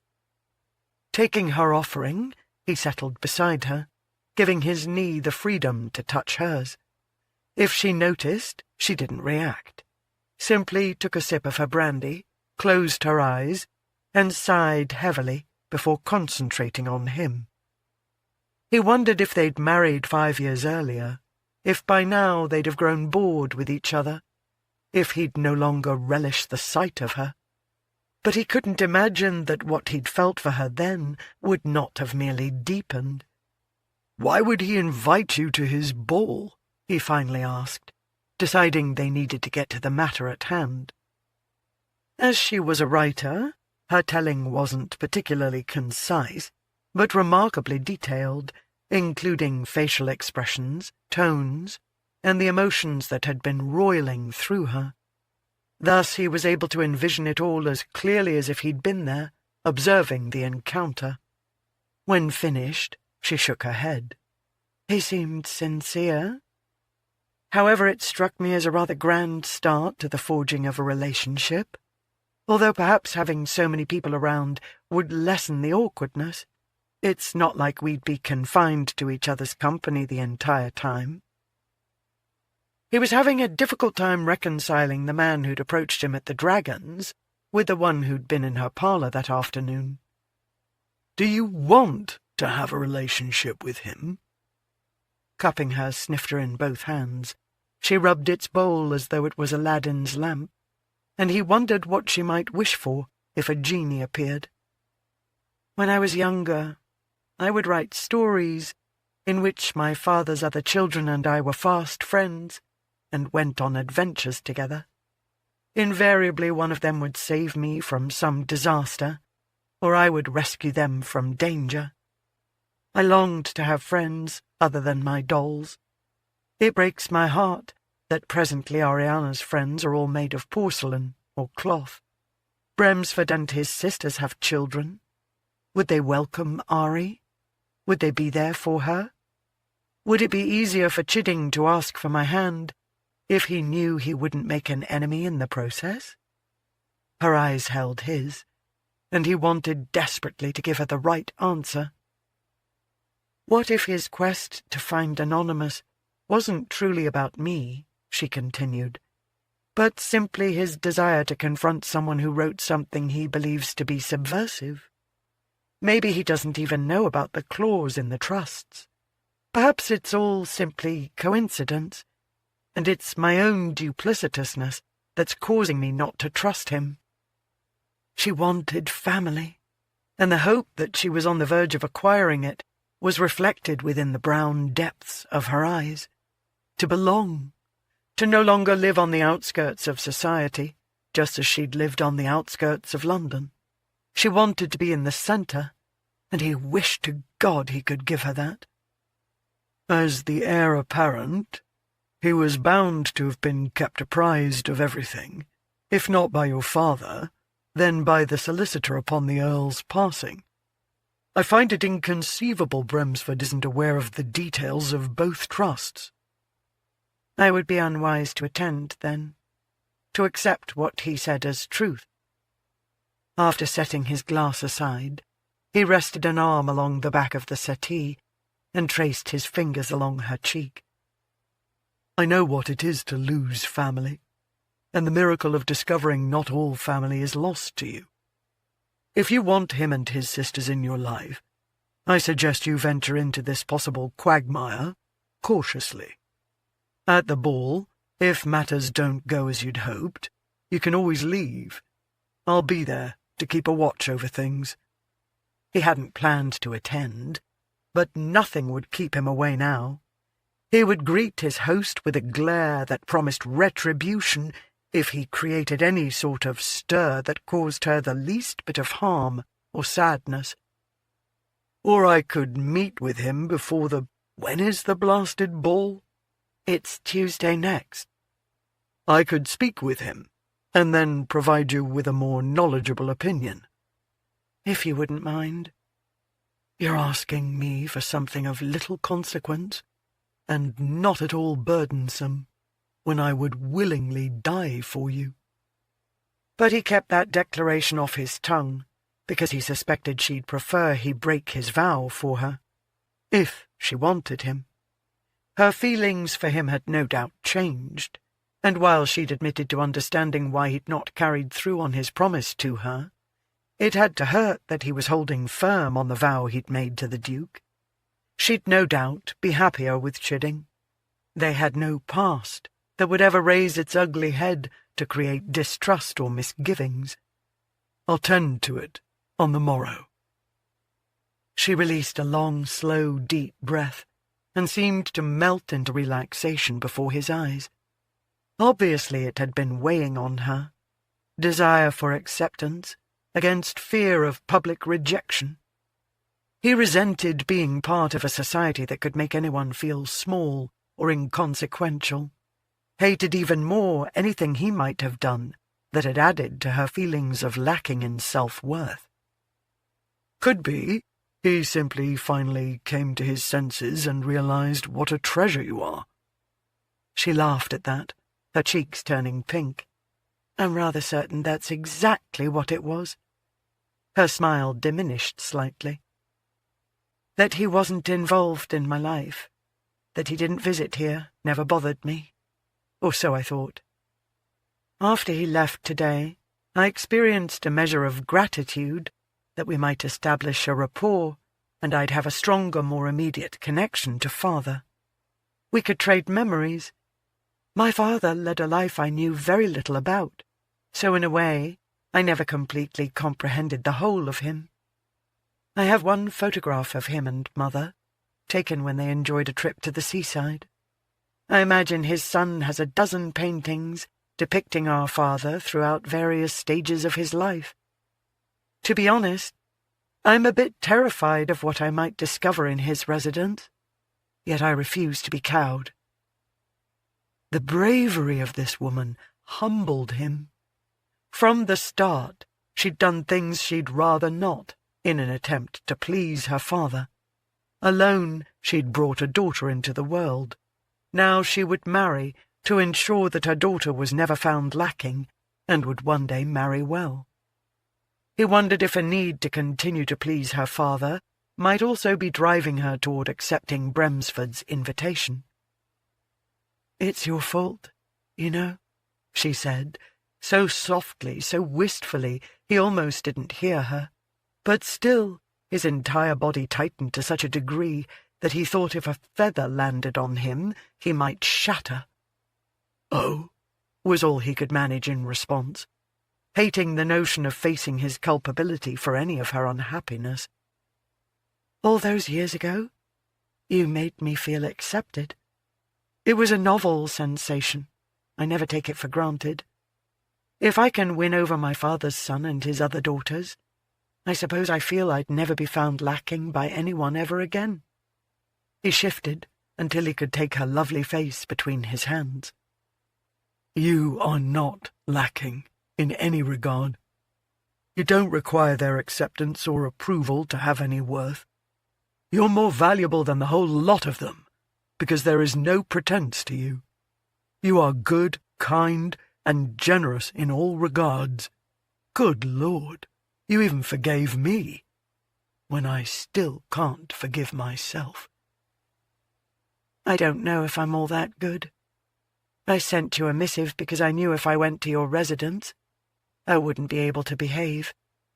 I thought here within my dominion I could resist temptation. I was wrong."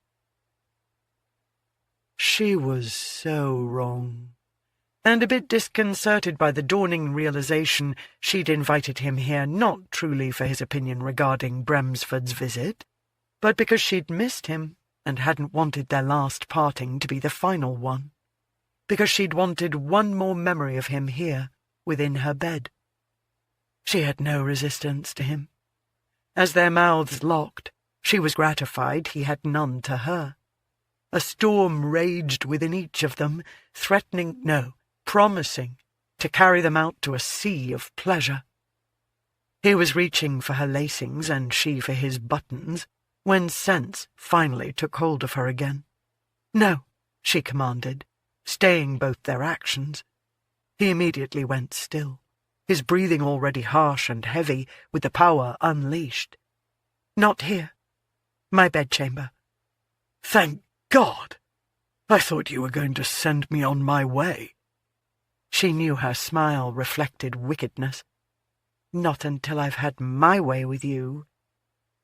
Their journey to her bedchamber was not a quick dash, because they continually stopped to ensure the fire didn't ebb.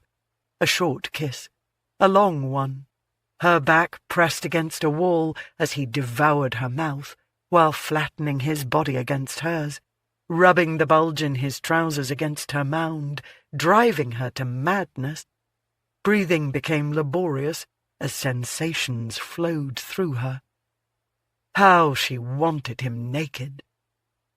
When they finally made it to her chamber, closing the door in their wake, she was surprised to discover their clothing wasn't scorched.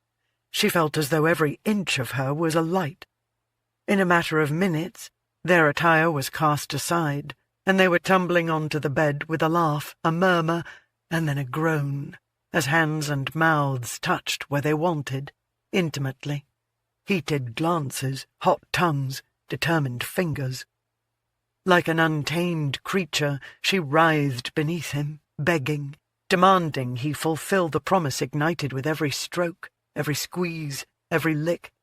Oh, the wondrous sensations this man brought to life with his tongue!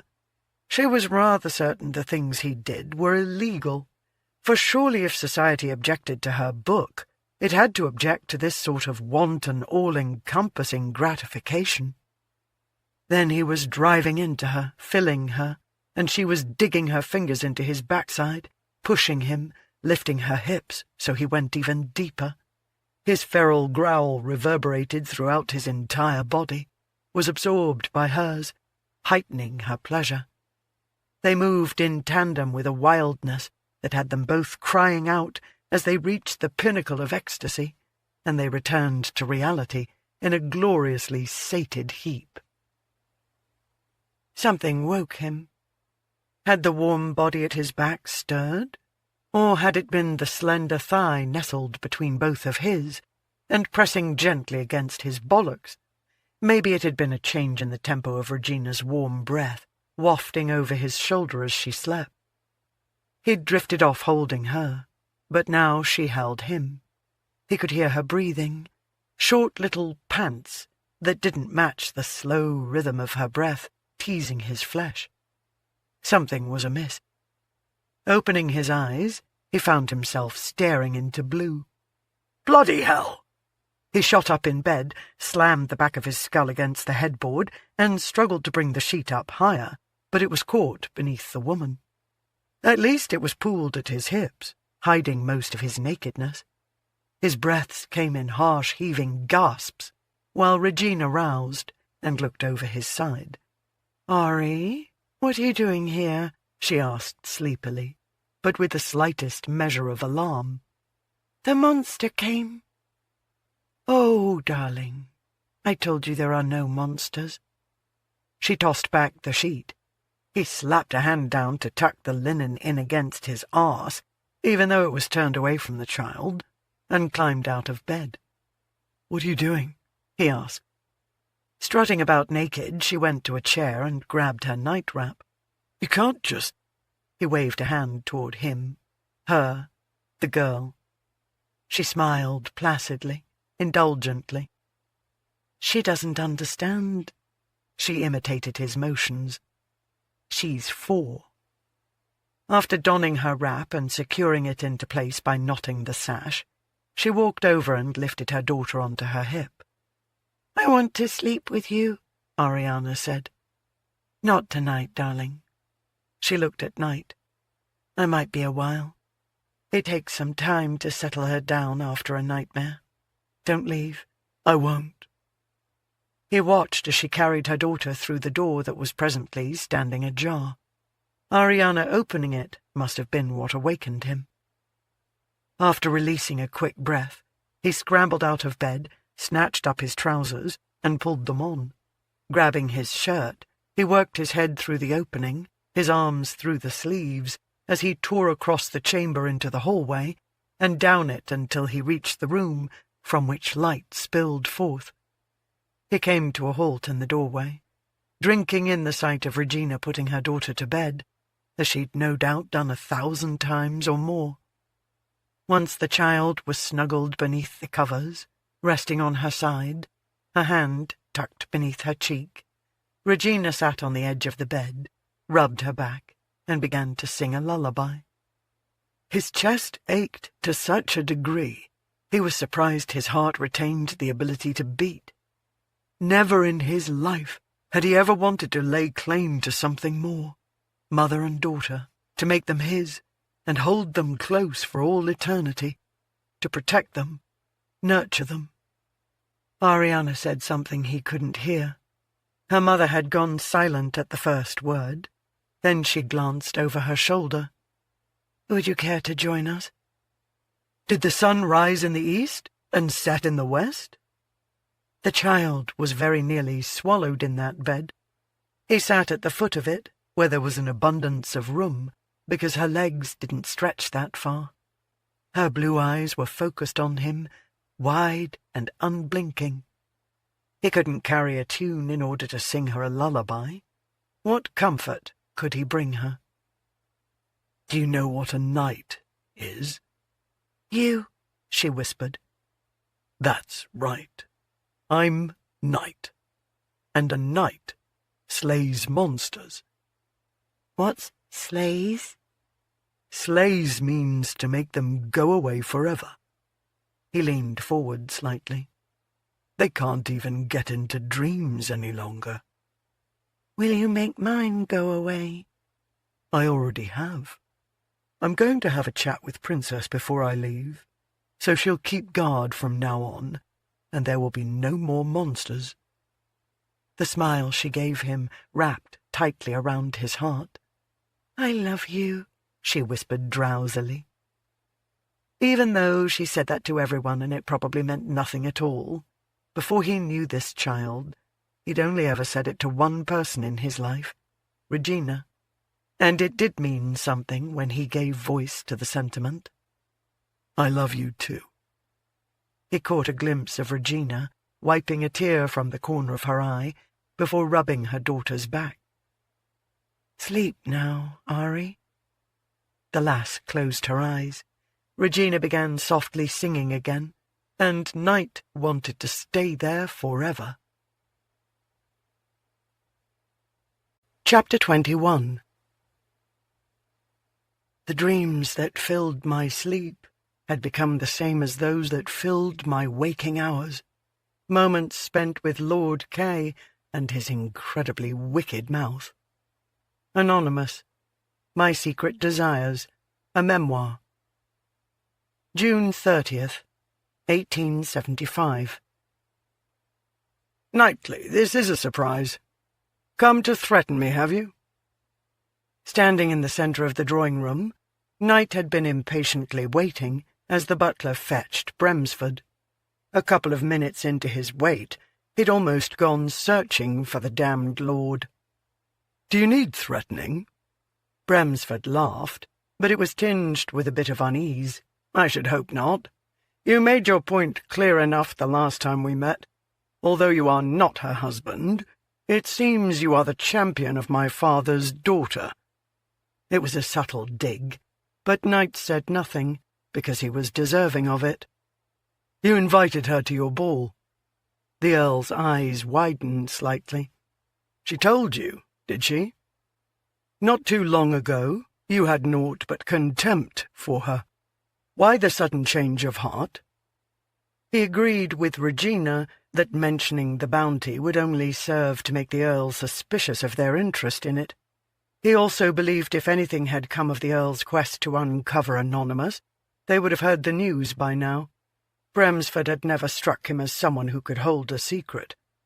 I've always admired Chidding. He informed me a few days ago that he intends to ask for He cleared his throat. Miss Leyland's hand. Knight experienced a sense of loss that nearly overpowered him. Even as he understood the reason the Viscount was giving her attention, and knew where that attention was headed, hearing the confirmation was like being stupid enough to enter a boxing ring with Bishop, and being delivered a blow that dropped him to his knees. His friend had a punch that could easily fell a man, had on more than one occasion. In addition, my good wife has not been overly pleased, Breford continued, that I will not allow us to attend any ball to which my father's unlawful offspring has been invited. She's unhappy, and I can't have that. Besides, I certainly have no intention of snubbing Chidding's wife.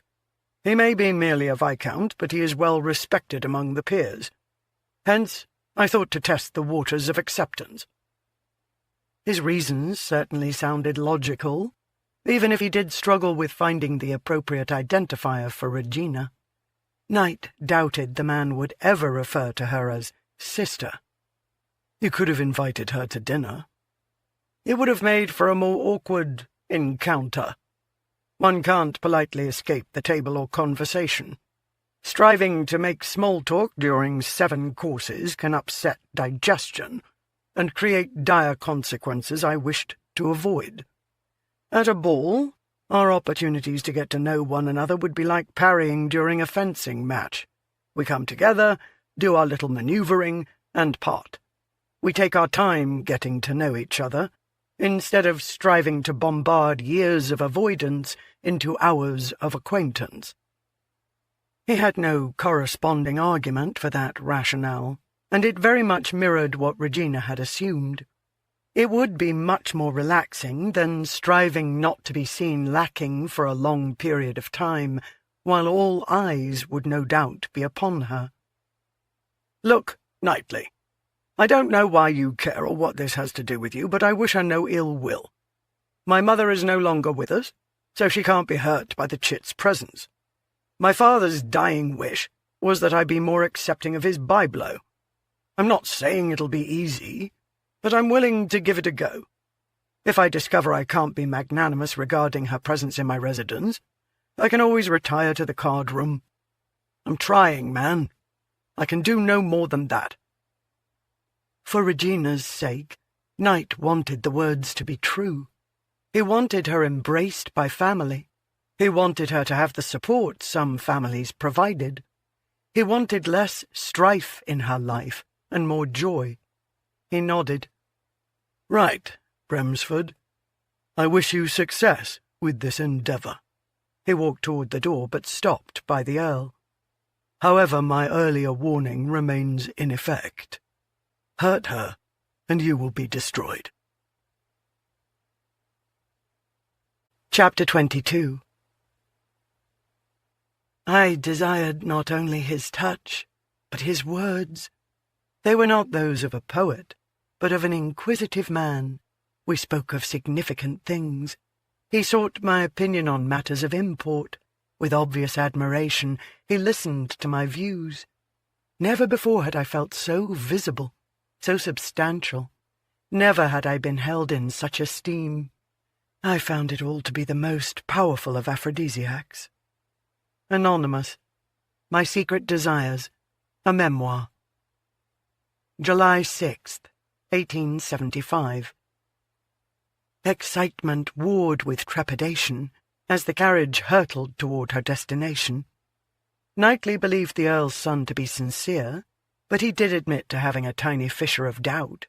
After all these years, why now? Not that she blamed him for his reservations. She'd experienced similar qualms, bouncing between accepting the invitation and tossing it into the fire. But in the end, the desire to know her father's other children was greater than her fear of being made a fool. Knightly had offered to accompany her, but it was enough to know he'd be there. She had decided her best course was to accept the offer Chidding had made during the last ball they'd attended. The Viscount was courting her, after all, whereas Knightly was looking out for her from a distance and making love to her. It seemed if they were in a residence that contained a bed, they would soon make their way to it, but was remaining true to the vow he'd made to never marry. Lady Finsbury was once more serving as chaperone, and using the waning sunlight to read My Secret Desires. Regina had mixed feelings about it. She knew not everyone read as rapidly as she did. Still, it had been some nights since their trek to the theatre. She should hold her tongue, but instead she heard herself saying, "I take it that the book cannot hold your interest." The widow glanced over at her. "Pardon?" She nodded toward the tome. "You were reading it when we went to the theatre. It must be dreadfully dull if you've not read it since." Lady Finsbury laughed. "Oh, this is my third reading. I keep hoping the ending will change, you see. Of course it can't, because books don't work that way. But I continue to search for a hint that Lord K does indeed come back to her. They belong together. The emotion between them, well, it brings me to tears. I'm not one to cry easily, am I, Chidding?" Sitting across from them, he grinned affectionately. "You are not." "I do hope the author will write a sequel in which they obtain the happiness together they deserve." "You think she deserves a man who left her?" "I am convinced he had a good reason for doing so. We just don't yet know what it is. It's obvious he loves her, which is the reason there absolutely must be another book." "Do you hold with the notion that man is Lord Knightly?" Chidding asked. "A very close resemblance, to be sure, But then this is all fiction, I'm rather certain. However, if I were to write a book, I'd use him for inspiration. Handsome, with a bit of devilishness to him. However, any of the chessmen would suffice, would they not? Charming, the lot of them, and yet each demonstrates a hint of wickedness. I've written to the publisher, insisting he'd tell the author to write more books, and that he work up the courage to publish them. Regina couldn't help but smile at the woman's passion. She liked Lady Finsbury, and wished with everything within her that she'd feel the same about the Earl's sisters. Surely blood created a commonality, a recognition of similarities in traits, like calling to like. The carriage slowed as it turned into the drive and entered the queue. Regina was sitting on the side that offered the best view of the massive manor house, and she peered out the window as the building came into view. "Have you been here before?" Chidding asked. "No." Feeling somewhat guilty at spying in her youth, she looked at him and admitted, "Mother and I walked by a few times, but I've never been this close to it, and certainly not inside. I assume you have." "Several times. It's quite grand." Suddenly she realized she'd never been to his London residence. "Is yours similar?" "Not nearly as posh. A bit run down, to be honest." "That will no doubt change once you marry." "No doubt." Now he was the one to gaze out the window, and she suspected it didn't sit well with him to be dependent on his bride's dowry. But it was the way for most of the aristocracy. Some were even turning to American heiresses to fill their coffers. "Needs must," she said quietly, and was rather certain within his eyes she saw gratitude at her understanding of the reality of the situation. Just as he was using her, so she would be using him. Needs must, indeed. If only life were like a work of fiction, in which one could take chances, do as one wished, and consequences suffered were not nearly as dire as those that permeated real life. Even death was not permanent in a story. The reader need only turn back to the first page, and all was once again well before trouble and strife visited. After a series of starts and stops, during which she'd begun to feel somewhat nauseous, no doubt a result of her nervousness, beginning to sharpen with the realization of the approaching nearness of the evening upon which she was about to embark, the carriage arrived at a spot where footmen waited. One opened the door, lowered the steps, and helped her out, followed by Lady Finsbury, and then Chidding. The Viscount offered his arm, and she placed her hand in the crook of his elbow, praying he couldn't detect her slight quivering. He lowered his head slightly. "Chin up. It won't be as bad as all that." She offered him a reassuring smile, while wondering how he might react if she confessed she would be following her mother's advice and imagining everyone naked. Even as the image took shape, she inwardly shook it off. That had been her mother's method, not hers, and she most certainly didn't want to envision Breford sans clothing. Her mother's suggestion might work for strangers, but not for those one knew. Best to simply storm into the breach, determined to secure victory. Quite a number of people, chatting, laughing, smiling, completely at ease, were making their way inside. When she crossed the threshold, she felt like she'd stepped into another world. Certainly Knightly's residence was as grand, if not grander, than this one. But her father had grown up within these walls, had raised his family here, at least during a few months each year. Chidding escorted her into the parlour, where he relinquished his hat and walking stick. The weather was warm, and she'd not bothered with a wrap. Not that she'd have retained the wherewithal to hand it off, because her attention had been captured by a portrait hanging over the mantel. In oils, her father stood behind a woman, his countess, no doubt, sitting on a settee, his hand resting on her shoulder, a young girl on either side of her. Next to her father stood a lad she'd wager had seen at least a dozen years. It was the whole of his legitimate family. He'd never had a portrait painted of himself with Regina and her mother. Unexpectedly, she feared he'd been ashamed of them, hadn't wanted to reveal them to an artist. His secret family, the one not to be shared with others. A ludicrous notion, when he'd given her a ball and sought to find her a husband. Yet now that the doubts had taken root, they haunted her.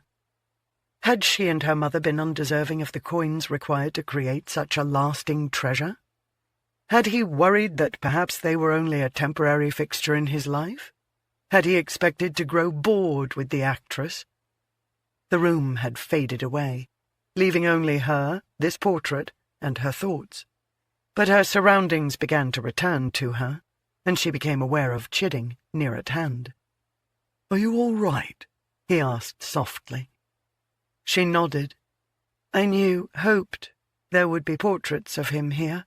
I suppose I didn't expect to see him with his family, appearing content, happy even, and proud. Nor do I recall with such clarity him looking so young. I remember him more as white-haired, even though I was born somewhere between the birth of his son and his eldest daughter. She was the eldest daughter. The other was the next daughter. Following her was another. I always saw my father as somewhat larger than life," Chidding said kindly. "When I look at his portraits now, he seems unremarkable." She couldn't be certain she knew the man in this portrait at all. "I can't imagine your father appearing unremarkable if he favoured you." There was his blush again, making her feel somewhat protective of him. "That's kind of you to say. Shall we make our way to the ballroom?" She glanced around. "We seem to have lost your cousin." "I'm certain Lady Finsbury has gone on in order to secure a chair advantageous to the lighting, so she may continue with her reading." He tucked her hand back into the crook of his elbow, and she wondered if a time would come when he considered her too brash for his tastes.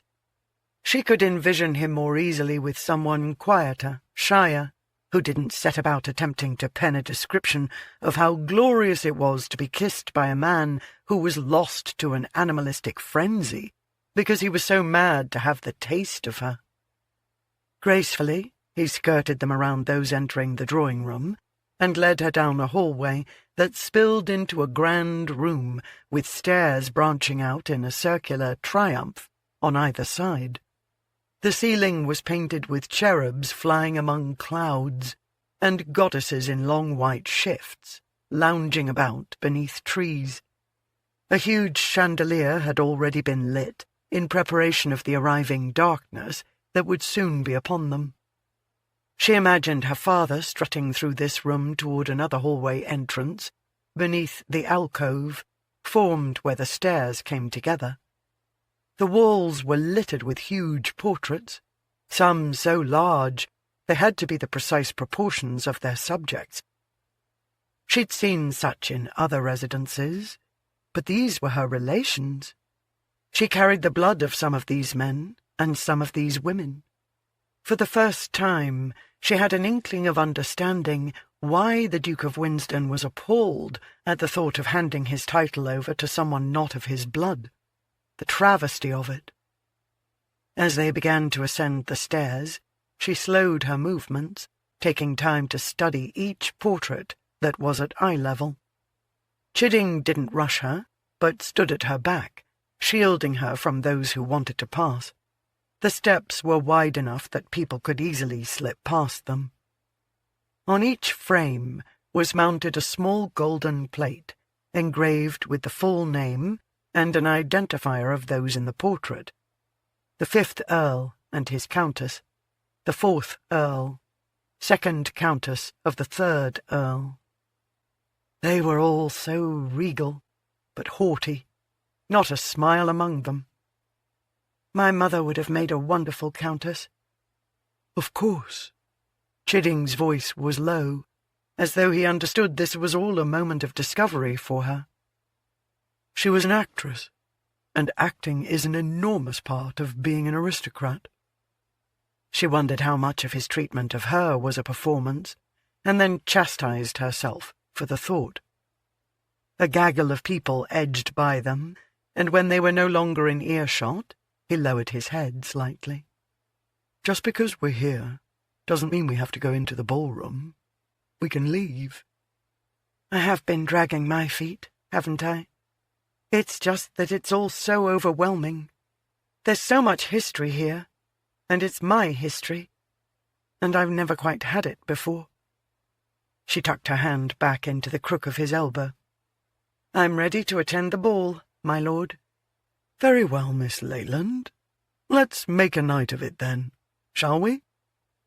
As they carried on, she caught only glimpses of the other portraits, because her attention was more drawn to the man beside her. Would he extend his instinct toward kindness to her daughter? She rather thought he would. She decided, like that long-ago rose that Knightly had given her mother, Chidding's kindness might be the best part of him, and perhaps it was all that mattered. "His Lordship Viscount Chidding and Miss Regina Leyland." Standing at the top of the stairs, her hand tucked within the crook of Chidding's elbow, she took a deep breath. His other hand came to rest on top of hers reassuringly. She glanced up, and he smiled warmly. "I always find it unnerving to be announced," he said. "Much more pleasant not to stand up here alone. Shall we?" It was possible she might in fact eventually fall in love with this man. Most certainly she would always appreciate him. "Most assuredly, my lord." As they began their descent, he said, "Bremsford's not a bad fellow, you know." Not the highest of praises, but she knew he was striving to lessen her anxiousness.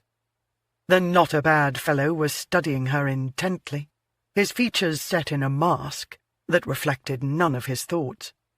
She wondered if he'd hoped she wouldn't make an appearance, so he could have claimed to have reached out to her and been rebuffed. She was still wary of his reasons for offering the olive branch.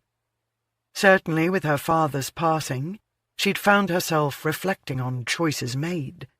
She could only surmise her brother had done the same. At his side, his wife was much easier to read. Avid curiosity widened her eyes, and her mouth curled up slightly at the corners, a hostess who was welcoming a guest. It was that smile that caused some of the tension to ease from around Regina's taut nerves. "Chidding," Bremsford said succinctly, and she was left with the impression that he wasn't quite pleased the Viscount had arrived with her. "Lord Bremsford." Chidding's tone was cordial, but supported with a bit of steel and perhaps a tad of warning. Her father's son turned to her.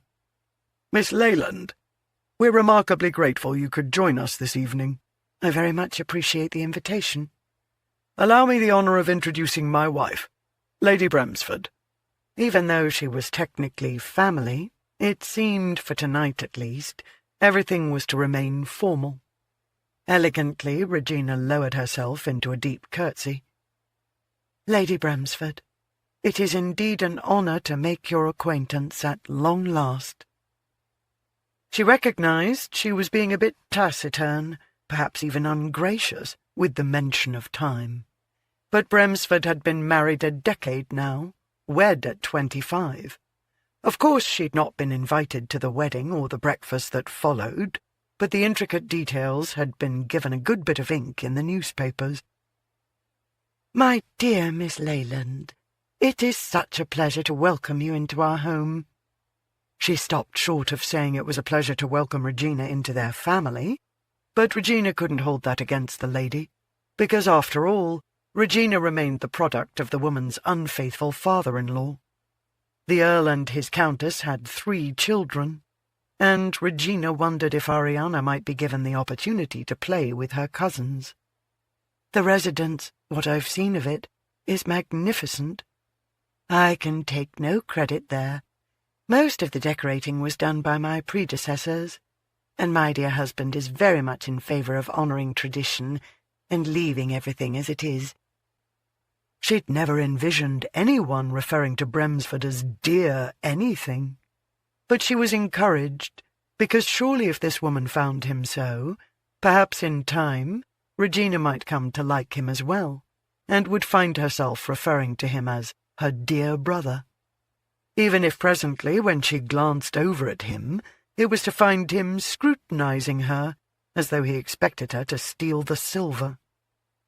She suspected it was going to take some time for them to become comfortable with each other. Averting his gaze, he lifted a hand, palm outward, and quickly turned it inward, as though seeking to capture an errant wisp of air. Two couples began walking toward them. Regina recognized the woman, Lady Warburton, who'd been glaring when she'd beaten her at the Twin Dragons. She'd been dreading the encounter, but now the woman was watching her with curiosity and interest, rather than animosity, much as she imagined she studied a new animal exhibit at the Zoological Gardens. "My sisters, and their husbands," Bremsford said curtly, his tone indicating he too had been dreading this moment. "Lord and Lady Barrington, Lord and Lady Warburton." Regina curtsied. "My lords, Lady Barrington, I am honoured to make your acquaintance." "It has been a long while in coming," she said, studying Regina's features, no doubt searching for evidence of her father within the lines and curves. Regina gave her attention to the other sister. "Lady Warburton, I must apologize. We've been in each other's company before, at a table at the Twin Dragons. I didn't realize precisely who you were. I do hope you didn't feel I was snubbing you by not acknowledging our relationship." The woman blinked her large brown eyes.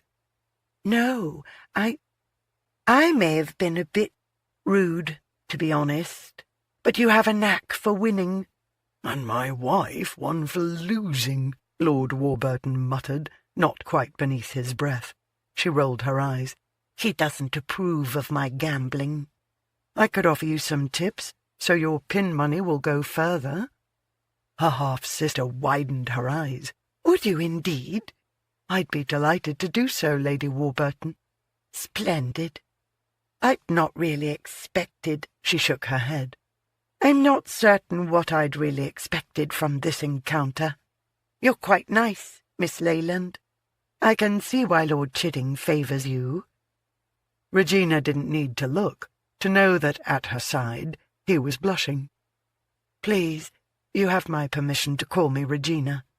"How very kind. You may call me Josephine, and this is Clara. We are, after all, related in a manner." "I need to return to greeting my guests," Bremsford said gruffly. "If you'll excuse me." He escorted his countess back to the foot of the stairs and signalled to the major domo. "Bremmy's not quite comfortable with this arrangement of having you in the residence," Clara said. "He and Mother were quite close."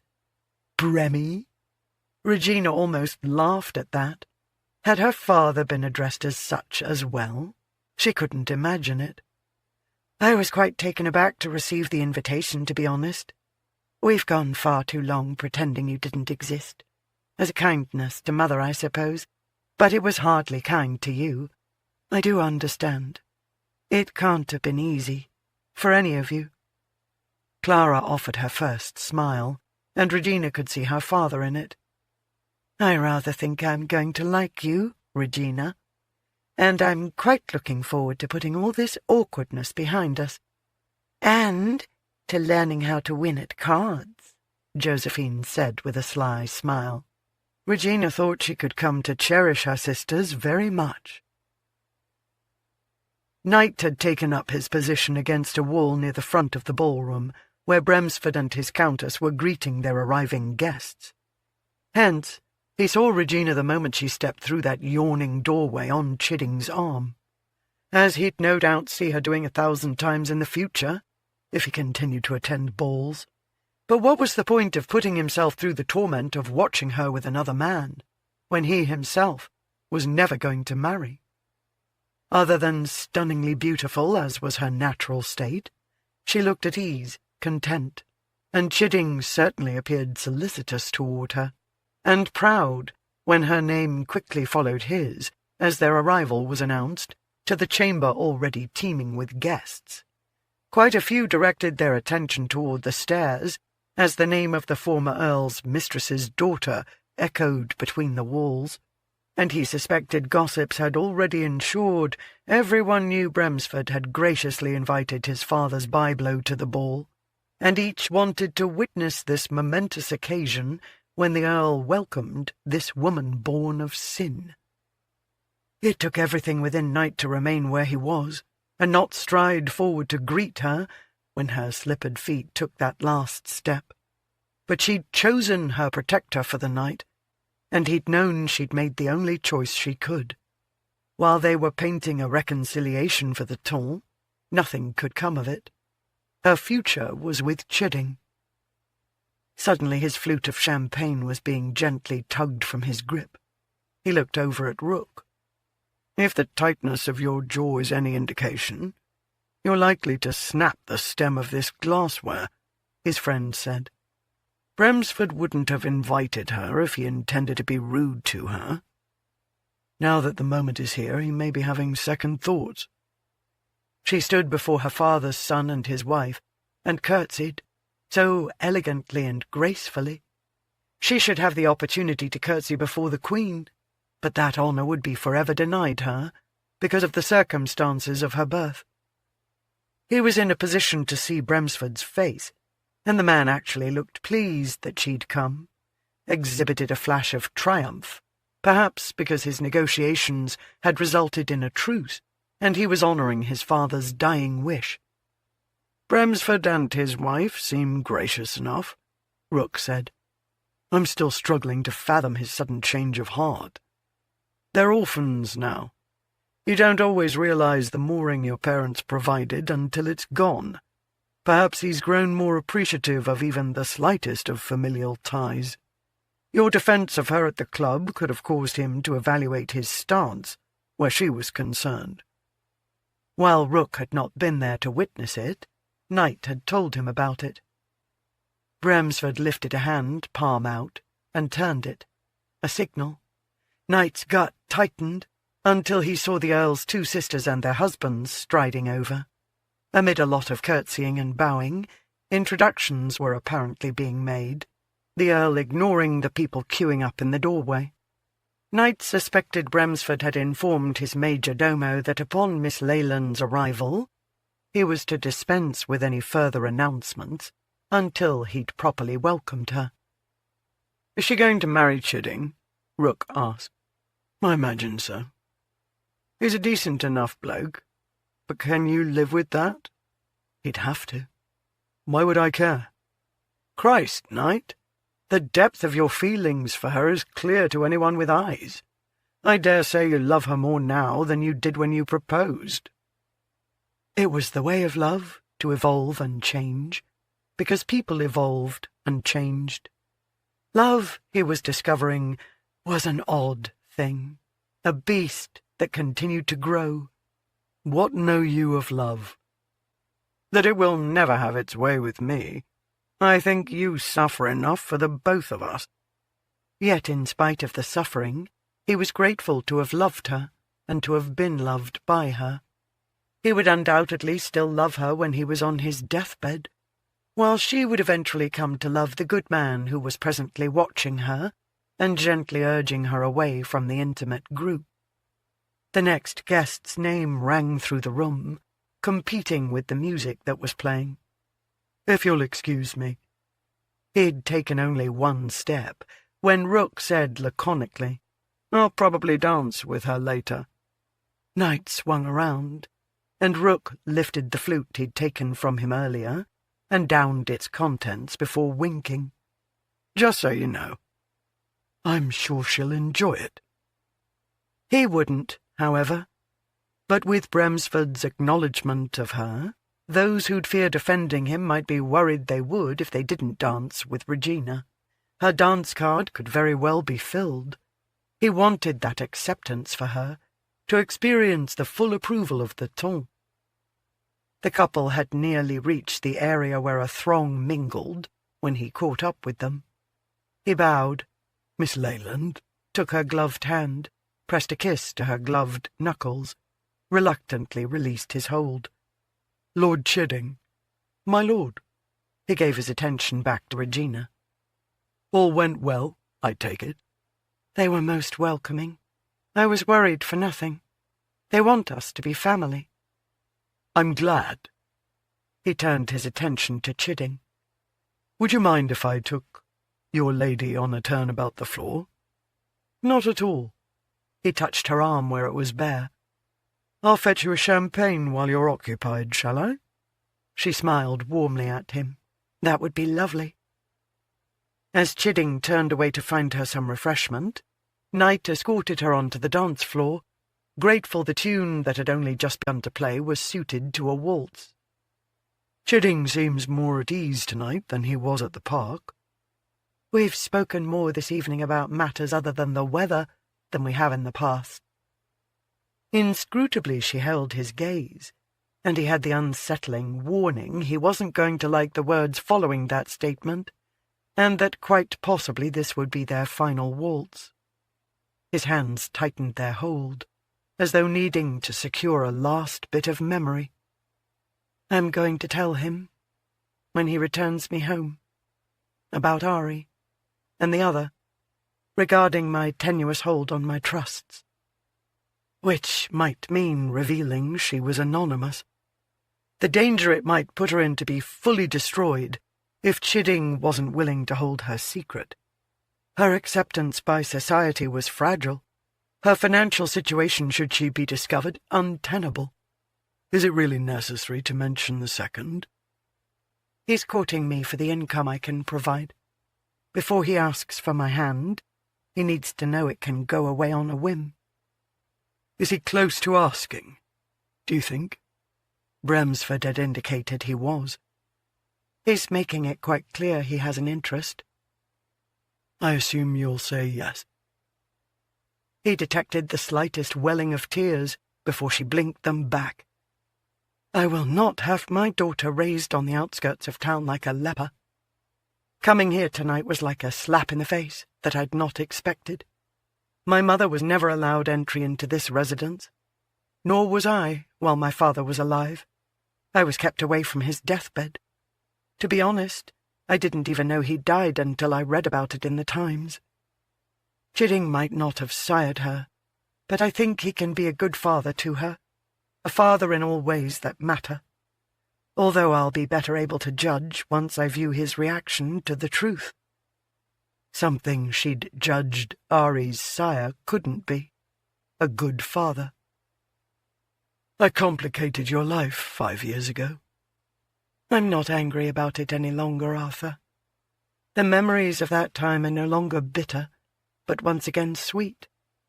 Maybe you were correct about my true reasons for penning the tome, to bring you back into my life, to help me resolve my feelings, to prepare me for accepting another. In your place, went unsaid, but he heard it all the same. I wish you naught but happiness. We shall see how Chidding reacts to my news. Unless he's a fool, none of it will make any difference at all. He knew they were coming to the end of this tune. Perhaps she did as well, because they spoke no more, but merely watched each other intensely, as though to ensure that during all the previous staring, not a single iota of their features had been overlooked by the other. He would never again hold her, touch her, or be this near to her. His chest felt so tight, he was amazed his ribs didn't simply shatter with the force of it. He inhaled deeply in order to take in her gardenia fragrance one last time. They smiled at each other, but it wasn't one of joy, rather one of knowing, of acknowledging the final farewell.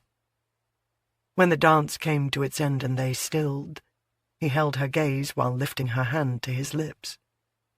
"Be happy, Reggie." Then he escorted her off the dance floor and into another man's keeping.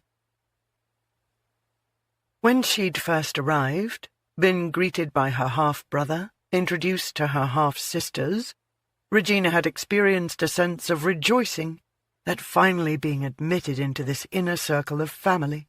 She'd wanted to shout, "Look, Mother, here am I at last, where you and I should have been all along, accepted and welcomed." When she danced with Chidding, after finishing off the flute of champagne he'd brought her, she extended the acceptance to him, no longer comparing him to Knightly. Without words, she and her former lover had bid each other adieu. It had most assuredly hurt, but pain was often necessary in order to move on. She thought she'd done it when she went to Europe, but she'd only delayed the true parting. Tonight, she felt completely unencumbered by their past. He'd been her first love. Now she could ensure Chidding became her last. It hadn't been difficult to dance with each of the chessmen, even knowing that Knightly had probably put them up to it, in order to ensure she wasn't viewed as a pariah tonight. Bremsford hadn't asked for a dance, and she was actually glad of it, because she didn't think either of them was ready for such proximity, an actual coming into physical contact, and their choice would be to either stare at each other or strive to make conversation. Perhaps in time, because they were certain to encounter each other more in the future. Surely his edict that he wouldn't attend any ball to which she'd been invited no longer applied. When they were more than an hour in, after just finishing her second dance with Chidding, she waited on the dance floor with him for the next waltz to start, because he'd claimed it as well. He'd informed her that he intended to be scandalously bold this evening and dance with her 4 times rather than the acceptable 2. Tongues would be wagging come morning. But rather than begin another tune, the orchestra remained quiet. Guests were no longer being announced. Bremsford and his wife had been making the rounds, and danced a couple of times. Now from the top of the stairs he called for silence with a booming voice she suspected could be heard out on the terrace. He'd inherited that thunderous sound from their father, and she wished he was with them at this moment, to see all his children gathered in one room. What joy it might have brought him. "Ladies and gentlemen, my dear Countess and I are honoured to have your presence here this evening. We also have an esteemed and revered guest, to whom it is my intense pleasure to introduce you." In spite of the massive throng, somehow his gaze landed on her, and her breath caught. He was going to point her out to the crowd, publicly acknowledge her as his sister. Reaching out blindly, she grabbed Chidding's hand. It was an odd time to notice it was smaller than Knightly's. She chided herself. No comparisons. The time for comparing was well past. His grip was still reassuring and firm. "Ladies and gentlemen," he waved a hand over the sea of people as if to part it in order to reveal his find, "I present to you Anonymous." Horrified, she was aware of icy tingles skittering along her spine and a chill sweeping through her. The bastard! With every word he'd uttered, he'd been setting a trap, and she, so desperate for acceptance, had fallen into it. "Miss, I am Anonymous!" suddenly rang out with an explosive boom that made Bremsford's voice seem like the squeak of a mouse. The Earl couldn't have looked more shocked if he'd just been told his head was to be placed on the block and the executioner was whetting his axe. Knightly was slowly and methodically prowling his way up those stairs, a feral predator on the hunt who would show no mercy to his prey. Regina was left with the impression he was striving to determine how many limbs he could tear from Bremsford before he would be stopped. You can't be," her father's son stuttered. "You're Lord K." "I can be both, man. Why would I not, while penning a novel, base the main gentleman of the tale after myself? And it is fiction, of course. My fantasies that I could so seduce a woman as to put her under my spell that she would do anything I asked of her. Isn't it the dream of every man in attendance here tonight? To be so adored?" He'd nearly reached Bremsford. The Earl backed up and slammed against the wall, apparently forgetting it was there. "Why not publish it with your name on it? The intrigue. It's not you." His voice wasn't quite so loud or quite so sure. "It's her. It's—" "Watch what you say, Bremsford, or you'll find you can't say anything at all with a broken jaw. I've warned you before of what would happen if you spread lies." The Earl blanched, his skin taking on a sickly hue, suggesting he might bring up his accounts at any moment. Regina was confident he had no proof to substantiate what he'd been on the verge of announcing. Otherwise he'd have tossed it in Knightly's face. It was a bluff. But once he'd have named her, the damage would have been done. Lies took on a life of their own, were often impossible to stop. Without proof, she didn't think he could have regained the trusts, although maybe he could have convinced the trustees she was no longer deserving of the benefits they provided. She was fairly certain he could have sown enough doubts, so she'd no longer be welcomed in any grand parlours, so Chidding wouldn't marry her. He was striving to take everything away from her. Knightly was saying something to Bremsford that caused the Earl to flinch and grow deathly pale. Then Knightly turned to the crowd with a confident, dashing smile and a spread of his arms that encompassed the entire chamber. "I'm more than happy to sign your books." Chapter 23. Desire, I was discovering, was a ravenous thing. Each meeting with Lord K would only serve to quell its appetite for a short while, and when it reawakened, it was with a hunger that far exceeded what it had been before. Anonymous. My Secret Desires. A Memoir. July 6th, 1875.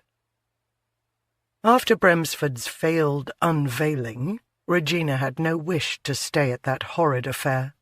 It appeared the jovial mood of the evening had turned sour for everyone, because people began rapidly dispersing, hasty exits being made.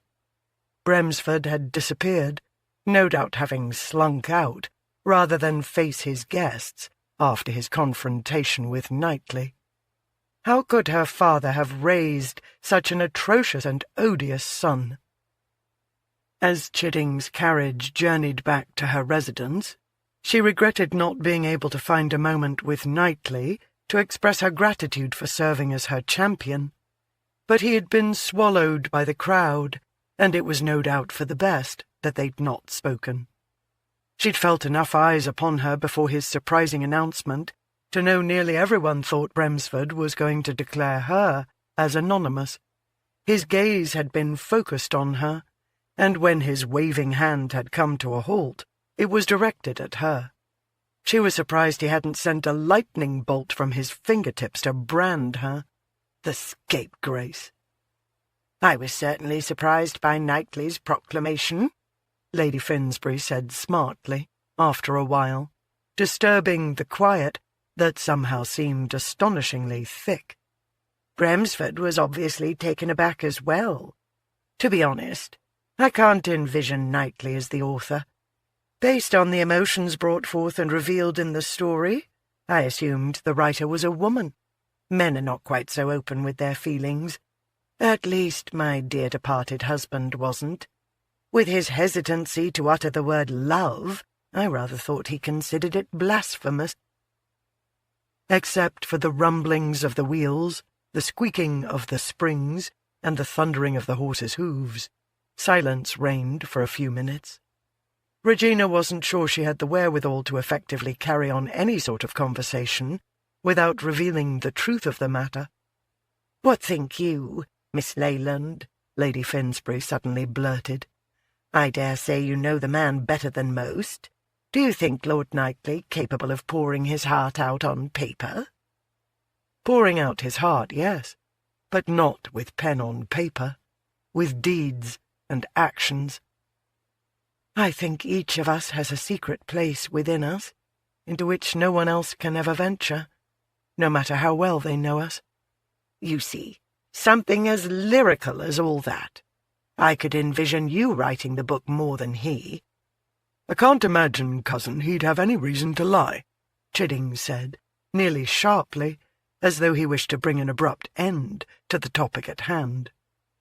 I can imagine a good many reasons, Lady Finsbury murmured, before opening the book that had been responsible for the ruination of the night, and leaning toward the swinging lantern so she could again read what she'd already read.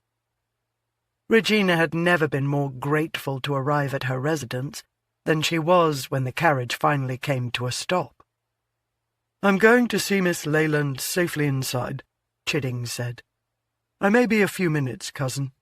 "Take your time," she responded distractedly. As she and Chidding were going up the steps, Regina said, "She's not the most diligent of chaperones, is she?" "Would you want her to be?" "No. As a matter of fact, I've always thought it a frightfully ridiculous custom. All it does is teach young women how to climb out of windows and down trees." He laughed lightly. "I suspected as much." After the butler had opened the door to them, Chidding said, "May I have a quick word in your drawing-room?" She noticed the slightest tinge of pink along the curves of his cheeks, and was struck by the possibility he had something incredibly serious to discuss, or ask of her. But then she also had something serious to tell him. By all means. Desperate for a brandy, she led the way, but turned slightly to face him after crossing the threshold. "Would you care for scotch or brandy?" "No, thank you." "I hope you don't mind if I indulge. It's been a rather tumultuous night." It had begun with trepidation, become glorious, and ended with devastation on so many levels she didn't know if she'd ever be able to count or sort them all. Once she had her snifter in hand and had taken a sip, relishing the burning sensation that finally restored warmth to her chest, she indicated the sitting area near the fire because she couldn't have him on the settee she'd shared with Knightly.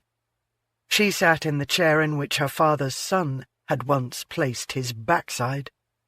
Tomorrow she would have it tossed out, possibly burned, and replaced, while she still had the means to purchase new furnishings.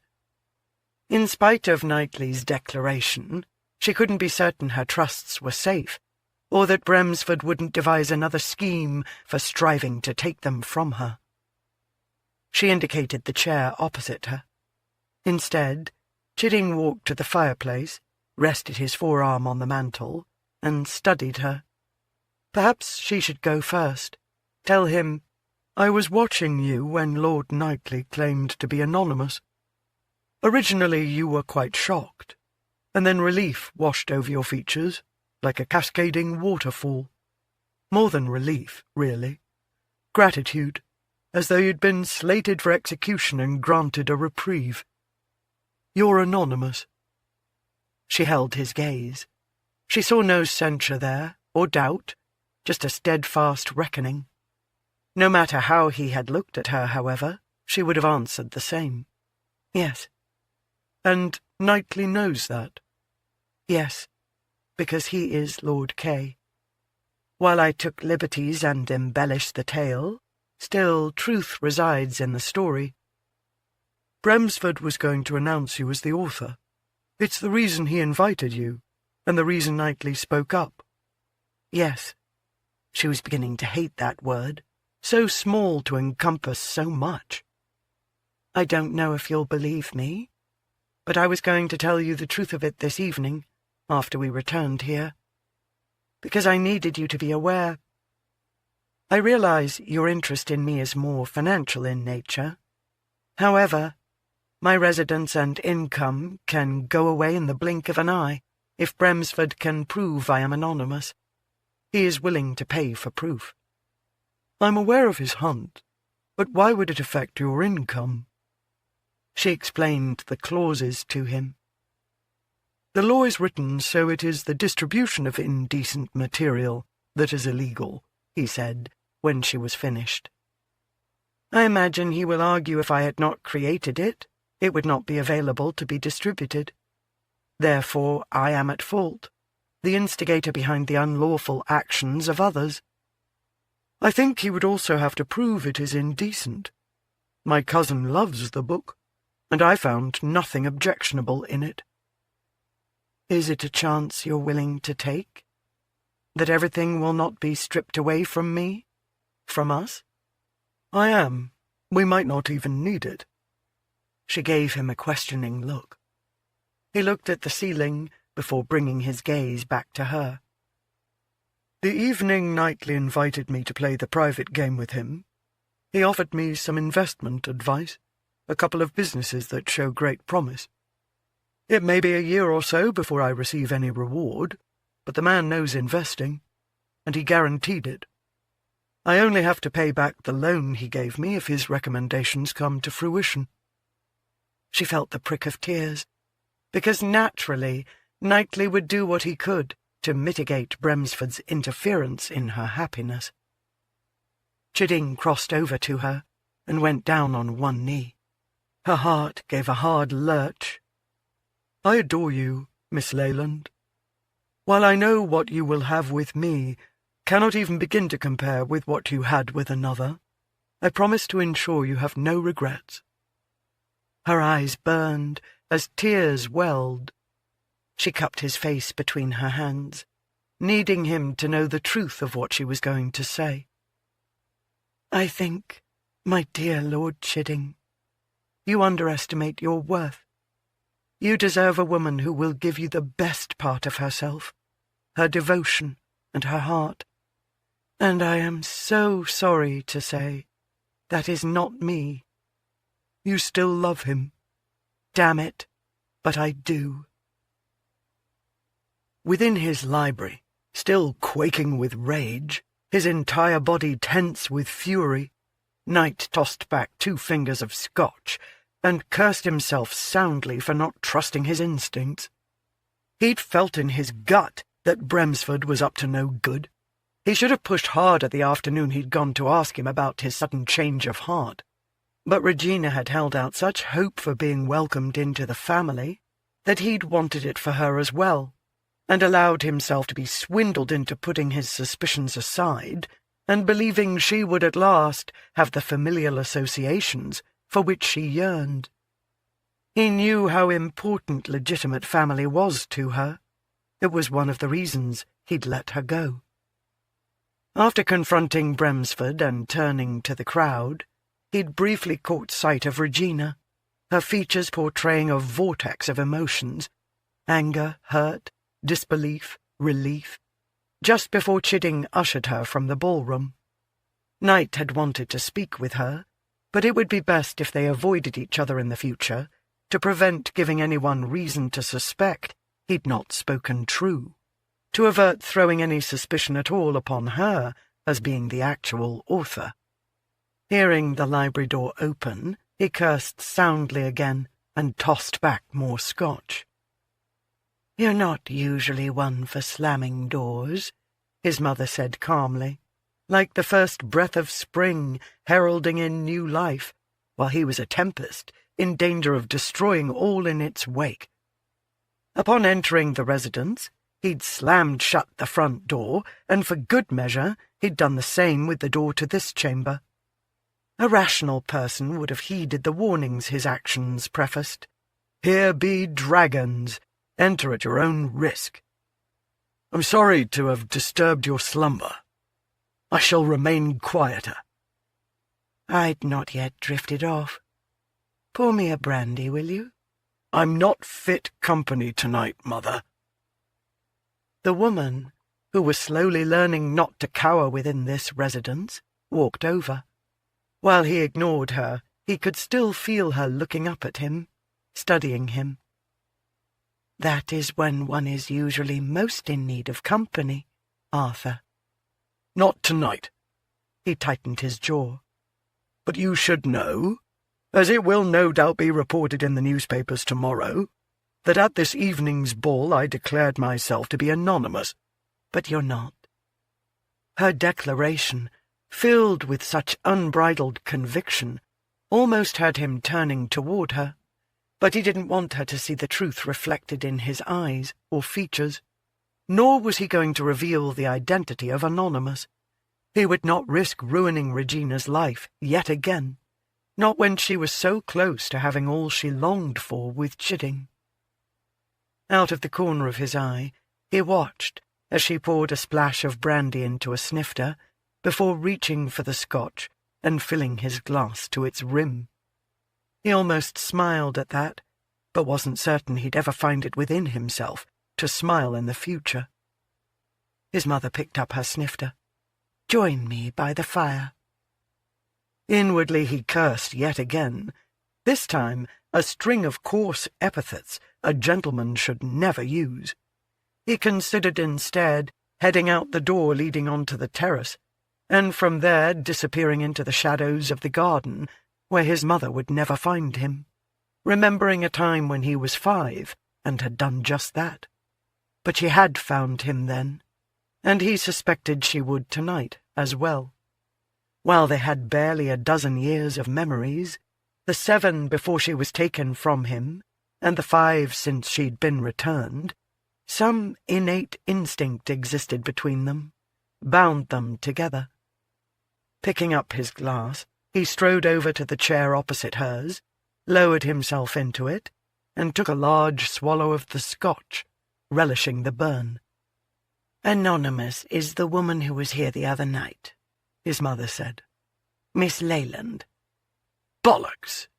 How had she figured it out? But where was the harm in admitting it? She made no morning calls, and no one called on her. She'd made no contact with any friends she may have had before. He wondered if she was embarrassed to admit she'd been locked away. Still, he couldn't give voice to the confirmation, but it must have been visible in his features because she nodded. "And you love her?" "Why would you think that?" She gave him a small, indulgent smile. "Although it has been some years, I do remember what yearning looks like." She studied the flames licking at the logs. "Your father stole 20 years from me. 20 years of watching you grow up, seeing you at school, helping to shape you into the man you would become. He stole from me the few years remaining to Francis. Perhaps if I'd been there, the accident wouldn't have happened." "You can't blame yourself for Francis's death." "I don't. If anything, I blame my husband, because how are we to know what actions taken lead to specific outcomes?" Her eyes came back to rest on him. "How many years with Miss Leyland did he steal from you?" After a quick shake of his head, he took another long swallow of the scotch. "Was she the price for my freedom?" "Mother, was she?" She was usually not so assertive. She'd picked a hell of a night to be so, to begin overcoming her fears. He was not going to burden her with guilt for the Duke's actions. "We did not suit. She is soon to marry another. With him, she will have the happiness she deserves that I couldn't have given her." She took a slow sip of her brandy, closing her eyes as though relishing the flavour. But when she opened them, they contained the faraway look he remembered from his boyhood when she'd seemed to have travelled elsewhere in her mind. Then she shook it off, but he noted a lingering remnant of a memory, perhaps. "He told you of my wickedness, I presume, and that you are not of his loins. Perhaps he even forbade you to marry. He was always so deuced proud of his bloodline. Do you hate me for it?" "No." The word came out quickly and unfettered, filled with conviction. "Nor were you wicked. He was not an easy man to have as a father. I cannot imagine he was any easier as a husband. I very much doubt yours was a love match." "But that does not justify infidelity. does it? I took vows, didn't I? I had intended to uphold them, to be a good and proper wife. I was 17 when we married. 3 years later, I still had yet to conceive, to provide him with his heir. He became increasingly unkind, abusive, really. She waved a hand. Not with his fists, but with words. Oh, they could hurt, agonizingly so. His anger was driven by his frustrations, I supposed. That does not excuse his behavior toward you. She shook her head. No, I quite agree. Still, I was so terribly young and feeling insufficient. My friends were having children. Why not I? One winter night he was particularly horrible, said some horrendous things, and stormed out. Went to the nearby village to visit his mistress. Made no bones about telling me where he was going. I was overwhelmed with such despair. In spite of the cold, I began wandering through the garden. A full moon lit my way. I came across a solitary white rose in bloom among the brambles and thorns. I fell to my knees and wept. That was how he found me. She looked back toward the flames, and Knight shifted slightly to the edge of the chair, placing his elbows on his thighs. The Duke? His mother slid her attention back to him and smiled softly. No, the gardener. He was kind and warm. He took me to his cottage and made me feel like the rose, something so pretty that could exist among such ugliness. It was only ever the one night. He quickly found employment elsewhere, horrified by what had transpired between us, I think, or fearful the Duke might discover our duplicity.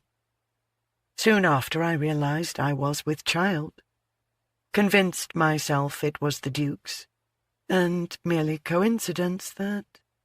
Her voice trailed off. Francis had blonde hair and brown eyes, like the Duke. She nodded, arched a brow, and lifted a shoulder. And like the gardener. After Francis was born, 3 years passed, and I again didn't conceive.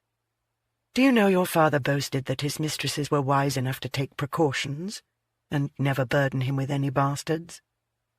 I began to suspect that wasn't the case at all, that perhaps he couldn't sire children, that the failure of which he accused me rested instead with him.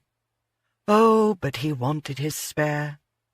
Life became quite miserable again, because I wasn't carrying out my duties.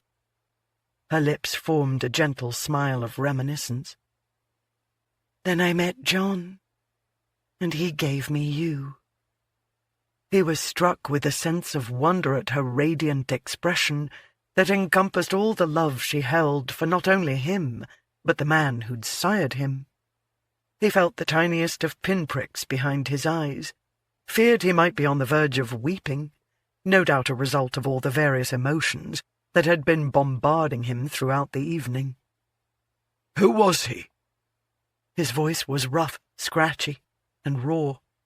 Until that moment he hadn't realized how desperately he wanted to know who had sired him. He was a tenant farmer on the ducal estate. I would deliver baskets of goods at Christmas. That was how we first met. I began taking Francis on picnics near the fields where John toiled.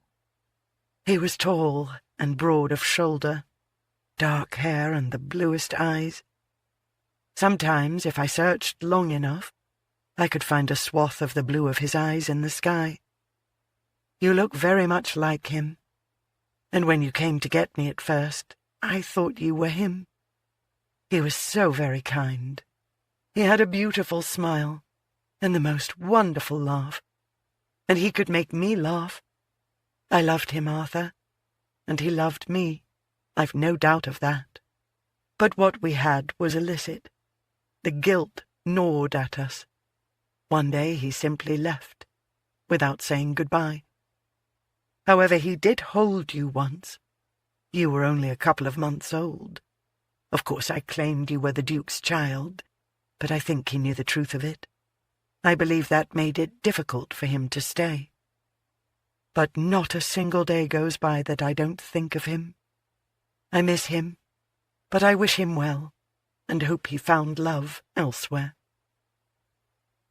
Knight was having a difficult time absorbing it all, particularly the irony that even the heir his father had loved so well had probably not carried his blood.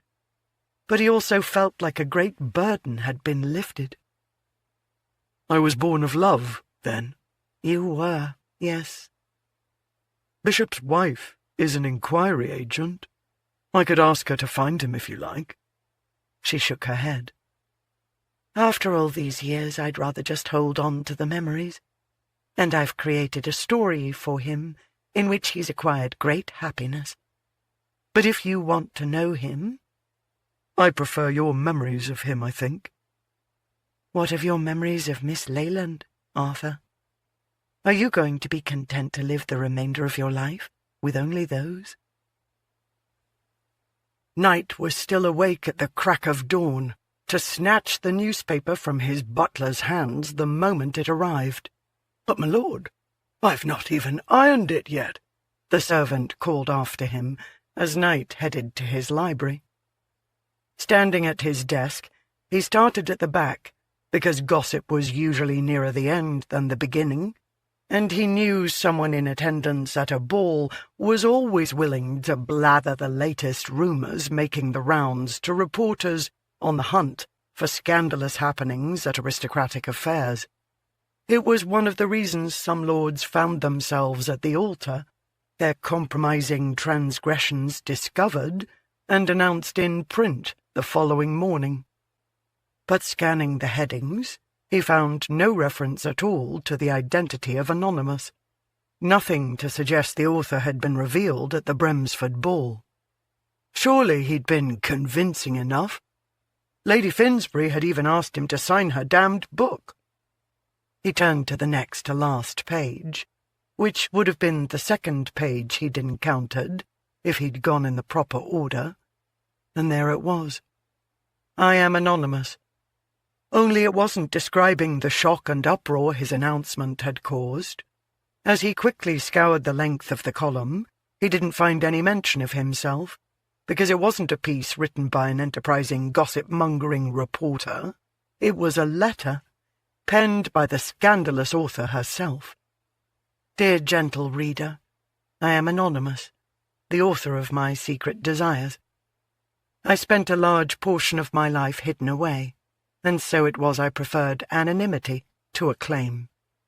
But the need for some to uncover my identity is distracting, taking attention away from the story's purpose, which is to entertain, and perhaps in a small way to reassure those who have known the intoxicating power of love that they are not alone if unable to resist the temptations it offers. Passion is a fundamental necessity of our existence, for without it, how would we endure the daily trials and tribulations we face? A second story is in the works with a much happier ending. I hope you will join me on that journey. Yours most sincerely, Miss Regina Leyland." Bracing his arms on the desk, he slammed his eyes shut and bowed his head. Why had she done it? Why had she not accepted the protection he'd offered? They certainly weren't going to arrest him for indecency. If he was no longer welcomed among the aristocracy, what did he care? Besides, he deserved paying that price. If not for him, she'd have never written the story. "I am my mother's daughter after all," a soft voice murmured, and yet it carried the weight of conviction straight to his soul. Jerking up his head, he drank in the sight of her, still in the gown she'd worn to the ball. Her hair was no longer tightly bound, but looked in danger of spilling from its pins. She couldn't have gone to sleep. Instead, she must have written the letter after returning from the ball, and afterward journeyed through London to deliver it to the newspapers of consequence, although he hadn't slept either, and could well imagine what a sight he made. During the wee hours, he'd discarded his coat, waistcoat, and neckcloth. Buttons were undone, sleeves rolled up. Perhaps he was delirious from lack of sleep, and she was a figment of his imagination. If he moved from where he was rooted, took her in his arms, she might disappear like a wisp of smoke. He looked down at the newsprint, back up at her. "Why did you do it?" With her brow slightly pleated, she strolled forward and flattened her palms on his desk. "Because I'm weary of all the secrets and the strangling hold they have over me, the constant worry of discovery. All my life I wanted to be accepted for who I was. Last night I thought at long last that was happening, with Breford. But walking through his residence, seeing the evidence of my father with his other family, I began to doubt that even he had ever truly accepted me. He would have been appalled by the book. You claimed to have written it. I realized I've never had to pretend with you, or prove my worth. With you, I was always free to be me, without fear of judgment or having to consider my words." The weight of all she'd shared, in particular the last bit, should have made him feel like he'd been standing beneath a bricklayer's scaffold, and a ton of bricks had fallen upon him. Instead, he took his first deep breath in what must have been weeks, no, months, no, years, perhaps ever, because he experienced the same when he was with her. He wasn't a son who couldn't meet his father's expectations. He wasn't, as he'd discovered only a few years earlier, a bastard who had no right to become duke. With her, he'd never been a title to be acquired, or the possessor of so many coins that at least one, if not two, future generations would have no financial worries. As I said upon first entering, I am my mother's daughter. I'll be your mistress, if you'll have me." Unflinchingly she held his gaze, daring him to accept this aspect of her as well, and to not find fault with it. Without the benefit of marriage, she would continue to lie with him. She would bring other bastard children, his bastard children, into the world, and protect them as best she could. "I'm not asking that you provide for me. Actually, I'm going to provide for myself. I spoke with my publisher in the dead of night. He wasn't too happy about being roused from his bed, but he deserved to know who I was and what I'd done regarding the letter I'd delivered to several newspapers, and he's agreed to begin printing more books today, with my name on them, as it should have been from the beginning. He's very interested in Volume 2, assures me he'll fight the courts on any indecency charges, if it comes to that. He reckons I can earn a fairly decent income, nothing like Dickens, of course, but I can live modestly." "What of Chidding?" "Funny thing, that. I understand he's on the verge of having a modest income as well, thanks to some investment advice you gave him." "I wanted to ensure you gained a husband who wanted you for more than coin." "He did ask for my hand last night, but giving it wouldn't have been fair to either of us. He is deserving of a woman who loves him, and I am madly in love with someone else." He was barely aware of getting to her, wasn't quite certain if he'd leapt over the desk or gone around it, but suddenly between his hands he was cradling her beautiful face, with its slightly red and swollen eyes from lack of sleep. "I don't want you for my mistress. I want you as my wife. I want to be there every time you put our daughter to bed." Her deep brown eyes flared. Her brow furrowed as she studied him, and he knew she was striving to determine if he merely accepted her daughter as he might his own, or— "You know the truth of her, then?" she whispered. "That there was no Spanish matador, no Italian sculptor, no Parisian artist, no German clockmaker. There's only ever been you." He wanted to crush her to him and take her luscious mouth and show her that there had only ever been her. but more needed to be said. It's easy to lie about the month in which she was born. It's not so easy to ask me to look into her eyes and not see my own. Hence, you've known from the beginning, but you didn't let on. It seemed important to you that I not know. And when you told her you loved her? I meant it. I fell in love with her the moment I met her, much as I did her mother. I set up a trust for her. She'll never do without.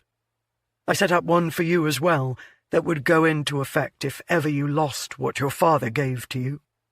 I didn't think you'd accept it otherwise.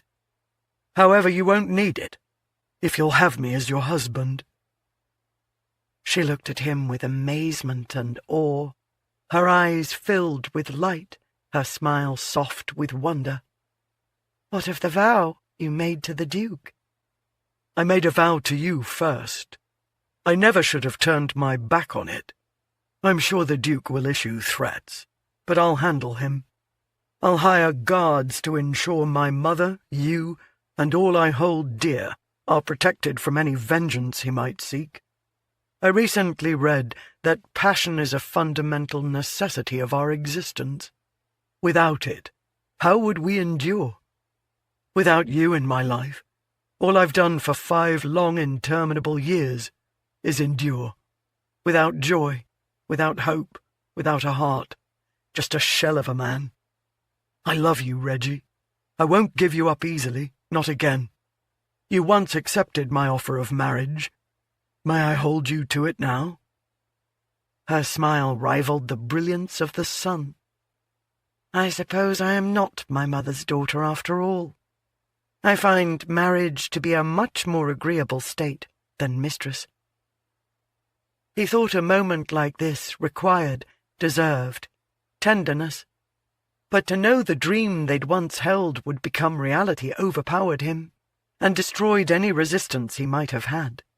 He unleashed the passion she'd referred to in her letter, and claimed her mouth, as he intended to claim every aspect of her, with all that he was and would ever be.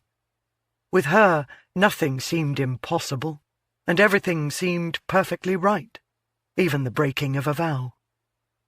He lifted her into his arms, relishing the feel of her snuggling against his chest, her arms looping around his shoulders, her face pressed into the curve of his neck as she delivered kisses against his skin. "I'll obtain a special license," he vowed as he started up the stairs. "Unless you want to wait, have a large wedding." She nipped at his jaw. "We've waited long enough. I want to be married as soon as possible." "Then you shall be." He would make her his, to have and to hold forever. 5 years had taught him the torment of not having her in his life. While he didn't regret the price he'd paid to gain his mother her freedom, speaking with her last night, the honesty of her words, had convinced him the Duke was not a man to whom he needed to honour any vows made. He would give Regina the legitimacy and the family she wanted.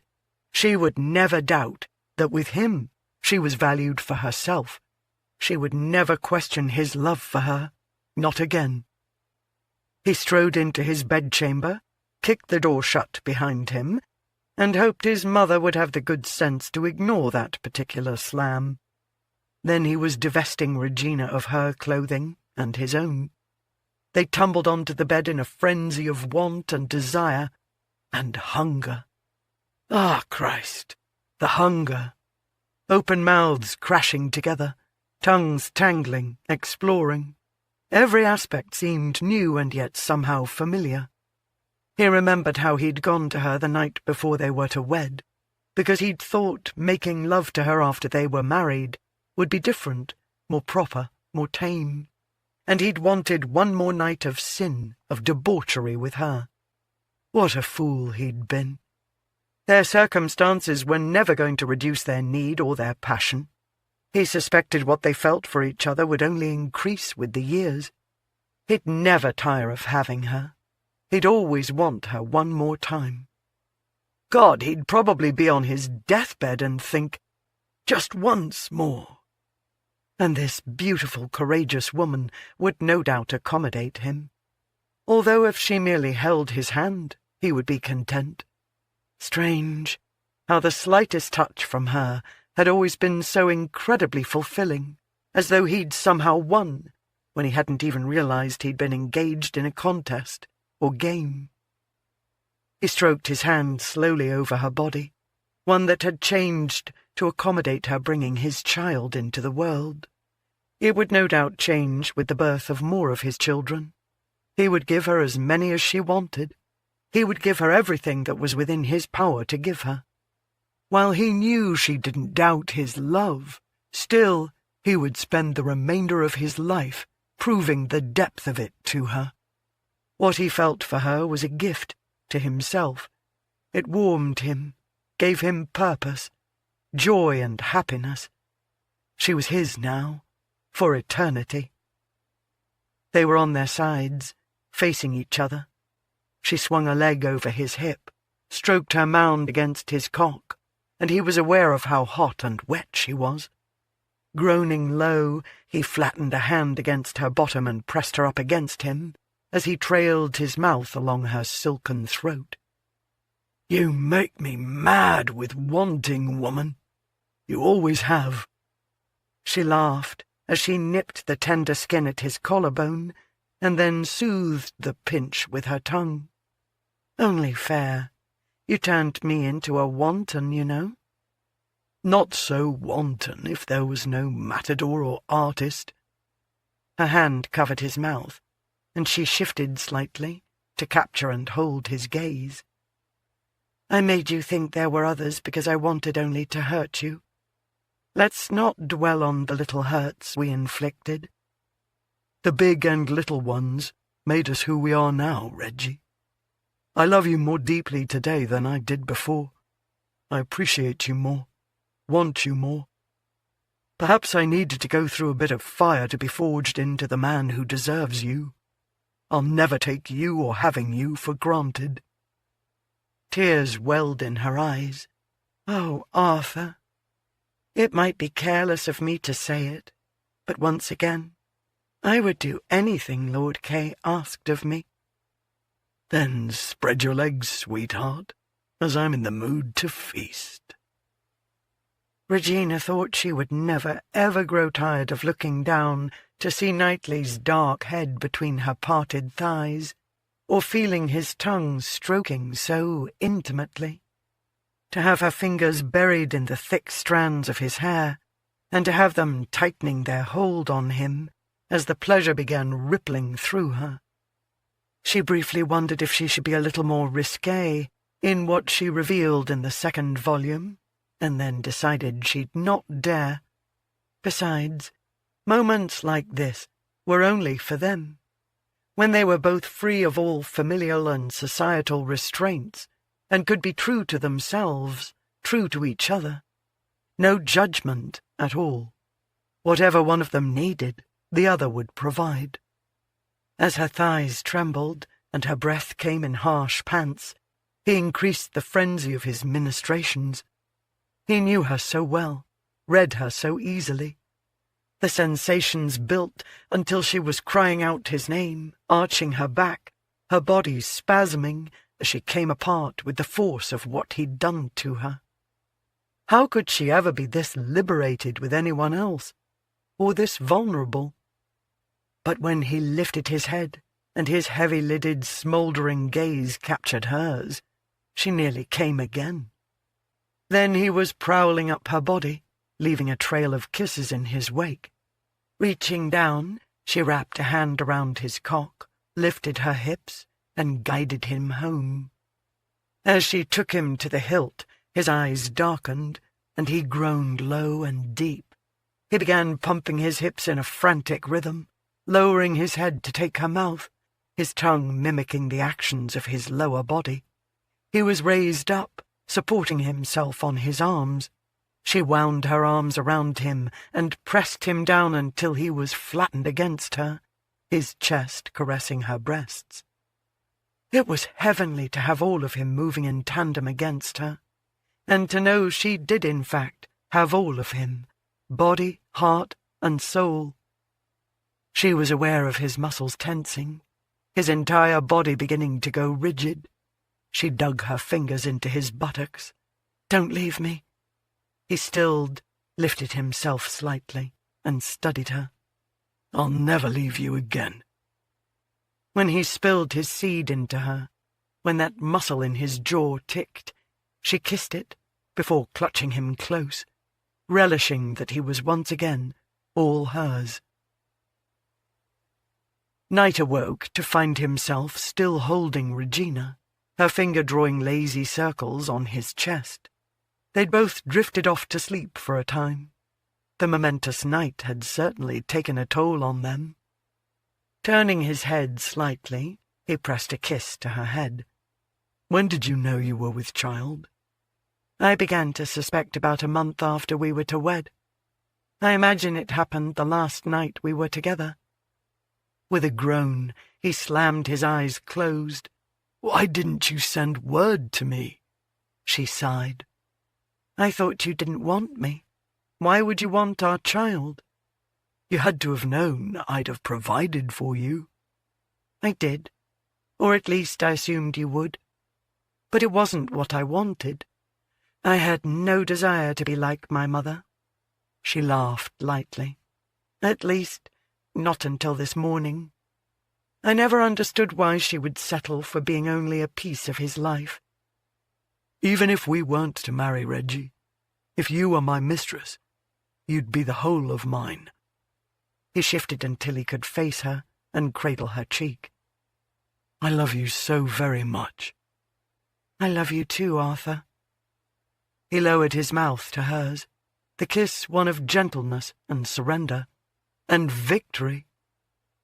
He wasn't the only one who had needed to go through a bit of fire to be forged into someone who could face life's challenges without ever considering backing down. She'd been so sheltered, waiting for someone to free her from the tower. But in the early hours of that morning, she'd discovered she possessed the means to free herself. And she'd known that in the doing, if she'd begun to fall, he'd catch her, just as she'd always be there to catch him, if needed. With the years and maturity, they'd become more equal, better suited to each other. Pressing her body up against his, running the sole of her foot along his leg, she embraced him more securely and deepened the kiss. He responded with a satisfied growl, a squeezing of her bottom, and a rolling over, so she was straddling him. Rising up, holding his gaze, she took him into her body once more and set the tempo. A leisurely meandering, a saga that seemed to encompass the whole of their story. When they finally, sated and lethargic, collapsed together, she wondered if they might simply spend the remainder of their lives in bed. But when their bodies had cooled and their breathing had slowed, he pulled her in tightly against his side and said, his voice low and with purpose, "I need to get you home, and then I need to let the Duke know that in this contest of wills, he has lost." Chapter 24. My body burned with need. I could scarcely sleep for the wanting. I longed for the feel of his flesh against mine, and the entwining of our bodies until we were very nearly one. Anonymous. My Secret Desires. A Memoir. July 7th, 1875. Regina was once again in the garden, watching Ariana play, when Shelby approached, silver salver in hand. Only this time 2 calling cards rested on it. They belonged to her father's 2 other daughters. While she was tempted not to be at home to them because she was fairly certain they'd been allies in Bremsford's attempt to reveal her identity and discredit her, she couldn't bring herself to be quite that rude. Might as well let them vent their spleens now, rather than at an affair she might attend with her soon-to-be husband. He'd brought her home only a few hours earlier. Then he'd left with the promise to return as soon as he'd finished with the unpleasant task of confronting the Duke. With a sigh, knowing her guests were waiting, she rose. "Have tea brought to the parlour." As she walked, she tucked in strands of her hair that had come loose. As she had with their brother, she considered changing into a more elegant frock, but in the end decided to greet them as she was, without artifice or pretence. They were family, after all, of a sort. Vanity did get the better of her, however, and she stopped to study her reflection in a mirror over a table in the hallway. As a result of the outdoor air, her cheeks were a rosy hue. Her skin and eyes were aglow, wrought by happiness and having spent a good part of the morning making love and being made love to. She wouldn't allow them to dim her joy. They could have their say and then take their leave. Shoring up her resolve with a deep breath, she strode into the drawing-room to find them providing a united front, their backs to her. Standing near enough to each other, she doubted a shadow could pass between them. Muttering something, they were staring at the landscape above the fireplace. She refused to acknowledge the bite of hurt the image caused, or how she'd longed for a sibling with whom to share her troubles. "Ladies?" In unison they spun around, and while she knew she should curtsy, they were actual ladies after all. She was too shocked to do much of anything except stare at what they were each holding. Her book. "You naughty girl," Lady Barrington, Clara, said. "Not to tell us you were the author." "We were hoping you might sign our books," Lady Warburton, Josephine, said. Confused, she shook her head. "That's the reason you're here?" "Not entirely," Clara said kindly. "When we saw your letter in the newspaper this morning, we realized it was your name our brother intended to announce last night. We deduced he'd invited you to the ball for the sole purpose of doing so," Josephine added. "He wasn't truly attempting a reconciliation as he'd informed us. He was using us as props, as a bit of stage scenery in order to lure you into complacency until he was ready to make his proclamation to all and sundry." "You truly didn't realize what he was about?" They shook their heads, their faces reflecting embarrassment and sorrow. "You must believe us," Clara urged. "We didn't know about his plans, and now that we do, well, we don't approve of them in the least. This morning, we didn't half give him a piece of our minds," Josephine said, "venting our immense displeasure with him. It was a cruel thing to attempt to assert. If you'd wanted people to know who you were, you'd have put your name on the book. For some reason you wanted anonymity, and he should have left you to it. It's so unlike him to be duplicitous. It took us until this afternoon to work up our courage to visit you. Surely you must think the worst of us." I'm not certain what to think, honestly. I try not to judge, but she had, earlier, assuming they were in on his cruel prank. She gestured toward a small sitting area. "Please sit."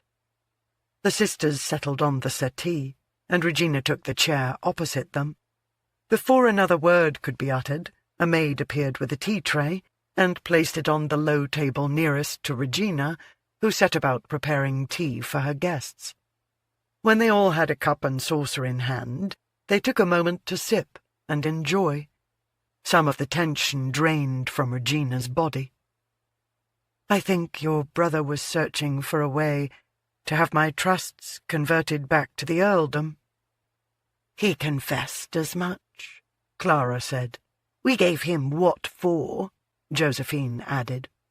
"Father arranged those trusts to see to your care. Bremy should leave them be." She smiled. "I'm so glad you came to explain things." "Well, Clara looked over at Josephine, who nodded. "We found you to be rather pleasant, and enjoyed the small bit of conversation we had." Regina couldn't help it. She arched a brow. "You really do want to learn how to win at cards, don't you?" The woman blushed. "No, I mean, well, yes. But that has no bearing on our being here." "I'm teasing." "Oh, jolly good. I see. Yes, that was rather funny." Although she didn't sound like she'd truly thought it was. Perhaps Regina should wait and get to know them a little better, to understand their sense of humour before trying to tease. But she did feel a need to be honest with them. "I always wanted sisters." "Hopefully you will find us to be quite adequate." She suspected she'd find them more so, especially when they became exceedingly comfortable with each other. "It was terribly sweet of Lord Knightly to claim to be anonymous," Josephine said slyly. "He is Lord K, is he not?" How did she respond to that? "Lord K represents my memories of Lord Knightly. There is some truth to him, and some fantasy." "But mostly truth?" She smiled warmly. "Yes, mostly truth." "And in the book you're writing, the one you mentioned in your letter, he does return to his lady, doesn't he?" "Yes," she assured her sister. "The gentleman does return." Stepping out of his carriage a few days later, Knight stared up at the manor house in which he'd grown up, the ducal seat in Yorkshire. It had been years since he'd been here, not since he'd left Oxford. By then he'd been able to afford his own accommodations, and as he and the Duke had constantly been at odds, he'd worked to put himself into a position that he was never beholden to the man. As a result, the sight of the now decrepit building came as a shock. It was rather like the ugliness of the Duke's soul taking physical form. How had it come to this? The front lawn was naught but weeds and brambles, the setting of a Grimm's fairy tale in which witches and ogres dwelled. It wasn't certain he wanted to see the gardens at the back, in which his mother had taken such joy. He suspected no gardener tended these grounds any longer. Based on the grime visible on the windows, he doubted any servants were about. As he cautiously made his way over broken pave-stones, not wanting to turn an ankle, he had a moment of wondering if he might find the skeleton of the Duke inside. He couldn't recall the last time he'd heard of a sighting of the man, wasn't even certain if he was fulfilling his duties in the House of Lords. He did know he wasn't in London, because he'd gone to the Duke's residence in Mayfair, only to discover it locked. He still had his key, so he'd let himself in, and had been greeted by a house shrouded in white sheets and dust. Little remained of the furniture. He'd been unable to venture a guess as to how long since anyone had walked the hallways. Therefore he'd come here, as it seemed the logical place to find the man who had raised him. At the top of the steps, he found that door locked as well, but again he had a key and made quick use of it. The hinges creaked as he shoved open the portal, and he remembered a time when he and Francis had been able to sneak out without getting caught, because everything was kept well-oiled. Perhaps if it hadn't been so, they'd have not managed to creep out unnoticed in order to go for that fateful midnight ride. He stepped into the once grand entryway. No shrouds over anything, but the dust was thick, and lacy spiderwebs decorated the elaborate moulding and the giant crystal chandeliers. Gingerly he made his way from room to room, horrified by the lack of care that greeted him. Surely the man he'd once called father was not in residence. He had to be at the Earl's estate. A rat squeaked and raced by. How could anyone live here? He considered going up the stairs and checking in the master's bedchamber first, but decided to carry on to the library. The Duke had always dominated that chamber.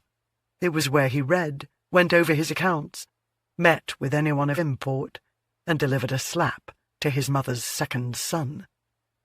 At the reminder, Knight felt a stinging in his cheek, a phantom sensation to be sure. He would never lay a hand on any of his own children. Although it was late afternoon, a few hours yet before the sun bid its farewell, still the shadows encroached within this domicile, as though they were permanent residents, free of the sun's power to chase them away. Strange odours wafted in and out, dampness, the leavings of creatures. He suspected rodents might not be the only inhabitants. The door to the library was yawning open, no liveried footman standing guard as in the past. But then he'd yet to see anything that was as it had been in the past. He strode into the chamber and staggered to a stop at the sight that greeted him.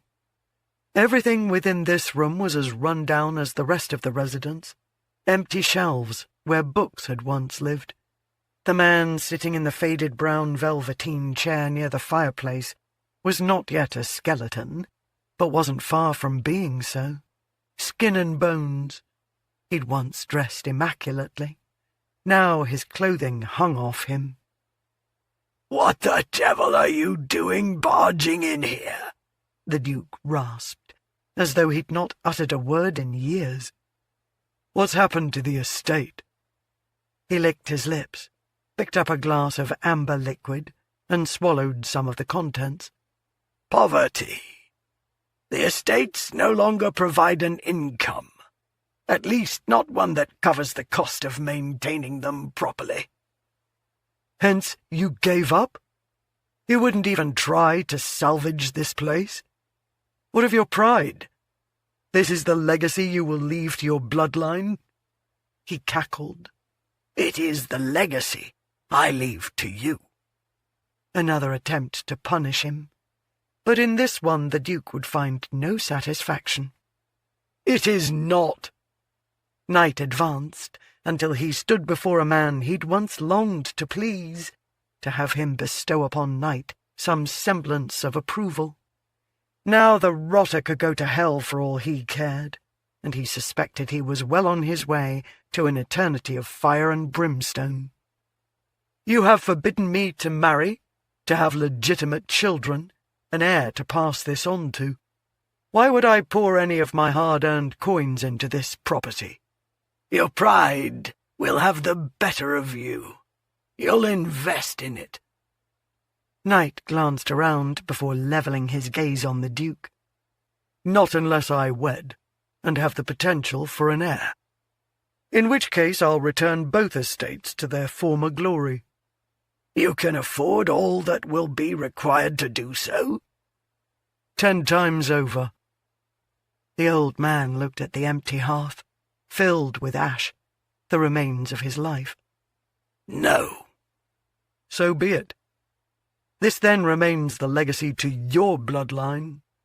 It will crumble around you, and those who carry the blood of your ancestors will know you were not a fitting guardian of what was left by those who came before you.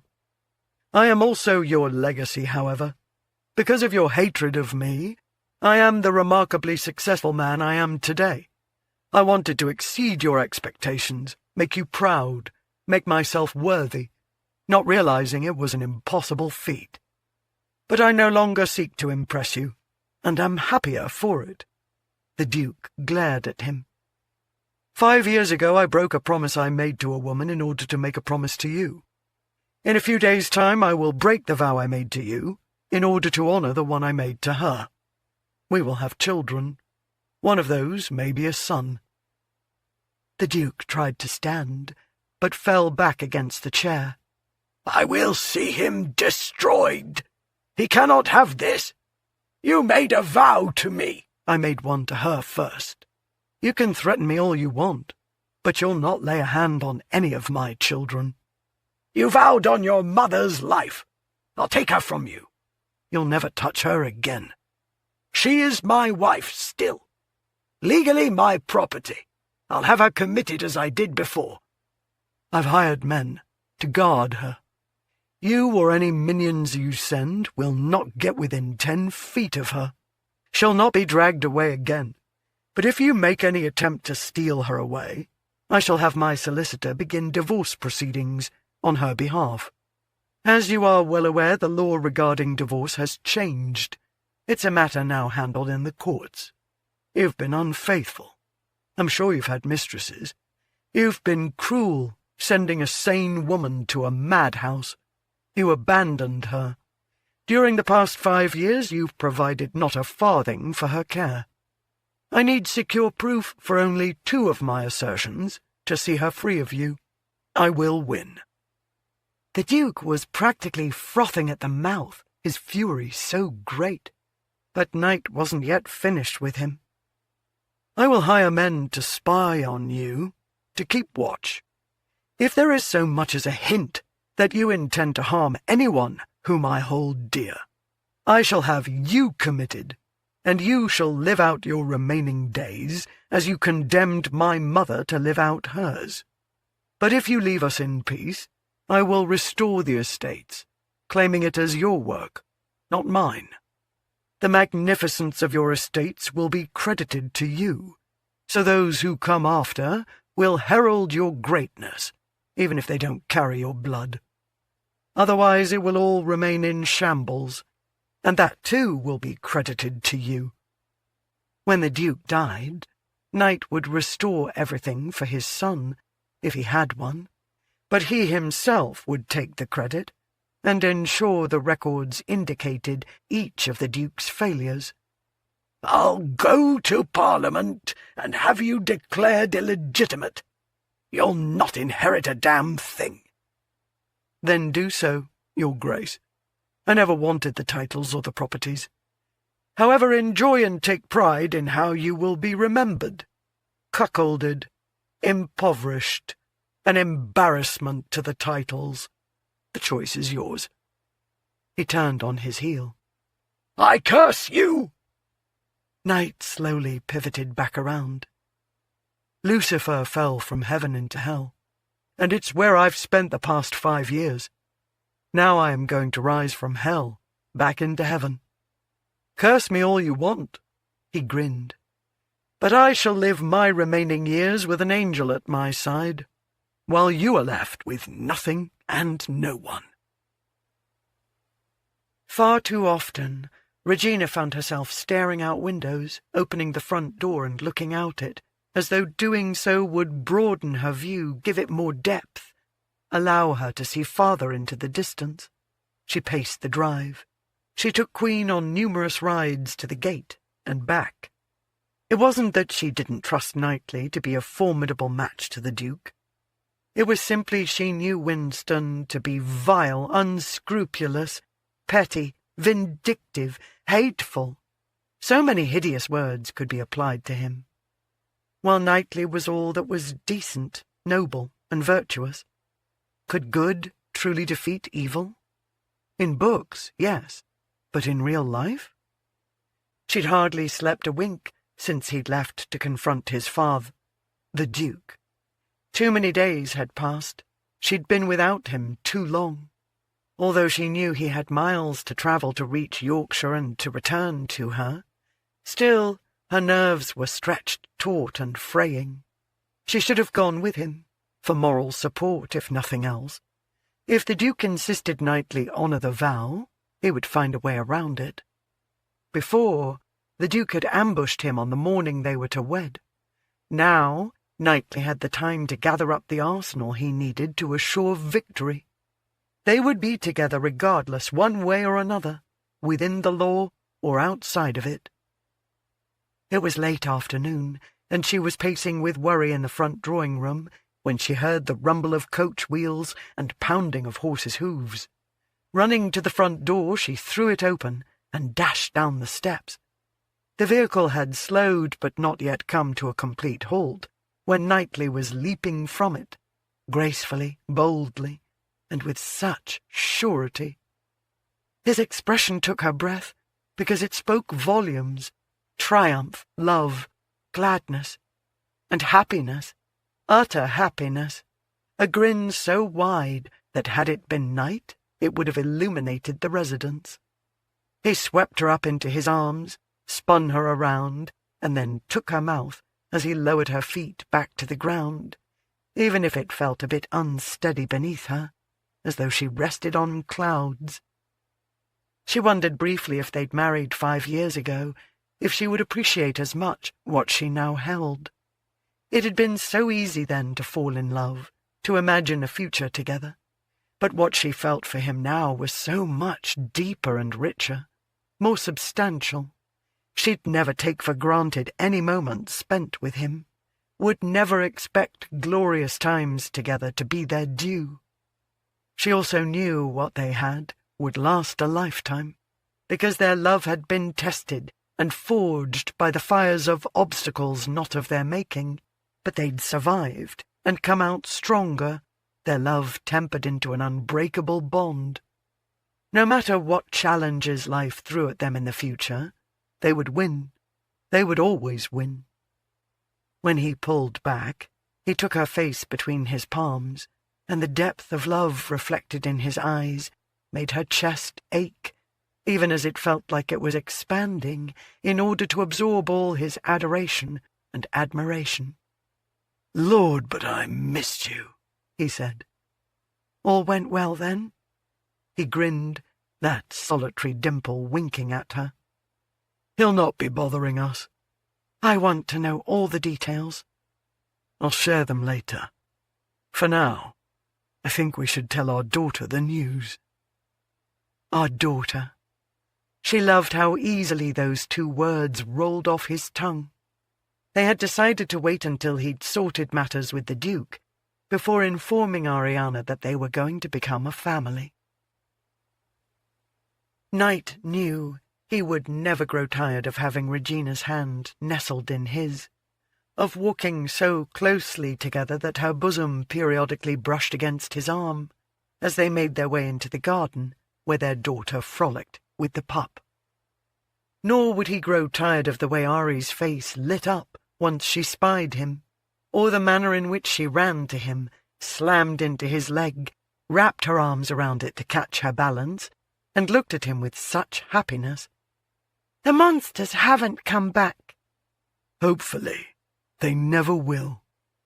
After releasing his hold on Regina, he untangled the child from about him and knelt before her. "But if they do, I'll be here to protect you. I'm going to live with you and your mother now." "Because you're a knight?" "Because I'm your father."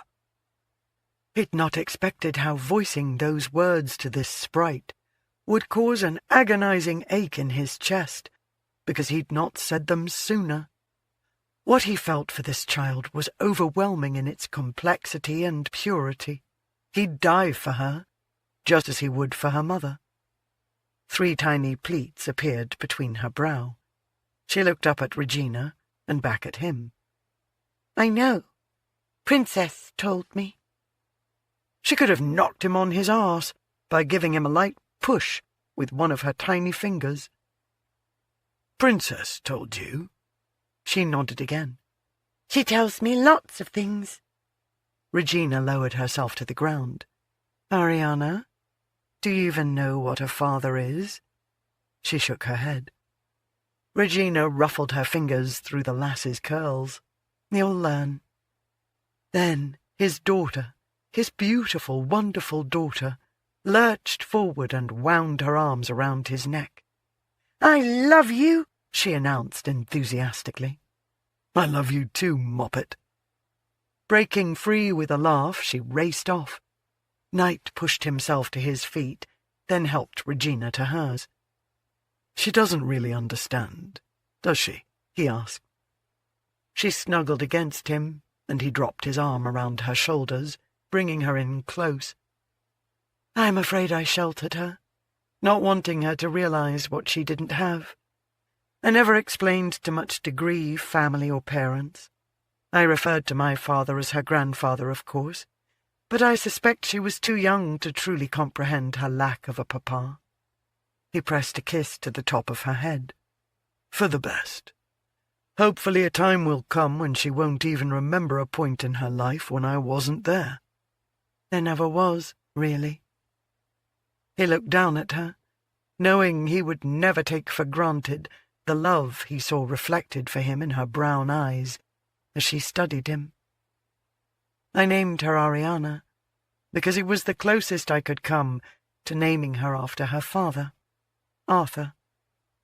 I'd have thought, during that time, any reminders of me would have been the very last thing you'd have wanted. When she was born and I first held her, I momentarily lost my head and forgave you all your sins. She was the greatest of gifts, Arthur. He shifted until facing her fully, pulling her near until they were aligned, pressing close. I'm going to give you so many more gifts, Reggie. I'm going to give you everything you've always wanted. Legitimacy, acceptance, more children. She ran her fingers up into his hair. All I've ever wanted is you. Epilogue. 2 weeks after Lord K asked for my hand, we were married in a small ceremony, with only our beloved daughter, his mother, his firmest friends along with their wives, and my sisters in attendance. That night, our wedding night, was the most glorious and splendid night I've ever known, filled with the rapture of our love. Regina Pennington, My Secret Desires, Volume 2. June, 1877. Knight stood at the window in the library, knowing he needed to finish going over the reports provided by his 2 estate managers, man of affairs, and solicitor, but as usual he preferred to watch his family. His daughter was growing in leaps and bounds, his wife was more beautiful, and his mother, visiting for the afternoon, was more relaxed and happier. He'd taken up residence within the manor Regina's father had provided for her. In the end, her brother had given up his quest to have her trusts dissolved and everything handed over to him. Regina's letter appearing in the newspapers had taken the wind from his sails, especially when it became abundantly clear that more people cherished the book than found fault with it. The 2nd volume had been released to even greater acclaim. His London residence was where his mother lived. Without him there, she had regained her confidence and begun managing the household. She'd even had a few ladies over for tea. Your Grace? He still flinched at the address. The previous Duke had passed only a few months earlier, and Knight wasn't yet comfortable with his elevated status, and most of his peers had learned not to address him by his new title. He wanted as little about him as possible to be associated with Winston. He turned to face the butler. What is it, Shelby? Mr. John Gurney has come to call, sir. I've shown him to the front drawing-room, as you requested. He'd been expecting the man's arrival, had corresponded with him a few times. It was beneficial to have a firm friend whose wife had the ability to find lost things, neither of whom pried or questioned his request. Thank you, Shelby. Give me 15 minutes, and then inform my mother to meet me in the drawing-room. But don't tell her about our guest. As you wish, sir. Knight took one last look out the window at the idyllic scene playing out before him, and hoped he wasn't on the verge of making a horrendous mistake. But when he strode into the drawing-room, he had an inkling of why Ariana hadn't seemed at all surprised when he'd announced he was her father. Even if she hadn't comprehended exactly what a father's role was, she'd known they belonged together. Presently, he could be staring at his own reflection within a cheval glass or a clear stream, or a reflection of what he might look like in another quarter of a century. The man's dark hair was streaked with silver, his neatly trimmed beard all silver. His eyes were a startling blue, shining with a generosity and benevolence of spirit. Knight couldn't imagine the man ever taking the flat of his palm to his son's cheek, at least not without a damned good reason. He rather thought that even without their similarities in appearance, had he passed this gent on the street, he'd have immediately felt a connection to him, would have recognized blood calling to blood, like to like. For several minutes they simply looked at each other, took each other in. Finally, his guest inclined his head in a shallow nod of acquiescence. "Your Grace?" "Arthur or Knight will suffice. I've not yet grown accustomed to being Duke. Wasn't certain he ever would." "May I offer you a libation?" His father, his true father, shook his head. "No, thank you. Your mother, is she well?" "Quite. I am given to understand you showed her a kindness when she most needed it." "It was indeed my honour and privilege to have known her as a friend." Knight was striving to determine how much to divulge, how much the man might wish to know, how much he'd rather leave to the past. During their correspondence, Knight hadn't admitted to knowing the man was his father, nor had Gurney acknowledged being so. He suspected in their own way they were each striving to protect a woman they loved. Light footsteps echoed faintly. Then his mother was entering the room.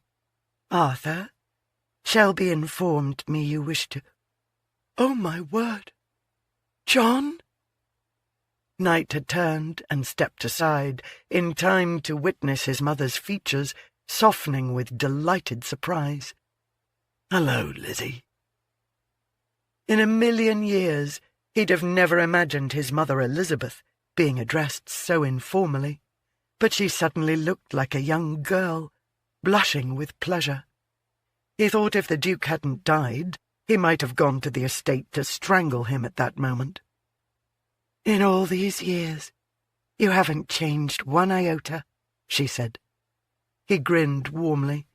"My barber might disagree." "The silver gives you a very distinguished air. I rather like it." She cast a brief glance Knight's way. "It seems my son has been getting up to some mischief. Knowing how he can be rather demanding, I do hope he didn't force you to come." "On the contrary, I was pleased to receive the invitation and to have the opportunity to see how you fared." "Well, do sit. I want to hear about all you've been up to these many years. I want to know everything about your family." "I have no family." "You never married?" Slowly he shook his head. "My heart remained engaged elsewhere." This time, when his mother looked at Knight, tears were welling in her eyes. He walked over to her, bussed a kiss across her cheek, and said in a low voice near her ear, "He has a family here, if it's what the two of you want." He stepped away from her. "I'll leave you to discuss matters in privacy. It was an honour to meet you, sir. For the happiness you gave my mother, I shall always be in your debt."